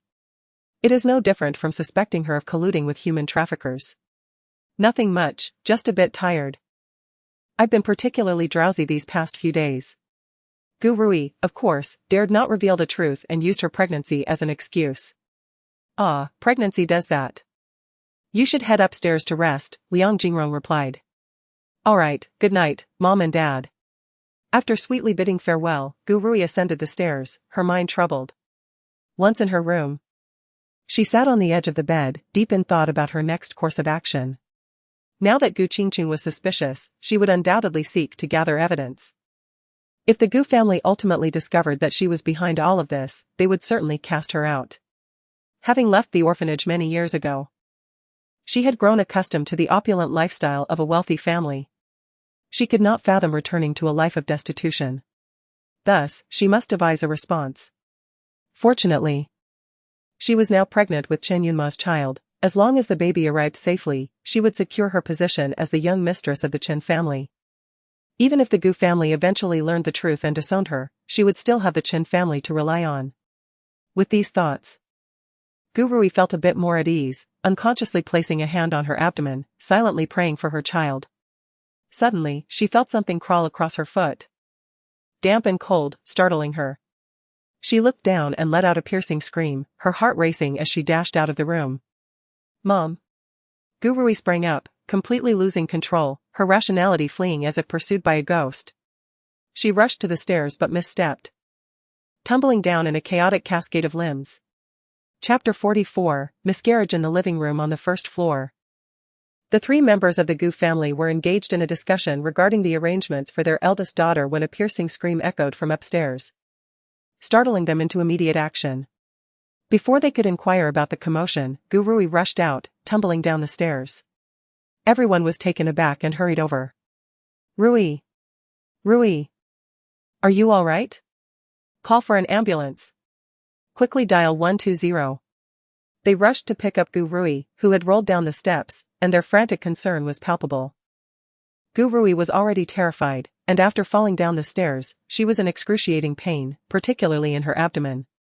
She clutched her stomach, her lips trembling as she struggled to speak. Mom, save my child, the child, it cannot be harmed. Before her words could fully escape her lips, Gu Baichuan noticed blood pooling beneath her and exclaimed, Rui is bleeding. Indeed, her nightgown was stained crimson. Gu Rui's eyes widened in terror, and she began to wail, Mom, the child, my child. The first 3 months were a precarious period, and everyone knew the disastrous consequences of such a fall. The likelihood of saving the child was slim. Liang Jingrong, tears streaming down her face, embraced her daughter and reassured her, do not fear, do not fear. We will rush to the hospital immediately. Let Yunma's uncle find the best obstetrician. We will ensure the child is saved. After Gu Baichuan completed the emergency call, he turned to his sister, Rui, what happened? What scared you so? Upon being questioned, Gu Rui's face contorted with fear as she pointed upstairs, a snake, that snake, my sister's snake, it slithered into my room and onto my foot, and I. My stomach hurts so much. Gu Tingyan was perplexed. Wasn't that snake in the nanny's room? How did it make its way upstairs? While he pondered, Gu Baichuan dashed to the nanny's quarters, only to discover that the transparent box's cover was askew, and upon inspection, it was empty. The snake had escaped. Imagining the snake roaming freely upstairs sent shivers down the spines of the two men in the Gu family. Call the fire department. Have them come and kill that snake. Gu Qingcheng. That wretched girl. Gu Tingyan seethed with rage towards his eldest daughter. Gu Baichuan contacted the fire department, but before they arrived, the ambulance came first and whisked Gu Rui away. Liang Jingrong accompanied her to the hospital and urgently called Chen Yunma to inform him to head to the hospital as well. This night in the Gu household was destined to be anything but peaceful. After dinner, Gu Qingcheng should have been resting. However, having slept excessively in recent days, her health gradually improved, and she found herself unable to sleep at night. With the stock market performing well lately and discussions buzzing online, she immersed herself in forums. The All-Star Stock Gods QQ group was lively, with members celebrating their profits. Having felt unwell for several days, Gu Qingcheng had not participated much in the group. But when someone mentioned her, she logged in to chat briefly. Tonight, she remained active, engaging with stock enthusiasts in the forum's comment section, piquing everyone's curiosity. I just saw Lady Li reply to a post, still awake at this hour. Health comes first, Lady Li. Jingxuan must be too excited from earning too much to sleep. Lady Li smiles, not much earned, just reading for exams, and browsing the forum. Zhozhou, Lady Li is still a student? Lady Li, no, I'm preparing for the securities qualification exam. White-clad god, Lady Li, are you really planning to become a professional trader? As soon as the white-clad god spoke, everyone flocked to him. What do you mean by that? It sounds like there's something we don't know. Zhozhou, I sensed that too. Have you two been chatting privately? Gu Qingcheng stared at her phone, her brows furrowing. How to explain this? Recently, she had inquired about gynecological specialists with the white-clad god, and their conversation had naturally drifted into discussing her future plans as a trader, during which she had mentioned managing funds for him. Thus, they had indeed shared private conversations. But should she admit it in the group? Before she could decide how to respond, her QQ avatar pinged again. It was a private message from the white-clad god. Her heart raced. White-clad god, apologies, I slipped up. Gu Qingcheng chuckled and replied, no worries. Then, she clarified in the group, a few days ago, I was unwell and consulted the white-clad god about some matters. And we chatted a bit. So you two finally hit it off. Coach you two Haven T met up privately, have you? White-clad god, no. Gu Qingcheng sensed the playful banter could not continue without a proper conclusion, so she sought to change the subject. Just then, her phone rang, and the interface switched. Upon seeing it was a call from the Gu family, she scoffed. Well, after 3 or 4 days, they finally remember this forgotten daughter? Gu Qingcheng hesitated to answer and hung up. Returning to the QQ group, she resumed discussing the stock market. I have a favorable outlook on the technology sector, however. Given the recent consumer benefits, it would be wise to engage in some short-term trades and take profits when available. White-clad god, with strong policy support. I believe we can afford to be a bit bolder. Gu Qingcheng couldn't help but chuckle at his words. Lady Li, white-clad god, today's surge was impressive. You didn't increase your holdings, did you? White-clad god, just a little. Lady Li laughs and cries, I suggest you act quickly. As Gu Qingcheng sent her message, there was a knock on her door, and Su Luoyan rushed in, exclaiming, Qingcheng, something has happened. What is it? Gu Qingcheng was startled. Su Luoyan's expression was complex as she replied, your dad called me, asking if I knew where you were. He said your snake escaped and scared Gu Rui, causing her to fall down the stairs. The fire department is on their way to kill the snake. What? Gu Qingcheng was taken aback. The snake escaped? She paused, quickly deducing, I understand now. It must have been too hungry after not being fed these past few days and came out looking for food. Gu Qingcheng hastily got out of bed and began dressing. Are you going back? Su Luoyan inquired. Yes, the snake is innocent, it cannot be killed. Su Luoyan urgently protested.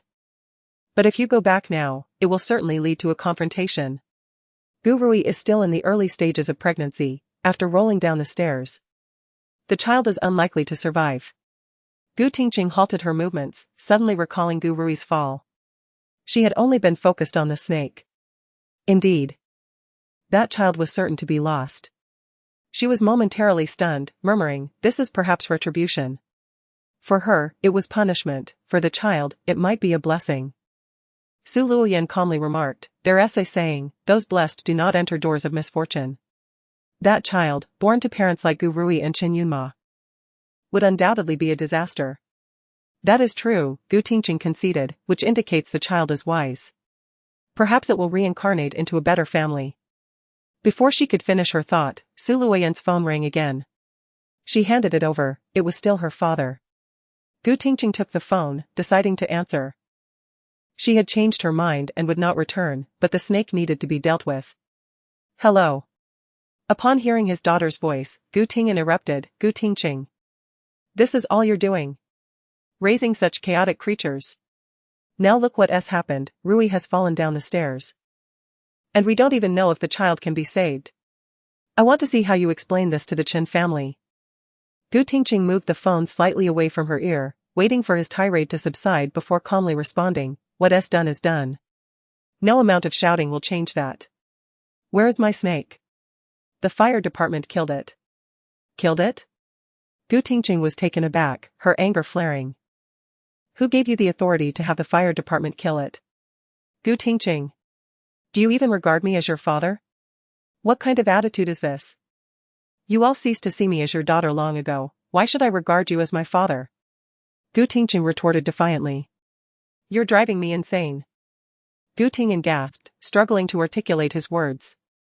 In the Gu family's residence, the firefighters had yet to depart, grappling with the capture of a black and white king snake. Uncertain of how to proceed. Hearing Gu Tingen roar into his phone, the leading firefighter discerned the situation and seized the device from him. "Hello, this is the fire department. Is the black and white king snake your pet?" Gu Qingcheng, mourning the fate of her beloved creature, promptly responded, "Yes, that snake is mine." "Are you truly going to kill it?" "We have not harmed it, but you and your family must decide how to handle the situation. We have already been dispatched to your home twice." Gu Qingcheng felt a wave of embarrassment wash over her. "I apologize for the inconvenience. Could you please take the snake back to the fire station for tonight? I will come to retrieve it tomorrow. Can't you come back tonight to manage it? I was in a car accident a few days ago. And it is currently inconvenient for me."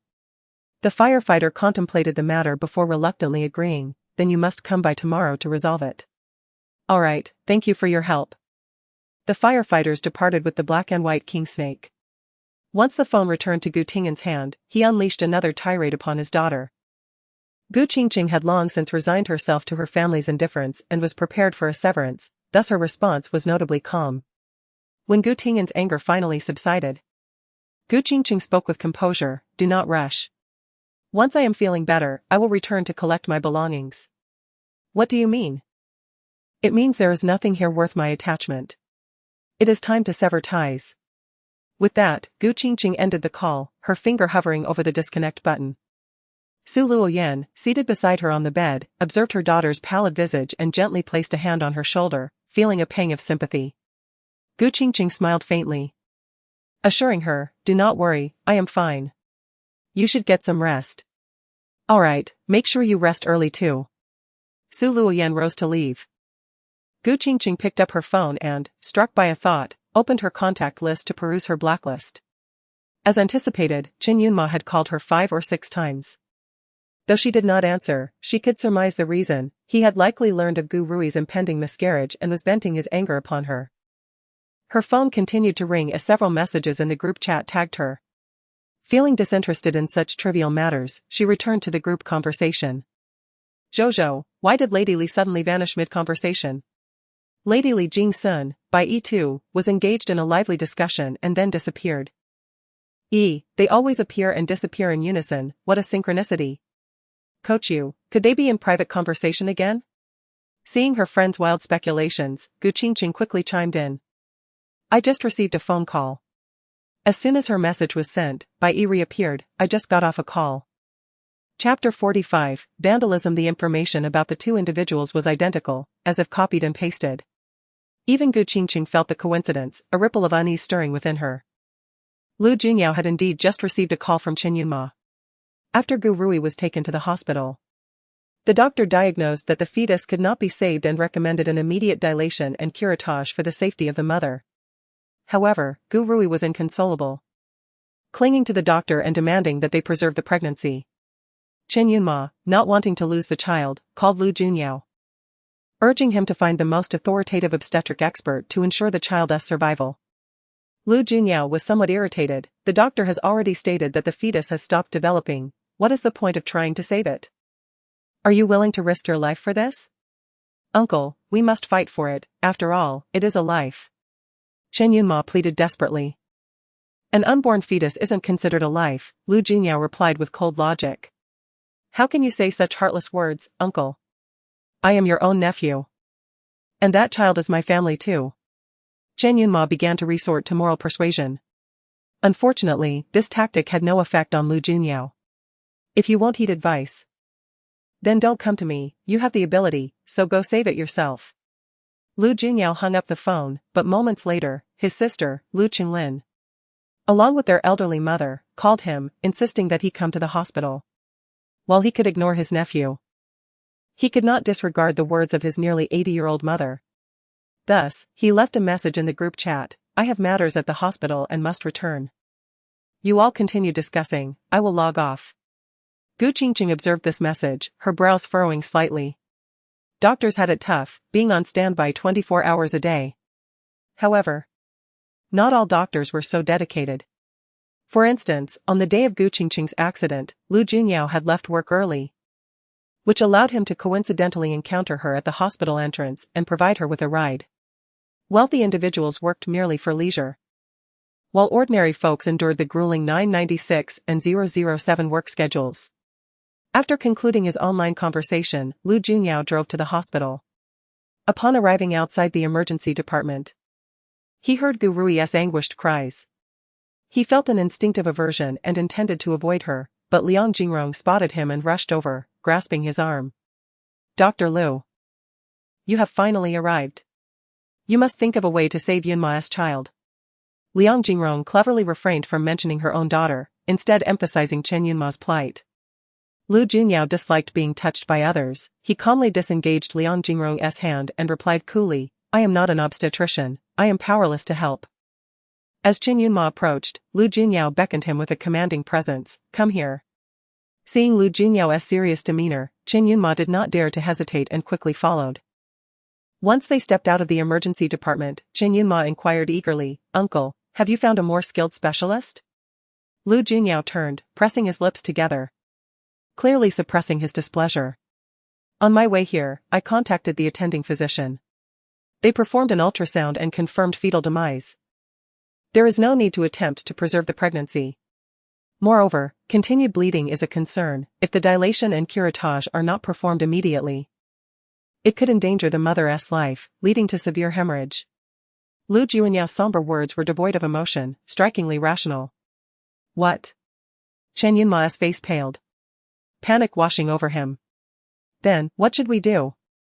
Are we really going to lose this child? Lu Junyao had not come solely to assist them in blindly attempting to save the pregnancy, he simply wished to prevent further public disgrace at the hospital. With his point made clear, he intended to return to his department. However, Chen Yunma grabbed his arm, Uncle, please speak to Rui, she won't listen to me. Lu Junyao's expression soured further, and he replied sarcastically, that is your woman, her refusal to heed your words is of no concern to me. Just then, a nurse rushed out from the emergency room, exclaiming, this is bad. The patient's emotions are too agitated, and the bleeding is worsening, we need to prepare for surgery immediately. What? Chen Yunma was even more bewildered. He turned to Lu Junyao, Uncle, what should we do? Lu Junyao was growing increasingly exasperated with this nephew of his.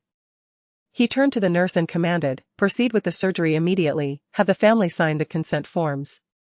If they refuse to cooperate, transfer them to another hospital. Understood. Professor Lu. Though Lu Junyao was not the head of the emergency department, he was a senior executive and a major stakeholder at the hospital. His words carried weight. Knowing his nephew was indecisive, Lu Junyao directly called his sister, explaining the situation and its implications. Lu Qinglin quickly contacted her son. The fetus has already stopped developing. What is there to protect? Hurry and proceed with the surgery. If Gu Rui's condition deteriorates, you will be held responsible. This final statement jolted Chen Yunma into action. And he hurried inside to persuade Gu Rui. Gu Rui could not bear to part with the child. It was her most important bargaining chip. Her assurance of wealth and prosperity in the next life. She exploded in rage, hurling anything within reach at Chen Yunma. I know you don't love me. You never wanted to marry me. You would be happier if this child were lost, freeing you from responsibility. You surely still have feelings for Gu Qingcheng. You scoundrel. The emergency room descended into chaos as Gu Rui wreaked havoc, leaving Chen Yunma utterly humiliated. Hearing the commotion, Lu Junyao immediately summoned security to have them transferred to another facility. Liang Jingrong, in a panic, rushed to restrain her hysterical daughter. Rui, you are still young. You can have another child. Your health is paramount. If you ruin your body, you may not be able to conceive in the future. Gu Rui paused, gradually calming down. Collapsing into Liang Jingrong's embrace, sobbing. Understanding her daughter's fears, Liang Jingrong turned to Chen Yunma, urging, Yunma, Rui is enduring this suffering for you. You must vow not to let her down. Chen Yunma stood at the bedside, caught in a dilemma. As Gu Rui saw his hesitation, she cried out again, Chen Yunma. Are you unwilling? I knew it, you still love Gu Qingcheng. You are colluding with her to make me lose this child. That's not true. Chen Yunma was left with no choice but to raise his hand and vow, Rui, I promise not to let you down. Once you are feeling better, we will hold our wedding. With this promise, Gu Rui felt somewhat reassured and reluctantly allowed herself to be wheeled into the operating room. Seeing the farce come to an end, Lu Junyao turned to leave. Chen Yunma approached him, looking dejected. Uncle. Lu Junyao glanced at him. His expression cool and detached, yet he offered a formulaic consolation, you are still young, there will be plenty of opportunities to have children. That's not it. Chen Yunma shook his head, his demeanor and tone dismal. I feel that ever since Qingcheng returned, Rui has become a different person. Our relationship is not what it once was. Lu Junyao raised an eyebrow, a faint smirk gracing his lips as he replied softly. It is clearly you who has chosen the wrong partner, how can you blame others? Chen Yunma brooded for a moment before defending himself, Qingcheng must hate me. So she is deliberately causing trouble, ruining my relationship with Rui. Lu Junyao grasped the underlying implication, his gaze sharpening in surprise. Was it possible that this miscarriage was also Gu Qingcheng's doing? Perhaps. I recall that Gu Qingcheng Han Ti even returned to her family. How could she be responsible for this? Chen Yunma raised his gaze, explaining, not long ago, Qingcheng brought home a snake as a pet and named it Rui. Lu Junyao's eyebrows shot up once more, his expression growing more intrigued. A delicate young woman, a pampered heiress, kept a snake as a pet. When she first brought it home, it had terrified everyone, yet she played with it, wrapping it around her hand. Even now. Recalling the incident sent shivers down Chen Yunma's spine. Lu Junyao's expression, however, became even more enigmatic. Uncle Gu had furiously ordered her to get rid of the snake, but she stubbornly refused to listen, insisting on keeping it. In recent days, she was involved in a car accident and did not return home. The snake in her room went unnoticed, and as it was likely famished, it managed to push open the lid and escape. Somehow, it slithered into Rui's room, leading to the incident where Rui, startled by the serpent, tumbled down the stairs, resulting in her current condition. After Chen Yunma finished speaking, a wave of resentment towards Gu Qingcheng surged within him. Yet, upon reflecting on the loss of Gu Rui's child, he subconsciously felt a sense of relief. His own feelings were a mystery even to himself. Upon hearing this, Lu Junyao neither expressed sympathy for the Gu family nor for his nephew. Instead, he merely nodded with a faint smile, seemingly admiring Gu Qingcheng as a formidable character. Collectively, you all may not be her match. Chen Yunma, feeling embarrassed, shot him a sidelong glance. Uncle, why do you praise her? Merely stating facts. Chen Yunma's emotions were tangled. He bowed his head in silence for a moment before suddenly looking up and saying, "By the way, she called me this evening, asking for your number to express her gratitude." "Yes, she has already reached out to me." Chen Yunma, observing Lu Junyao's expression, cautiously inquired, "Uncle, aren't you afraid of AIDS? She was injured in the accident, and there would have been blood and you still helped her. AIDS can be transmitted through blood." At this, Lu Junyao's anger flared as if doused with gasoline. "I will reiterate, she does not have AIDS."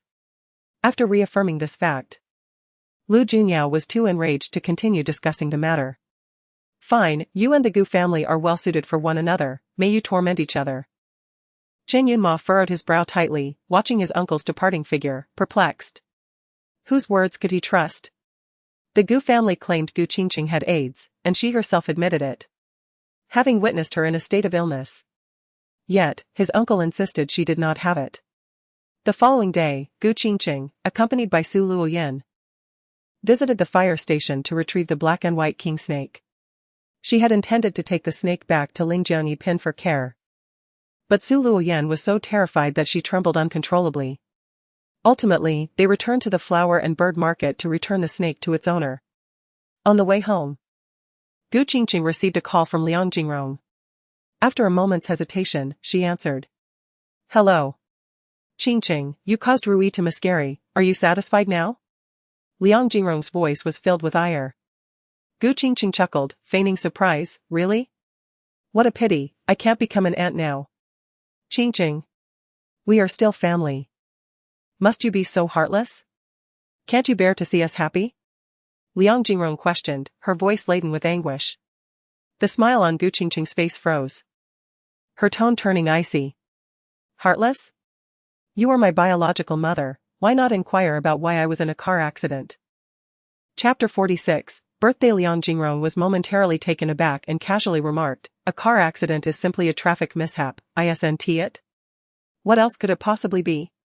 "Not necessarily," Gu Qingcheng interjected. "My car's brake system was deliberately sabotaged. That I survived it all is a stroke of luck." "What do you mean? Are you suggesting someone wished you harm? But you just returned home, and you have no close friends here. Who would specifically target you?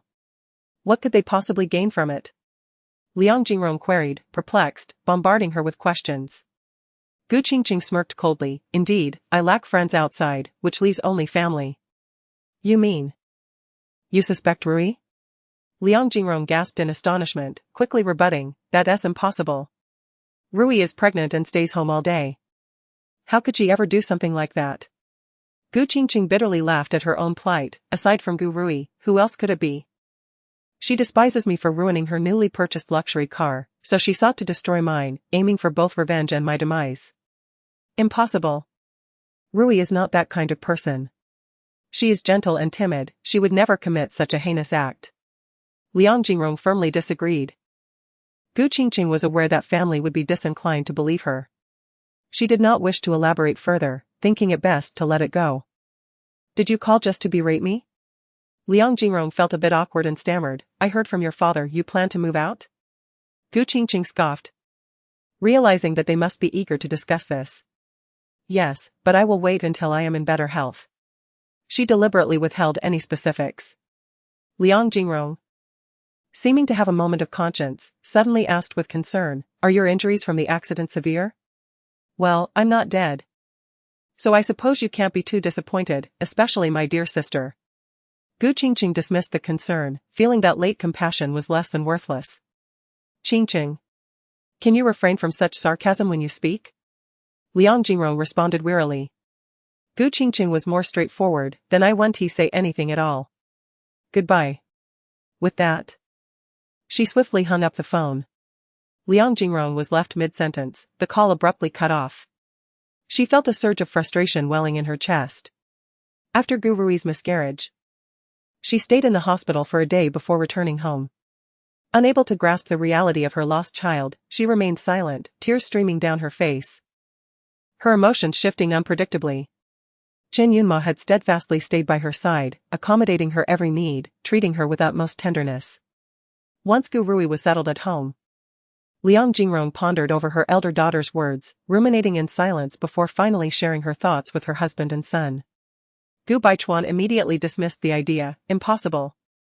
Rui is pregnant, she wouldn't have the opportunity to do such a thing. Gu Tinggan echoed his father's disbelief. I think Qingcheng is just slandering.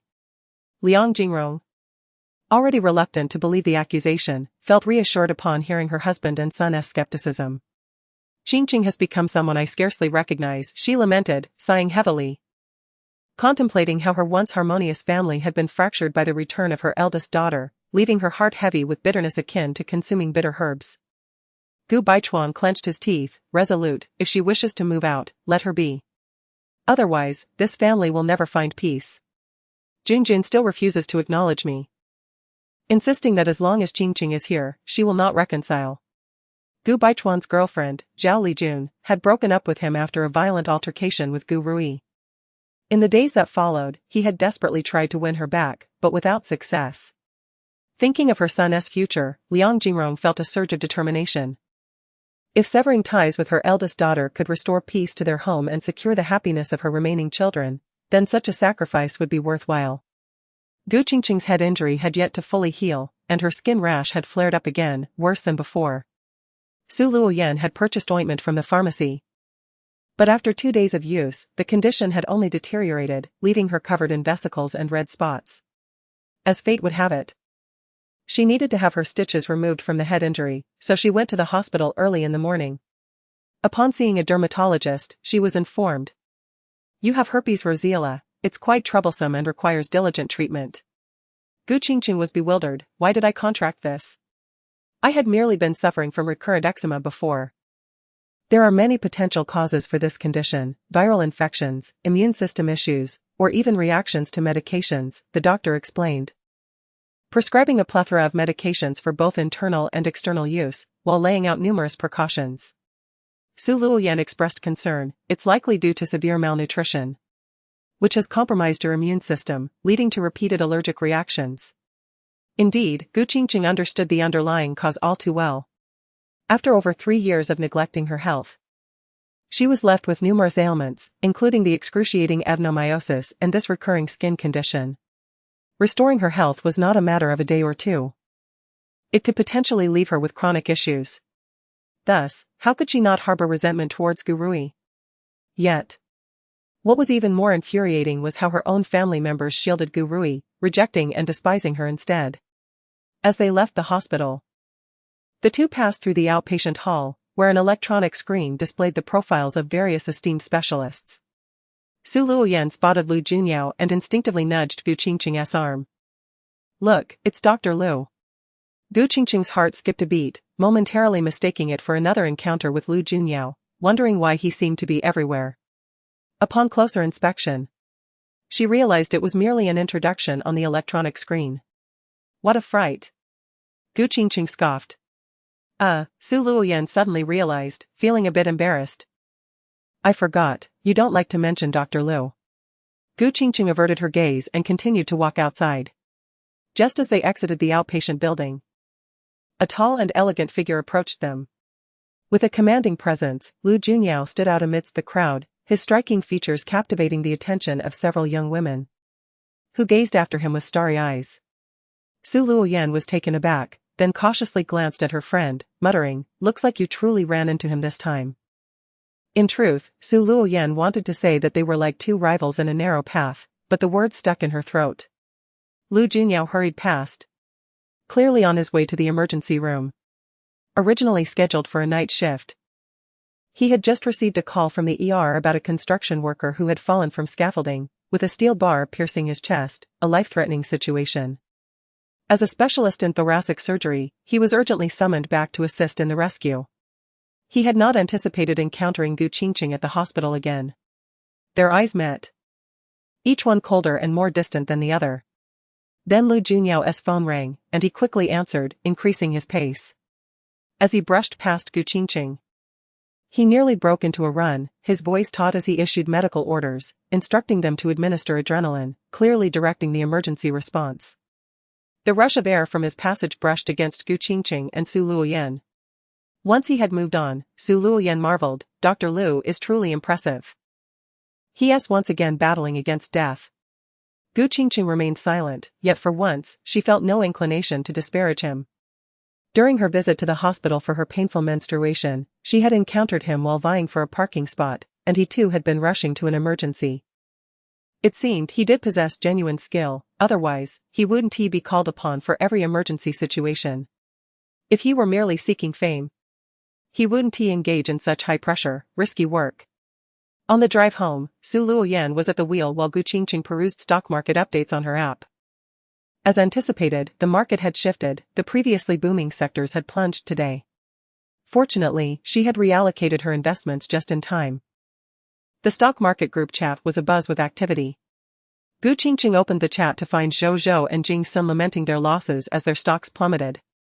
Thankfully, I heeded Lady Li's advice and took my profits when I could. Coach you, I've been busy lately, without time to research, so I've stayed lightly invested. Suffering minimal losses. Zhou Zhou, Lady Li white-robed god, where are you too? How are things? The white-robed must be suffering too, do share so I may offer some comfort. Gu Qingcheng, having climbed the stairs, responded with a few targeted remarks. Yet, the white-robed god remained elusive. The white-robed must be busy. Zhou Zhou, he's on the evening shift today, he should be free now. Jing Sun, how do you know he's on the evening shift? Have you two been chatting privately? Zhou Zhou, it's about my little niece. I contacted the white-robed last night. He mentioned he's working the evening shift today and will be in the clinic the day after tomorrow, advising my family to take the child to see him. Gu Qingcheng, upon reading this, felt an inexplicable fondness for the white-robed. Although she had never met him, she instinctively believed that his character and medical skills were entirely deserving of the title white-robed god. As evening descended, the white-robed made his appearance in the group chat. This morning, there was an emergency case, and I had to stay late at the hospital. The surgery lasted over 6 hours, causing me to miss the market. Just checked. And it has hit the limit down. Once he appeared, the others rushed to engage with him, but he merely shared this information before vanishing again. While having dinner, Gu Qingcheng came across this message and, inexplicably, her mind wandered back to the earlier encounter with Lu Junyao at the hospital. He had rushed back from outside, looking hurried and tense, evidently also involved in the emergency. A fleeting thought crossed her mind but was quickly extinguished by reason. As Gu Qingcheng recovered, the day of Gu Rui's birthday approached. Witnessing Gu Rui's despondency after her miscarriage, the Gu family conferred with Chen Yunma, deciding to throw a birthday celebration for her to uplift her spirits. Upon hearing the news, Gu Rui feigned disinterest but felt a glimmer of joy within. This at least indicated that everyone still valued and cared for her. On her birthday, Gu Rui set out early for a beauty spa and scheduled an appointment with a hairstylist. By 4 in the afternoon, she finally exited the salon. As she walked toward the underground parking garage, she admired her lovely hairstyle in her phone's camera, imagining how Chen Yunma would surely be captivated by her that evening. Suddenly, darkness enveloped her as someone threw a covering over her head. Her phone slipped from her grasp. Before Gu Rui could even scream, her mouth was firmly covered. Her legs were lifted off the ground, and she was unceremoniously stuffed into a vehicle like a sack of flour. One individual bent down to retrieve the fallen phone, entered the car, and shut the door. The luxury vehicle sped away, the entire ordeal taking less than a minute. Chapter 47, Confession. Help! Help! Gu Rui screamed in a frenzy, kicking and thrashing, her voice taut and trembling. Yet, her efforts were in vain. She was firmly restrained by 2 burly men, their swift movements expertly binding her limbs, while a black cloth bag still obscured her vision, leaving her in utter darkness. Fear coursed through her veins, and her mind immediately conjured images of human traffickers. It was precisely how Gu Qingcheng had been abducted years ago, sold off to the mountains. The more she pondered, the deeper her despair grew. Fortunately, her mouth remained unsealed. Realizing the futility of her cries, she swiftly altered her approach. Who are you? Why have you taken me? Do you not realize this is illegal? The police will find you and have you all arrested. She shouted a barrage of accusations, but received no reply. Attempting to rise, she felt her shoulders pressed down, forced back into her seat. Gu Rui managed to maintain her composure for merely 3 seconds before she began to tremble and weep uncontrollably. I am the eldest daughter of the Gu family. We are wealthy, and my fiancé's family is even richer. If you let me go, I will give you 5 million, no, 10 million. More than what you would earn from selling me. The luxurious vehicle was designed with seats facing one another, allowing for seamless conversations among the executives. Gu Qingcheng sat across from her, observing her panic and helplessness with a hint of amusement. She smiled gently, her elbow casually resting on the table as she placed her wine glass on a small side table, speaking leisurely. 3 years ago. What was the price the traffickers sold me for? Gu Rui's body jolted, her head, shrouded in the black bag, turning towards the source of the voice. After a moment, she could hardly believe her ears. Gu Qingcheng? Call me sister, Gu Qingcheng reminded her with a smile. But Gu Rui was too preoccupied to comply. Ever since she had lost her child, her relationship with Gu Qingcheng had soured irreparably. She had intended to wait until after her birthday to devise a plan to eliminate Gu Qingcheng and avenge her deceased child. Little did she know, Gu Qingcheng had struck first. Anger, shock, and fear surged within her. After a brief silence, she suddenly erupted. Gu Qingcheng, you are insane. Kidnapping is a crime. Do you wish to rot in prison? Let me go. It's my birthday today, and my parents are throwing me a party. If they cannot reach me, they will call the police, and you will be apprehended. Gu Qingcheng maintained her smile, waiting for Gu Rui to finish before responding. By the time they realize you are missing, you will have already been taken by the traffickers, just as I was all those years ago. Gu Rui fell silent, her body trembling violently. No. You wouldn't dare, this is illegal. Do you want to end up in jail? She feigned calmness, attempting to intimidate her captor. What do I have to fear as a dying person? Gu Qingcheng countered coolly, unfazed. Upon hearing this, Gu Rui froze once more. In her mind, Gu Qingcheng was afflicted with AIDS and had little time left. She might truly be willing to forsake everything for revenge. Panic consumed Gu Rui as she suddenly shifted her tone. Sister, please, we are family. Don't do this. Once you are gone, I can still care for our parents, provide for them. You cannot sell me to traffickers, please. Parents? Gu Qingcheng scoffed coldly, gazing at the trembling Gu Rui. Do you think they still consider me their daughter? Of course. They have been worried about you all these years, our entire family has been concerned. Our family. The phrase only served to emphasize Gu Qingcheng's status as an outsider. Enough, it's unnecessary. Gu Qingcheng flatly rejected her, then shifted the topic. Rui. Today is your birthday, and I have a grand gift for you. How does that sound? What kind of gift? Gu Rui stammered. Gu Qingcheng offered no response, merely nodding towards several men nearby. Gu Rui was unable to see outside, yet the sudden silence enveloping her filled her with dread. Just as she prepared to speak again, a chill crept up her leg, something slithered across her, and she screamed in terror. A snake. It's a snake. Fear not, it won't bite. It will merely crawl on you. Just think of it as a way to cool you down on this hot summer day, Gu Qingcheng reassured her. However, Gu Rui trembled uncontrollably, kicking and thrashing in a panic. She could see nothing and had no idea how many snakes were present or their locations. Just as she curled up, another snake draped over her neck, prompting another shriek as she jumped up, only to be forcibly pushed back down by 2 strong hands. Rui. Do you like this birthday gift? Gu Qingcheng asked, pouring herself another glass of red wine, visibly intrigued. Gu Qingcheng. You are insane. You are a pervert. A freak. Gu Rui screamed, her voice cracking under the strain. Beside Gu Qingcheng, Su Luoyan struggled to suppress her laughter, nearly gasping for breath. I believe Miss Gu will absolutely adore this gift, it's quite unprecedented. Just look at Miss Gu's exhilaration. Su Luoyan remarked sarcastically. Gu Rui's curses turned futile. Aware of her disadvantage, she shifted strategies once more, pleading in a panicked tone, Sister, I was wrong, please spare me. I apologize. The overwhelming fear and despair stripped her of any remaining bravado. Gu Qingcheng had been waiting for her to utter those words. What did you do wrong? Do share, sister. I shouldn't have been with Chen Yunma, he is your boyfriend. Gu Rui attempted to sidestep the core issue. Gu Qingcheng directed a glance at the two men holding eels, signaling them, then addressed Gu Rui, it seems your acknowledgement of your mistake is insufficient. Let us let the gift slip into your clothing for a more intimate experience. As she spoke, the two men positioned the large eels near Gu Rui's collarbone. The moment they let go, the eels would slither down her neckline.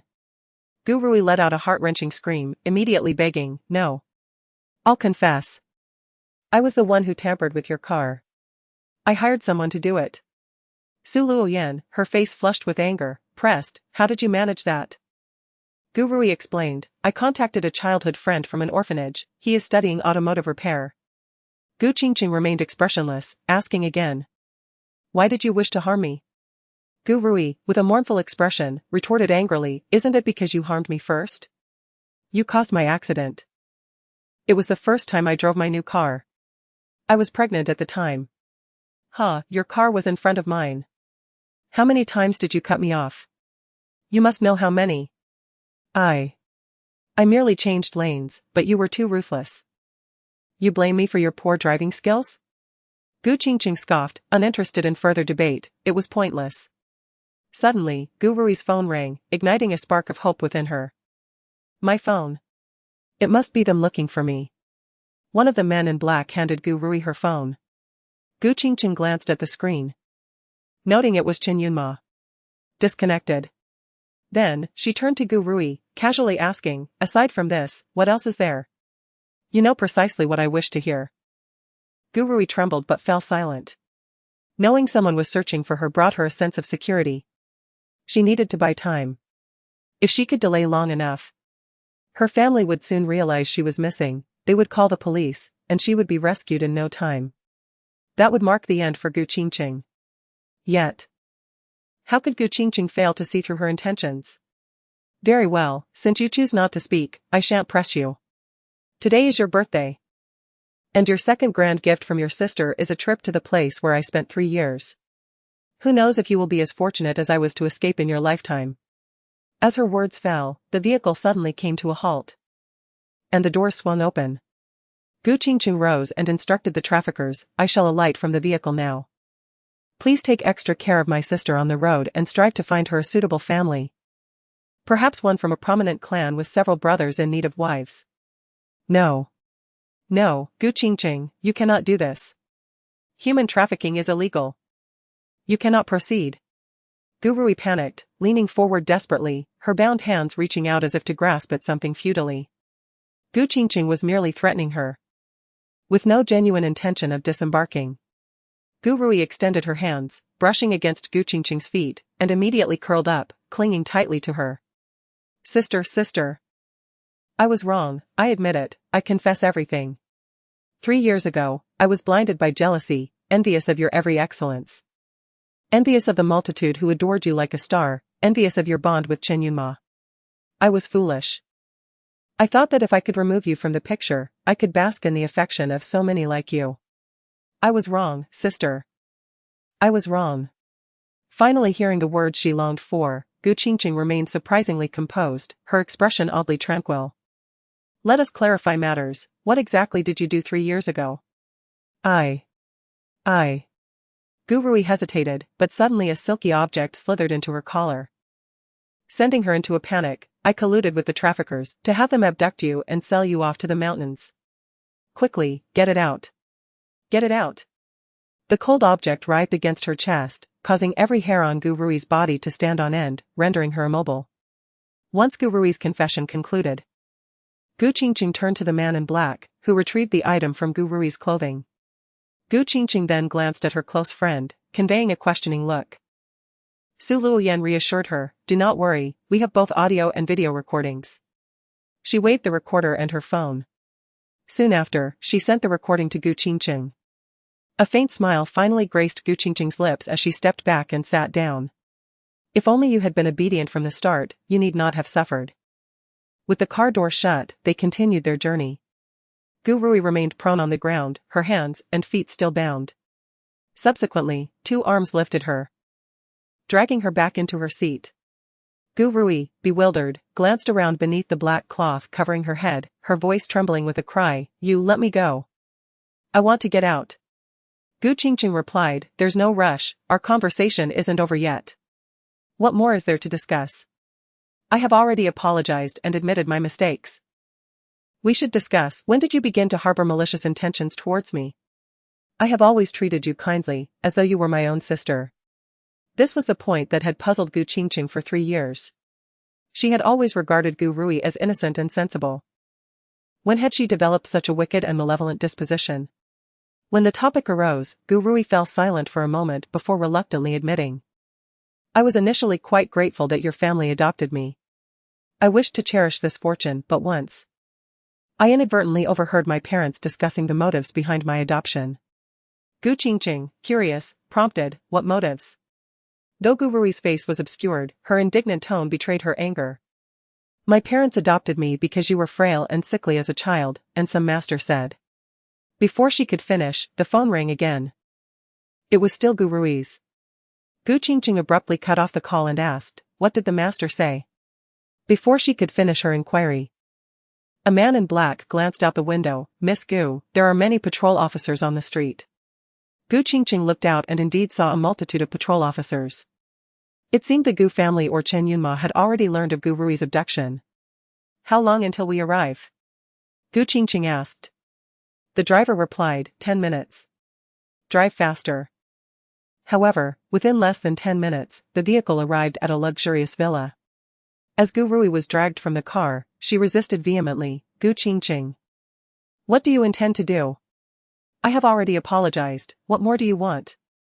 Gu Qingcheng stepped out first, casually remarking, "I am taking you to a delightful place." You intend to sell me off?" Gu Rui panicked anew, "This is illegal. If my parents discover I am missing, they will surely suspect you." Gu Qingcheng paid her no mind and entered the villa. Gu Rui's curses continued as she shouted for help. "Rui, if you continue to make such a racket, I shall have them stuff a snake in your mouth." Gu Qingcheng threatened coolly. The noise abruptly ceased. After a moment, Gu Rui's terrified voice whispered, "You are insane." Gu Qingcheng snorted, having been trafficked to such a place, locked in a pigsty for 3 years, it's only natural to lose one's sanity. Isn't it? The fact that I have returned alive is a miracle, what harm is there in being a little mad? Gu Qingcheng settled onto the sofa, gesturing slightly. The cloth covering Gu Rui's head was yanked off, revealing her disheveled hair, resembling a bird's nest. She squinted as she adjusted to the light and, upon recognizing the person before her, exclaimed, "Gu Qingcheng, you lunatic! What is this place? What do you want from me?" Gu Qingcheng replied, "I am here to celebrate your birthday." Upon saying this, she raised her hand slightly, gesturing around, "Look, how splendidly the birthday party is arranged." Gu Rui turned her head to survey the surroundings, only then realizing she was in a villa. The expansive living room had been meticulously decorated, adorned with flowers, balloons, delicious food, and fine wine. A row of young, handsome men, all wearing black half-masks and white shirts paired with black trousers and business vests, stood ready. They were clearly high-end club attendants. Gu Rui was taken aback. "Gu Qingcheng, what do you truly want?" Gu Qingcheng smiled, addressing the 188 boy band. "Today is my sister's birthday, you must do everything in your power to make it a joyous occasion she will never forget." The 188 boy band saluted in unison, "Yes, Miss Gu." As the music began, the 188 boy band approached Gu Rui, surrounding her with dance and flirtation, almost as if to strip her of her clothing. Nearby, a camera captured every moment of the spectacle. Gu Qingcheng reclined leisurely, enjoying the show. Suddenly, the sound of police sirens pierced the air, growing louder, indicating at least 3 or 4 police cars were approaching. Su Luoyan whispered, "Qingcheng, the police are here. Fear not, everything is under control." Gu Qingcheng turned to the 188 boy band, "Release her." Before long, the ropes binding Gu Rui's hands and feet were untied. Overcome with excitement, she sprang up to flee. Yet the 188 boy band swiftly pinned her back into her seat, continuing their close dance around her, suffocating her escape. A throng of police officers burst in, the atmosphere growing tense. "Police! Do not move. Chapter 48, The Recording Behind the Police. The Gu family followed closely behind Chen Yunma. To everyone's astonishment, among the attendees were Chen Yunma's parents, his uncle's family, and his unmarried younger uncle. The living room of the villa quickly became crowded. Gu Qingcheng realized how grand Gu Rui's birthday celebration was that evening. However, the more people there were, the more riveting this performance would be. Gu Qingcheng. What are you doing? Gu Tingyan exclaimed, his face flushed with anger as he roared. Gu Qingcheng stood up, feigning innocence and confusion. Dad. Why are you all here? Also, what else with all these police officers? The leading officer stepped forward. Madam, please present your identification. Gu Qingcheng, still looking bewildered, produced her ID and asked in puzzlement, Officer, may I inquire what crime I have committed? Before the officer could respond, Gu Rui suddenly pushed through the crowd, weeping as she rushed towards Liang Jingrong. Mom, you finally came. Woe is me. My sister has gone mad. She kidnapped me and even placed numerous snakes on me. I was terrified to death. What? Snakes? The Gu family's expressions changed drastically. Qingcheng. How could you? Chen Yunma was also infuriated. The officer, maintaining a stern demeanor, inquired, is what she said true? Did you kidnap and intimidate her? Officer, this accusation is unfounded. Today is my sister's birthday, and I specially prepared a surprise for her. Everything you see here is arranged for her. How could I have kidnapped her? I merely brought her here to celebrate. Gu Qingcheng calmly began to defend herself. Everyone looked around the villa, flowers, balloons, streamers, a towering birthday cake, and an exquisite buffet, indeed. The atmosphere was vibrant. Particularly, the group of male models stood out, each one handsome and charming. Gu Rui shouted in anger, no. She did kidnap me.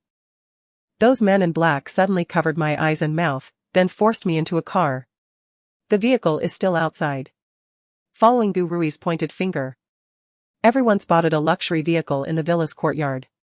Gu Qingcheng chuckled, who has ever heard of a kidnapping executed with such a fine vehicle? Are you afraid the police would not find it?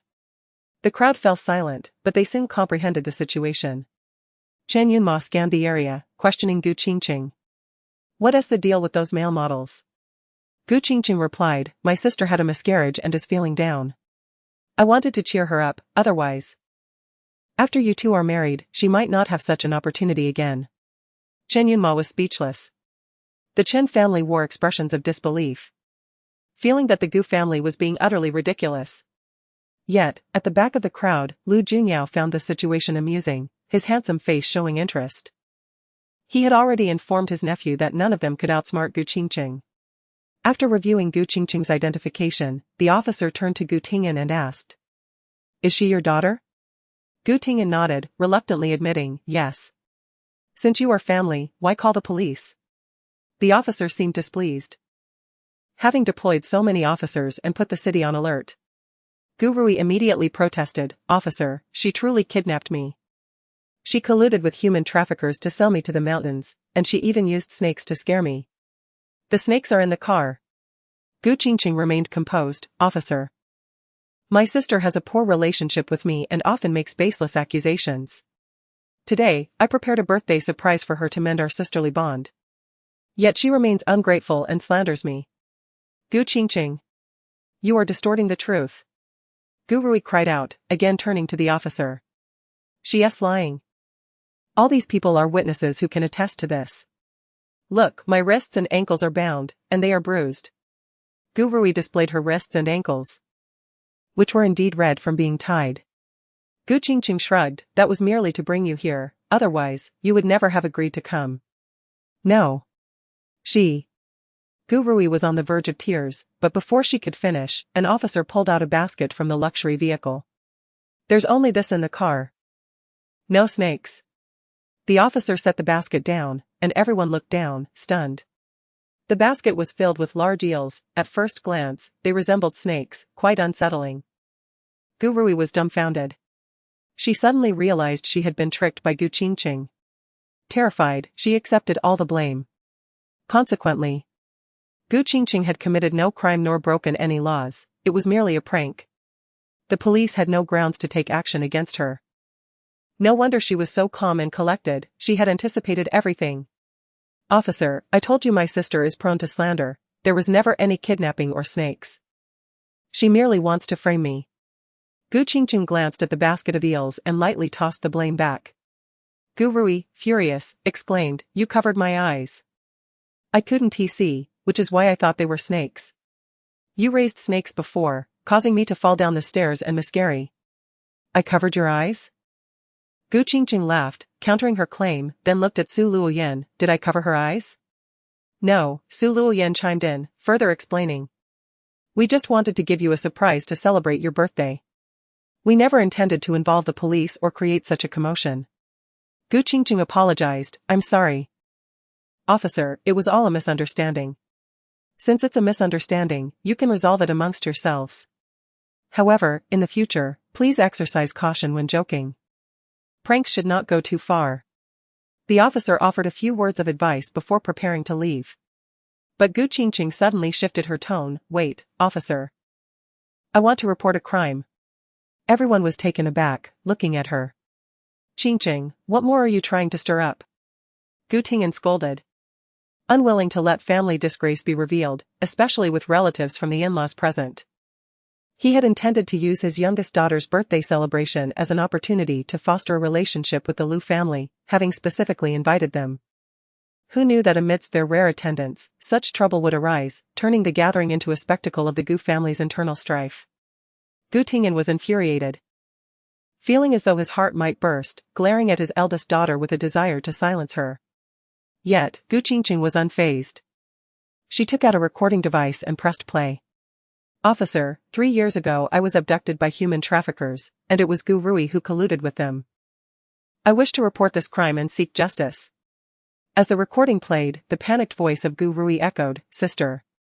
I'm sorry, I admit it. I confess. 3 years ago, I was blinded by jealousy over your excellence, envious of how everyone adored you and your relationship with Chen Yunma. I thought if I got rid of you, I could enjoy the love of so many people.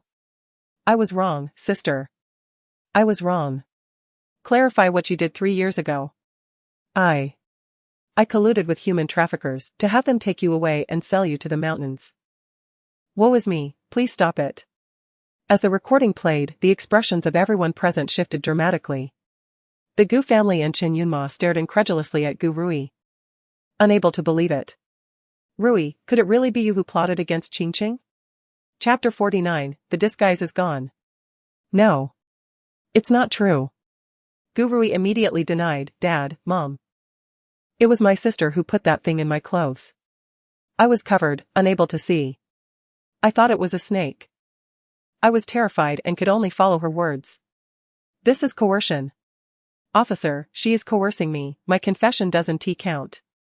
Gu Rui first pleaded with her parents and then hurriedly tried to argue with the police. Gu Qingcheng understood that these few statements could not convict Gu Rui. Unless they could find the trafficker who conspired with her back then, and that person identified her, only then could a charge be established. Her public revelation was merely an attempt to see whether her biological parents and brother would believe her. Indeed, upon hearing their younger daughter's defense, Gu Tingyan and his wife's expressions shifted slightly. Rui, tell the truth, did you conspire with the traffickers to kidnap Qingcheng? No. Dad. If it weren't for my sister saving me, I would have been abducted. How could I possibly conspire with traffickers to sell myself? Gu Rui cried passionately.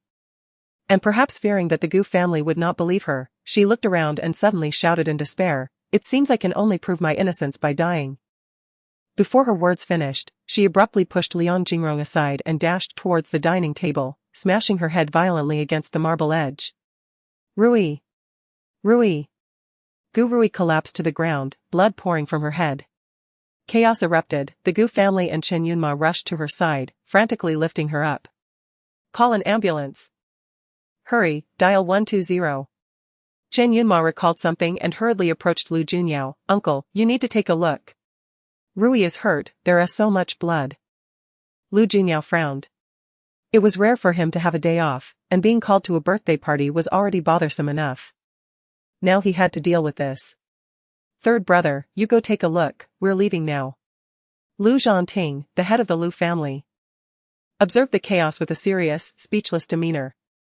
After instructing Lu Junyao, he turned to leave with his wife and child. Mr. Lu, Mr. Lu. Gu Tingyan realized he had embarrassed himself in front of the Lu family and hurried to retain them, but Lu Zhanting was determined to leave. Lu Junyao cast a sidelong glance, uninterested in stepping forward, and bluntly stated, "Take her to the hospital, there's nothing more I can do." "Uncle. At least go take a look." "Not worth it." Chen Yunma had no choice but to dash back to Gu Rui's side. Gu Qingcheng stood aside. Coldly witnessing Gu Rui's ploy to manipulate her family once again, her heart filled with bitterness and mockery. The rash on her body had not yet healed, itching unbearably. And she struggled to resist the urge to scratch, her small face revealing a hint of irritation. "Qingcheng. You are too much. Rui has just had a miscarriage. Her body hasn't recovered, and you treat her like this." Chen Yunma, upon seeing Gu Rui unconscious, suddenly turned and shouted at Gu Qingcheng. Gu Qingcheng scoffed coldly. "Do you all lack brains? It was she who repeatedly tried to frame me, including the car accident, which she admitted to. You still believe I'm targeting her? Scaring her like that, of course, she will admit it." Chen Yunma yelled back.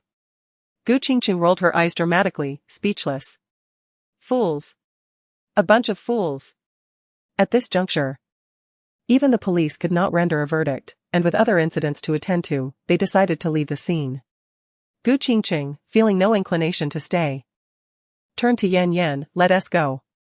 As she prepared to leave, Chen Yunma suddenly caught up with her, grabbing her arm, "You can't leave. Rui is hurt like this. You must take responsibility." Gu Qingcheng gazed at his hand grasping hers, slightly raising an eyebrow, and calmly smiled, "You are quite bold. My skin is in such a terrible state, yet you still dare to touch me." Chen Yunma looked at her arm, instantly recoiling in horror as if electrocuted. Gu Qingcheng, clad in short sleeves, revealed arms and a neck covered in patches of red rashes, the blisters had burst and scabbed over, with surrounding skin appearing inflamed and wrinkled. An unsettling sight. What happened to you?" Chen Yunma asked in panic. Gu Qingcheng replied, "What else? Didn't you know I was ill? I had an outbreak." "An outbreak? There's a virus. Chen Yunma, terrified, raised the hand that had touched Gu Qingcheng and dashed off in search of a restroom. Lu Junyao watched all of this unfold, taking in the scene.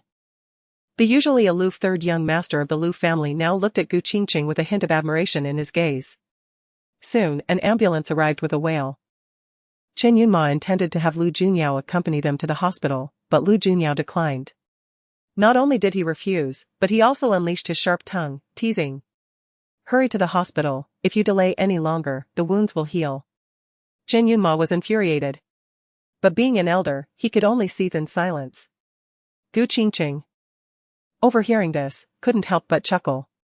Lu Junyao glanced back at her, she quickly cleared her throat and adopted a serious demeanor, feigning nonchalance. As Liang Jingrong passed by her elder daughter, she spotted the grotesque skin condition and could not hide her disdain. Yet, inexplicably, she expressed concern, "Qingcheng, when will you return home?" "Home?" Gu Qingcheng turned to her mother, coldly retorting, "Can I still go back?" She had presented irrefutable evidence. Yet they still failed to see Gu Rui's venomous heart. What purpose would returning to such a home serve? "Mom." Gu Baichuan called from outside. And Liang Jingrong cast a pained glance at her elder daughter before departing. The vast villa felt suddenly much colder.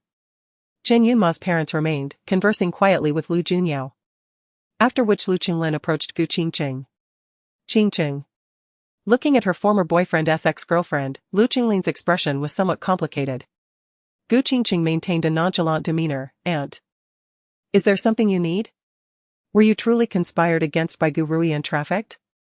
Lu Qinglin inquired. Gu Qingcheng met her gaze, realizing that Chen Yunma's parents were beginning to harbor doubts about Gu Rui. Thus, today's drama had not been in vain. "Yes. I heard the trafficker speak it back then, and today Gu Rui has also admitted it." Lu Qinglin nodded, "All right, I understand." She turned to whisper a few words to Lu Junyao before leaving with her husband. Su Luoyan looked at her best friend, "Qingcheng, shall we leave?" Gu Qingcheng reconsidered. There was food available, and since the money had already been spent, she might as well eat before departing. She felt in good spirits, deciding to celebrate with a grand meal. All right. Su Luoyan smiled, then called over the 188 male group and the hired bodyguards, come and eat. You've all worked hard today. As Gu Qingcheng turned to head inside, her peripheral vision caught the tall figure standing aside, and she smiled gently, leisurely asking, Dr. Lu. Having watched the show, are you not going to leave? Lu Junyao's lips curled into an elegant smile, his mature and handsome features appearing particularly charming when softened.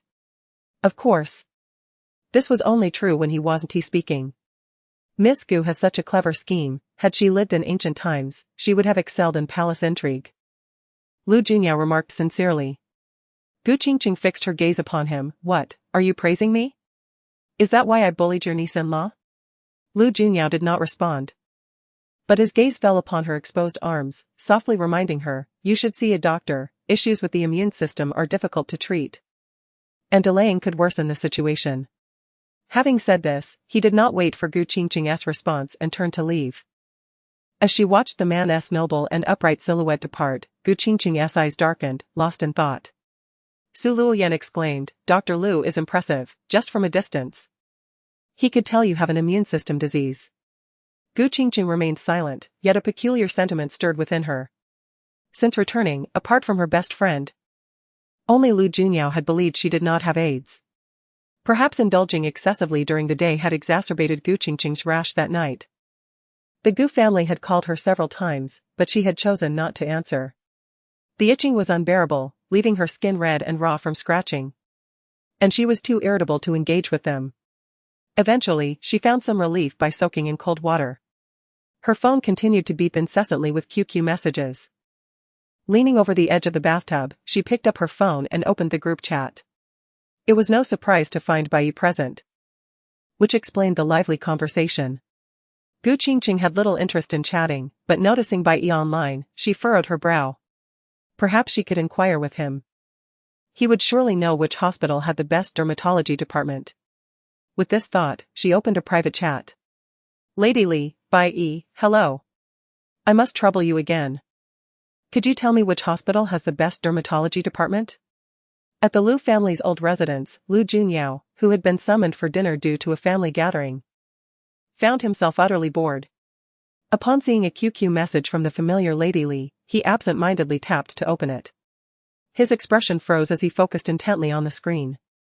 Dermatology? In an instant, Gu Qingcheng's rash flashed through his mind. What a coincidence. His heart warmed slightly as he sat up, his long fingers gliding thoughtfully across the screen to compose a reply. Bai, what skin condition do you have? Gu Qingcheng felt a surge of joy upon receiving his response. Just as she was about to speak the truth, a sudden thought struck her. And she replied, it's not for me, I'm asking for a friend. She has a rash and saw a doctor who diagnosed her with pityriasis rosea. They prescribed internal and external medication, but there has been no improvement. Lu Junyao's expression morphed from shock to something far more complex as he absorbed her words. When he had seen Gu Qingcheng earlier that day, he had suspected she might have pityriasis rosea. Could it be that Gu Qingcheng was Lady Li? The realization that the stock expert he had conversed with for so long was merely a young girl, and his staunch rival in real life, left him with a tumultuous mix of emotions. He stared blankly at his phone, as if in a trance, his mind racing with memories. Lady Li had vanished from social media for 3 years, while Gu Qingcheng had been missing for the same duration. Both suffered from dysmenorrhea. Lady Li consulted gynecologists while Gu Qingcheng had sought an appointment with Professor Zhang. Furthermore, he had once speculated about Gu Qingcheng's extravagant purchases of luxury cars and properties, assuming they were funded by her nephew. Yet, if Gu Qingcheng was indeed Lady Li, it would explain everything. Lady Li must have garnered substantial wealth from stock trading over the years. As these thoughts raced through his mind, Lu Junyao suddenly felt a wave of self-reproach for his earlier ignorance. Chapter 50, Ambiguity. So many discrepancies, yet he failed to perceive them, dismissing everything as mere coincidence. However, how could Gu Qingcheng, so young, be addressed as Madame Li? It led one to assume she belonged to the Li family. But wait. Madame Li, Gu Qingcheng, renowned for her beauty? Lu Junyao suddenly realized. The phrase "a beauty that can topple kingdoms" originates from the Eastern Han dynasty, specifically from Bangu's Book of Han, where it describes the unparalleled beauty of Madame Li. How could he have overlooked this? Lu Junyao felt a twinge of regret. Indeed, cleverness can be the root of folly. He never imagined that the extraordinarily talented stock market genius, Madame Li, was none other than the obstinate and sharp-tongued socialite Qingcheng. Yet if Madame Li were truly Qingcheng, then how could she have claimed in their private conversation that she had never given birth? Or even had any experience in that regard? The Gu family had stated she was sold to an old man and bore a deformed child. So, was Qingcheng lying? Or had the Gu family made a mistake? Or perhaps these two were not the same person at all? Lu Junyao's thoughts were in disarray. Typically composed and self-restrained, he found himself consumed with curiosity about whether Qingcheng was indeed Madame Li. Nonetheless, elucidating this matter was not overly complex. His young nephew approached him to play. Yet he feigned ignorance and suddenly snapped back to reality, rising to ascend the stairs. Old Madame Lu intended to discuss her younger son's lifelong affairs but was interrupted when he hastily left, causing her to frown in displeasure. This rascal. Returning home without uttering a word. Lu Qinglin remarked, I noticed Junyao was fixated on his phone. Could he be dating someone? Humph. Dream on. Recently, I arranged several blind dates, all meticulously chosen, yet he simply stood them up. Ignoring his sister and mother's conversation, Lu Junyao returned to his room and engaged seriously in an online chat. Madame Li, are you still there? Madame Li, if you're busy, it's alright. I can search for it myself. On the other side of the screen, Qingcheng, seeing Bai Yi's prolonged silence, assumed he was preoccupied and refrained from further interrupting, opting to search online herself. Suddenly, a new message appeared at the top of the screen. Bai, this illness is rather challenging to treat. A combination of Western and traditional medicine might yield better results. I recommend you visit the provincial Chinese medicine hospital. Upon reading the message, Qingcheng's lips curled into a smile as she promptly inquired, do you have any doctors you could recommend? Bai, please hold on. After replying, Lu Junyao made a phone call. Moments later, he acquired the consultation schedule of a renowned old professor at the provincial Chinese medicine hospital. He promptly relayed the information to Madame Li. Bai, you should make an appointment with Professor Zhong, he should be able to cure your illness. As Lu Junyao typed this, he suddenly realized something was amiss and quickly added, my apologies, I misspoke, it's your friend's illness. Qingcheng, seeing the previous message, assumed her deceit had been discovered, leading to a moment of embarrassment. Yet, the immediate correction from the other side allowed her to relax somewhat. Madame Li, thank you. I owe you another favor. Lu Junyao frowned, his suspicions reigniting. Was this Madame Li truly Qingcheng? So gentle and courteous, so well-mannered.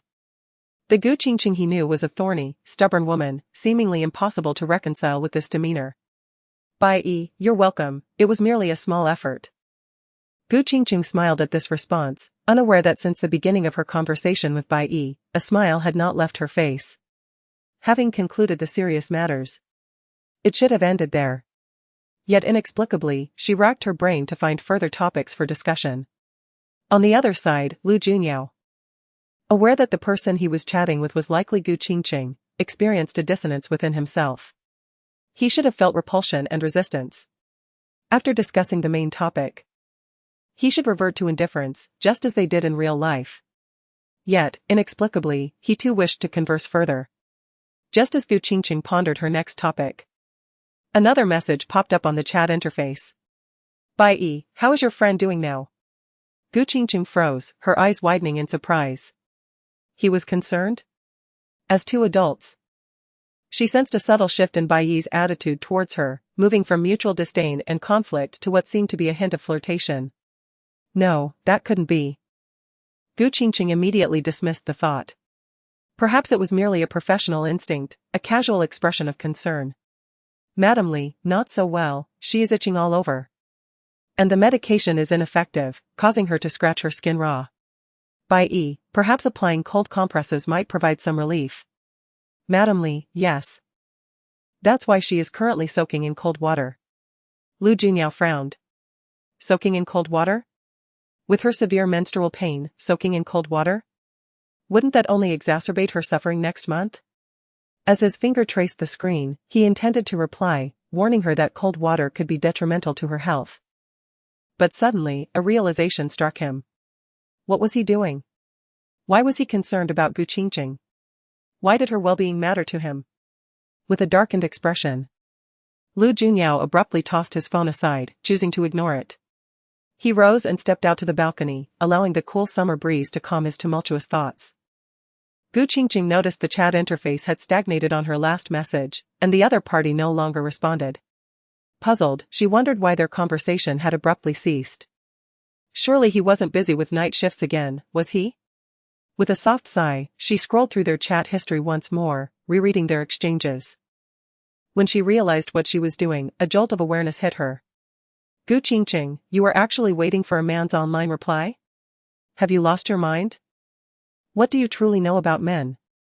Moreover, this was an online conversation, where the identity of the person on the other side remained uncertain.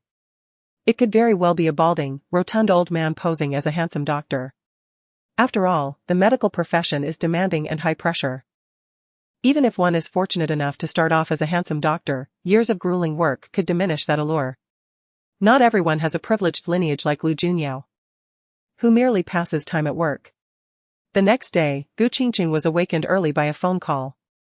It was from the Gu family, her brother Gu Baichuan. One cannot escape what is destined to come. This time, she answered the call. What is it? Qingcheng, when are you moving out? Gu Baichuan asked directly. Qingcheng snorted coldly, why the rush?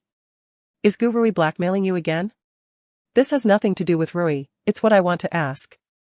Li Jun refuses to reconcile with me, saying she won't consider me as long as the Gu family has you. After hearing this, Qingcheng couldn't help but laugh coldly. So her brother was still infatuated. He remained enamored with Zhao Li Jun. It seemed that what was once a rival in love was now destined to become her sister-in-law. Do all men prefer tea leaves? A little tenderness and they lose their minds? Qingcheng mocked. You mustn't speak of Junjun that way. Women ought to be gentle and soft, like a bird relying on a person. Do you think every woman is like you? Stubborn, prickly, and armed with sharp words. Utterly unreasonable. Qingcheng listened, feeling the sting of irony. 3 years ago, she was the most celebrated socialite in the capital, excelling in music, chess, calligraphy, and painting. Her academic achievements were unparalleled. True to her name, she was a beauty that could topple kingdoms.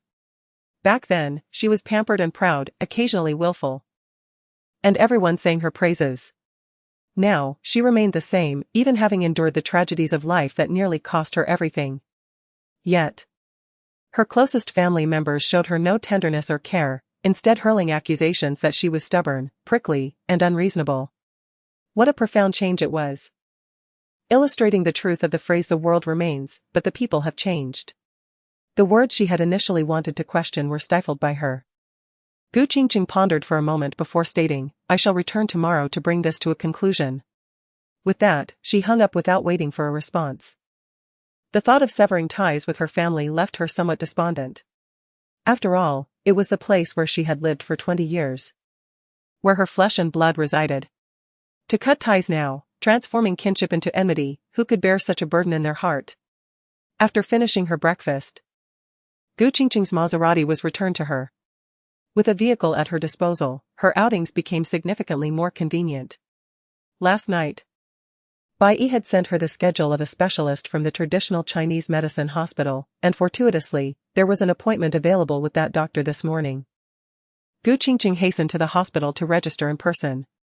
Su Luoyan had prior commitments and was unable to accompany her. While waiting for her name to be called at the hospital, Qingcheng made good use of her time, monitoring the stock market and executing a portfolio adjustment. The discussions in the stock god group were incessant, and she occasionally chimed in. When asked why she was so preoccupied with the market today, she replied that she was merely passing time at the hospital, feeling rather bored. On the other side of the internet, Lu Junyao, observing her words, felt a complex swirl of emotions in his dark, profound gaze. At that moment, he was accompanying Professor Zhong on a consultation.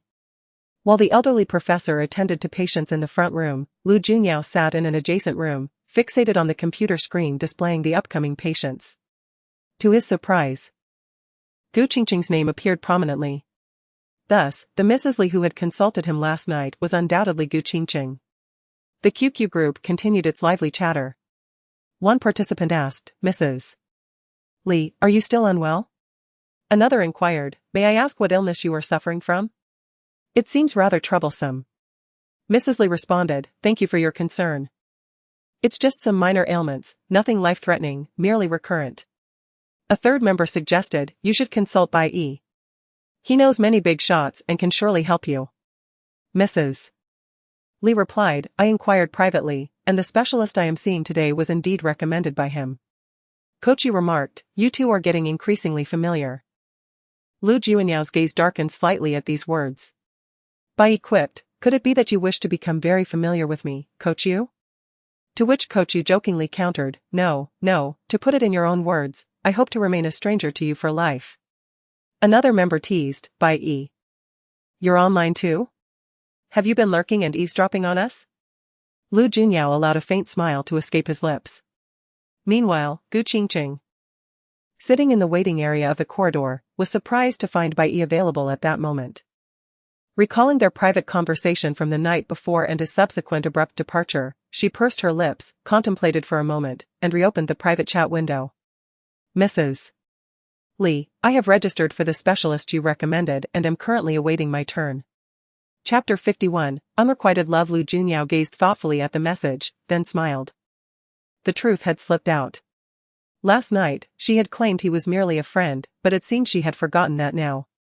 In truth, he had not replied to her last night, which was rather impolite. Given Madame Li's usual haughty demeanor, it was unlikely she would initiate another private conversation. Yet, here she was, reaching out again. Was it because he had spoken in the group chat? Or was she simply bored waiting? Regardless, he had already made his presence known. Failing to respond would be exceedingly rude. Indeed, that Professor Zhong possesses remarkable medical skills, he must have a solution. Lu Junyao feigned ignorance of the blunder. However, Qingcheng glanced at the message again and suddenly felt a wave of embarrassment wash over her. She had made a mistake. Last night, she had referred to him as a friend, and now. Oh dear. Qingcheng felt her cheeks flush with embarrassment, realizing that he had seen through her. Ultimately, she had no choice but to admit, actually, it's me seeking treatment. The handsome doctor replied, understood. Qingcheng internally lamented, her thoughts in disarray. After a moment of silence, she typed, last night, you left in the middle of our conversation. I wanted to ask. Since I've troubled you a few times, if you're free after I recover, perhaps we could meet. I would like to treat you to express my gratitude. Qingcheng felt a sense of unease. She had troubled him several times, and the weight of her indebtedness lingered in her heart. She felt compelled to convey her appreciation. Much like how she yearned to repay Lu Junyao for his kindness. Lu Junyao was taken aback. Hadn't she previously resisted the idea of meeting in person? Not long ago.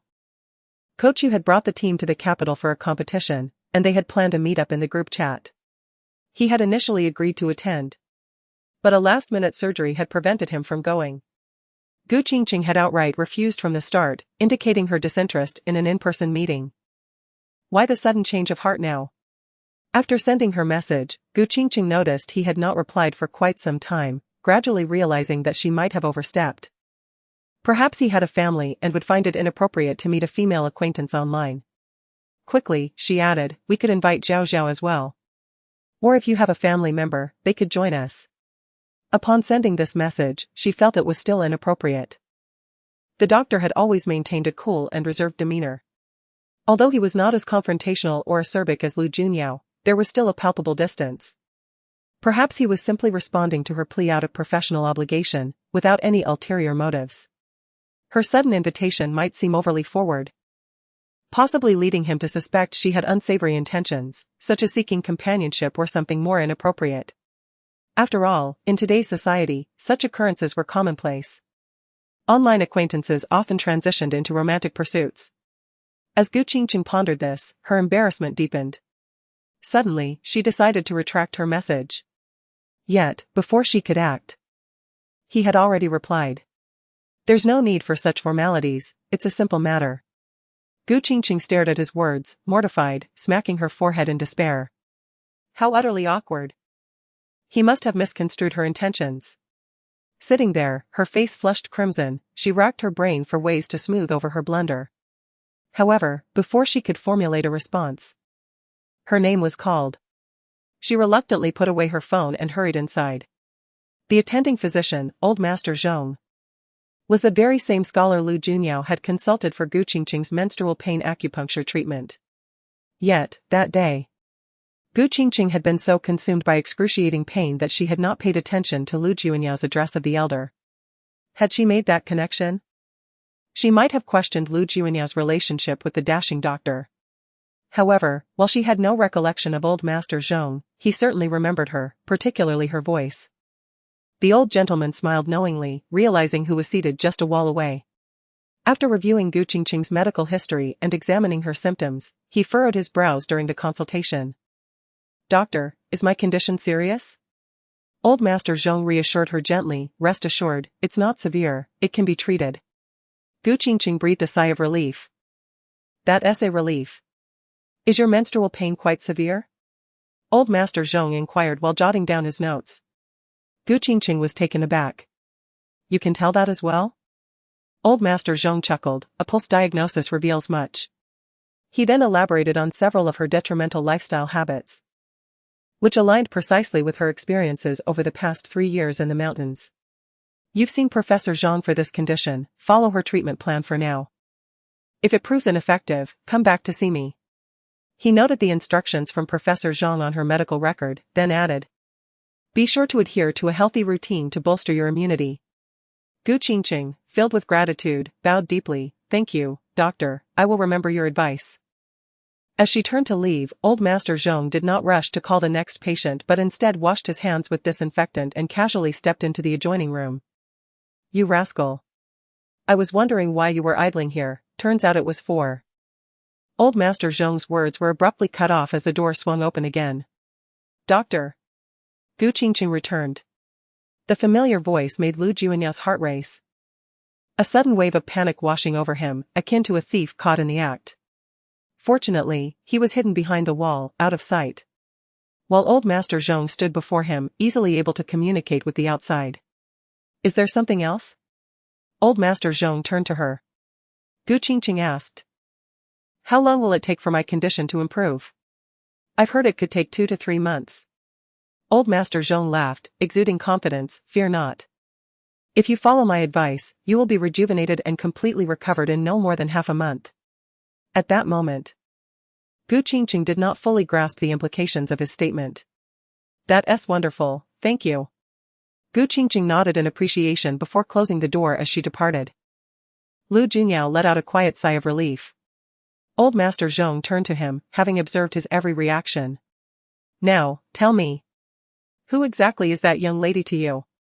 Lu Junyao feigned ignorance. I'm not sure what you mean, please continue with your consultations. We shouldn't keep the patients waiting. Huh. Though I am advanced in age, my senses remain sharp, and my mind is clear. That young lady is undoubtedly the one who contacted me previously regarding acupuncture points for treating menstrual pain, old Master Zhong stated directly. Lu Junyao's expression shifted to one of surprise as he regarded the elder, realizing he had underestimated him. This old man was astute. Noticing Lu Junyao's reaction, old Master Zhong chuckled with satisfaction. As soon as she spoke, I remembered. Lu Junyao felt a wave of embarrassment wash over him, clearing his throat. Indeed, experience brings wisdom. Since you know her, why are you lurking here? Old Master Zhong inquired, puzzled. Lu Junyao's expression grew increasingly complicated. Well, it's not exactly a familiar relationship. You're not familiar, yet you came all this way to wait for her? Old Master Zhong clearly doubted him, scrutinizing his demeanor. Suddenly, he broke into a teasing smile.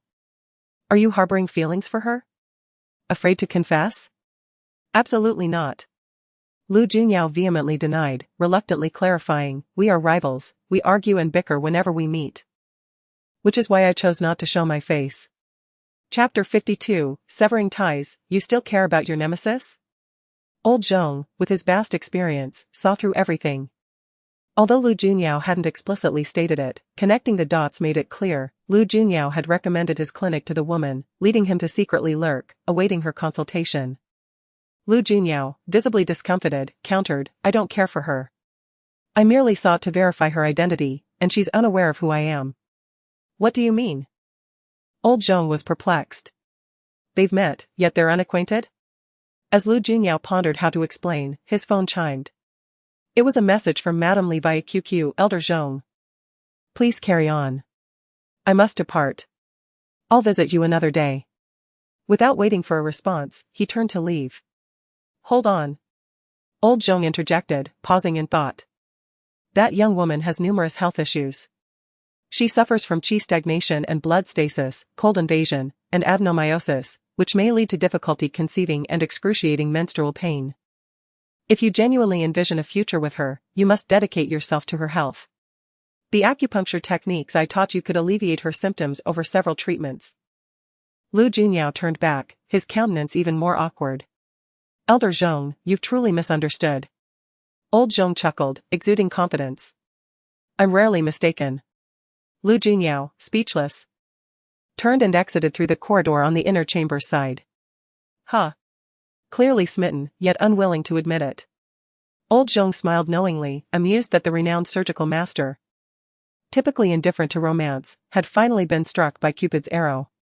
In the elevator, Lu Junyao retrieved his phone and opened QQ. "Madam Li, thank you, white coat. I saw the doctor. Elder Zhong, whom you recommended, is remarkable. He diagnosed all my ailments with a single pulse reading." Evidently, after her fabricated friendship was exposed, Madame Li became unusually candid, ceasing to conceal her ailing health. Lu Junyao hesitated, unsure how to respond. As Old Zhong had noted, his concern for Qingcheng had surpassed normal boundaries. Whether Madame Li was Qingcheng was irrelevant. He couldn't fathom why he felt compelled to verify this. What would confirmation achieve?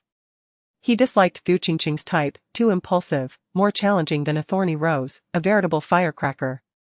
Even her talent and financial acumen couldn't erase his initial negative impression. Recalling her invitation to dinner, Lu Junyao sensed a shift in her attitude. Perhaps she misinterpreted his assistance as a signal. Unacceptable. Boundaries must be established. Resolved, Lu Junyao entered his car and sent a terse reply, "You're welcome." 3 words. Devoid of inquiry or concern, reverting to his taciturn, aloof, and unapproachable persona, Qingcheng was in line for her medication. Her phone buzzed, and she eagerly checked White Coat's response, only to feel a chill and her expression darken. She had deliberately sent the message to ease the awkwardness of her dinner invitation, expecting a routine inquiry about the doctor's assessment and the severity of her condition. Instead, she received 3 cold, distant words. Dejected, Qingcheng lowered her phone, regretting the invitation. He had undoubtedly misinterpreted her intentions, distancing himself immediately. Frustrated, she couldn't explain without appearing to overcompensate. The QQ group was abuzz, but White Coat remained absent, ignoring attempts to reach him. While others assumed he was occupied with saving lives, Qingcheng knew he was avoiding her. Her spirits sank, feeling the loss of a friendship or perhaps a potential romance. However, she quickly regained composure. Intimacy was rare even face-to-face, let alone with an online acquaintance. Good riddance, she thought. Why dwell on it? Fortunately, the new medication was effective. With internal and external applications and herbal baths, her itching subsided, allowing her to sleep soundly. The following morning, Qingcheng returned to the Gu residence, her first visit since the accident, only to find it empty. Zhao told her that the master had gone to work, and the madam and young master were at the hospital for Gu Rui's discharge. Considering Gu Rui's recent hospital visits, Qingcheng chuckled, realizing she had been hoisted by her own petard. While awaiting their return, Qingcheng packed her belongings from the servants' quarters into her car. As she finished, 2 cars entered the courtyard. Gu Rui had returned, accompanied by her family and Chen Yunma. Seeing Chen Yunma carefully escorting Gu Rui into the house and seating her on the sofa, Qingcheng was perplexed. She couldn't fathom what Chen Yunma saw in Gu Rui. Was it merely her willingness to sleep with him? She wondered if Gu Rui possessed exceptional bedroom skills, captivating Chen Yunma with her seductive charm. Seeing her elder daughter, Liang Jingrong hesitated before asking, Qingcheng, are you truly moving out? Gu Qingcheng's gaze was icy. Isn't that what you wanted? Liang Jingrong fell silent. Gu Buqing, displeased, said, Mom. Why bother? This house won't be peaceful until she leaves. Gu Qingcheng looked at him calmly. Brother, I'll call you that one last time. In the future, we'll be strangers. Gu Buqing coldly averted his gaze. Gu Qingcheng continued, I remember you used to indulge me, patiently humoring my tantrums. Now. She smiled wryly. You've changed. Gu Buqing retorted, have I? The former Qingcheng was refined, graceful, and her occasional tantrums were charming, making people want to cherish her. But now? Since returning, you've been hostile. Your words laced with sarcasm and attacks. Yes, you've suffered, but have we been spared? We spent countless resources searching for you. Your mother nearly blinded herself with tears. Yet you show no sympathy, only blame. Gu Qingcheng knew her return would inevitably lead to a confrontation. She just hadn't expected them to initiate it, feeling aggrieved.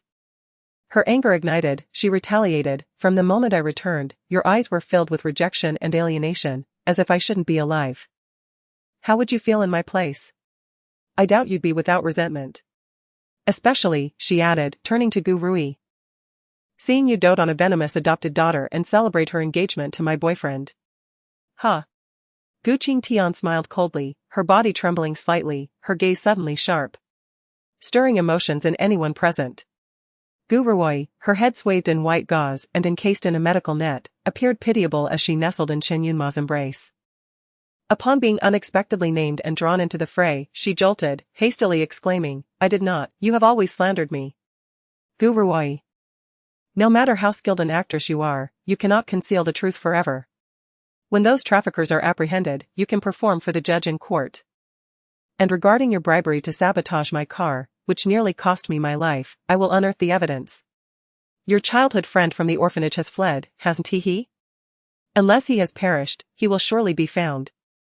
Gu Qingtian's words rang out with undeniable force. Gu Rui's heart tightened, panic flashing across her face. The Gu family observed her reaction, brows furrowed. Rui, is it true that you orchestrated that? No. Gu Rui cried, vehemently denying, sister. You are fabricating lies.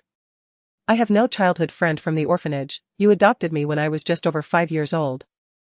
And I have long severed ties with them. Besides, I was pregnant at that time, even for the sake of my child. I would never stoop to such vile acts. Thus, you have not accrued any virtue, and your child has been lost, unwilling to have such a cruel and heartless mother. Gu Qingtian responded lightly. That is not true. My child perished because of you. If it weren't for that snake you raised, I would never have fallen down the stairs and miscarried. Mentioning this incident struck a deep chord within Gu Rui, and her cries grew louder. At that moment, Gu Tingen hurried home from work. He stepped briskly inside, surveying the scene, his teeth clenched in restraint. What is all this noise? Can this family not find peace for even a day? Gu Qingtian glanced back at her father, a smirk escaping her lips. Rest assured, peace will soon return. Liang Jingrong approached, whispering softly to her husband. After listening, Gu Tingen turned to his eldest daughter. Since you have decided to move out, we shall not obstruct you. However, one condition, once you leave, you must not speak ill of our family or tarnish the Gu family's reputation. Upon hearing this, Gu Qingtian laughed, filled with scorn. Does the Gu family even possess a reputation anymore? Your daughter snatches her sister's boyfriend, your son pursues his future brother-in-law's secret crush. And now you wish to cast out your biological daughter while pampering an adopted wild child like a treasure. As far as I know, just a few days ago, you were seen at a dinner with a flamboyant woman. What Gu Qingtian spoke of was an event she had witnessed firsthand.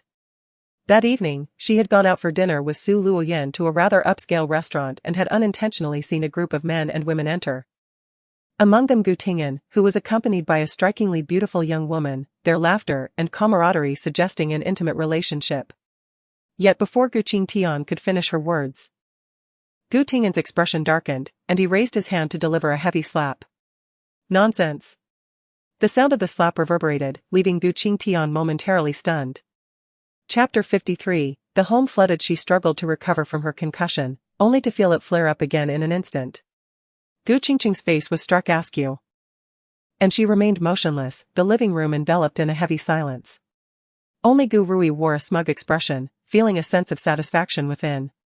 After a moment of silence, Gu Qingcheng turned her head, brushed aside her disheveled short hair, and fixed a peculiar smile upon Gu Tingyan.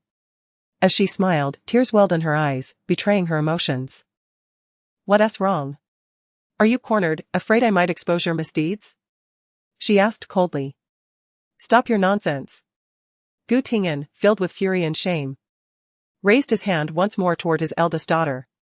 Gu Qingcheng stood tall, a bitter smile gracing her tear-stained face. "What? Are you going to strike me again? Go ahead. Have the courage to kill me today. If you can't, I will continue to speak."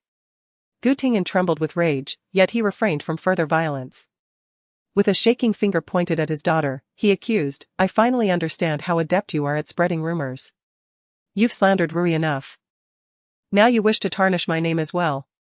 Liang Jingrong, sensing the brewing storm, stepped forward and tugged at her husband. "Old Gu, clarify yourself.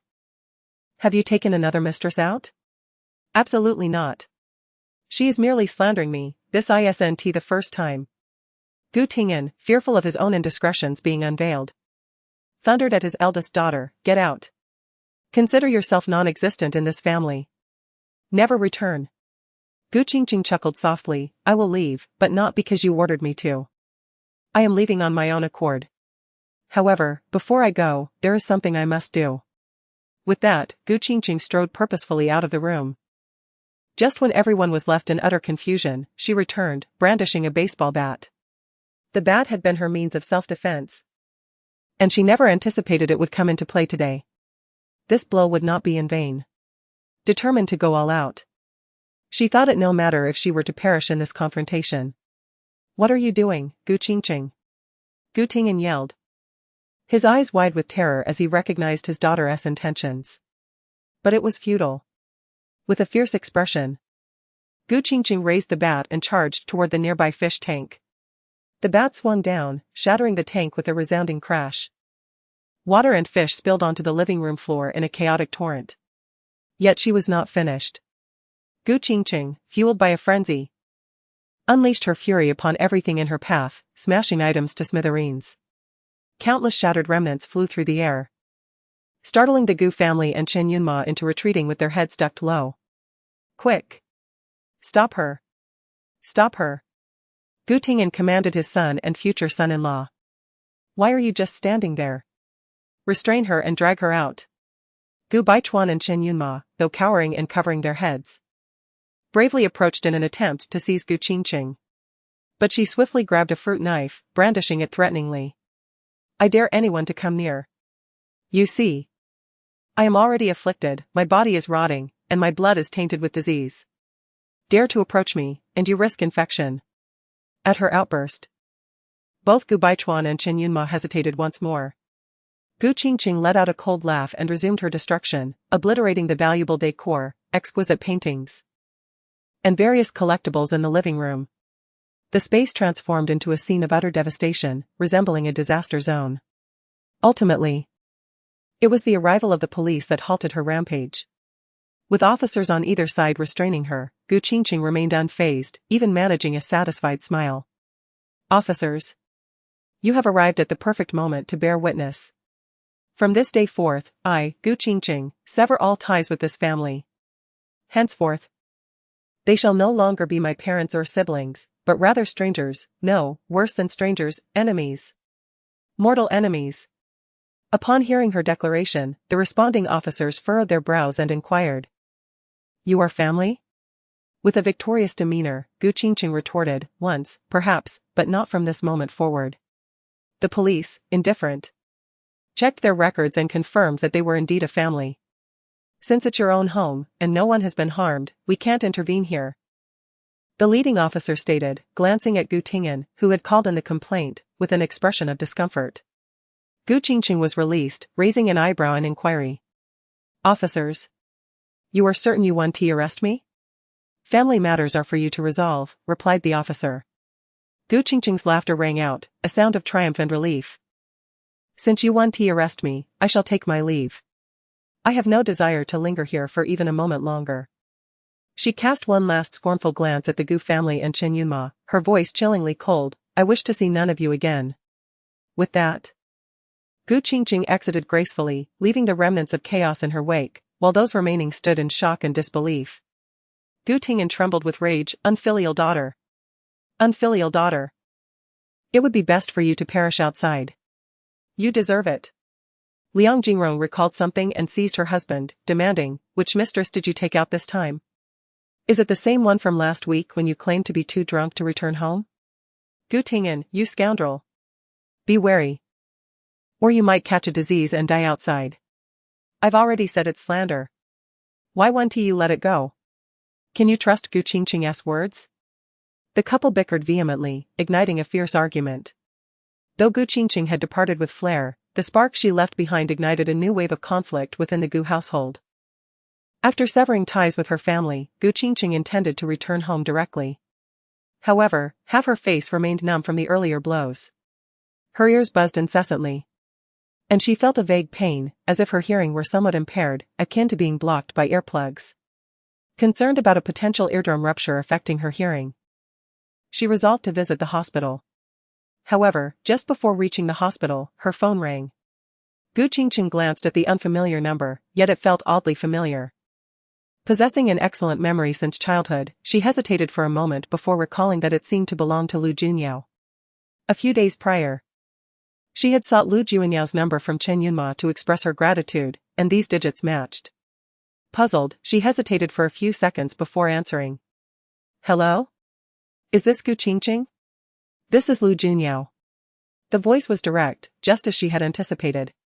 Feeling even more perplexed, Gu Qingcheng's tone turned cold. Do you need something?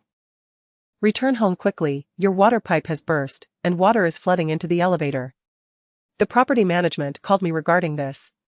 What? A burst pipe? Gu Qingcheng exclaimed. Taken aback. How could that be? Don't ask me, ask who? You are the homeowner, and it's your residence. Lu Junyao countered bluntly, then added. Make sure to visit the property management to update the homeowner information. Don't come to me for assistance later. Before she could respond, he hung up. Gu Qingcheng, anxious, had no time to argue and promptly turned her car around to head home. Unfortunately, the roads near the hospital were heavily congested, and the more frantic she became, the slower her progress. After about 10 minutes, her phone rang again, this time from Lu Junyao. How long until you return? Water is still gushing out. I can send you the property management's number, and you can give them the code to let them in. Lu Junyao, pressed by the property management, called her again. His tone now impatient. Gu Qingcheng felt exasperated. Traffic was beyond her control. I'm stuck in traffic near the hospital. I have no idea when I'll be back. The hospital? Are you ill again? Do you wish for me to be sick every day? Fine, I'll give you the property management's number. Hurry, before he could finish, Gu Qingcheng's car finally moved, and she pressed the accelerator. With no time to contact the property management, she blurted out. The code is 192,735, communicate that to the property management. I need to drive. Chapter 54, kneeling Lu Junyao was momentarily taken aback, then incredulously asked, You are the homeowner. Why should I handle this? Are we even related? How could we not be related? You were the original homeowner, and the house you sold has issues. Shouldn't you take responsibility? Gu Qingcheng retorted with conviction. Her mood was already foul. She had severed ties with the Gu family after a heated argument, endured a slap, and now faced a flooded new home, all while being stuck in traffic on her way back. At that moment, all her misfortunes converged. And she felt a surge of rage, ready to unleash her frustration on anyone. Gu Qingcheng, I can hardly hear you. If you love to meddle, then just leave. With that domineering statement, Gu Qingcheng abruptly ended the call. On the other end, Lu Junyao, also driving, felt a surge of anger as he stared at the disconnected call. The property management had just informed him that the house had been flooded, and his first thought was that his own apartment had been affected. Only after further inquiry did he learn it was the duplex he had sold not long ago. That property was no longer his concern. The management had been unable to reach the new homeowner, which was why they sought his assistance. However, he did not have Gu Qingcheng's contact information. So he had to ask his nephew for it. It was through this inquiry that he discovered Gu Qingcheng had recently left the Gu family. Having been severely slapped by Gu Tingyan in a fit of rage, leading her to wreak havoc on the Gu family property until the police intervened to restrain her.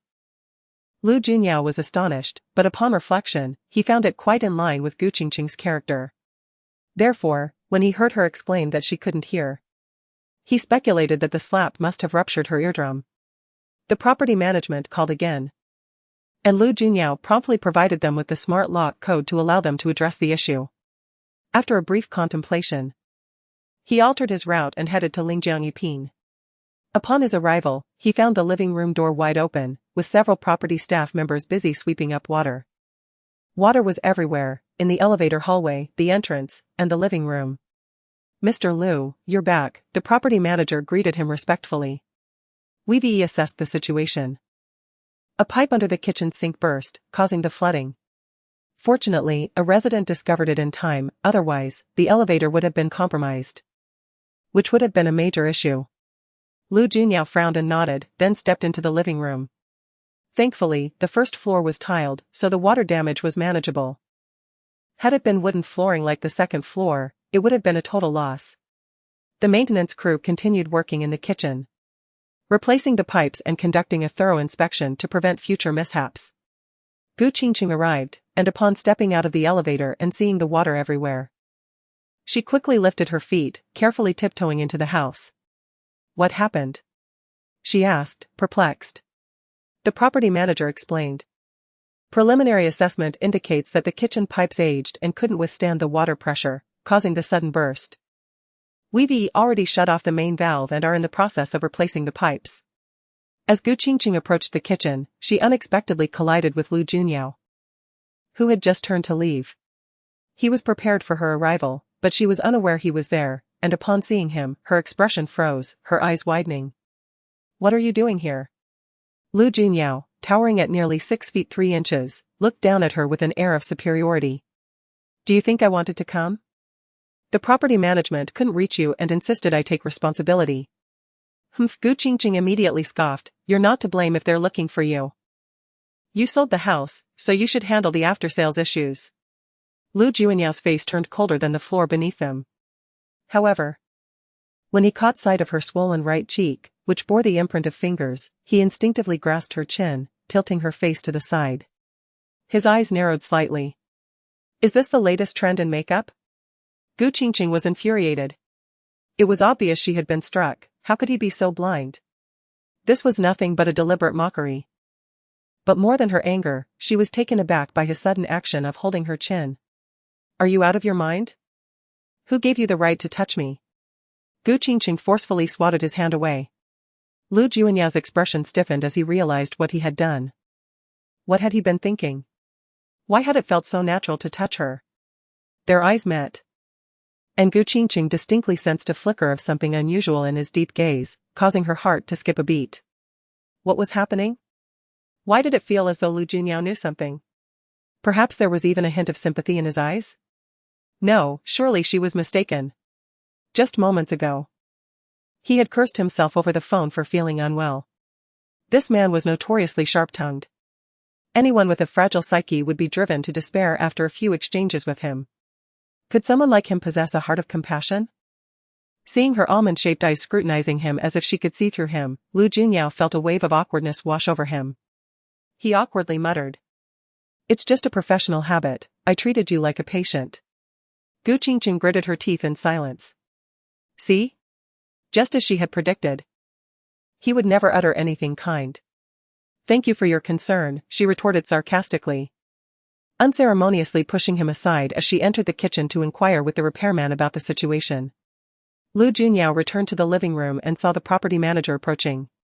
He casually remarked that Miss Gu is the current homeowner, please communicate with her for any matters. With the rightful owner back, he, the former homeowner, could take his leave.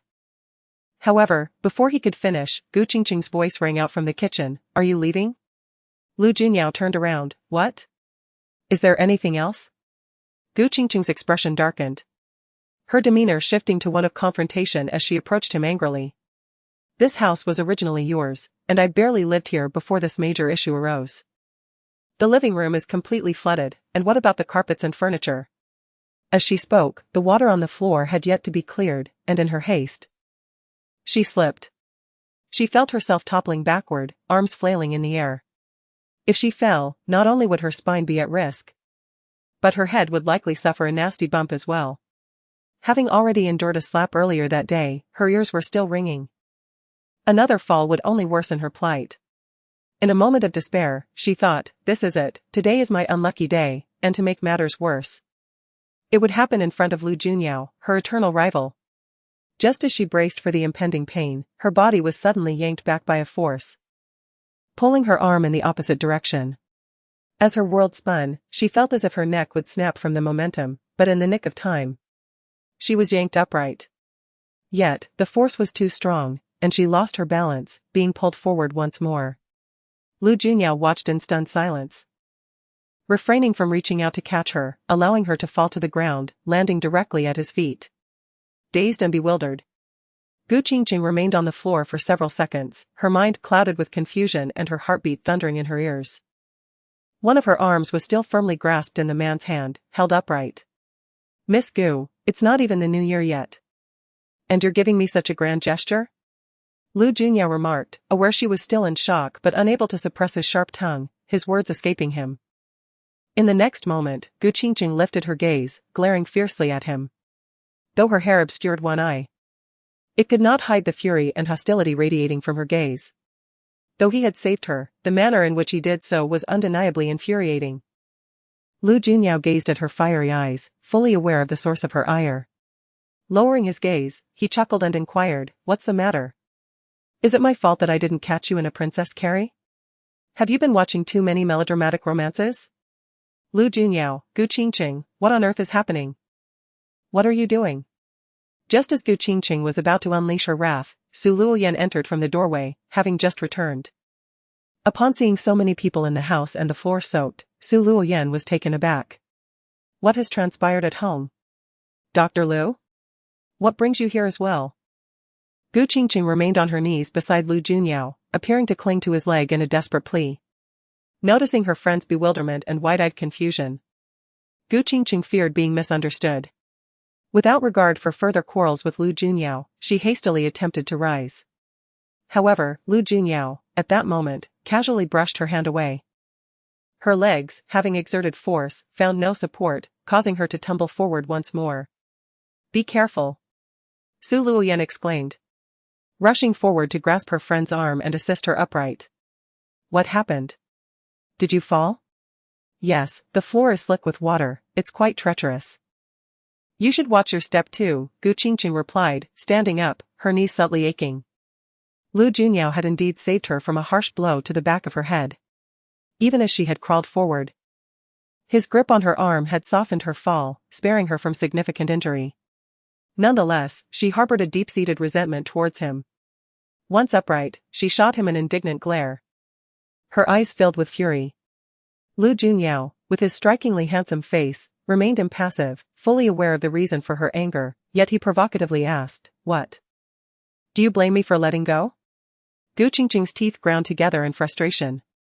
How could such an insufferable man exist in the world? He was undeniably handsome, exuded an admirable aura, hailed from a prestigious background, and possessed commendable medical skills, yet his character was exceedingly cantankerous, and his integrity was appallingly lacking. Su Luoyan, still oblivious to the unfolding drama, shifted her gaze between the two, then glanced at the cleaning personnel bustling about the house. Did a water pipe burst? How did it come to this? Indeed, the kitchen pipe had deteriorated and burst, flooding the place and nearly submerging the elevator. Gu Qingcheng replied to her friend, though her eyes remained fixed on Lu Junyao, glowering at him with a piercing stare that seemed intent on piercing through him. Su Luoyan gasped in astonishment, oh dear. How unfortunate. Gu Qingcheng, not bothering to respond to her friend further, turned her attention to the previous owner of the house. Lu Sanshao, this incident should fall under your responsibility, shouldn't it? Lu Junyao, maintaining his composure, replied, when I sold it to you, everything was in perfect order. Who's to say whether it's your masseuse since moving in? Chapter 55, Intimacy. Qingcheng was so enraged that she was nearly speechless. We had only moved in a few days ago, and yet the plumbing issue, concealed within the cabinetry, was invisible to the eye. Who could possibly know if you had cut corners by using inferior materials? Would I be so foolish? Lu Junyao retorted with a derisive laugh. Or perhaps you were deceived. Paying for a brand name only to receive a counterfeit. His words struck a nerve, and Qingcheng's eyelids fluttered as she coldly fixed her gaze upon him. Momentarily rendered speechless. Su Luoyan frowned. Third young master, your words are excessive. Qingcheng is the victim, who can constantly guard against their own family. Su Luoyan had always admired Lu Junyao and often spoke highly of him in front of her friends. Yet, in this moment, as he injured her friend, she did not hesitate to stand in opposition to him. Lu Junyao pressed his lips tightly together. His expression solemn as he regarded Qingcheng with a flicker of remorse in his profound gaze. However, a man as aloof and proud as he would never stoop to apologize. Just then, the maintenance worker emerged, addressing him, Mr. Lu, the plumbing has been repaired. Lu Junyao turned, slightly lifting his arm to clarify that Miss Gu is the homeowner. The worker acknowledged with an "oh," then approached Qingcheng, Miss Gu. The plumbing is fixed, and we have also checked the other pipes in your home, everything is in order. Suppressing her anger, Qingcheng nodded, thank you. What is the total cost? Parts and labor, a total of 500. Qingcheng took out her phone to scan the payment, but noticed Lu Junyao stepping forward. Extracting his wallet and handing over 600. For your trouble, he added, even including a tip. The maintenance worker smiled graciously, bowing his head, thank you, Mr. Lu. Qingcheng observed him with cold indifference, feeling a sense of surprise. Su Luoyan cautiously glanced at her friend, intending to remark on Lu Junyao's commendable nature, but was startled to see Qingcheng's swollen face. Qingcheng, what happened to your face? Who hit you? And your ear seems to be bleeding. Su Luoyan was extremely worried. Raising her hand to touch her, but hesitated for fear of causing her pain. Qingcheng, still incensed by Lu Junyao, had forgotten her own earache. The reminder from her friend brought her back to the sensation of blockage within her ear, causing her brow to furrow. Please, sit down. Su Luoyan quickly assisted her to the sofa, feeling guilty. I should have returned home with you, they were too much, to have actually hurt you. Qingcheng forced a bitter smile, they didn't gain anything, I caused significant damage to the Gu family, at least a loss of several million. What? Su Luoyan was taken aback, then exclaimed with a hint of glee, well done. If it weren't for the law, it would be better to just set it on fire. Lu Junyao had seen off the property staff and paid the cleaning ladies, instructing them to leave the floor spotless. Though he verbally deflected responsibility, his actions silently bore the weight of it. Having settled these matters, Lu Junyao intended to bid farewell to Qingcheng but overheard the conversation between the two girls as he entered the living room, eliciting a cold smile from him. Only a fool would resort to violence to solve problems, it could land one in serious trouble. Qingcheng shot him a glance. Do not speak as if you know my pain. Truth often stings, if you choose not to heed my advice, it is beyond my control. Lu Junyao replied coolly. His jawline sharp as he gestured behind him, I have arranged for the cleaning staff to assist you. Fortunately, the first floor is tiled, so the water damage is minimal. All issues stemming from this incident have been resolved, any future problems are not my concern. Qingcheng scoffed, unwilling to engage further. Su Luoyan rose politely, thank you, Dr. Lu, for your assistance. Lu Junyao maintained his aloof demeanor and turned to leave. Oh, wait. Su Luoyan suddenly recalled something, quickly calling out to him and moving closer. Qingcheng's expression changed slightly, yen yen. Ignoring her, Su Luoyan hastened to Lu Junyao's side, hesitantly asking, Dr. Lu, could I trouble you once more? Qingcheng understood and immediately adopted a frosty demeanor, yen yen. Su Luoyan continued, Qingcheng is injured, her ear is bleeding. Could you please take a look? I'm fine, really. Qingcheng firmly rejected from the sofa. Dr. Lu, please, I'm worried she might lose her hearing, Su Luoyan implored with a desperate expression. Lu Junyao's countenance remained icy, but he turned to glance toward the living room. Perhaps it was Su Luoyan's earnest plea that swayed him, or perhaps he simply could not bring himself to ignore her. as he ultimately turned back, striding into the living room. Gu Qingcheng maintained her cold demeanor, furrowing her brow. I've told you I'm fine. There's no need for your assistance. Yan, you should. Qingcheng. Your ear is bleeding, do you not realize? What if your eardrum ruptures and you lose your hearing? Su Luoyan insisted, her voice rising in urgency, showcasing a rare firmness. Realizing her friend's genuine concern, Gu Qingcheng swallowed her protest and fell silent. Lu Junyao settled beside her, gently grasping her ear, then activated the flashlight on his phone to examine her injury. Instantly, her delicate ear flushed a deep crimson. Under the beam of light, it appeared almost translucent, the veins and capillaries visible. That hurts. Gu Qingcheng frowned, forcing the words out through gritted teeth. Lu Junyao pressed his lips together, easing his grip slightly. Upon further inspection, he noted blood within her ear canal. Miss Su. There is a first aid kit in the concealed compartment of the television backdrop, please retrieve it. Lu Junyao instructed quietly. Oh, of course. Su Luoyan promptly turned to comply.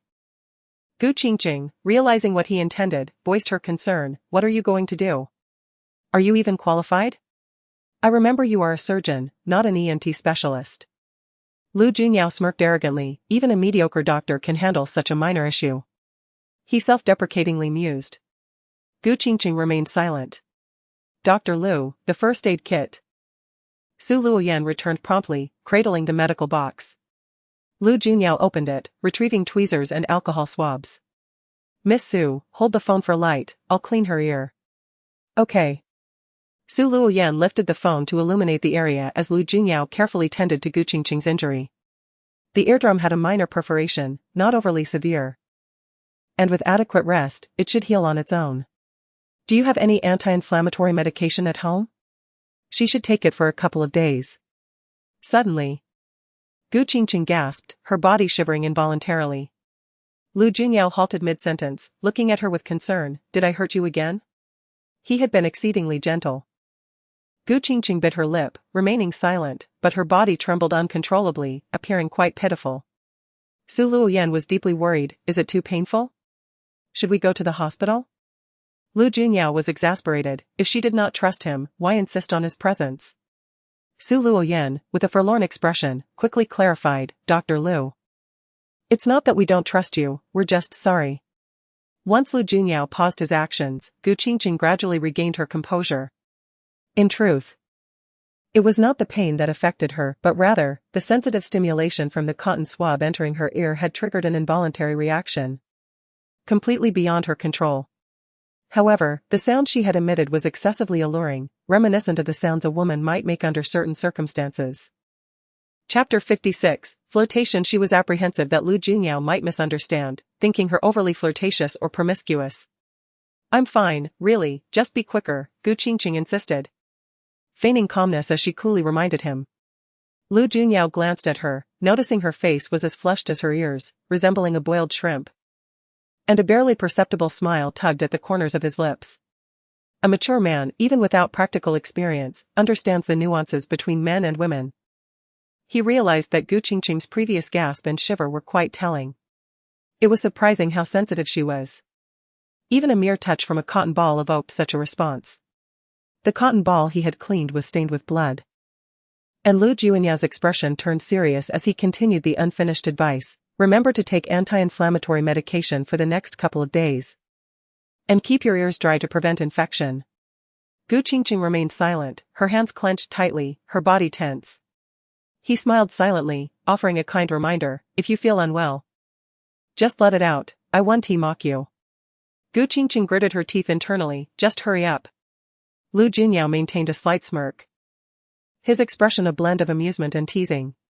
While tending to her, he couldn't help but glance at the exposed skin of Gu Qingcheng. The rash has improved significantly. Which renowned doctor did you consult? He deliberately shifted the topic, hoping to ease her tension. Yet, Gu Qingcheng responded sharply, well, it wasn't you. If you had consulted me, perhaps I could have cured your ailments too. You are a surgeon, when did you become a jack of all trades? Capable of diagnosing everything? He retorted. Medical knowledge is interconnected, it's merely a matter of proficiency. If I'm lacking, I can always consult others. Consult others? Just like last time, treating me as a guinea pig? Gu Qingcheng scoffed, recalling how he had once used acupuncture needles to treat her menstrual cramps, following the instructions of an elderly professor over the phone while she writhed in pain. Thankfully, at that moment, she was too incapacitated to flee, otherwise she would have bolted faster than a rabbit. After all, who knew if he might misplace a needle and leave her half paralyzed? However, reminiscing about that incident led Gu Qingcheng to think of the elderly expert she had visited at the traditional Chinese medicine hospital the day before. She couldn't shake the feeling that his voice sounded vaguely familiar, perhaps due to the similar tone and inflection shared by many elderly men. Having finished his work, Lu Junyao placed the tweezers back down and remarked, "I did cure you that time." Gu Qingcheng replied, "That was thanks to the expert's remote guidance." Lu Junyao chuckled, choosing not to argue further. Suddenly, he reached out to her forehead, brushing aside the hair that fell over her temple. Gu Qingcheng flinched, instinctively leaning back, her almond-shaped eyes narrowing in suspicion. "What are you doing?" Lu Junyao raised an eyebrow. "What are you afraid of?" She furrowed her brow, remaining motionless. He leaned closer again, parting her short hair at the temple, his eyes narrowing as he examined the wound. "The healing looks quite satisfactory. My technique remains impeccable, with the scar smooth and discreet," he commented, clearly praising himself. Su Luoyan, observing from the side, stifled a laugh and quickly covered her mouth. Gu Qingcheng's face contorted in disbelief. Was there anyone more narcissistic than him? "It's just the truth." "Truth? The last time, you insisted I sew you up without anesthesia. I seriously suspect you were seeking revenge." Gu Qingcheng's frustration resurfaced at the memory. Lu Junyao straightened, looking down at her seriously. "Gu Qingcheng, when did I ever offend you? Why do you harbor such deep prejudice and hostility towards me?" Gu Qingcheng was taken aback, not expecting him to confront her directly. Her expression was complex as she scrutinized him. To be honest, the man before her was strikingly handsome, embodying both youthful exuberance and mature composure, truly the most attractive man she had encountered thus far. Moreover, his esteemed background and exceptional lineage made him a figure of considerable influence in the medical field. Even if he did not inherit the Lu group, his standing in the medical community ensured he would effortlessly achieve fame and fortune. Such an impeccably outstanding young man, the epitome of many women's dreams and a modern-day Prince Charming, left her questioning why she felt such animosity towards him. Was it his condescending gaze when they first met? Or perhaps his frequent displays of cold sarcasm during their encounters? Or was it his familial connection to Chen Yunma? Gu Qingcheng suddenly realized that if pressed to find a reason, she struggled to articulate one. Ironically, despite being her adversary, he had inadvertently assisted her on several occasions, during her menstrual pain, after her car accident, and even when she fainted from a concussion. Today, if it hadn't been for his insistence to come, she would have been left to deal with the plumbing disaster on her own, as the house had been transferred to her long ago. Yet, he still showed up, taking on the costs of repairs and cleanup. The more she pondered, the more she felt he wasn't as bad as she initially thought. Conversely, she realized she had consistently mocked and attacked him without offering any kindness in return. The two of them stood in a tense stalemate in the living room, the atmosphere thick with unspoken words. Su Luoyan, caught in the middle, nervously glanced back and forth before softly suggesting, "Qingcheng. Dr. Lu has helped us again, perhaps." Before she could finish, Gu Qingcheng blinked, snapping back to reality, and coldly interrupted, "Yan, please see our guest out. I'm going upstairs to rest." She turned to leave. Lu Junyao, witnessing her retreat, couldn't help but wear a victorious smile, calling after her, "What's wrong? Feeling guilty for overthinking?" Gu Qingcheng didn't look back. "Aren't you the one who dislikes owing favors? How shall we settle this matter today?" Lu Junyao pressed on. By the time Gu Qingcheng reached the stairs, she turned back, her expression frosty. "What do you want?" She genuinely despised the idea of being indebted to anyone. Lu Junyao chuckled coolly, "I haven't decided yet. Just keep it as a favor for now." Gu Qingcheng felt as though he had just toyed with her. Yan, please see him out," she snapped as she stormed upstairs. Su Luoyan felt awkward, glancing at Lu Junyao with an apologetic smile. I'm sorry, Dr. Lu. Qingcheng had a falling out with her family today and isn't in the best mood, so she may have been a bit rude. Lu Junyao turned to leave, muttering under his breath, when has she ever not been rude to me? Standing tall and elegant, he exuded an air of aloofness. Su Luoyan found herself at a loss for words. After the cleaning crew finished tidying up, she went upstairs to check on Qingcheng, asking what she wanted for lunch. I have no appetite, you go ahead and eat, Qingcheng replied, still feeling discomfort in her ear and preferring to lie down. Su Luoyan gently asked. Are you still angry with Dr. Lu? No, he is irrelevant, Qingcheng dismissed. Qingcheng, to be honest, don't you think Dr. Lu treats you quite well? Yet you constantly attack and ridicule him, it's a bit excessive. Su Luoyan knew her words might upset her friend, but she couldn't hold back. Qingcheng turned to face her. Yan, be honest with me, do you have feelings for someone named Lu? No. Su Luoyan shook her head. I admire him. But it's not romantic. Qingcheng muttered, let us hope so. A person like him would freeze anyone who got too close and shoot them down with his sharp tongue. Su Luoyan couldn't help but smile. Indeed, Dr. Lu's demeanor is far too cold, and his words can be biting. Frustrating, now I owe him yet another favor. The thought of this left Qingcheng feeling displeased, wishing she could repay him immediately. Su Luoyan suggested, once you're better, invite him out for a meal. He has indeed helped you several times. Qingcheng pondered that the simplest way to reciprocate kindness was indeed through sharing a meal. Thus, she replied calmly.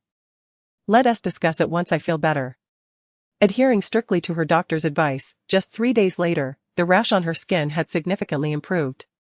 As the rash subsided, the surface of her skin began to peel away gradually, layer by layer, akin to a rebirth. After completely severing ties with the Gu family, her days became considerably more serene and untroubled. She immersed herself in reading books, newspapers, and news articles, preparing for her securities examination while continuing her research on the stock market. Whenever she felt fatigued, she would retreat to the cool shade of the balcony on the top floor, casually sketching on her drawing board. In truth, her mind was brimming with thoughts regarding the tribulations of the past 3 years, some details of which she could not share with anyone. She yearned to convey these emotions through her artwork. However, she had been plagued by various troubles, coupled with her fluctuating health, which had hindered her ability to put brush to canvas.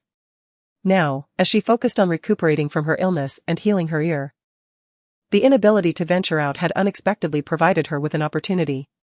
Qingcheng became engrossed in the world of art, continuing to paint until the sun dipped below the horizon, just as Su Luoyan finished preparing dinner. Qingcheng, it's time to eat, called Su Luoyan as she ascended to her. Qingcheng nodded, her brush still moving across the canvas. I'll be right there. As Su Luoyan approached and beheld the content of the drawing board, her expression shifted in astonishment, her gaze fixated. Qingcheng, is this you? Her voice trembled slightly, goosebumps rising on her skin. Is this a self-portrait? The woman depicted in the artwork was curled up amidst a tangle of wild grasses, emaciated and expressionless. Yet her eyes radiated a resolute will to survive. Her limbs were shackled by iron chains affixed to the wall. The length of the chains allowed her some degree of autonomy but rendered any escape impossible. In that instant, Su Luoyan comprehended that this was a self-portrait of her best friend at the time of her abduction. It could represent me, or countless other unfortunate souls who have been trafficked, Qingcheng replied softly, setting down her brush and drawing the floor-to-ceiling curtains closed. Let us go, dinner awaits. Su Luoyan turned to accompany her, her heart aching as she observed her friend.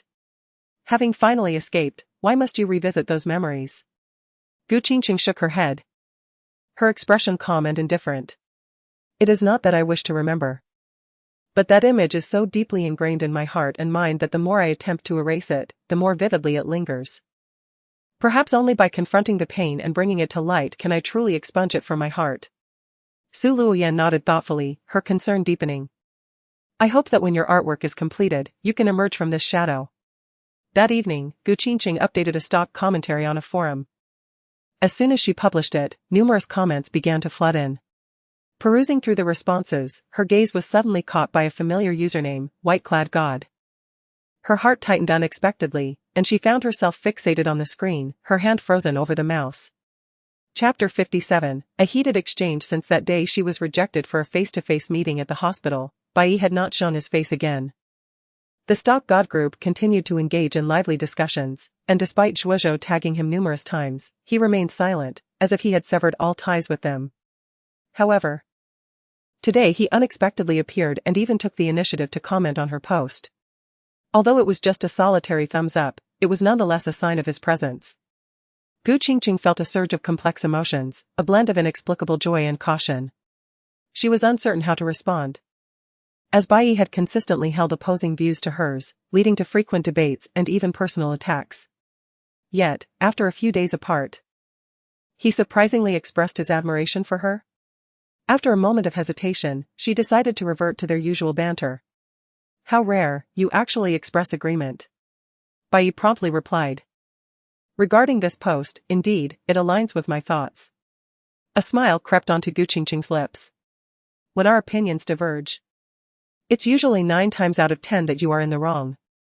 Bai countered, "The market has been maliciously manipulated, not my perspective that is flawed." Mrs. Li chimed in, "That's just quibbling." The two resumed their typical verbal sparring in the comments section. Soon, a notification pinged on QQ. Qingcheng's heart raced as she hovered her mouse over it. Indeed, it was Bai. He had initiated a private chat. Her breath quickened, her mind racing. What did this mean? He had clearly distanced himself in anger, and they hadn't spoken for several days. Now, he was not only back in the forum but also reaching out privately? Was he no longer upset? Or perhaps, like her, he felt a void after losing this online connection, prompting him to abandon the Cold War? Though she could not fathom it entirely. One thing was certain, seeing Bai reach out to her again filled her with happiness, even excitement, much like the feeling of rekindling a lost romance. She clicked on his profile, opening the private chat window. "Bai, your debating skills are quite invigorating. It seems your health has improved." Qingcheng smirked slightly. "To deal with you, a mere 30% effort suffices. Even if I hadn't fully recovered, that wouldn't hinder my ability to defeat you." On the other end, Lu Junyao scoffed at her words, his handsome face displaying disdain. After an unusually normal day at work, he returned home, exercised, and dined, only for Zhou Jianan to call, lamenting his recent stock market losses. Lu Junyao, relishing the moment, replied, "But I've made gains these past few days. How could you still profit? You lost during the bull market, now that it's a bear market, you expect to win?" Zhou Jianan was incredulous. Lu Junyao's tone was laced with smugness. "Well, I followed a stock analyst's advice, it was sheer luck." "Which analyst? Share their insights with me," Zhou Jianan inquired. Yet, Lu Junyao hesitated, thinking, "Aren't you doing well enough? Why follow someone else's lead?" After finishing his call with his good friend, Lu Junyao noticed Qingcheng's latest stock analysis. After reading it, he found it astute and left a thumbs up in the comments to show his appreciation. Qingcheng soon replied, and they fell into their typical repartee. Curious about Qingcheng's health, Lu Junyao contemplated reaching out. However, given their recent Cold War, he thought better of it. Seeing her revert to her usual demeanor in the forum, he decided it was appropriate to initiate a private chat. They both tacitly avoided mentioning their previous discord, as if it had never occurred. Noticing Qingcheng's playful demeanor, Lu Junyao chuckled, typing, "Dear girl, do not be so competitive." He sent the message without a second thought, only to realize upon rereading that it might be inappropriate and reveal too much. He considered retracting it but feared that Qingcheng had already seen it, which would only make his attempt more conspicuous. Meanwhile, Qingcheng was taken aback. "Dear girl?" Hadn't Bai always regarded her as a woman of considerable life experience? This sudden term of endearment felt oddly intimate, reminiscent of romantic affection. "Mrs. Li, dear girl? I am no longer in my youth." Lu Junyao raised an eyebrow, then chuckled. "Ah, she is putting on an act again. Bai, how old is no longer in youth?" "Mrs. Li, certainly older than you." "Bai, I'm 40, how about you?" Qingcheng's eyes widened in shock. "Bai was 40? Mrs. Li, at 40. One is already middle-aged and greasy, how dare you use male god as your username?" Bai, a man at 40 is like a flower in bloom. Mrs. Li rolls eyes. Bai, so, how old are you really? Mrs. Li, 18. Lu Junyao was left speechless, as if he found her absurdity amusing. Qingcheng was indeed full of fanciful tales, devoid of any truth. When he did not respond, she pressed, "Do you not believe me?" Bai, I do not. Unless you send me a photo. Mrs. Li, ha. I never imagined you would request a photo from a female acquaintance online. Qingcheng sensed something off about Bai's demeanor tonight. It was inconsistent with his usual aloof and taciturn persona. Her intuition warned her that continuing this conversation could lead to ambiguity. Yet, she feared misinterpreting his intentions, so she confronted him directly. Mrs. Li, have you experienced a breakup? Or perhaps a divorce? Is that why you feel free to flirt with others online? Lu Junyao was momentarily stunned, then burst into laughter again. Bai, who told you I have a family or a girlfriend? Mrs. Li, is a 40-year-old still single? Bai, what is wrong with that? Mrs. Li, you must be lying. Before they could delve deeper into the matter, the stock god QQ group incessantly tagged them. Qingcheng opened the group messages. They were just bickering on the forum, and now they've vanished. My intuition tells me they must be chatting privately. Zhuozhou, Mrs. Li. Bai. Are you two really in private chat? Jingxian, I support EES analysis. Coach Yu, are we truly witnessing a budding romance here? After reading through the messages, Qingcheng quickly responded. Mrs. Li, I would never date an older man. Jingxian, is Bai really that old? Zhuozhou, Bai is quite youthful and handsome. Lu Junyao opened the group messages just in time to see Zhang Wenzhou's comment. Fearing he might accidentally reveal something, he immediately sent a private message, warning him not to disclose his identity in the group. Zhuozhou, seeing the private message, chose to call instead. Dr. Lu, you and that Mrs. Li. Are you not truly considering meeting in person?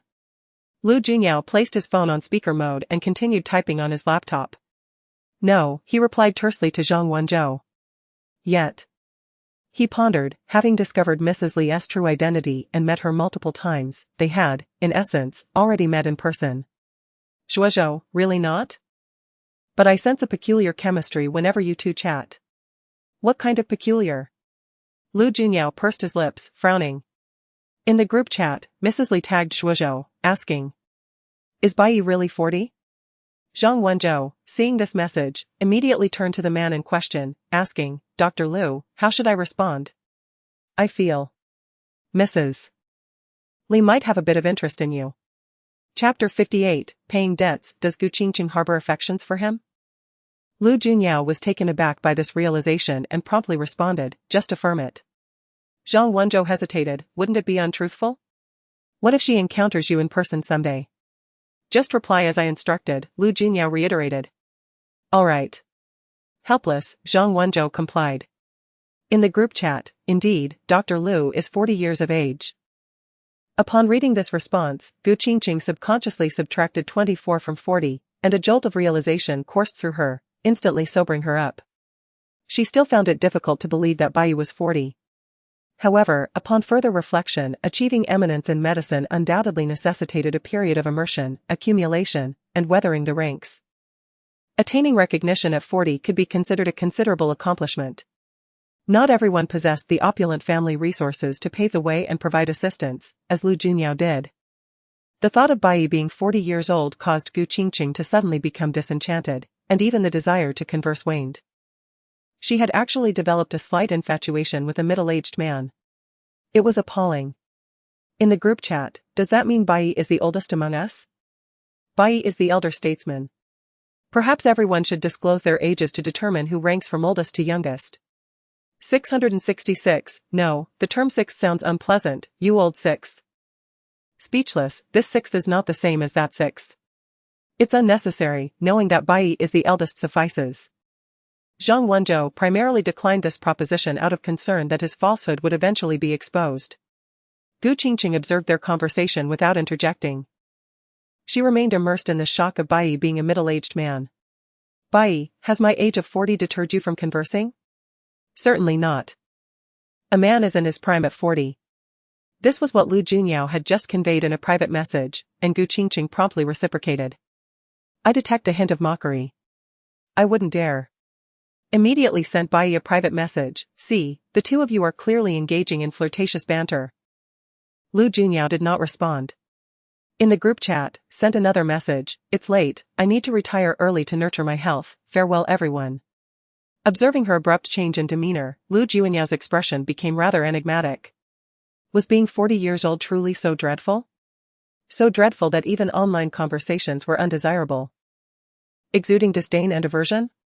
He truly wanted to call her directly and inquire what was so wrong with a 40-year-old man. He could guarantee that he would remain robust, vigorous, and virile at 40, not inferior to a 20-year-old youth. Lu Junyao felt indignant, believing that he had been deeply offended. The more he pondered, the more incensed he became. Ultimately, he picked up his phone and retrieved the number he had dialed a few days prior from his address book. Meanwhile, Qingcheng felt genuinely wounded. Had she known that resuming online conversations would lead to such an outcome, she would have severed ties and ceased contact altogether. At least she would have retained some semblance of optimism and fantasy regarding that person. Now, at the mere thought of her so-called male god being a middle-aged, foot-scratching man, she experienced physiological discomfort. As she was gathering her thoughts to peruse her professional books, her phone emitted a melodious ring. She picked it up and furrowed her delicate brows. Although she had not saved the number, she had already committed it to memory. What did Lu Junyao intend by initiating a late-night phone call? Qingcheng hesitated for a few seconds before swiping across the screen to answer. Hello. It's me, Lu Junyao, a detached voice emanated from the other end. I know. As Qingcheng's words settled, a silence ensued, further amplifying her bewilderment. Is there something you require? Ahem. Lu Junyao cleared his throat and clutched his phone, feeling ill at ease. He had placed this call impulsively, but upon hearing Qingcheng's voice, his mind immediately cleared. He couldn't possibly inquire, why do you despise 40-year-old men? If he did, Qingcheng would undoubtedly realize that he was bi, and all hell would break loose. What else could they discuss? Ah, yes. She still owed him a favor. With this thought in mind, Lu Junyao declared with conviction. Have you forgotten that you still owe me a favor? Qingcheng remembered this matter. But she had not anticipated that he would initiate a late-night call solely to demand the repayment of a favor. It was utterly inexplicable. I haven't forgotten. But I'm indisposed to leave the house these days. Lu Junyao was taken aback. Are you ill again? Do you constantly anticipate my illness? What benefit does it provide you? Does it generate revenue for your hospital? Qingcheng retorted sharply with a series of 3 questions. He pursed his lips, paused, and then inquired. Then what is the matter? Were you beaten and injured again? Qingcheng glared in exasperation. Young Master Lu. Did you specifically call me late at night just to invite a scolding? She genuinely suspected that if this fellow were not of such illustrious status, he would have been beaten to a pulp long ago for his sharp tongue. I'm merely expressing humanitarian concern. Unnecessary, thank you. Then when do you intend to repay my favor? Lu Junyao steered the conversation back to the original topic. How do you wish me to repay it? Qingcheng's tone was sharp, thinking that if possible, she would repay it immediately, settling all debts. Lu Junyao was momentarily stunned, his thoughts disrupted. Since he had made this call on impulse, he had not actually considered what he wanted to discuss. Fortunately, his mind reacted quickly. And he suddenly recalled his inept and foolish nephew. That Yunma and Miss Guerre's relationship is not currently harmonious, seemingly because Yunma still harbors some lingering affection for you, which Miss Guerre finds objectionable. What does that have to do with me? Men who admire me are ubiquitous. Am I to be responsible for each and every one of them? You should at least draw a clear line with Yunma and dissuade him. I have explicitly stated it to him, but he insists on being presumptuous. Explicitly stated it? According to my knowledge, you still accepted his monetary gifts. Lu Junyao was referring to the day of the house sale transaction, which he had personally witnessed. Qingcheng smiled coldly. Hasn't your grandnephew informed you that I returned that sum of money to him long ago? Returned it? Lu Junyao's composure showed a slight crack. This phone call was completely disadvantageous, a loss of face. Mr. Lu, if you wish to find fault, please do so with a valid reason. If you wish me to repay a favor, you may state it directly, but please refrain from unjustly accusing me. Unjustly accusing? Lu Junyao would not concede that he had deliberately come to find fault. Maintaining his righteous stance.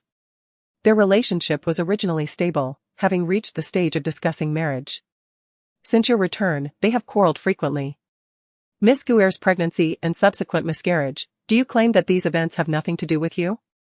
What does your nephew's behavior have to do with me? As for the miscarriage, one can only say that their fate with the child was insufficient. Qingcheng retorted crisply, countering his arguments. Chen Yunma was indeed a fact that Lu Junyao himself acknowledged. Thus, when Qingcheng countered, he was once again at a disadvantage. Regardless, you should clarify matters with him. Feeling guilty and at a loss, Lu Junyao could only make a last-ditch effort. Qingcheng suppressed the impulse to curse and pondered for a moment before asking. If I clarify matters with him, will the favor I owe you be completely cancelled? Yes. Very well, I shall call him immediately. Qingcheng agreed, provocatively asking. Is there anything else? Lu Junyao was equally aloof. No, what could I possibly have with you? Heh, if you have nothing, I do. Qingcheng smiled coldly yet indignantly, venting the emotions she had suppressed for so long. Mr. Lu, is it not said that physicians cannot heal themselves? With your exceptional medical skills, are you unaware that there is something amiss with your own mind? Lu Junyao clutched his phone, his expression suddenly turning frigid. Moreover, it is not just your mind that is afflicted, your nephew's entire family, all of them are mentally deranged. I implore you to seek proper medical treatment and refrain from further embarrassing yourselves. Qingcheng, Lu Junyao had never been directly cursed by name in his life. And he was immediately consumed by a raging inferno. However, before he could retaliate, Qingcheng hung up. As he gazed at the phone that had just ended the call, he took a deep breath, pressed his lips together, gritted his teeth, and ultimately slammed the device onto the table. Yet, amidst his fury towards Qingcheng, he loathed himself even more. What had gone awry in his mind? Why had he, in a fit of madness, reached out to Qingcheng online, only to be met with disdain, and then sought her out by phone to receive yet another scolding? It was truly absurd. On the other side, Qingcheng, having hung up the phone, remained true to her word. She sifted through her blacklist to locate Chen Yunma and promptly made the call. At that moment, Chen Yunma was with Gu Rui, having just completed their movie date and preparing to escort her home. His heart raced with joy upon seeing Qingcheng's name flash on his screen, but fearing that Gu Rui might perceive something amiss, he feigned nonchalance as he answered, "Hello," omitting any form of address. Unbeknownst to him, Qingcheng unleashed a torrent of reproach. Chen Yunma, let me make this abundantly clear, I no longer love you. And there is no possibility for us. I genuinely wish for you and Gu Rui to be together for eternity. Please refrain from bothering me, along with your neurotic little uncle, or I shall not be courteous. Qingcheng, what's wrong? Who upset you? As he spoke, Gu Rui, who had been linked to his arm, turned sharply, her expression tinged with jealousy. I am perfectly fine. Qingcheng retorted before abruptly ending the call. Chen Yunma was left bewildered, entirely at a loss for what had transpired. Gu Rui, noticing his puzzled demeanor and the lingering attachment he displayed towards his phone, immediately erupted in anger. Chen Yunma, are you still in contact with Qingcheng? She flung his hand away, her voice raised in accusation. Chen Yunma, regaining his senses, looked utterly perplexed. I don't know what's going on. Ever since Qingcheng moved out, we haven't been in touch. She called to scold you. You're deceiving me. Why did she call you so late if you haven't been in contact? If we hadn't been together, would you have gone to see her right after answering? Gu Rui was relentless, her fury escalating. Chen Yunma felt unjustly accused. I didn't. Yes, you did. You did. Gu Rui began to throw a tantrum, repeatedly hitting him, drawing the attention of passers-by. Unable to endure the public spectacle, Chen Yunma had no choice but to forcibly lead Gu Rui away. The following morning, Qingcheng was still asleep when her phone rang. She picked it up, glanced at the screen, and frowned. Liang Jingrong. Since severing ties with her family, she hadn't contacted anyone from the Gu family. Why was Liang Jingrong calling her now? Hello? Qingcheng, are you still asleep? Gu Qingcheng replied coolly, what is it? Nothing much, I just wanted to inform you that Yunma is now in love with Rui. And they are soon to be married. Please do not pursue Yunma any longer, he will not return to you. Gu Qingcheng was taken aback. A cold laugh escaping her lips as she sat up. Are you out of your mind? Liang Jingrong continued, you called Yunma last night, intending to have him accompany you. Didn't he you? Because Rui happened to be with him, your plan failed. Gu Qingcheng was left astounded. Did Shin Yunma tell you this? It was Rui who said you and Yunma were still in contact. Gu Qingcheng chuckled, shaking her head. You should take her to see a psychiatrist before her delusion spread to your entire family. Qingcheng, I apologize, but we've severed ties. Please do not disturb me again. Gu Qingcheng had no desire to entertain Liang Jingrong's words. Even if she were her own mother, she wished to avoid any interaction. After hanging up, Gu Qingcheng pondered the conversation, growing increasingly uneasy. She picked up her phone and opened her blacklist. Indeed, Chen Yunma had called her several times in the early hours of the morning. After being blocked, he had sent her several text messages. Qingcheng, is something wrong? Why did you suddenly call me? Qingcheng, where are you staying? Is someone taking care of you? Qingcheng, please reply when you see this message. I'm really worried about you. The messages were spaced out over time, with the last one sent at 2 in the morning. Oh heavens! Gu Qingcheng placed a hand to her forehead, suddenly realizing she had stirred up trouble again. And the instigator of this chaos was none other than Lu Junyao. Had he not made that phone call last night, she would never have reached out to Chen Yunma, which led to her misfortunes this morning. But why should she bear the brunt of the consequences alone? Of course, the instigator must share in the repercussions. Without a second thought, Gu Qingcheng found Lu Junyao's number in her call history and dialed it. At that moment, Lu Junyao was on his way to work. Upon seeing the incoming call on his car's display, he frowned slightly, hesitating before answering. Hello? Lu Junyao, what was your intention behind calling me last night? Was it because Chen Yunma confided in you, or are you simply deranged and seeking to stir trouble? A chill ran down Lu Junyao's spine. Hearing Gu Qingcheng's inquiry, his first instinct was that she had uncovered his secret, that she knew he was the enigmatic figure behind the screen. Yet, since she had not made any direct accusations, he opted to observe the situation. What do you mean? He asked, perplexed. Shouldn't I be the one asking you that? You urged me to call Chen Yunma to sever ties, which I did, and instead of clearing the air, it only led to your nephew mistakenly believing I still had feelings for him, resulting in Gu Rui's outburst and me receiving a scolding from the Gu family this morning. Gu Qingcheng vented her frustration, unleashing a barrage of reprimands. Outside, Su Luoyan, who had just awakened, happened to pass by her room and, upon hearing the commotion, knocked on the door and peeked in. Qingcheng, what's going on? Gu Qingcheng glanced at her friend and replied, it's nothing, just a quarrel. Her words reached Lu Junyao's ears, and simultaneously, he realized Gu Qingcheng was oblivious to his true identity, which relieved him somewhat.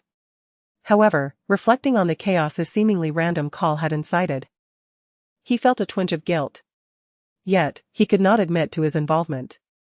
Otherwise, if Gu Qingcheng pressed him further about the reason for his call, how could he explain himself?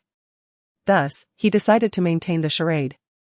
Indeed, it was Yunma who complained to me, stating that since your return, he and Miss Gu have been quarreling incessantly. This was the truth. Previously, when Gu Rui had a miscarriage, Yunma had confided in him during his visit to the hospital. Expressing his frustration, Gu Qingcheng was at a loss for words. Lu Junyao then asked, which member of the Gu family scolded you? Does it matter? In any case, I feel wronged. Well, it seems I failed to consider the situation thoroughly, I apologize. Gu Qingcheng's eyes widened in surprise. What did you just say? Chapter 59, Flirting. Lu Junyao was aware of her astonishment but repeated himself nonetheless, I apologize for my lack of consideration, which led to you being scolded. Have you lost your mind? Are you really Lu Junyao? Gu Qingcheng could hardly believe it. He was actually apologizing and acknowledging his fault. And his tone was so gentle and humble. On the other side, Dr. Lu, after facing sarcasm while driving, suddenly turned cold. Gu Qingcheng. If you do not wish to receive this apology, I can take it back. I'm sorry, my hearing has returned, and I can hear you quite clearly. Gu Qingcheng teased. Lu Sanxiao actually apologizing is quite a rarity. Lu Junyao smirked, elegantly maneuvering the steering wheel. Your hearing is fine now? That recovery seems rather swift, however. The complete healing of a ruptured eardrum typically requires a month. You should be more cautious. Listening to his thoughtful advice, Gu Qingcheng's brow furrowed even tighter. His behavior today was exceedingly unusual. Had he perhaps lost his mind? She had thought she would storm in to argue, and they would be at odds, neither yielding. Yet. He first apologized and then showed concern, which was indeed out of character. You actually seem like a decent person today, and your words are quite human. Lu Junyao laughed. What day am I not human? Not in the past. What was I then? A pea shooter. What? Lu Junyao momentarily misunderstood her jest. Thinking she was calling him a beast. Lu Sanxiao had no childhood, did he? A pea shooter, pouting, just goes puff puff puff shooting out little projectiles. Su Luoyan had not left yet. She was leaning against the door frame, listening to her best friend on the phone, chuckling to herself. Haha, what an image. I want to be able to look at Dr. Lu the same way again, imagining that perfect handsome face paired with the pouting mouth of a pea shooter. After hanging up, Lu Junyao arrived at the hospital. After parking, he exited the car and walked towards the office while searching for images of a pea shooter on his phone. Upon seeing the pictures, he gritted his teeth in frustration and promptly found Gu Qingcheng's number in his call history, sending her a text. If I am a pea shooter, then you must be a zombie. At that moment, Gu Qingcheng was having breakfast. Upon receiving the message, she felt even more convinced that something was off with Lu Junyao today. Dr. Lu, after you start work, you should check on the neurology department to ensure you're not in dire straits without realizing it. Lu Junyao read her reply with a stern expression, immediately shoving his phone into his pocket. His colleagues, sensing the ominous aura surrounding him, hastily picked up their medical records and headed to the wards to visit patients. Noticing that he had stopped replying, Gu Qingcheng set her phone down and continued her meal. Su Luoyan finished first and began clearing the dishes when her phone rang. She frowned as she glanced at the caller ID. Is that your dad calling? Gu Qingcheng quickly deduced. Yes, Su Luoyan nodded, answering the call. Hello. Dad on the other end. Su's father's voice was thick with irritation. Where have you been since school let out? Have you been with that Gu Qingcheng? She has AIDS and is in a terrible state. Are you trying to get yourself killed? Upon hearing this, Su Luoyan immediately turned to leave. Gu Qingcheng, overhearing the tirade, casually remarked, you don't need to avoid it, it's all right. Su Luoyan's face flushed with embarrassment as she interrupted her father. What do you want? There's a gala tomorrow night, and many influential figures from the capital will be attending. You must go. I want to go. I detest such occasions. You must. Your mother was just hospitalized, and we spent a fortune on that. Can your ex-husband provide for her as I do? Su Luoyan, clear-headed, retorted. Who made it so that you monopolized my mother's shares in the company, leaving her with no income?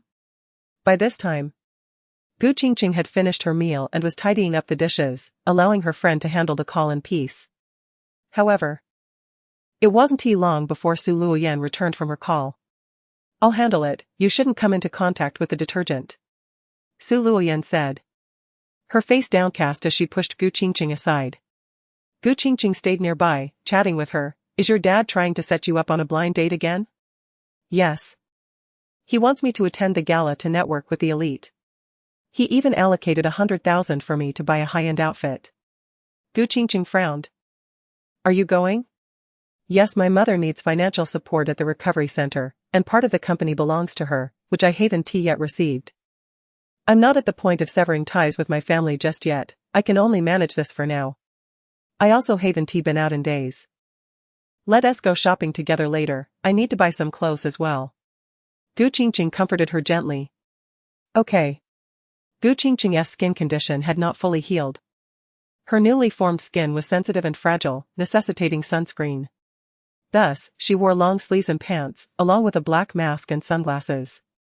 During her time at home, she had recuperated well, gaining some weight, and her appearance no longer bore the gaunt look of illness.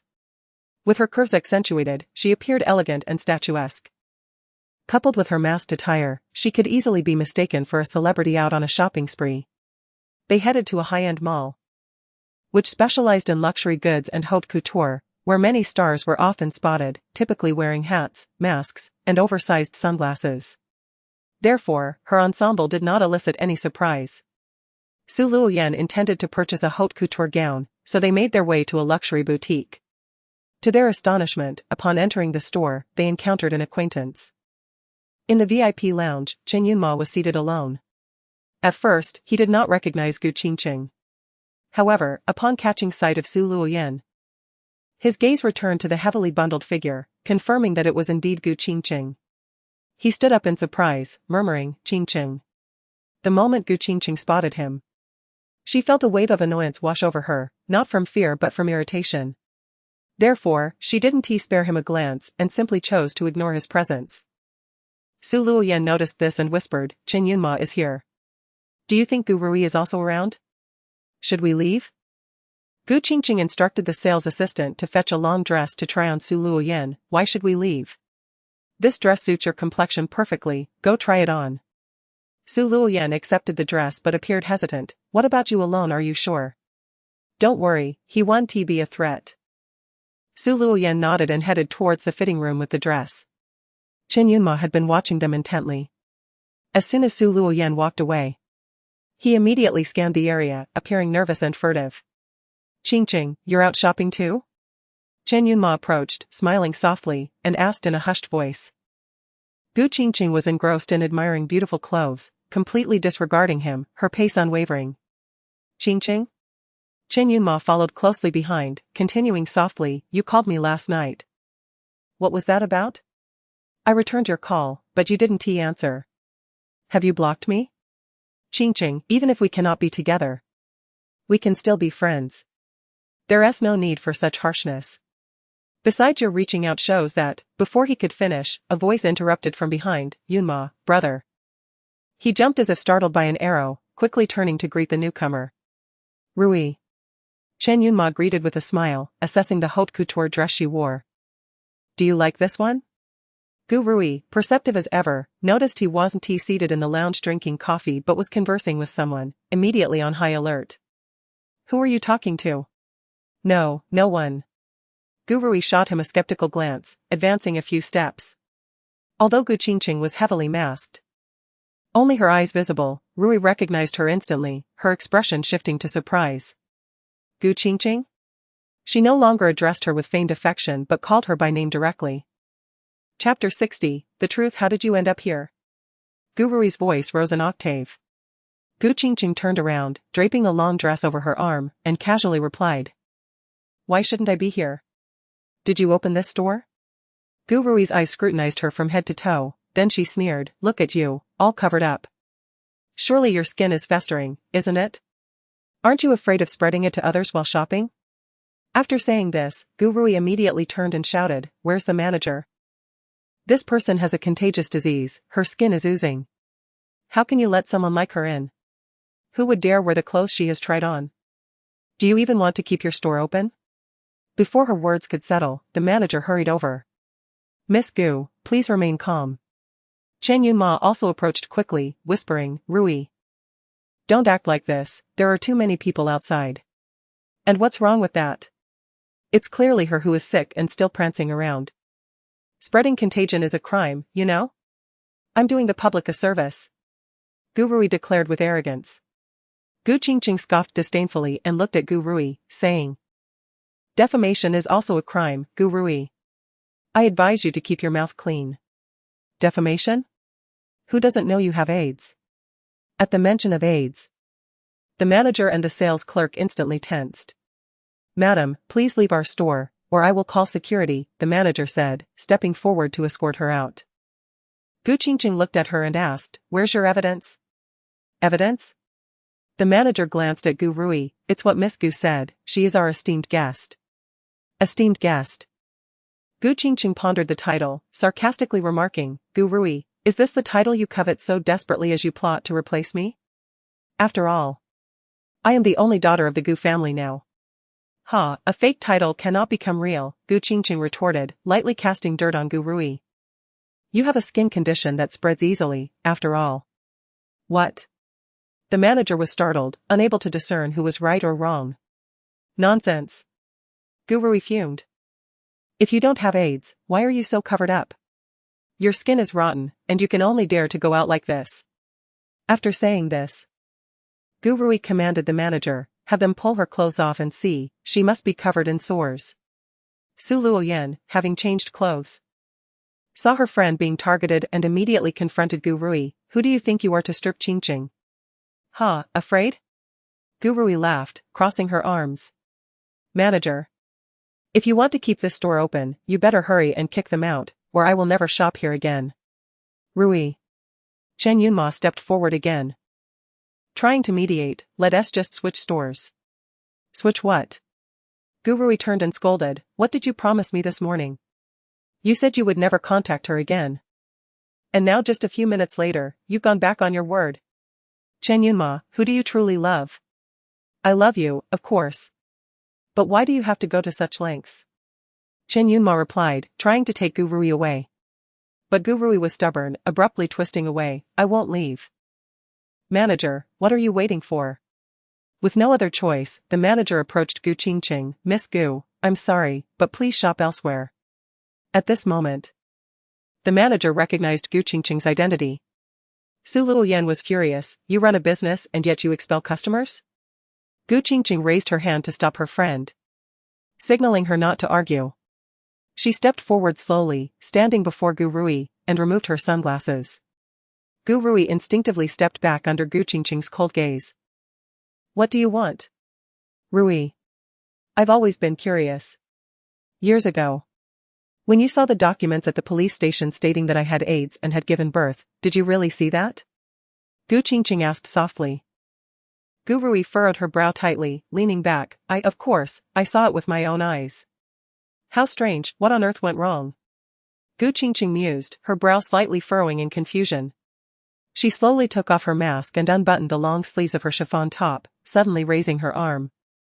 Gu Rui thought she was about to hit her and instinctively shielded her head, However, Gu Qingcheng merely rolled up her sleeves, revealing her delicate, fair arms, and smiled faintly, Rui, I remember you envied my fair skin since childhood, how I can pull off any color of clothing. As she spoke, she placed her fair, delicate arm against Gu Rui's, This dress you're wearing seems to suit me better, it makes you look dark, like a coal miner. Gu Qingcheng. Gu Rui shouted in anger and embarrassment. Su Luoyan immediately stepped forward, addressing the manager and sales clerk, open your eyes and see. Miss Gu has no sores and certainly isn't ill. Gu Rui widened her eyes, staring at Gu Qingcheng's arms, you're better? Just a skin allergy. Dear sister, no need to worry. A skin allergy? But you didn't say that before, you claimed you were suffering from an AIDS outbreak. It was you who insisted I had AIDS, no matter how I explained, you wouldn't believe me, what could I do? Gu Rui was even more astonished, so. You don't have it? Gu Qingcheng ignored her question, simply fixing her gaze on her once more, confirming, so, at the police station years ago. You are certain the documents you saw were mine? I. Gu Rui stammered, her eyes flickering with guilt. Chen Yunma stepped forward, scrutinizing Gu Qingcheng's face and arms. After days without seeing her, she appeared to have regained some weight, her skin delicate and rosy. The once radiant and dazzling Gu Qingcheng seemed to have returned. Qingcheng. You really don't have AIDS? Chen Yunma asked, confused and troubled, unsure whether to believe it. Gu Qingcheng shot him a glance, whether I have AIDS or not. Your uncle knows best, I was examined at his hospital. Lu Junyao hospital is the best and most authoritative in the entire capital. Chen Yunma furrowed his brow. Recalling how his uncle had repeatedly emphasized that Gu Qingcheng did not have AIDS, yet he had not believed it and felt increasingly bewildered. What on earth is going on? I'll call and ask my uncle again, he murmured, pulling out his phone. Meanwhile, at the hospital, Lu Junyao had just exited a patient's room when he received his nephew's call, his expression stern. Hello. Chen Yunma activated the speakerphone, getting straight to the point. Uncle. Is it true that Qingcheng doesn't he have AIDS?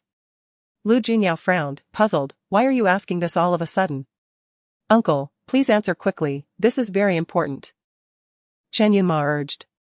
Beside him, Gu Rui's expression was complex, appearing somewhat anxious and guilty.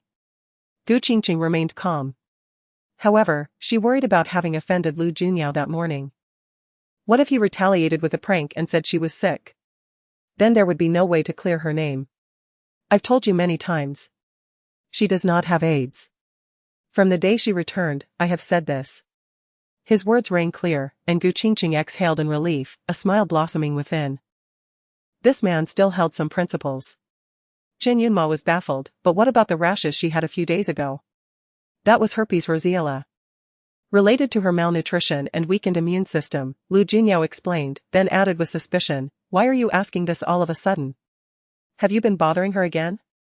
Bothering? Gu Qingcheng smirked, that's an apt term. Dr. Lu is speaking plainly today, it's quite rare. No, we ran into each other at the mall. Chen Yunma replied, seemingly unsure, and implored, Uncle, you can vouch for my career that Qingcheng truly does not have AIDS. Lu Junyao, upon hearing this, was both amused and enraged. Yunma, you should visit a hospital to treat your mind, if this continues, even your uncle cannot save you.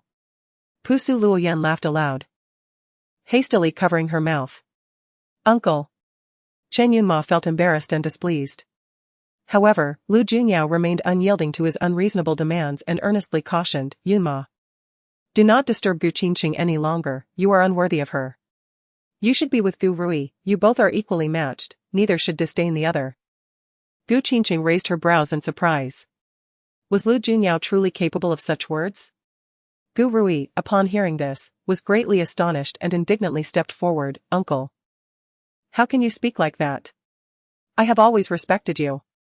Chen Yunma, fearing to provoke his uncle and suffer the consequences, quickly muted the external sound and brought the phone back to his ear. Uncle, I will hang up now. After putting away his phone, he turned to Gu Rui. His expression growing colder. Rui, what is going on? You claimed you saw Qingcheng. I truly did see her. If not, then the police must have made a mistake, it has nothing to do with me. Gu Rui, feeling guilty, preempted by shouting loudly. However, Gu Qingcheng had already seen through her. Rui, you have gone to great lengths to isolate me, even to eliminate me. You know better than anyone whether you truly saw it or if you are fabricating lies. I did not. I saw it with my own eyes. Gu Rui insisted vehemently. Yet, Gu Qingcheng was too apathetic to engage further. She turned to her friend, expressing her disinterest. This dress is rather unappealing and does not suit you. Let us try another store. All right, Su Luoyan nodded and promptly returned to the fitting room to change. The store manager, realizing they had been used, hurriedly approached to retain them. Miss Gu, it is all a misunderstanding. As an apology, we will offer you a 20% discount on all your purchases today. What do you think? Gu Qingcheng glanced around the store, nonchalantly replying, it does not matter, being on the same spending level as certain individuals is beneath me. The store manager, being astute, comprehended her words and swiftly approached Gu Rui. Miss Gu, I sincerely apologize, please consider shopping elsewhere. Gu Rui's countenance turned pale. What do you mean? Do you think I cannot afford it? No, it is primarily about you. The manager's sentence remained unfinished when Gu Rui suddenly shouted at Chen Yunma, are you just going to watch as these salespeople bully me without saying a word? Chen Yunma looked at her with a cold, indifferent gaze. Rui, clarify, did you intentionally lie and spread rumors to lead us in isolating Qingcheng? Chapter 61, Seeking Medical Help You Scoundrel. Chen Yunma, I endured so much pain for you, and it only leads to your doubts? Gu Rui exclaimed. Tears brimming in her eyes, her face contorted in rage as she deftly shifted the conversation. Chen Yunma pressed his lips together, remaining silent. You scoundrel. You absolute scoundrel.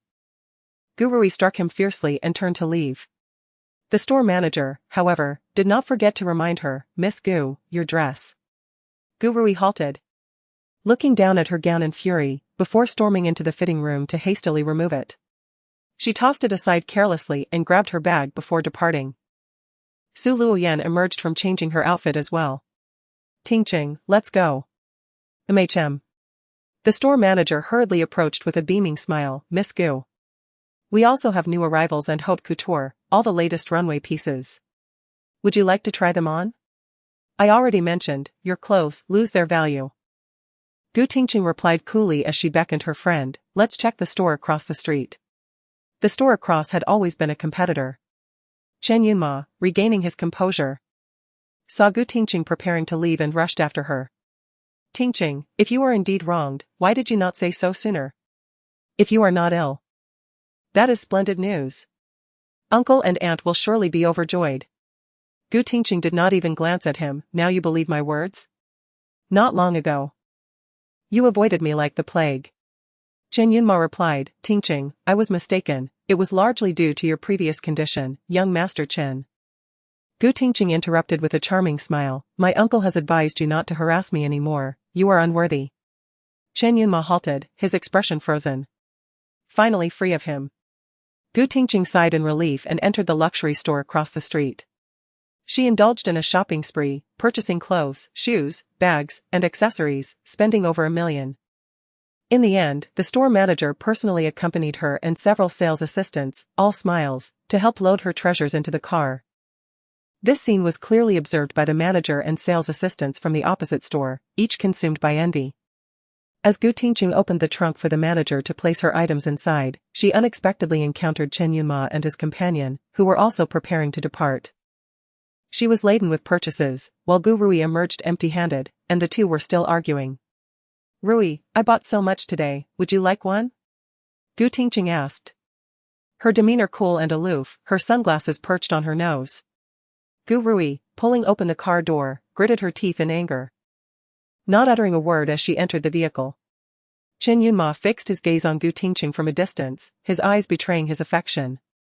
Yet, Gu Qingcheng did not spare him a glance, waiting for the manager to finish before driving away. Su Luoyan remarked with a laugh. Gu Rui's lies are about to be unveiled. I wonder how Chen Yunma and the Gu family will react. Gu Qingcheng smirked, it matters not. Perhaps they will still feel pity for Gu Rui. Su Luoyan scoffed, that may not be the case. I believe one day your family will kneel to beg for your forgiveness. Perhaps, but it would be futile. My heart is dead, it cannot be revived. In truth, today's encounter was purely coincidental. She had not anticipated running into Gu Rui while out shopping, nor did she foresee Gu Rui walking into her own trap.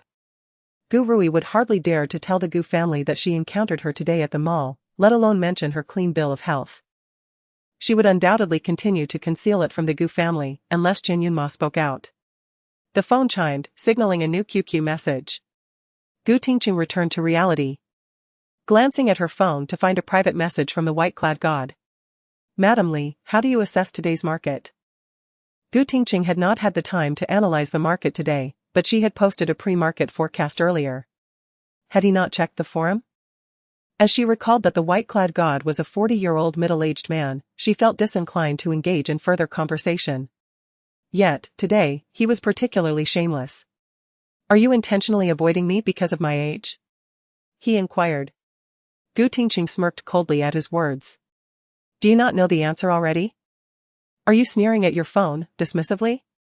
Gu Qingcheng's expression stiffened. Could he read minds? Lu Junyao could not read minds, he merely saw through Gu Qingcheng's disguise. After receiving a call from his nephew for confirmation, Lu Junyao knew she was out shopping, indicating she had some free time. He could not resist teasing her, using the pretense of inquiring about stocks. Realizing she had been seen through, Gu Qingcheng could no longer pretend to ignore him. Madam Li, I posted a pre-market forecast this morning. Too vague, I cannot comprehend it. Madam Li, silent eye roll. You are a doctor, with a respectable education. Are you not? Indeed, studying medicine is arduous and time-consuming, leaving little room for other pursuits. Madam Li, I cannot assist you. Just received my salary, kindly recommend 2 stocks. Madam Li. That is against the rules. I understand, but surely friends do not need to be so strict. Gu Qingcheng chuckled at the notion of friends. Since when did we become friends? You have asked for my assistance several times, do you not consider us friends? With this statement, Lu Junyao's stern yet charming face broke into a faint smile. This girl truly harbored deep-seated animosity towards men of 40. She had previously been quite polite and courteous. Since learning of his age, her demeanor had changed drastically.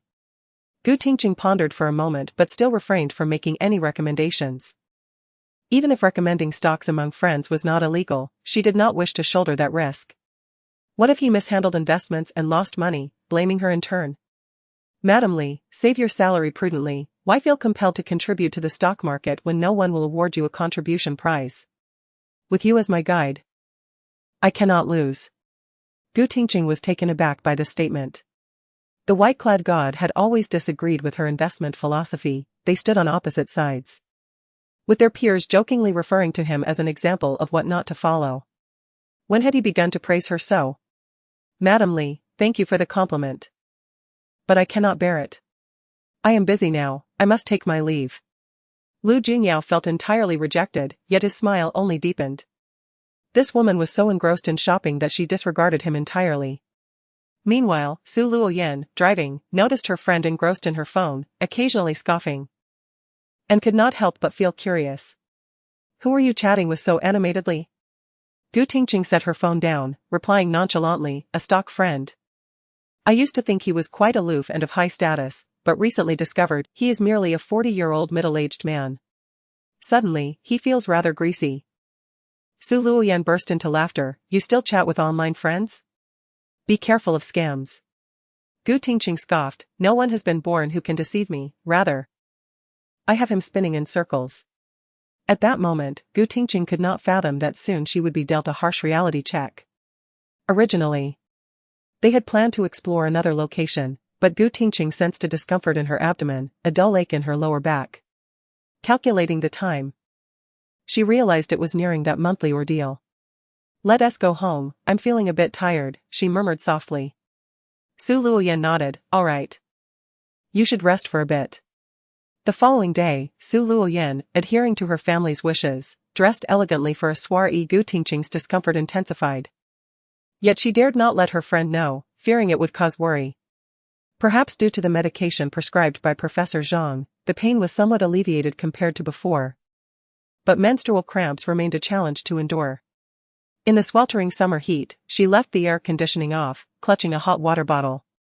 After taking painkillers, the initial relief lulled her into a drowsy sleep. However, after some time, the pain jolted her awake once more. Struggling to bear it, she laboriously sent a message to her friend. The two exchanged a few words, and upon learning that her friend suffered from severe menstrual pain, Su Luoyan immediately grew concerned. Ignoring her father's disapproval of her leaving, she decided to make her exit. However, just as she was about to step out of the banquet hall, she suddenly recalled that Dr. Lu had also attended the event that evening. Remembering how her friend had fainted from menstrual pain and how Dr. Lu had treated her, Su Luoyan turned back, searching the room for Lu Junyao's figure. Dressed impeccably in a suit, Lu Junyao exuded an air of cold nobility as he engaged in jovial conversation with a group of influential figures. Su Luoyan approached him politely, saying, Dr. Lu, may I have a moment of your time? He turned to look at her and nodded slightly. Once they had stepped aside, anxiety creased Su Luoyan's face. Dr. Lu, Qingcheng's menstrual pain has flared up again, and she is in considerable discomfort. Would you be so kind as to accompany me back and examine her? I heard that your previous treatment had yielded excellent results. Lu Junyao's expression darkened slightly, but without much hesitation. He set down the wine glass he had been holding and replied, let us go. Thank you, Dr. Lu. Su Luoyan expressed her heartfelt gratitude as they hurriedly departed. Unbeknownst to them, Jin Yunma noticed their early exit and quietly trailed behind. As Gu Qingcheng lay in a haze of pain, she faintly heard voices from downstairs. Realizing her friend had returned brought her a measure of comfort, and she hoped Su Luoyan would come up to bring her a glass of water. The door swung open, and Su Luoyan rushed in. Qingcheng, how are you feeling? Gu Qingcheng, curled up tightly on her side, opened her eyes at the sound of her friend's voice. only to be taken aback by the tall figure accompanying her. Noticing her surprise, Su Luoyan quickly clarified, Dr. Lu was also at the banquet, and knowing you were unwell. I called him. Gu Qingcheng was taken aback but, overwhelmed by her pain, her thoughts of grievances against him were momentarily forgotten. With pursed lips, she refrained from any sarcasm or rebuttal. Dr. Lu, please help Qingcheng, she implored. Seeing her friend did not object, Su Luoyan stepped aside, granting Lu Junyao access. Clad in a tailored suit, his meticulously styled hair complemented his chiseled, mature features. He approached the bedside with an air of regality. He retrieved acupuncture needles he had purchased en route from the bedside table, removed his suit jacket with casual ease, and rolled up his shirt sleeves. Gu Qingcheng, lying on her side, naturally directed her gaze towards him. From her perspective, the light behind him accentuated his striking features, rendering them even more handsome and profound.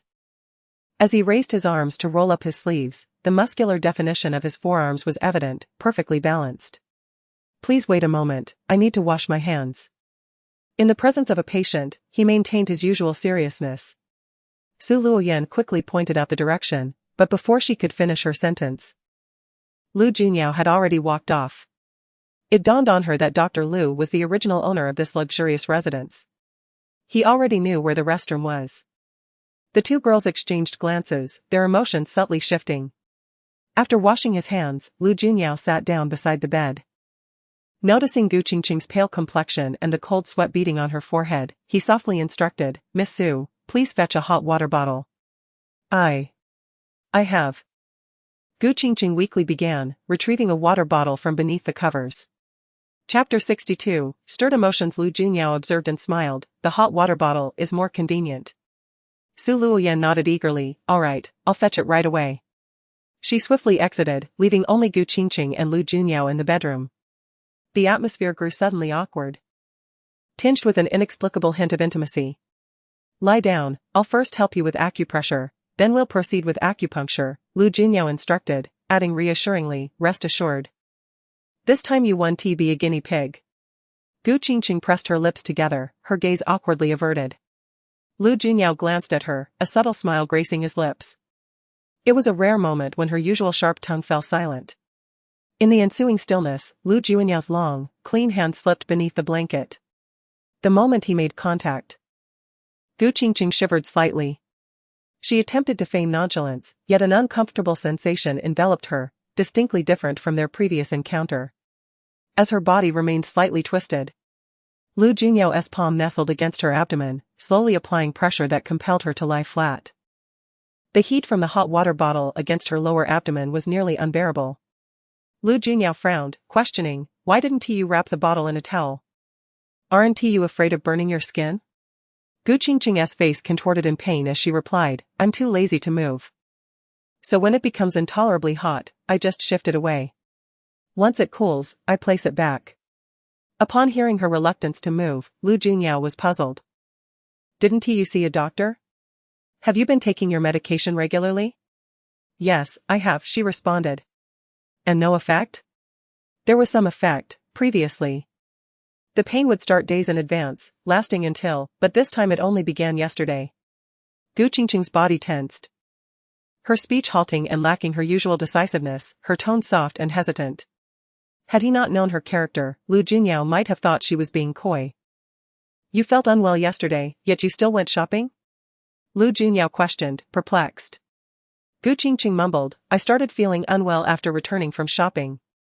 Continuing the conversation, Lu Junyao probed, did you confront them, letting them know you don't have AIDS? Are you preparing to deal with Gu Rui? Gu Qingcheng opened her eyes to look at him, what, are you defending your niece-in-law? Lu Junyao smiled lightly.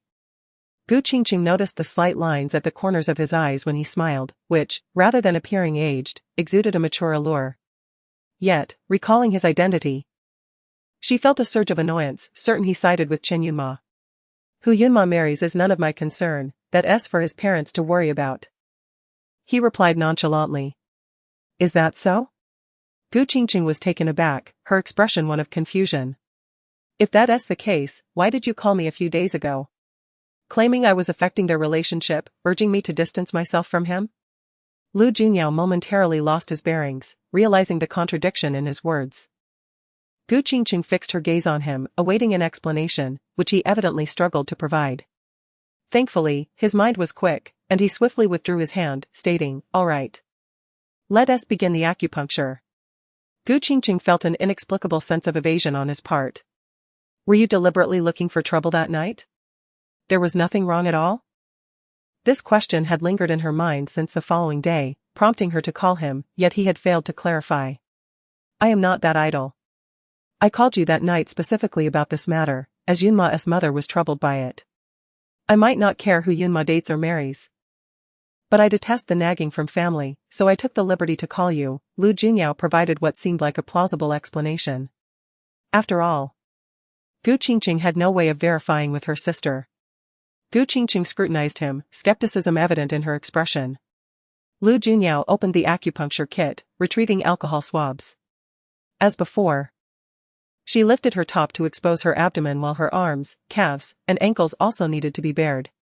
Though she remained suspicious, she chose not to press further. The intense pain left her little energy to ponder these matters, and she mechanically complied with his instructions. However, as she exposed her body, a peculiar unease washed over her, bordering on embarrassment. Lu Junyao, holding the tweezers with the alcohol swab, turned to her, his gaze suddenly fixed. In their previous encounters, Qingcheng had been gaunt, her skin marred by rashes. Now, however, the rashes had faded, her form more rounded, her skin as fair as snow. Particularly, her petite waist, flat and soft, with a perfectly shaped navel, radiated a delightful charm. Her face, framed by delicate features, was strikingly beautiful, exuding an enchanting allure despite her short hair. He suddenly comprehended the true value of a prominent socialite in the capital. Qingcheng kept her eyes closed but sensed the heavy silence, realizing he had gone still. Opening her eyes, she discovered Lu Junyao seemingly lost in thought, staring at her. "What's wrong?" she instinctively inquired, regarding him with a look that suggested he was a rogue. Lu Junyao snapped back to reality, gesturing with the tweezers toward her, his voice low and husky. "Your rashes have completely cleared?" Was that what had surprised him? Qingcheng relaxed. "Yes, the skin is peeling off layer by layer, but it's not completely healed." Lu Junyao resumed his work. "It will be fine soon." Qingcheng refrained from further dialogue, but when the alcohol swab brushed against her skin, she involuntarily shivered. Lu Junyao glanced at her, puzzled. "Are you tense or scared?" "Not at all," she replied, her expression wooden, her response a mere 2 words. Her lips tightly pressed together, her cheeks flushed unnaturally, contrasting sharply with her earlier pallor. Lu Junyao felt increasingly bewildered. "You're flushed, have you caught a fever?" "No. Perhaps the hot water bottle is too hot," Qingcheng stammered, her gaze evasive. Lu Junyao suddenly understood, his handsome face reflecting a subtle change in expression. Yet he remained baffled. When had this thorny rose learned to feel shy? He had treated her wounds before, yet this was the first time he noticed embarrassment, intimacy, discomfort, and even a hint of bashfulness in her eyes. Quite the rarity. However, he dared not expose it. As he proceeded with the acupuncture, he feared that any hint he dropped might provoke her into an irritated outburst, which could lead to a misalignment of the needles. Fortunately, Su Luoyan arrived just in time. "My father called and took longer than expected." Su Luoyan hurriedly entered, cradling the hot water bottle, only to freeze at the sight before her. Chapter 63. Enchantment. Her best friend lay there, the covers drawn back, her shirt rolled up to expose her waist and abdomen, while her pajama pants were bunched up to her knees, revealing her calves. Although physicians are trained to be impartial, witnessing such a scene imbued the atmosphere with an undeniable tension. Lu Junyao, deeply focused, held a pair of tweezers clasping a cotton swab soaked in alcohol in one hand, while the other grasped a silver needle. After the acupuncture points were disinfected, he deftly inserted the needle into her skin. Su Luoyan could not help but wonder if the youthful and vigorous Dr. Lu, having seen numerous female bodies in his profession, had become immune to the allure of the opposite sex. Otherwise, how could he remain so composed in the presence of a beauty like Qingcheng? "Place the hot water bottle by her feet, her hands and feet are icy," Lu Junyao instructed without lifting his gaze. "Oh, of course," Su Luoyan quickly responded. hurrying to position the hot water bottle beside her friend's feet.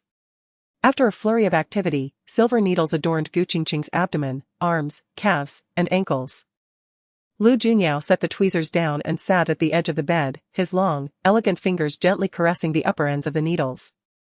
Qingcheng, already frowning with discomfort, found the sensation at the acupuncture points exacerbated by his movements, involuntarily letting out a soft whimper. There will be some discomfort, just bear with it. Relax your body and lie flat, tensing up will interfere with the effectiveness of the treatment, Lu Junyao gently reminded, noticing her clenched fists. Yet, Qingcheng remained tense. Suddenly realizing something, Su Luoyan interjected, I'll go change my clothes. Dr. Lu, please take good care of Qingcheng. Feeling somewhat superfluous, she quickly made her exit. With her eyes closed, Qingcheng gradually controlled her breathing, allowing her body to relax. Are you feeling better? Lu Junyao inquired softly. Observing her expression, Qingcheng lightly closed her eyes, emitting a faint sound of affirmation.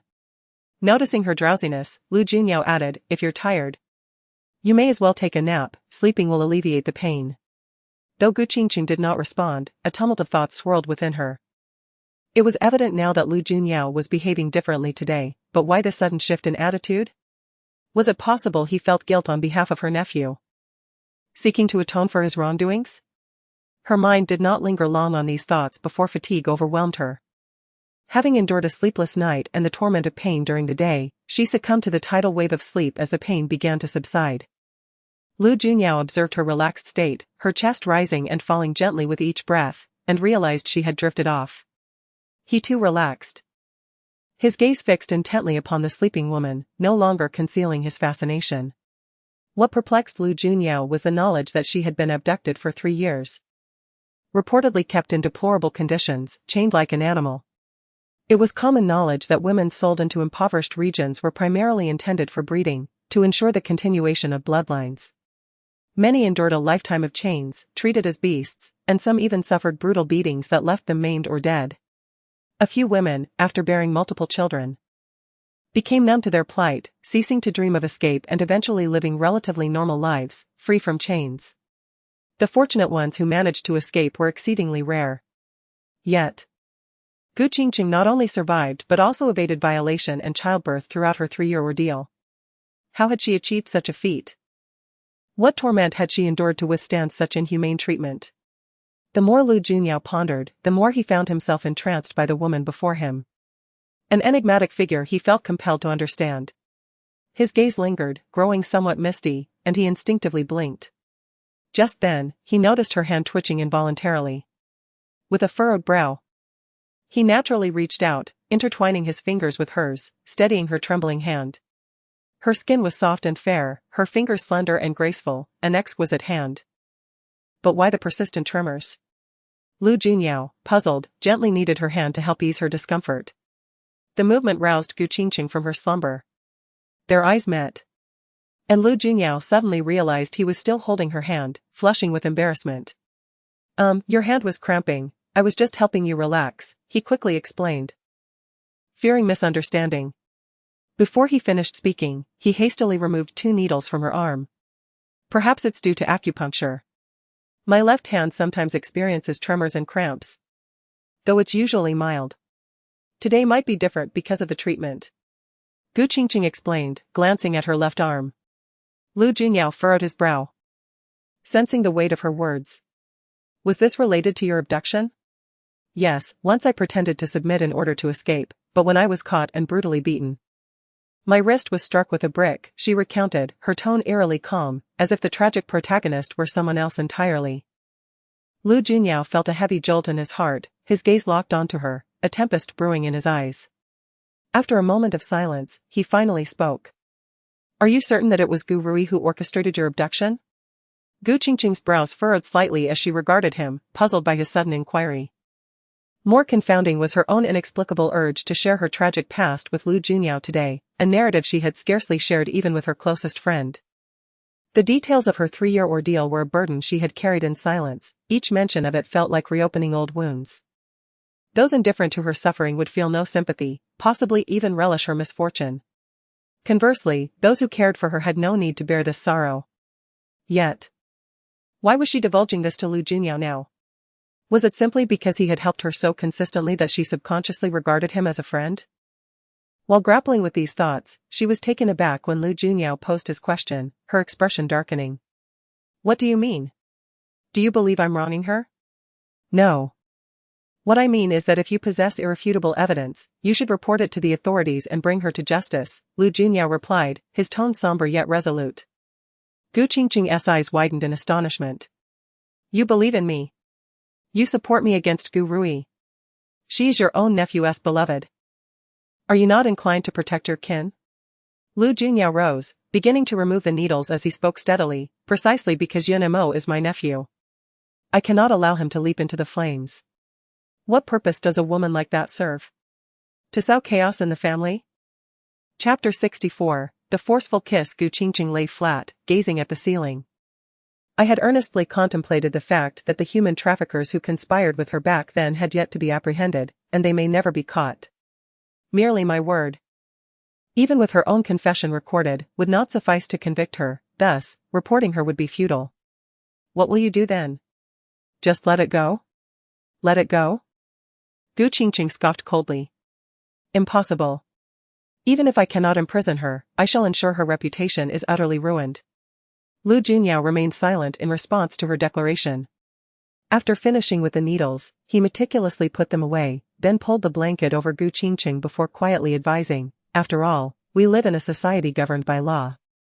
You should think twice before acting, lest you bring trouble upon yourself.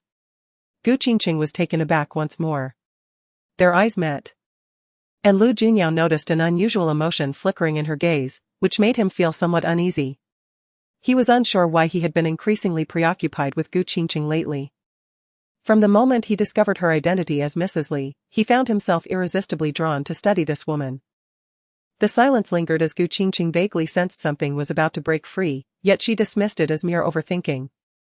Just as she contemplated changing the subject, the stillness was abruptly interrupted by the sound of a ringing phone. The peculiar atmosphere between them shattered, and Lu Junyao snapped back to reality, hastily retrieving his phone. I need to take this call. He stepped away a few paces and spoke quietly on the phone. Though Qingcheng still felt unwell, she had improved significantly compared to before the treatment. She slowly moved her limbs under the blanket, taking deep breaths to calm her chaotic emotions.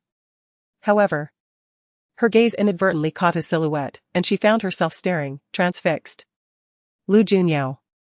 After developing a deeper connection, she gradually realized that aside from his sharp tongue, he seemed quite remarkable in many ways. Yet, with such a noble and distinguished background, why was he still unmarried? Was it by choice? Or did he harbor feelings for someone else? Ending his call, Lu Junyao turned back toward the bed. I have matters to attend to and must leave. Continue using the hot water bottle for warmth, and remember to drink plenty of hot water, as it will be beneficial. Once you feel better, it would be wise to return to the hospital for a follow-up. Qingcheng nodded, her movements gentle. Just as Lu Junyao was about to depart, she called out to him. Is there something else? He turned back. Qingcheng pressed her lips together, hesitating for 2 seconds before sincerely saying, Thank you once again for today. Once I recover, I would like to treat you to a meal as a token of appreciation. She was unwilling to owe anyone a favor. However, since returning, she had benefited from his assistance multiple times, accumulating a considerable debt of gratitude. Inviting him to dinner was the least she could do. Lu Junyao's expression showed slight surprise, he seemed taken aback. All right, we can discuss it when you feel better. He smiled faintly and readily agreed. Qingcheng smiled in return, watching him turn and leave. Barely a few minutes after Lu Junyao had departed, Su Luoyan entered with a cheerful demeanor. Qingcheng glanced at her. Did it really take you that long to change clothes? Su Luoyan continued to smile as she approached the bedside. I changed my outfit and then went downstairs to prepare something for you. You haven't had dinner yet, have you? Qingcheng rolled over, still feeling weak, her knees trembling. I don't want to eat, I have no appetite. Su Luoyan immediately refuted, no way. You must eat. Dr. Lu just reminded me of that. Qingcheng looked up at her friend. Did he say that to you? Of course. I mentioned to him that you were unwell. And he agreed without hesitation to accompany me here after I explained the situation. On the way, he even bought 2 hot water bottles. Su Luoyan pointed to the medical supplies on the nightstand with a knowing smile. I think Dr. Lu is particularly attentive to you. Gu Qingcheng quickly countered. How could that be? His attitude towards me has only improved today, you know how he used to scold me. Su Luoyan replied. You were equally merciless when you retorted to him. Gu Qingcheng fell silent. Fine, you're right.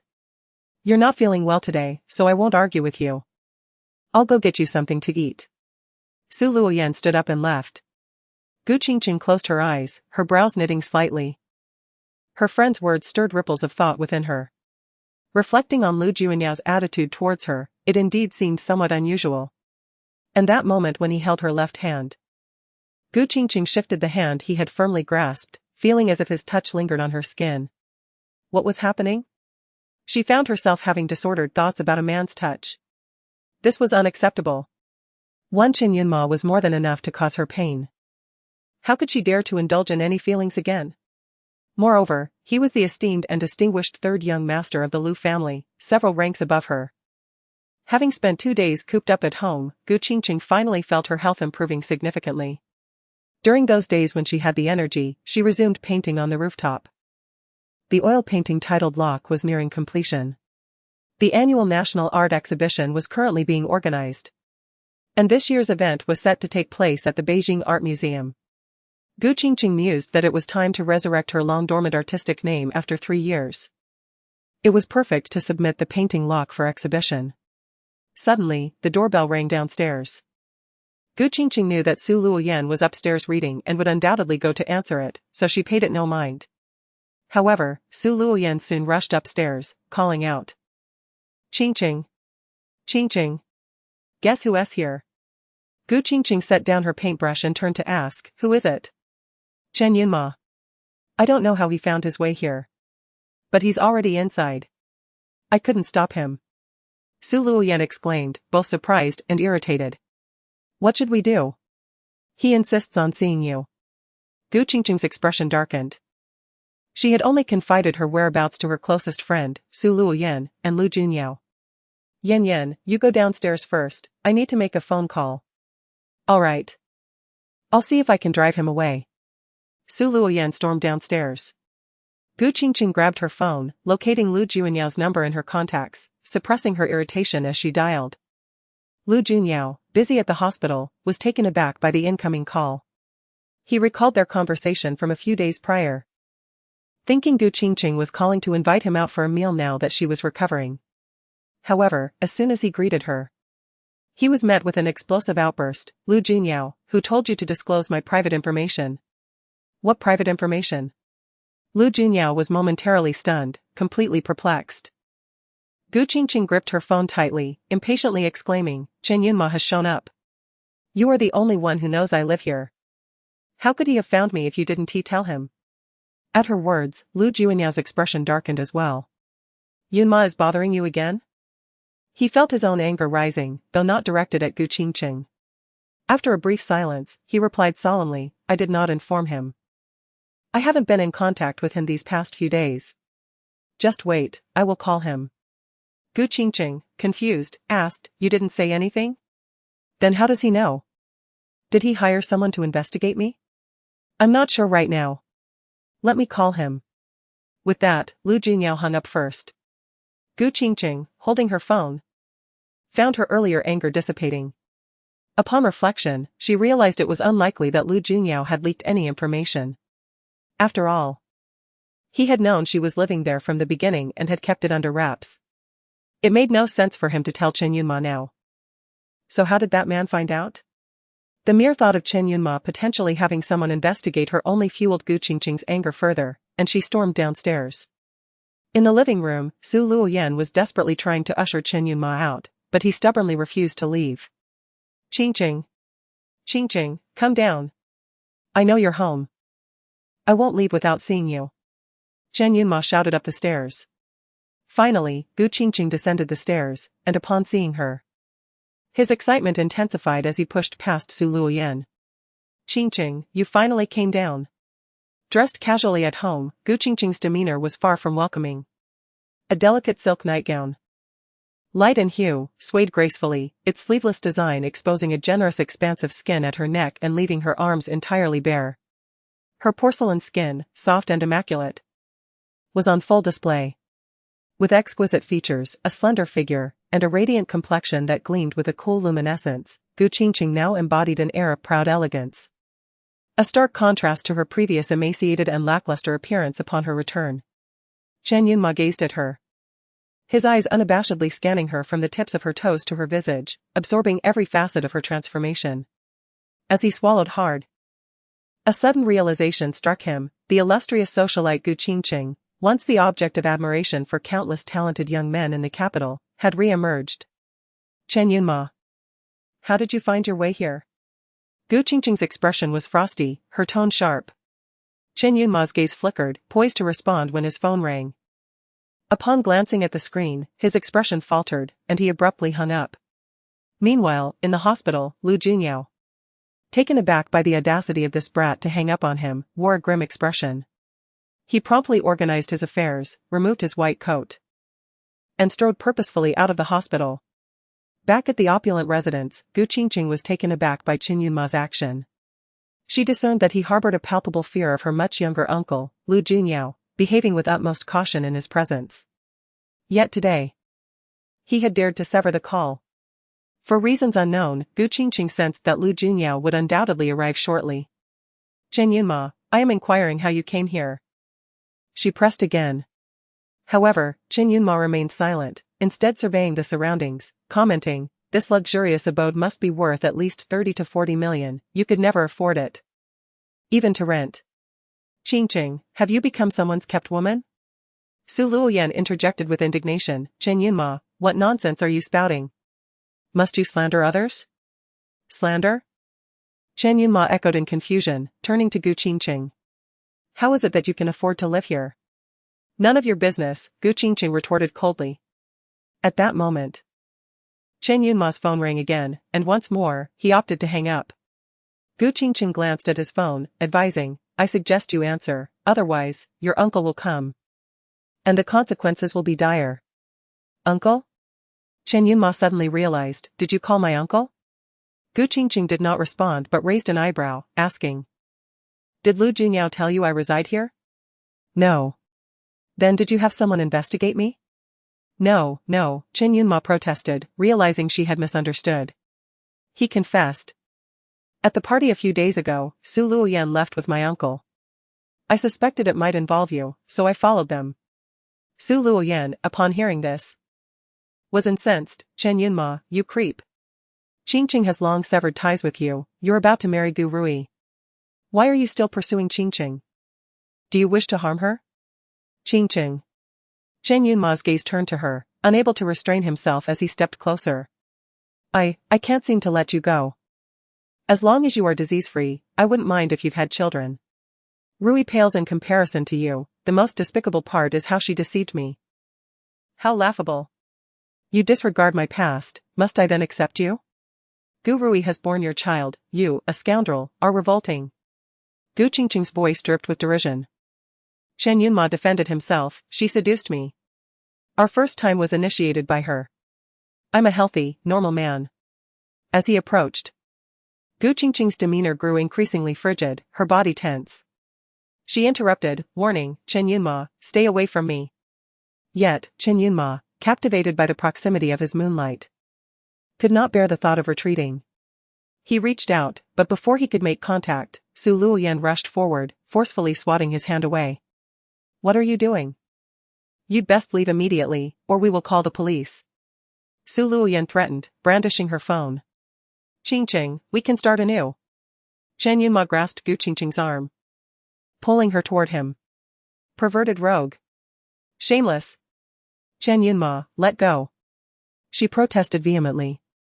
Su Luoyan tugged at his clothing, yet he held fast to Gu Qingcheng's wrist, refusing to release her. Gu Qingcheng, already weakened, could only struggle feebly. Amidst the chaos, the doorbell rang unexpectedly. Yan, quickly answer the door. Gu Qingcheng managed to push back while calling to her friend. Lu Junyao, aware of who had arrived, hurried to open the door. Lu Junyao entered the room and, before uttering a word, was struck by the scene before him, instinctively commanding, "Stop." Yet, it was too late. Gu Qingcheng seized a decorative item from the side table and hurled it mercilessly at Chen Yunma's head. With a pained cry, Chen Yunma staggered back, clutching his forehead as he bent over in agony. Lu Junyao stepped forward, grabbing his nephew by the scruff of the neck, turning him to inspect his injury. His brow furrowed. Gu Qingcheng leaned against the cabinet, breathless, still shaken. Lu Junyao, alarmed by the event, rushed to support her friend, asking, "Qingcheng, are you all right? Did he offend you?" "No." Gu Qingcheng glared at the wounded Chen Yunma with disdain, feeling no remorse. Had she not acted, this rogue would have forcibly kissed her. Truly disgusting. "Where's the first aid kit? Bring it here," Lu Junyao ordered, seating his nephew on the sofa while looking at the two girls. Lu Junyao, reluctant to engage, but concerned about Chen Yunma's bloodied face and the potential repercussions for her friend, went to retrieve the kit. Lu Junyao straightened up, addressing Gu Qingcheng, his gaze assessing. "Are you all right? Did he violate you?" Gu Qingcheng's expression remained cold, almost. Lu Junyao did not respond but turned his attention back to his nephew, delivering a sharp slap to the back of Chen Yunma's head, causing him to lurch forward. Chapter 65, A Change of Perspective. Uncle. Chen Yunma erupted in anger, clutching his injured forehead and springing to his feet. "I've been hurt, and you still hit me. You trespassed into someone's home and harassed them. This is illegal, do you understand? Hitting you is lenient, you ought to be locked up."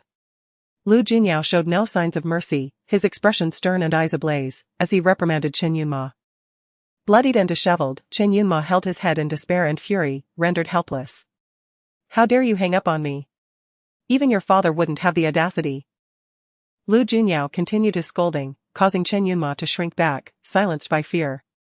In terms of age, Chen Yunma's father could be considered Lu Junyao's elder. Yet in terms of family hierarchy, they belonged to the same generation. As the saying goes, maternal uncles hold great authority. So Chen's father had to show respect to this uncle. Additionally, the Lu family's power and status were evidently superior to the Chen family's. Thus, Chen's father had always treated his wife's family with utmost deference. Lu Junyao had never anticipated that this reckless youth would be bolder than his own father, daring to hang up on his uncle repeatedly. The atmosphere in the living room became tense and stifling. Lu Junyao, carrying a medical kit, was so startled by the scene that she froze, forgetting to make a sound. Gu Qingcheng, standing by the dresser, was equally astonished. She hadn't expected Lu Junyao to be such a principled man, even after his nephew was left bloodied and bruised. He did not blame her but instead swiftly reprimanded his nephew. A few days prior, when Lu Junyao had come to her aid during her menstrual pain, he had stated that he would assist impartially, not favoring kin. At that time, she thought he was merely withholding assistance from Gu Rui, considering the distance of their relationship. Now, she realized he was selflessly impartial, refusing to assist even his own nephew. After a prolonged silence, Chen Yunma, face drawn in anguish, was the first to plead, "Uncle, my head hurts terribly, and I'm still bleeding, please help me attend to it." Hearing this, Lu Junyao snapped back to reality and hurriedly stepped forward. "Dr. Lu, the medical kit." "Thank you." Lu Junyao accepted it and turned to his nephew, his gaze still sharp as a blade. Having been spoiled since childhood, Chen Yunma had never experienced such pain. Seeing the blood on his hands, he turned pale, swaying in shock. Lu Junyao grasped his arm, pulling him back 2 steps before having him sit on the sofa. Gu Qingcheng remained silent, swallowing hard as she took a seat on a bar stool, her expression cold as she observed them. Lu Junyao retrieved medical alcohol, using tweezers to grasp a cotton ball, saturating it with alcohol before decisively pressing it against Chen Yunma's wound. "Ah!" Chen Yunma screamed, nearly leaping up, but Lu Junyao's deep voice commanded, "Sit still, or I won't tend to you." Poor Chen Yunma trembled in pain, yet dared not move, obediently sitting there and howling, tears nearly spilling down. Gu Qingcheng and Lu Junyao witnessed this scene, both shivering in unison, their expressions tightening. Su Luoyan cautiously approached Gu Qingcheng, linking arms with her and whispering. I can't shake the feeling that Dr. Lu is doing this intentionally, perhaps as revenge for you. Gu Qingcheng remained silent, yet internally agreed, she, too, sensed the same. On the sofa, Lu Junyao continued to clean Chen Yunma's wound. Once the disinfection was complete and the blood wiped away, they discovered a 1 centimeter gash on his right temple. Though not large, it was somewhat deep, explaining the significant bleeding. Uncle, do I need stitches? And I'm feeling dizzy, should I get checked? Chen Yunma lamented, incessantly questioning. Lu Junyao's expression remained frosty.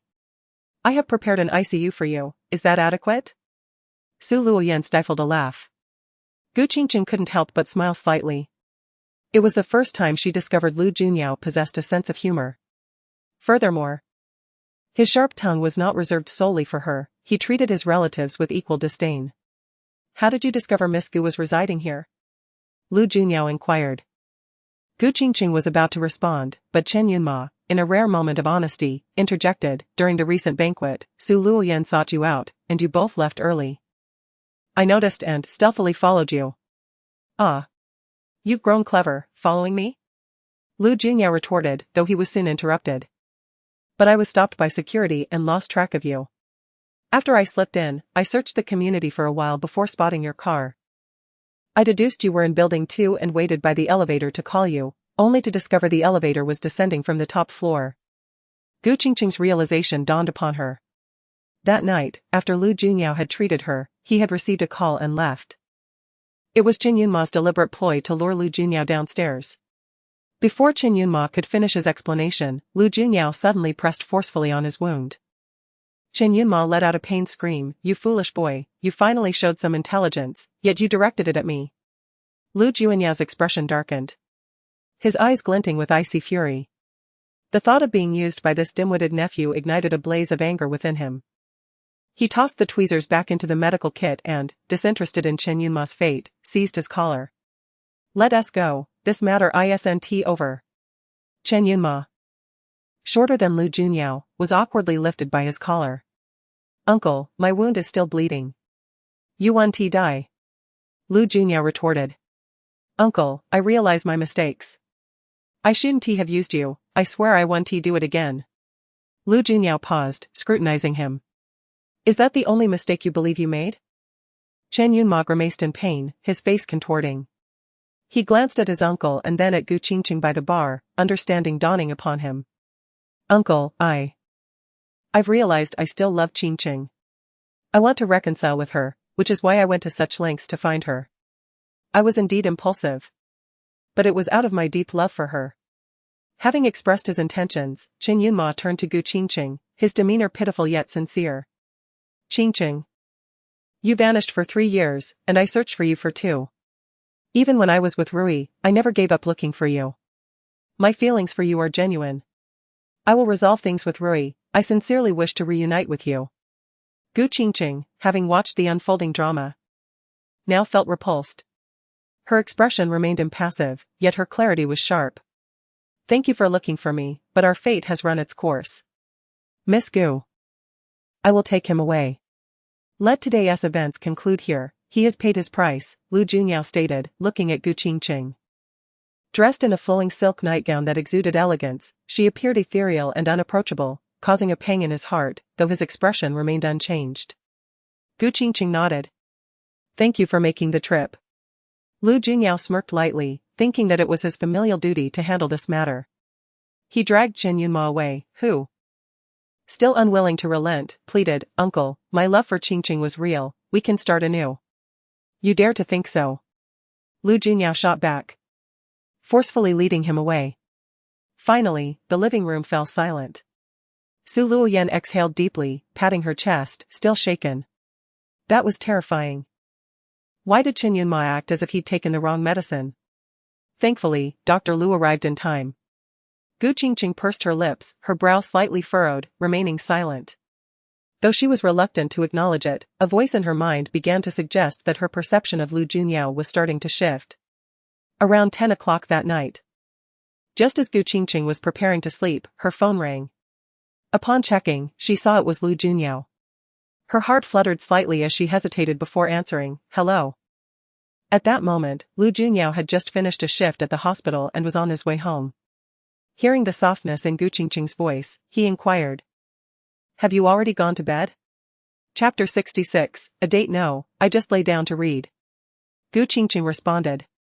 Upon speaking, she realized her tone was remarkably gentle.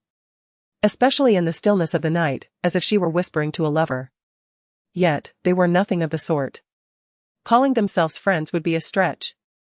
And as for relatives, she had severed ties with the Gu family. Perhaps it was more fitting to describe their relationship as that of doctor and patient.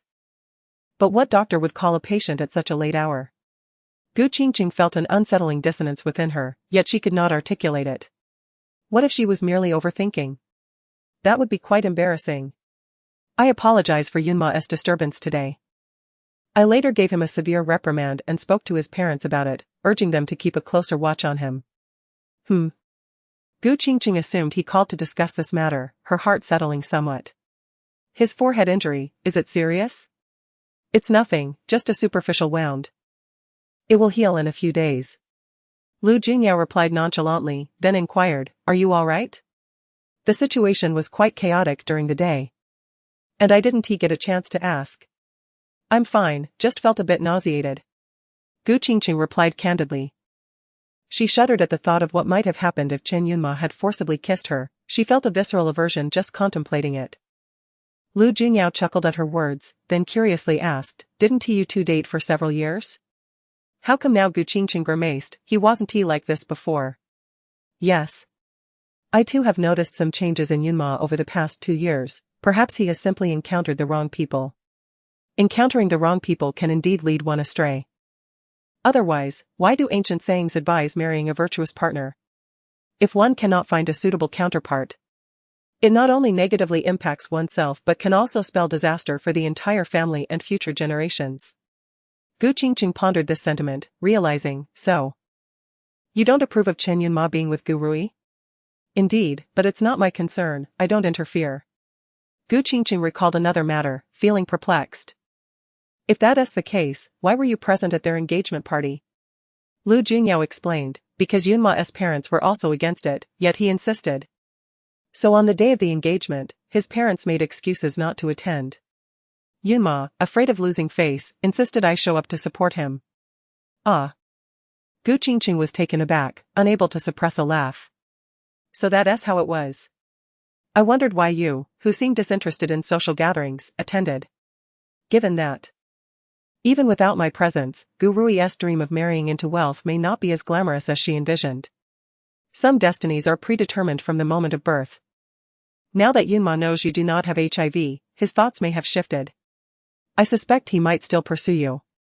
If you wish to avoid the situation, just let me know, and I will handle it. Qingcheng came to a realization, so you called just to say this? Yes. Qingcheng felt a flutter of restlessness within her. Hadn't he always claimed that Chen Yunma's affairs were none of his business? Why was he now intervening? She longed to ask but felt an instinctive hesitation, as if probing for confirmation. Yet, even without her question, the brief silence prompted Lu Junyao to recognize that his previous comments could easily be misconstrued. Just as he prepared to clarify, Qingcheng broke the silence. Do you work tomorrow? I have a follow-up appointment at the hospital and will bring your clothes. That day, Qingcheng had experienced menstrual cramps, and after Lu Junyao arrived, he had tossed his suit jacket onto the foot of her bed. Later, after her acupuncture treatment, she covered herself with a blanket, inadvertently hiding the jacket. Lu Junyao forgot it when he left.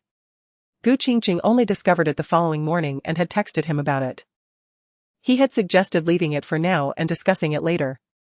Tomorrow works, I'll be at the hospital. Let's touch base then.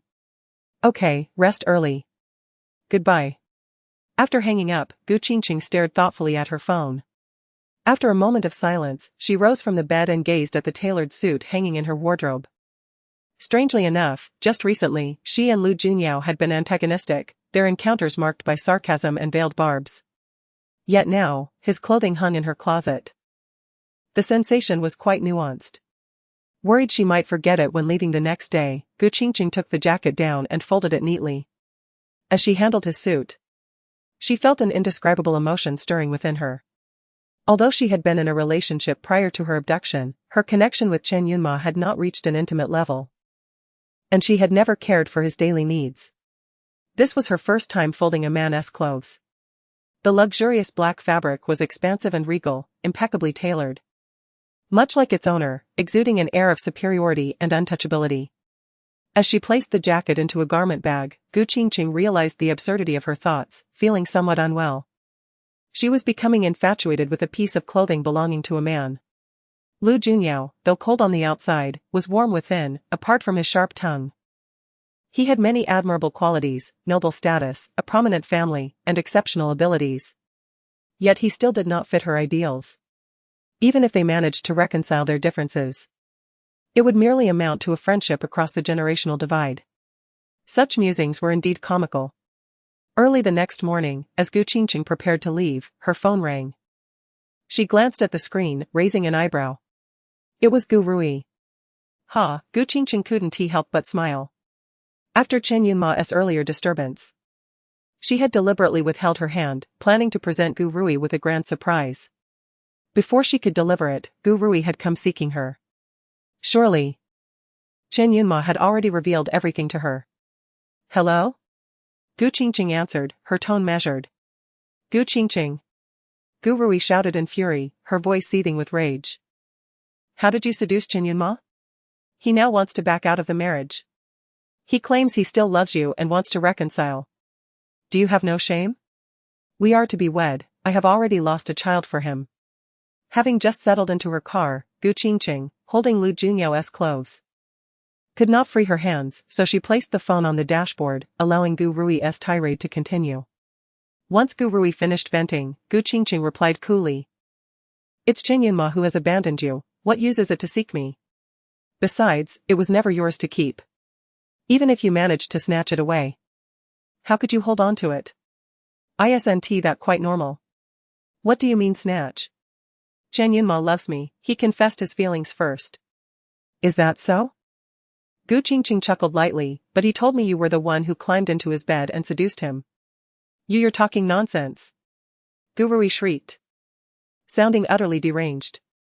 After a moment, she suddenly realized, wait, he told you? Did you meet yesterday? Indeed. And the injury on his forehead I inflicted it. Qingcheng admitted without hesitation, he wouldn't leave me alone, and I was so infuriated that I struck him. If it weren't for his uncle arriving in time, he might not have made it out yesterday. You. Gu Rui was taken aback by her nonchalant tone, stuttering before finally saying, you're too cruel. If you had killed him, you would be a murderer. He forcibly entered my home with the intent to assault me. I was merely defending myself, all right? Gu Rui fell silent, and after a moment, she began to mumble, no, it's impossible, you must have seduced him, how could he want to assault you, Gu Rui? Don't drag me into your mess. The entire ordeal of his harassment was recorded, I'll send you the audio. With that, Qingcheng hung up the call. Yesterday, Chen Yunma created a scene. As she descended the stairs, she preemptively activated her phone's recording function, capturing the entire episode. Subsequently, she meticulously edited the recording. Among the segments was a fervent declaration of love from Chen Yunma. After sending the recording, Qingcheng promptly blocked Gu Rui's phone number, then, with a serene smile, she started her Maserati and headed to the hospital. At the Gu family villa, Gu Rui was causing an uproar in her room, prompting the family to rush in to console her. Noticing that her youngest daughter had hung up, Liang Jingrong immediately inquired, is Yunma truly calling off the engagement? Why is he seeking to reconcile with Qingcheng? Doesn't Qingcheng have AIDS? Before Liang Jingrong could finish her thought, Gu Rui's phone chimed. It was an audio file sent by Qingcheng. With a furious glint in her eyes, she clicked to play the recording. Chen Yunma, you are a pervert. Qingcheng has long severed ties with you. You are about to marry Gu Rui, yet you still pursue Qingcheng. Do you wish to harm her? Gu Baichuan narrowed his eyes, recognizing the voice of Su Luoyan. Has Qingcheng moved in with her after leaving? The recording continued to play. Qingcheng. I still can't let go of you. As long as you don't have AIDS, I wouldn't mind even if you have children. Rui pales in comparison to you. And what's most despicable is that she deceived me. Upon hearing this, the Gu family was left in shock. What? Qingcheng does not have AIDS? What is going on? Rui, is that Yunma's voice? How can he claim that Qingcheng does not have AIDS? The family's attention was fixated on this revelation. But Gu Rui's focus lay on Chen Yunma's betrayal and his disdain for her. She seduced me. Our first time was initiated by her. I am a healthy, normal man. Chen Yunma, stay away from me. What are you doing? You better leave quickly. Otherwise, we will call the police. Qingcheng, we can start anew. You scoundrel. Shameless. Chen Yunma, let go of me. You think you deserve this? A cacophony of sounds followed, suggesting a struggle between the two parties. Gu Rui held her breath. Absorbing the hurtful words from Chen Yunma, her entire being teetering on the brink of madness, her breathing erratic. To make matters worse, Liang Jingrong, seeing her daughter remain silent for too long, anxiously shook her shoulders. Rui, speak. Does Qingcheng truly not have AIDS? What went wrong? Where is she now? Rui, be quiet. Gu Rui suddenly roared, her eyes bloodshot, her cheeks twitching visibly. Chapter 67, Hysterectomy. Liang Jingrong recoiled in terror, releasing her grip as if shocked, her eyes wide with fear. How could her gentle, obedient, and docile youngest daughter suddenly transform into a demon? Gu Buchuan swiftly steadied his wife, rebuking Gu Rui. Why vent your frustrations about Yunma on us? We've always advised you against constant bickering with Yunma, as it would only push him away. Did you listen? Stop it. Gu Rui shrieked. What's the point of saying all this now? I know you've always favored my sister because she's your biological daughter.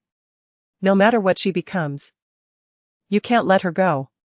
Now that she doesn't have AIDS and won't die, go find her. Go to her. Gu Rui erupted in a frenzy, unleashing her fury upon her loving family. In her agitation, her finger inadvertently reactivated the recording on her phone, playing it for the second time. Upon hearing the sound, Gu Rui shrieked and hurled the phone to the ground, covering her ears in vehement resistance. Liang Jingrong, witnessing her distress, felt a surge of pity and embraced her. Rui, don't be like this. Talk to Yunma calmly, and there will be a solution. You've had an abortion for him, and he must take responsibility. It's useless. Gu Rui cried. As long as Gu Qingcheng is around, his heart will never be mine. Gu Qingcheng, she's doing this on purpose. Out of jealousy that Yunma loves me, she's retaliating. Mom, please beg her to leave the capital, to leave completely. Then Yunma will come back to me. Please, Mom. Beg her. Gu Rui pleaded, clutching Liang Jingrong's arm, tears streaming down her face. What? Liang Jingrong's expression darkened. Ask Qingcheng to leave? Rui. You're the only daughter in this family now, isn't that enough? She's my biological daughter, and we drove her out, showering you with affection. Isn't that enough? Liang Jingrong's voice rose, her eyes filled with heartbreak and regret. Seeing her usually doting mother's sudden transformation and hearing her raised voice, Gu Rui's mind reeled. And she snapped out of her hysteria. No. Mom, I'm sorry, I shouldn't have lashed out at you. I was too upset and lost my senses. I was wrong. Realizing her increasingly precarious situation, Gu Rui immediately changed her tune, apologizing profusely and kneeling before Liang Jingrong. Still clutching Liang Jingrong's hand, she began slapping herself. Mom, hit me hard. I'm useless, unable to hold on to a man. You finally admit you're useless. Gu Ting'an, who had been silent, suddenly erupted in anger. If Chen Yunma insists on breaking off the engagement, you get out of the Gu family. Dad, no. Gu Rui crawled forward on her knees, grabbing Gu Ting'an's hand. Give me more time, I can win Yunma back. We will get married, Dad. But Gu Ting'an coldly flung her away, not even bothering to look at her, and stormed off in a rage. Gu Qingcheng arrived at the hospital and, following her appointment, consulted with Professor Zhang. After a series of tests and an examination, the professor looked grave. Your condition is quite serious and requires long-term care. The professor continued writing prescriptions. Then inquired casually, are you still single? Gu Qingcheng was taken aback, then realized what the professor meant, and her face flushed. Yes. I don't plan on dating or getting married. Professor Zhang looked up, peering at her from behind his glasses. A confirmed bachelor? A beautiful young woman like you must have suitors lining up around the block. Is there no one who catches your eye? Qingcheng smiled without replying. Professor Zhang sighed softly. Having a man in your life might improve your condition. Even for your health, you could try. Qingcheng was curious. Is there scientific evidence for that? Yes, but the effect varies from person to person. Some patients experience a reduction in symptoms after marriage. Qingcheng laughed self-deprecatingly. Perhaps I'm an exception. Perhaps you're the lucky one. Qingcheng appreciated the professor's kindness, but this was not a matter to be taken lightly. What if she encountered an unsuitable man, a scoundrel, and ended up with new ailments? She would rather diligently follow her doctor's orders and take her medication. After seeing the doctor and collecting her prescription, Qingcheng returned to her car. She hesitated, glancing at the garment bag on the passenger seat, then called Lu Junyao. It rang for a long time, but there was no answer. Qingcheng hung up in confusion. Was he busy in the operating room again? What should she do? Wait. Or leave? As Qingcheng pondered, her phone rang suddenly. It was Lu Junyao calling back. She answered eagerly, "Hello, are you not busy?" Lu Junyao's tone was low. "I'm all right. Are you at the hospital?" "I've finished my appointment," Qingcheng replied, taking the initiative to ask, "Which department are you in?" "I'll bring your clothes to you." "Bring them to the pediatric ward." "I'm here." "Pediatrics?" Qingcheng was puzzled, but she didn't ask further. She agreed, took the clothes, and got out of the car.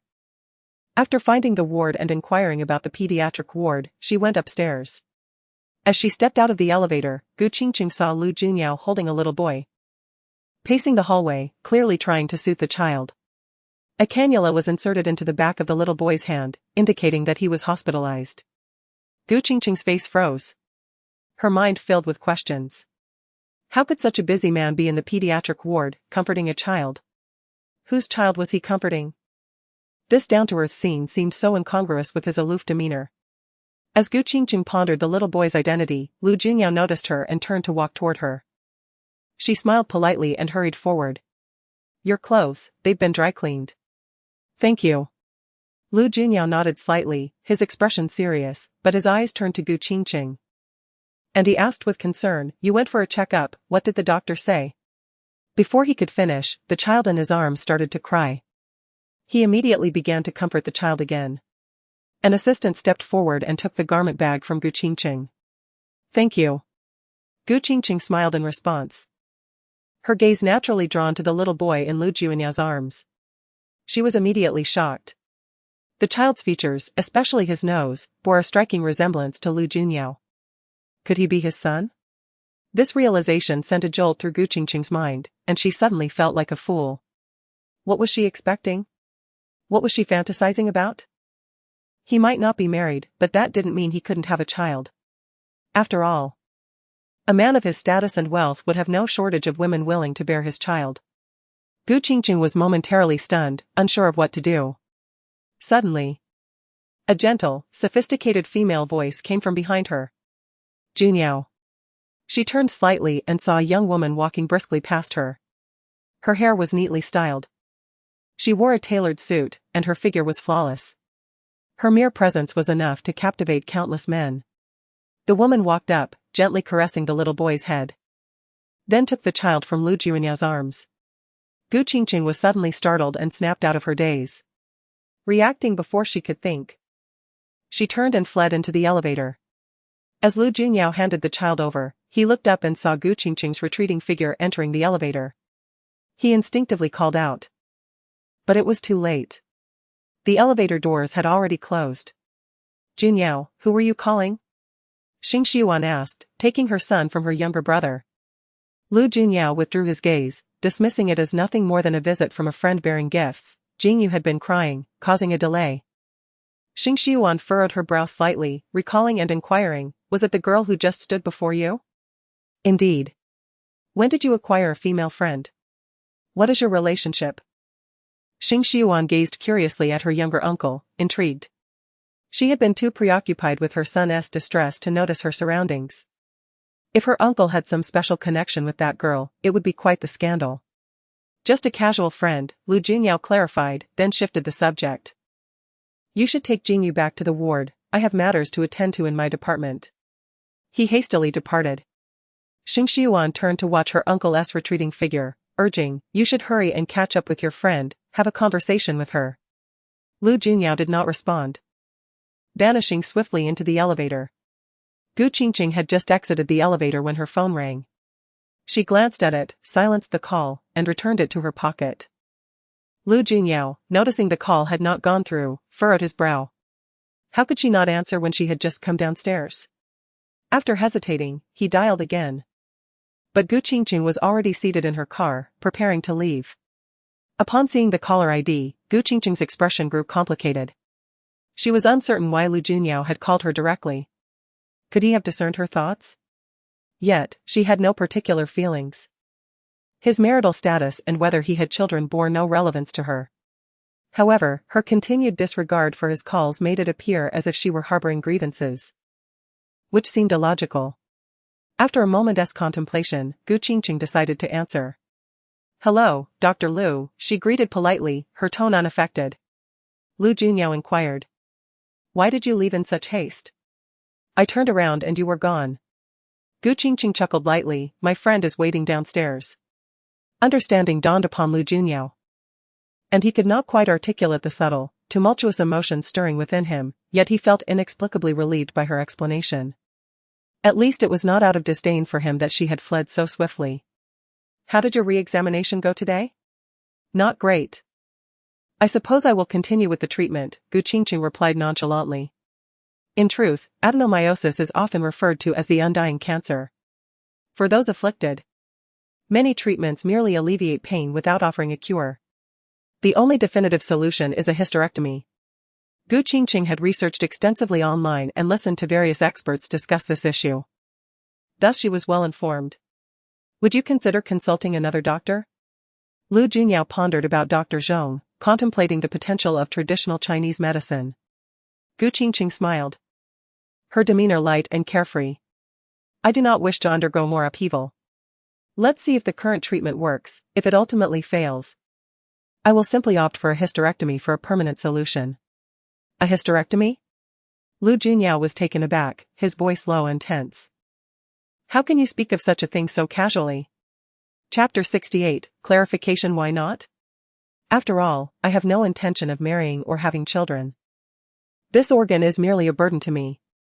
The pain brought by love and familial bonds has become too overwhelming.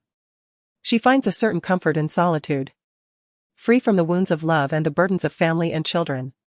To traverse this life with ease and freedom, is that not delightful? Qingcheng. You must not entertain such absurd thoughts.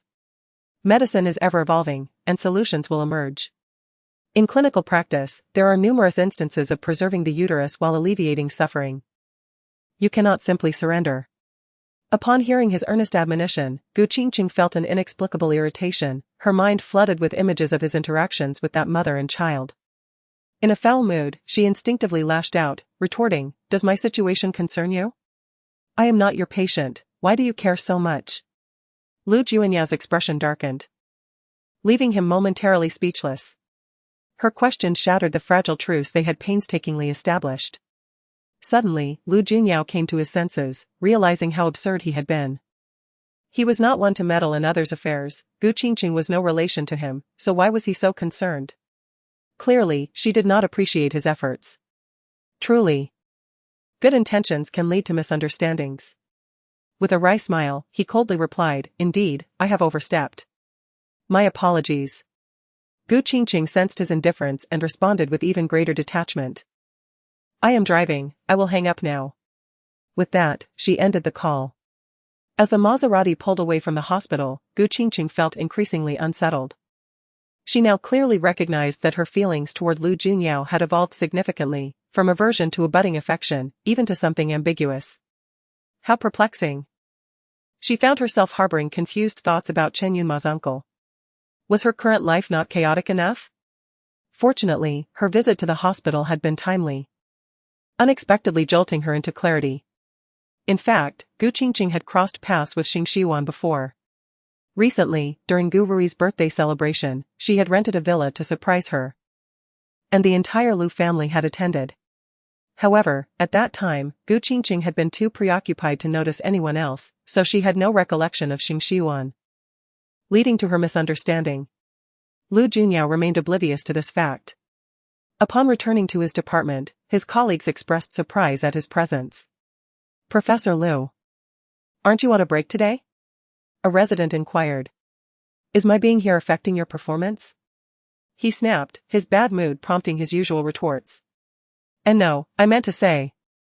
You work too hard," the resident stammered before hastily retreating. As Lu Junyao settled at his desk, his mind continued to race. A notification chimed on his phone, revealing a message from Zhang Wenzhou. "Dr. Lu, my niece has followed your rehabilitation plan after her last follow-up with you, and the results are promising. When shall we arrange for another evaluation?" Lu Junyao replied, "I am off today but will be back tomorrow. Have the family bring the child directly to the inpatient department to see me." Though he had time, he lacked the inclination to work. After their chat, Zhang Wenzhou promptly rejoined the stock group chat. "Zhou, Li Madam, with no negative news today, how do you interpret this drop? Please analyze it for us." "Jing Sun, it's disheartening, my holdings are all in the red." Same here, but thankfully I reduced my position yesterday." "Jing Sun, Li Madam. Did you incur any losses today?" Lu Junyao observed his phone, noticing everyone was tagging Li Madam, subconsciously awaiting her presence. He wondered if she was feeling down today and whether she would log in. Holding on to this curiosity, he failed to recognize that he had just sworn not to meddle in others' affairs, only to contradict himself moments later. Both Li Madam and Gu Qingcheng could easily stir his thoughts. Meanwhile, Gu Qingcheng was still driving. Hearing the persistent notifications from QQ, she knew the group was calling for her, but she had no time to respond.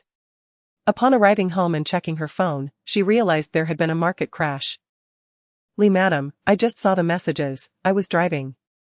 Li Madam is here." "Zhou, what are your thoughts on today's market? Will there be a rebound tomorrow? Can we buy the dip?"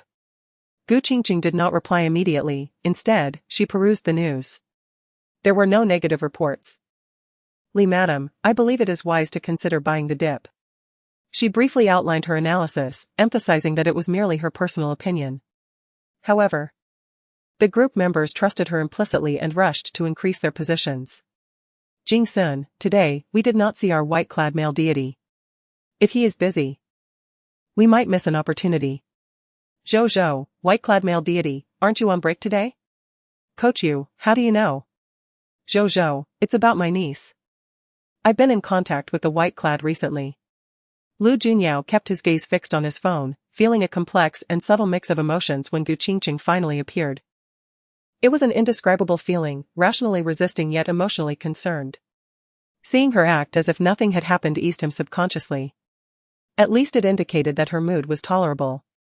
She had not reached a point of total withdrawal.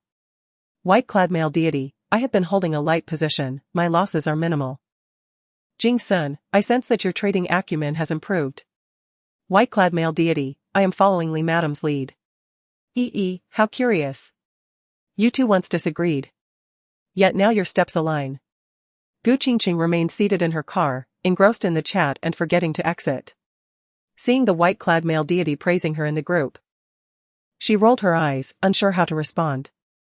"White-clad male deity, Li Madam, did you increase your position today?"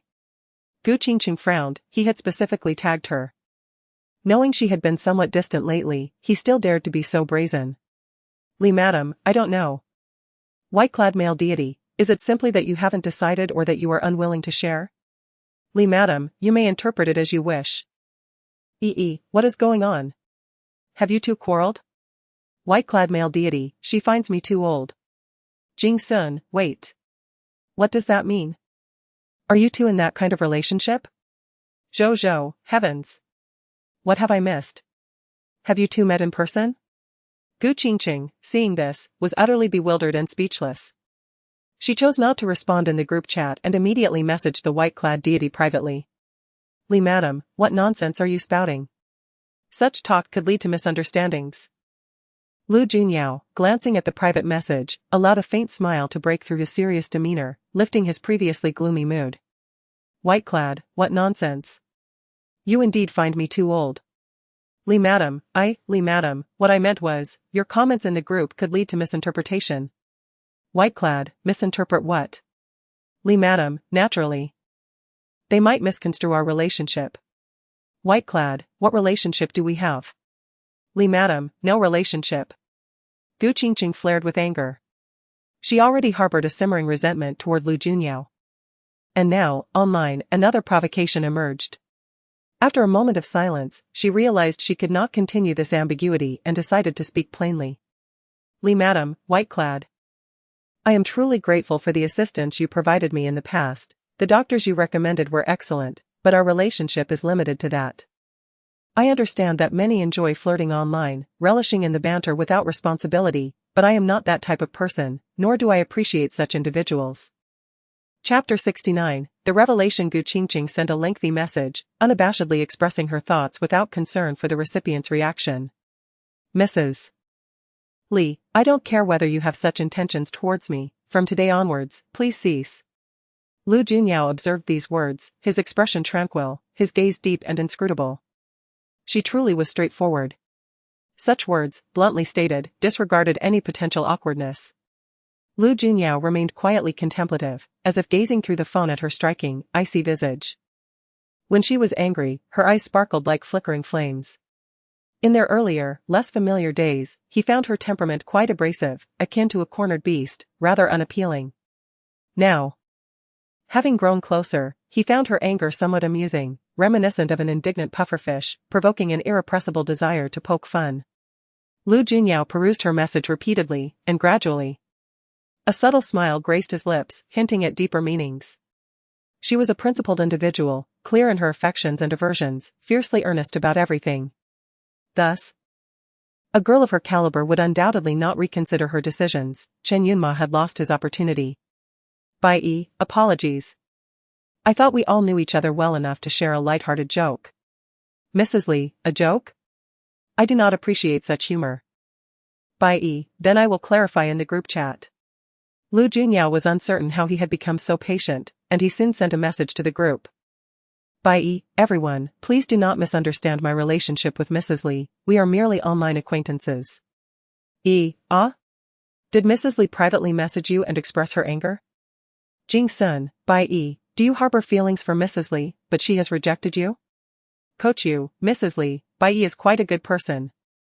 You are both in the same city, perhaps you could meet in person, even if just as friends.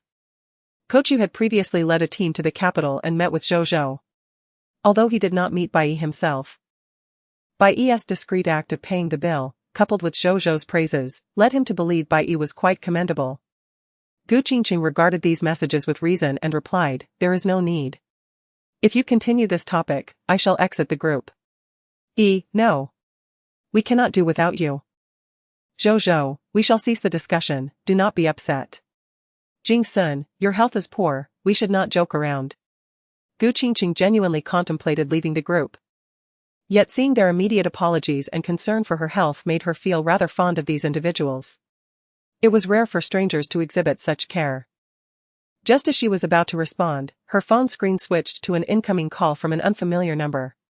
She hesitated momentarily, swiping across the screen. Hello? Qingcheng. It's me. A familiar voice came from the other end, Chen Yunma. Qingcheng's brow furrowed, and she promptly ended the call, blocking the number in one swift motion. Chen Yunma truly was insatiable.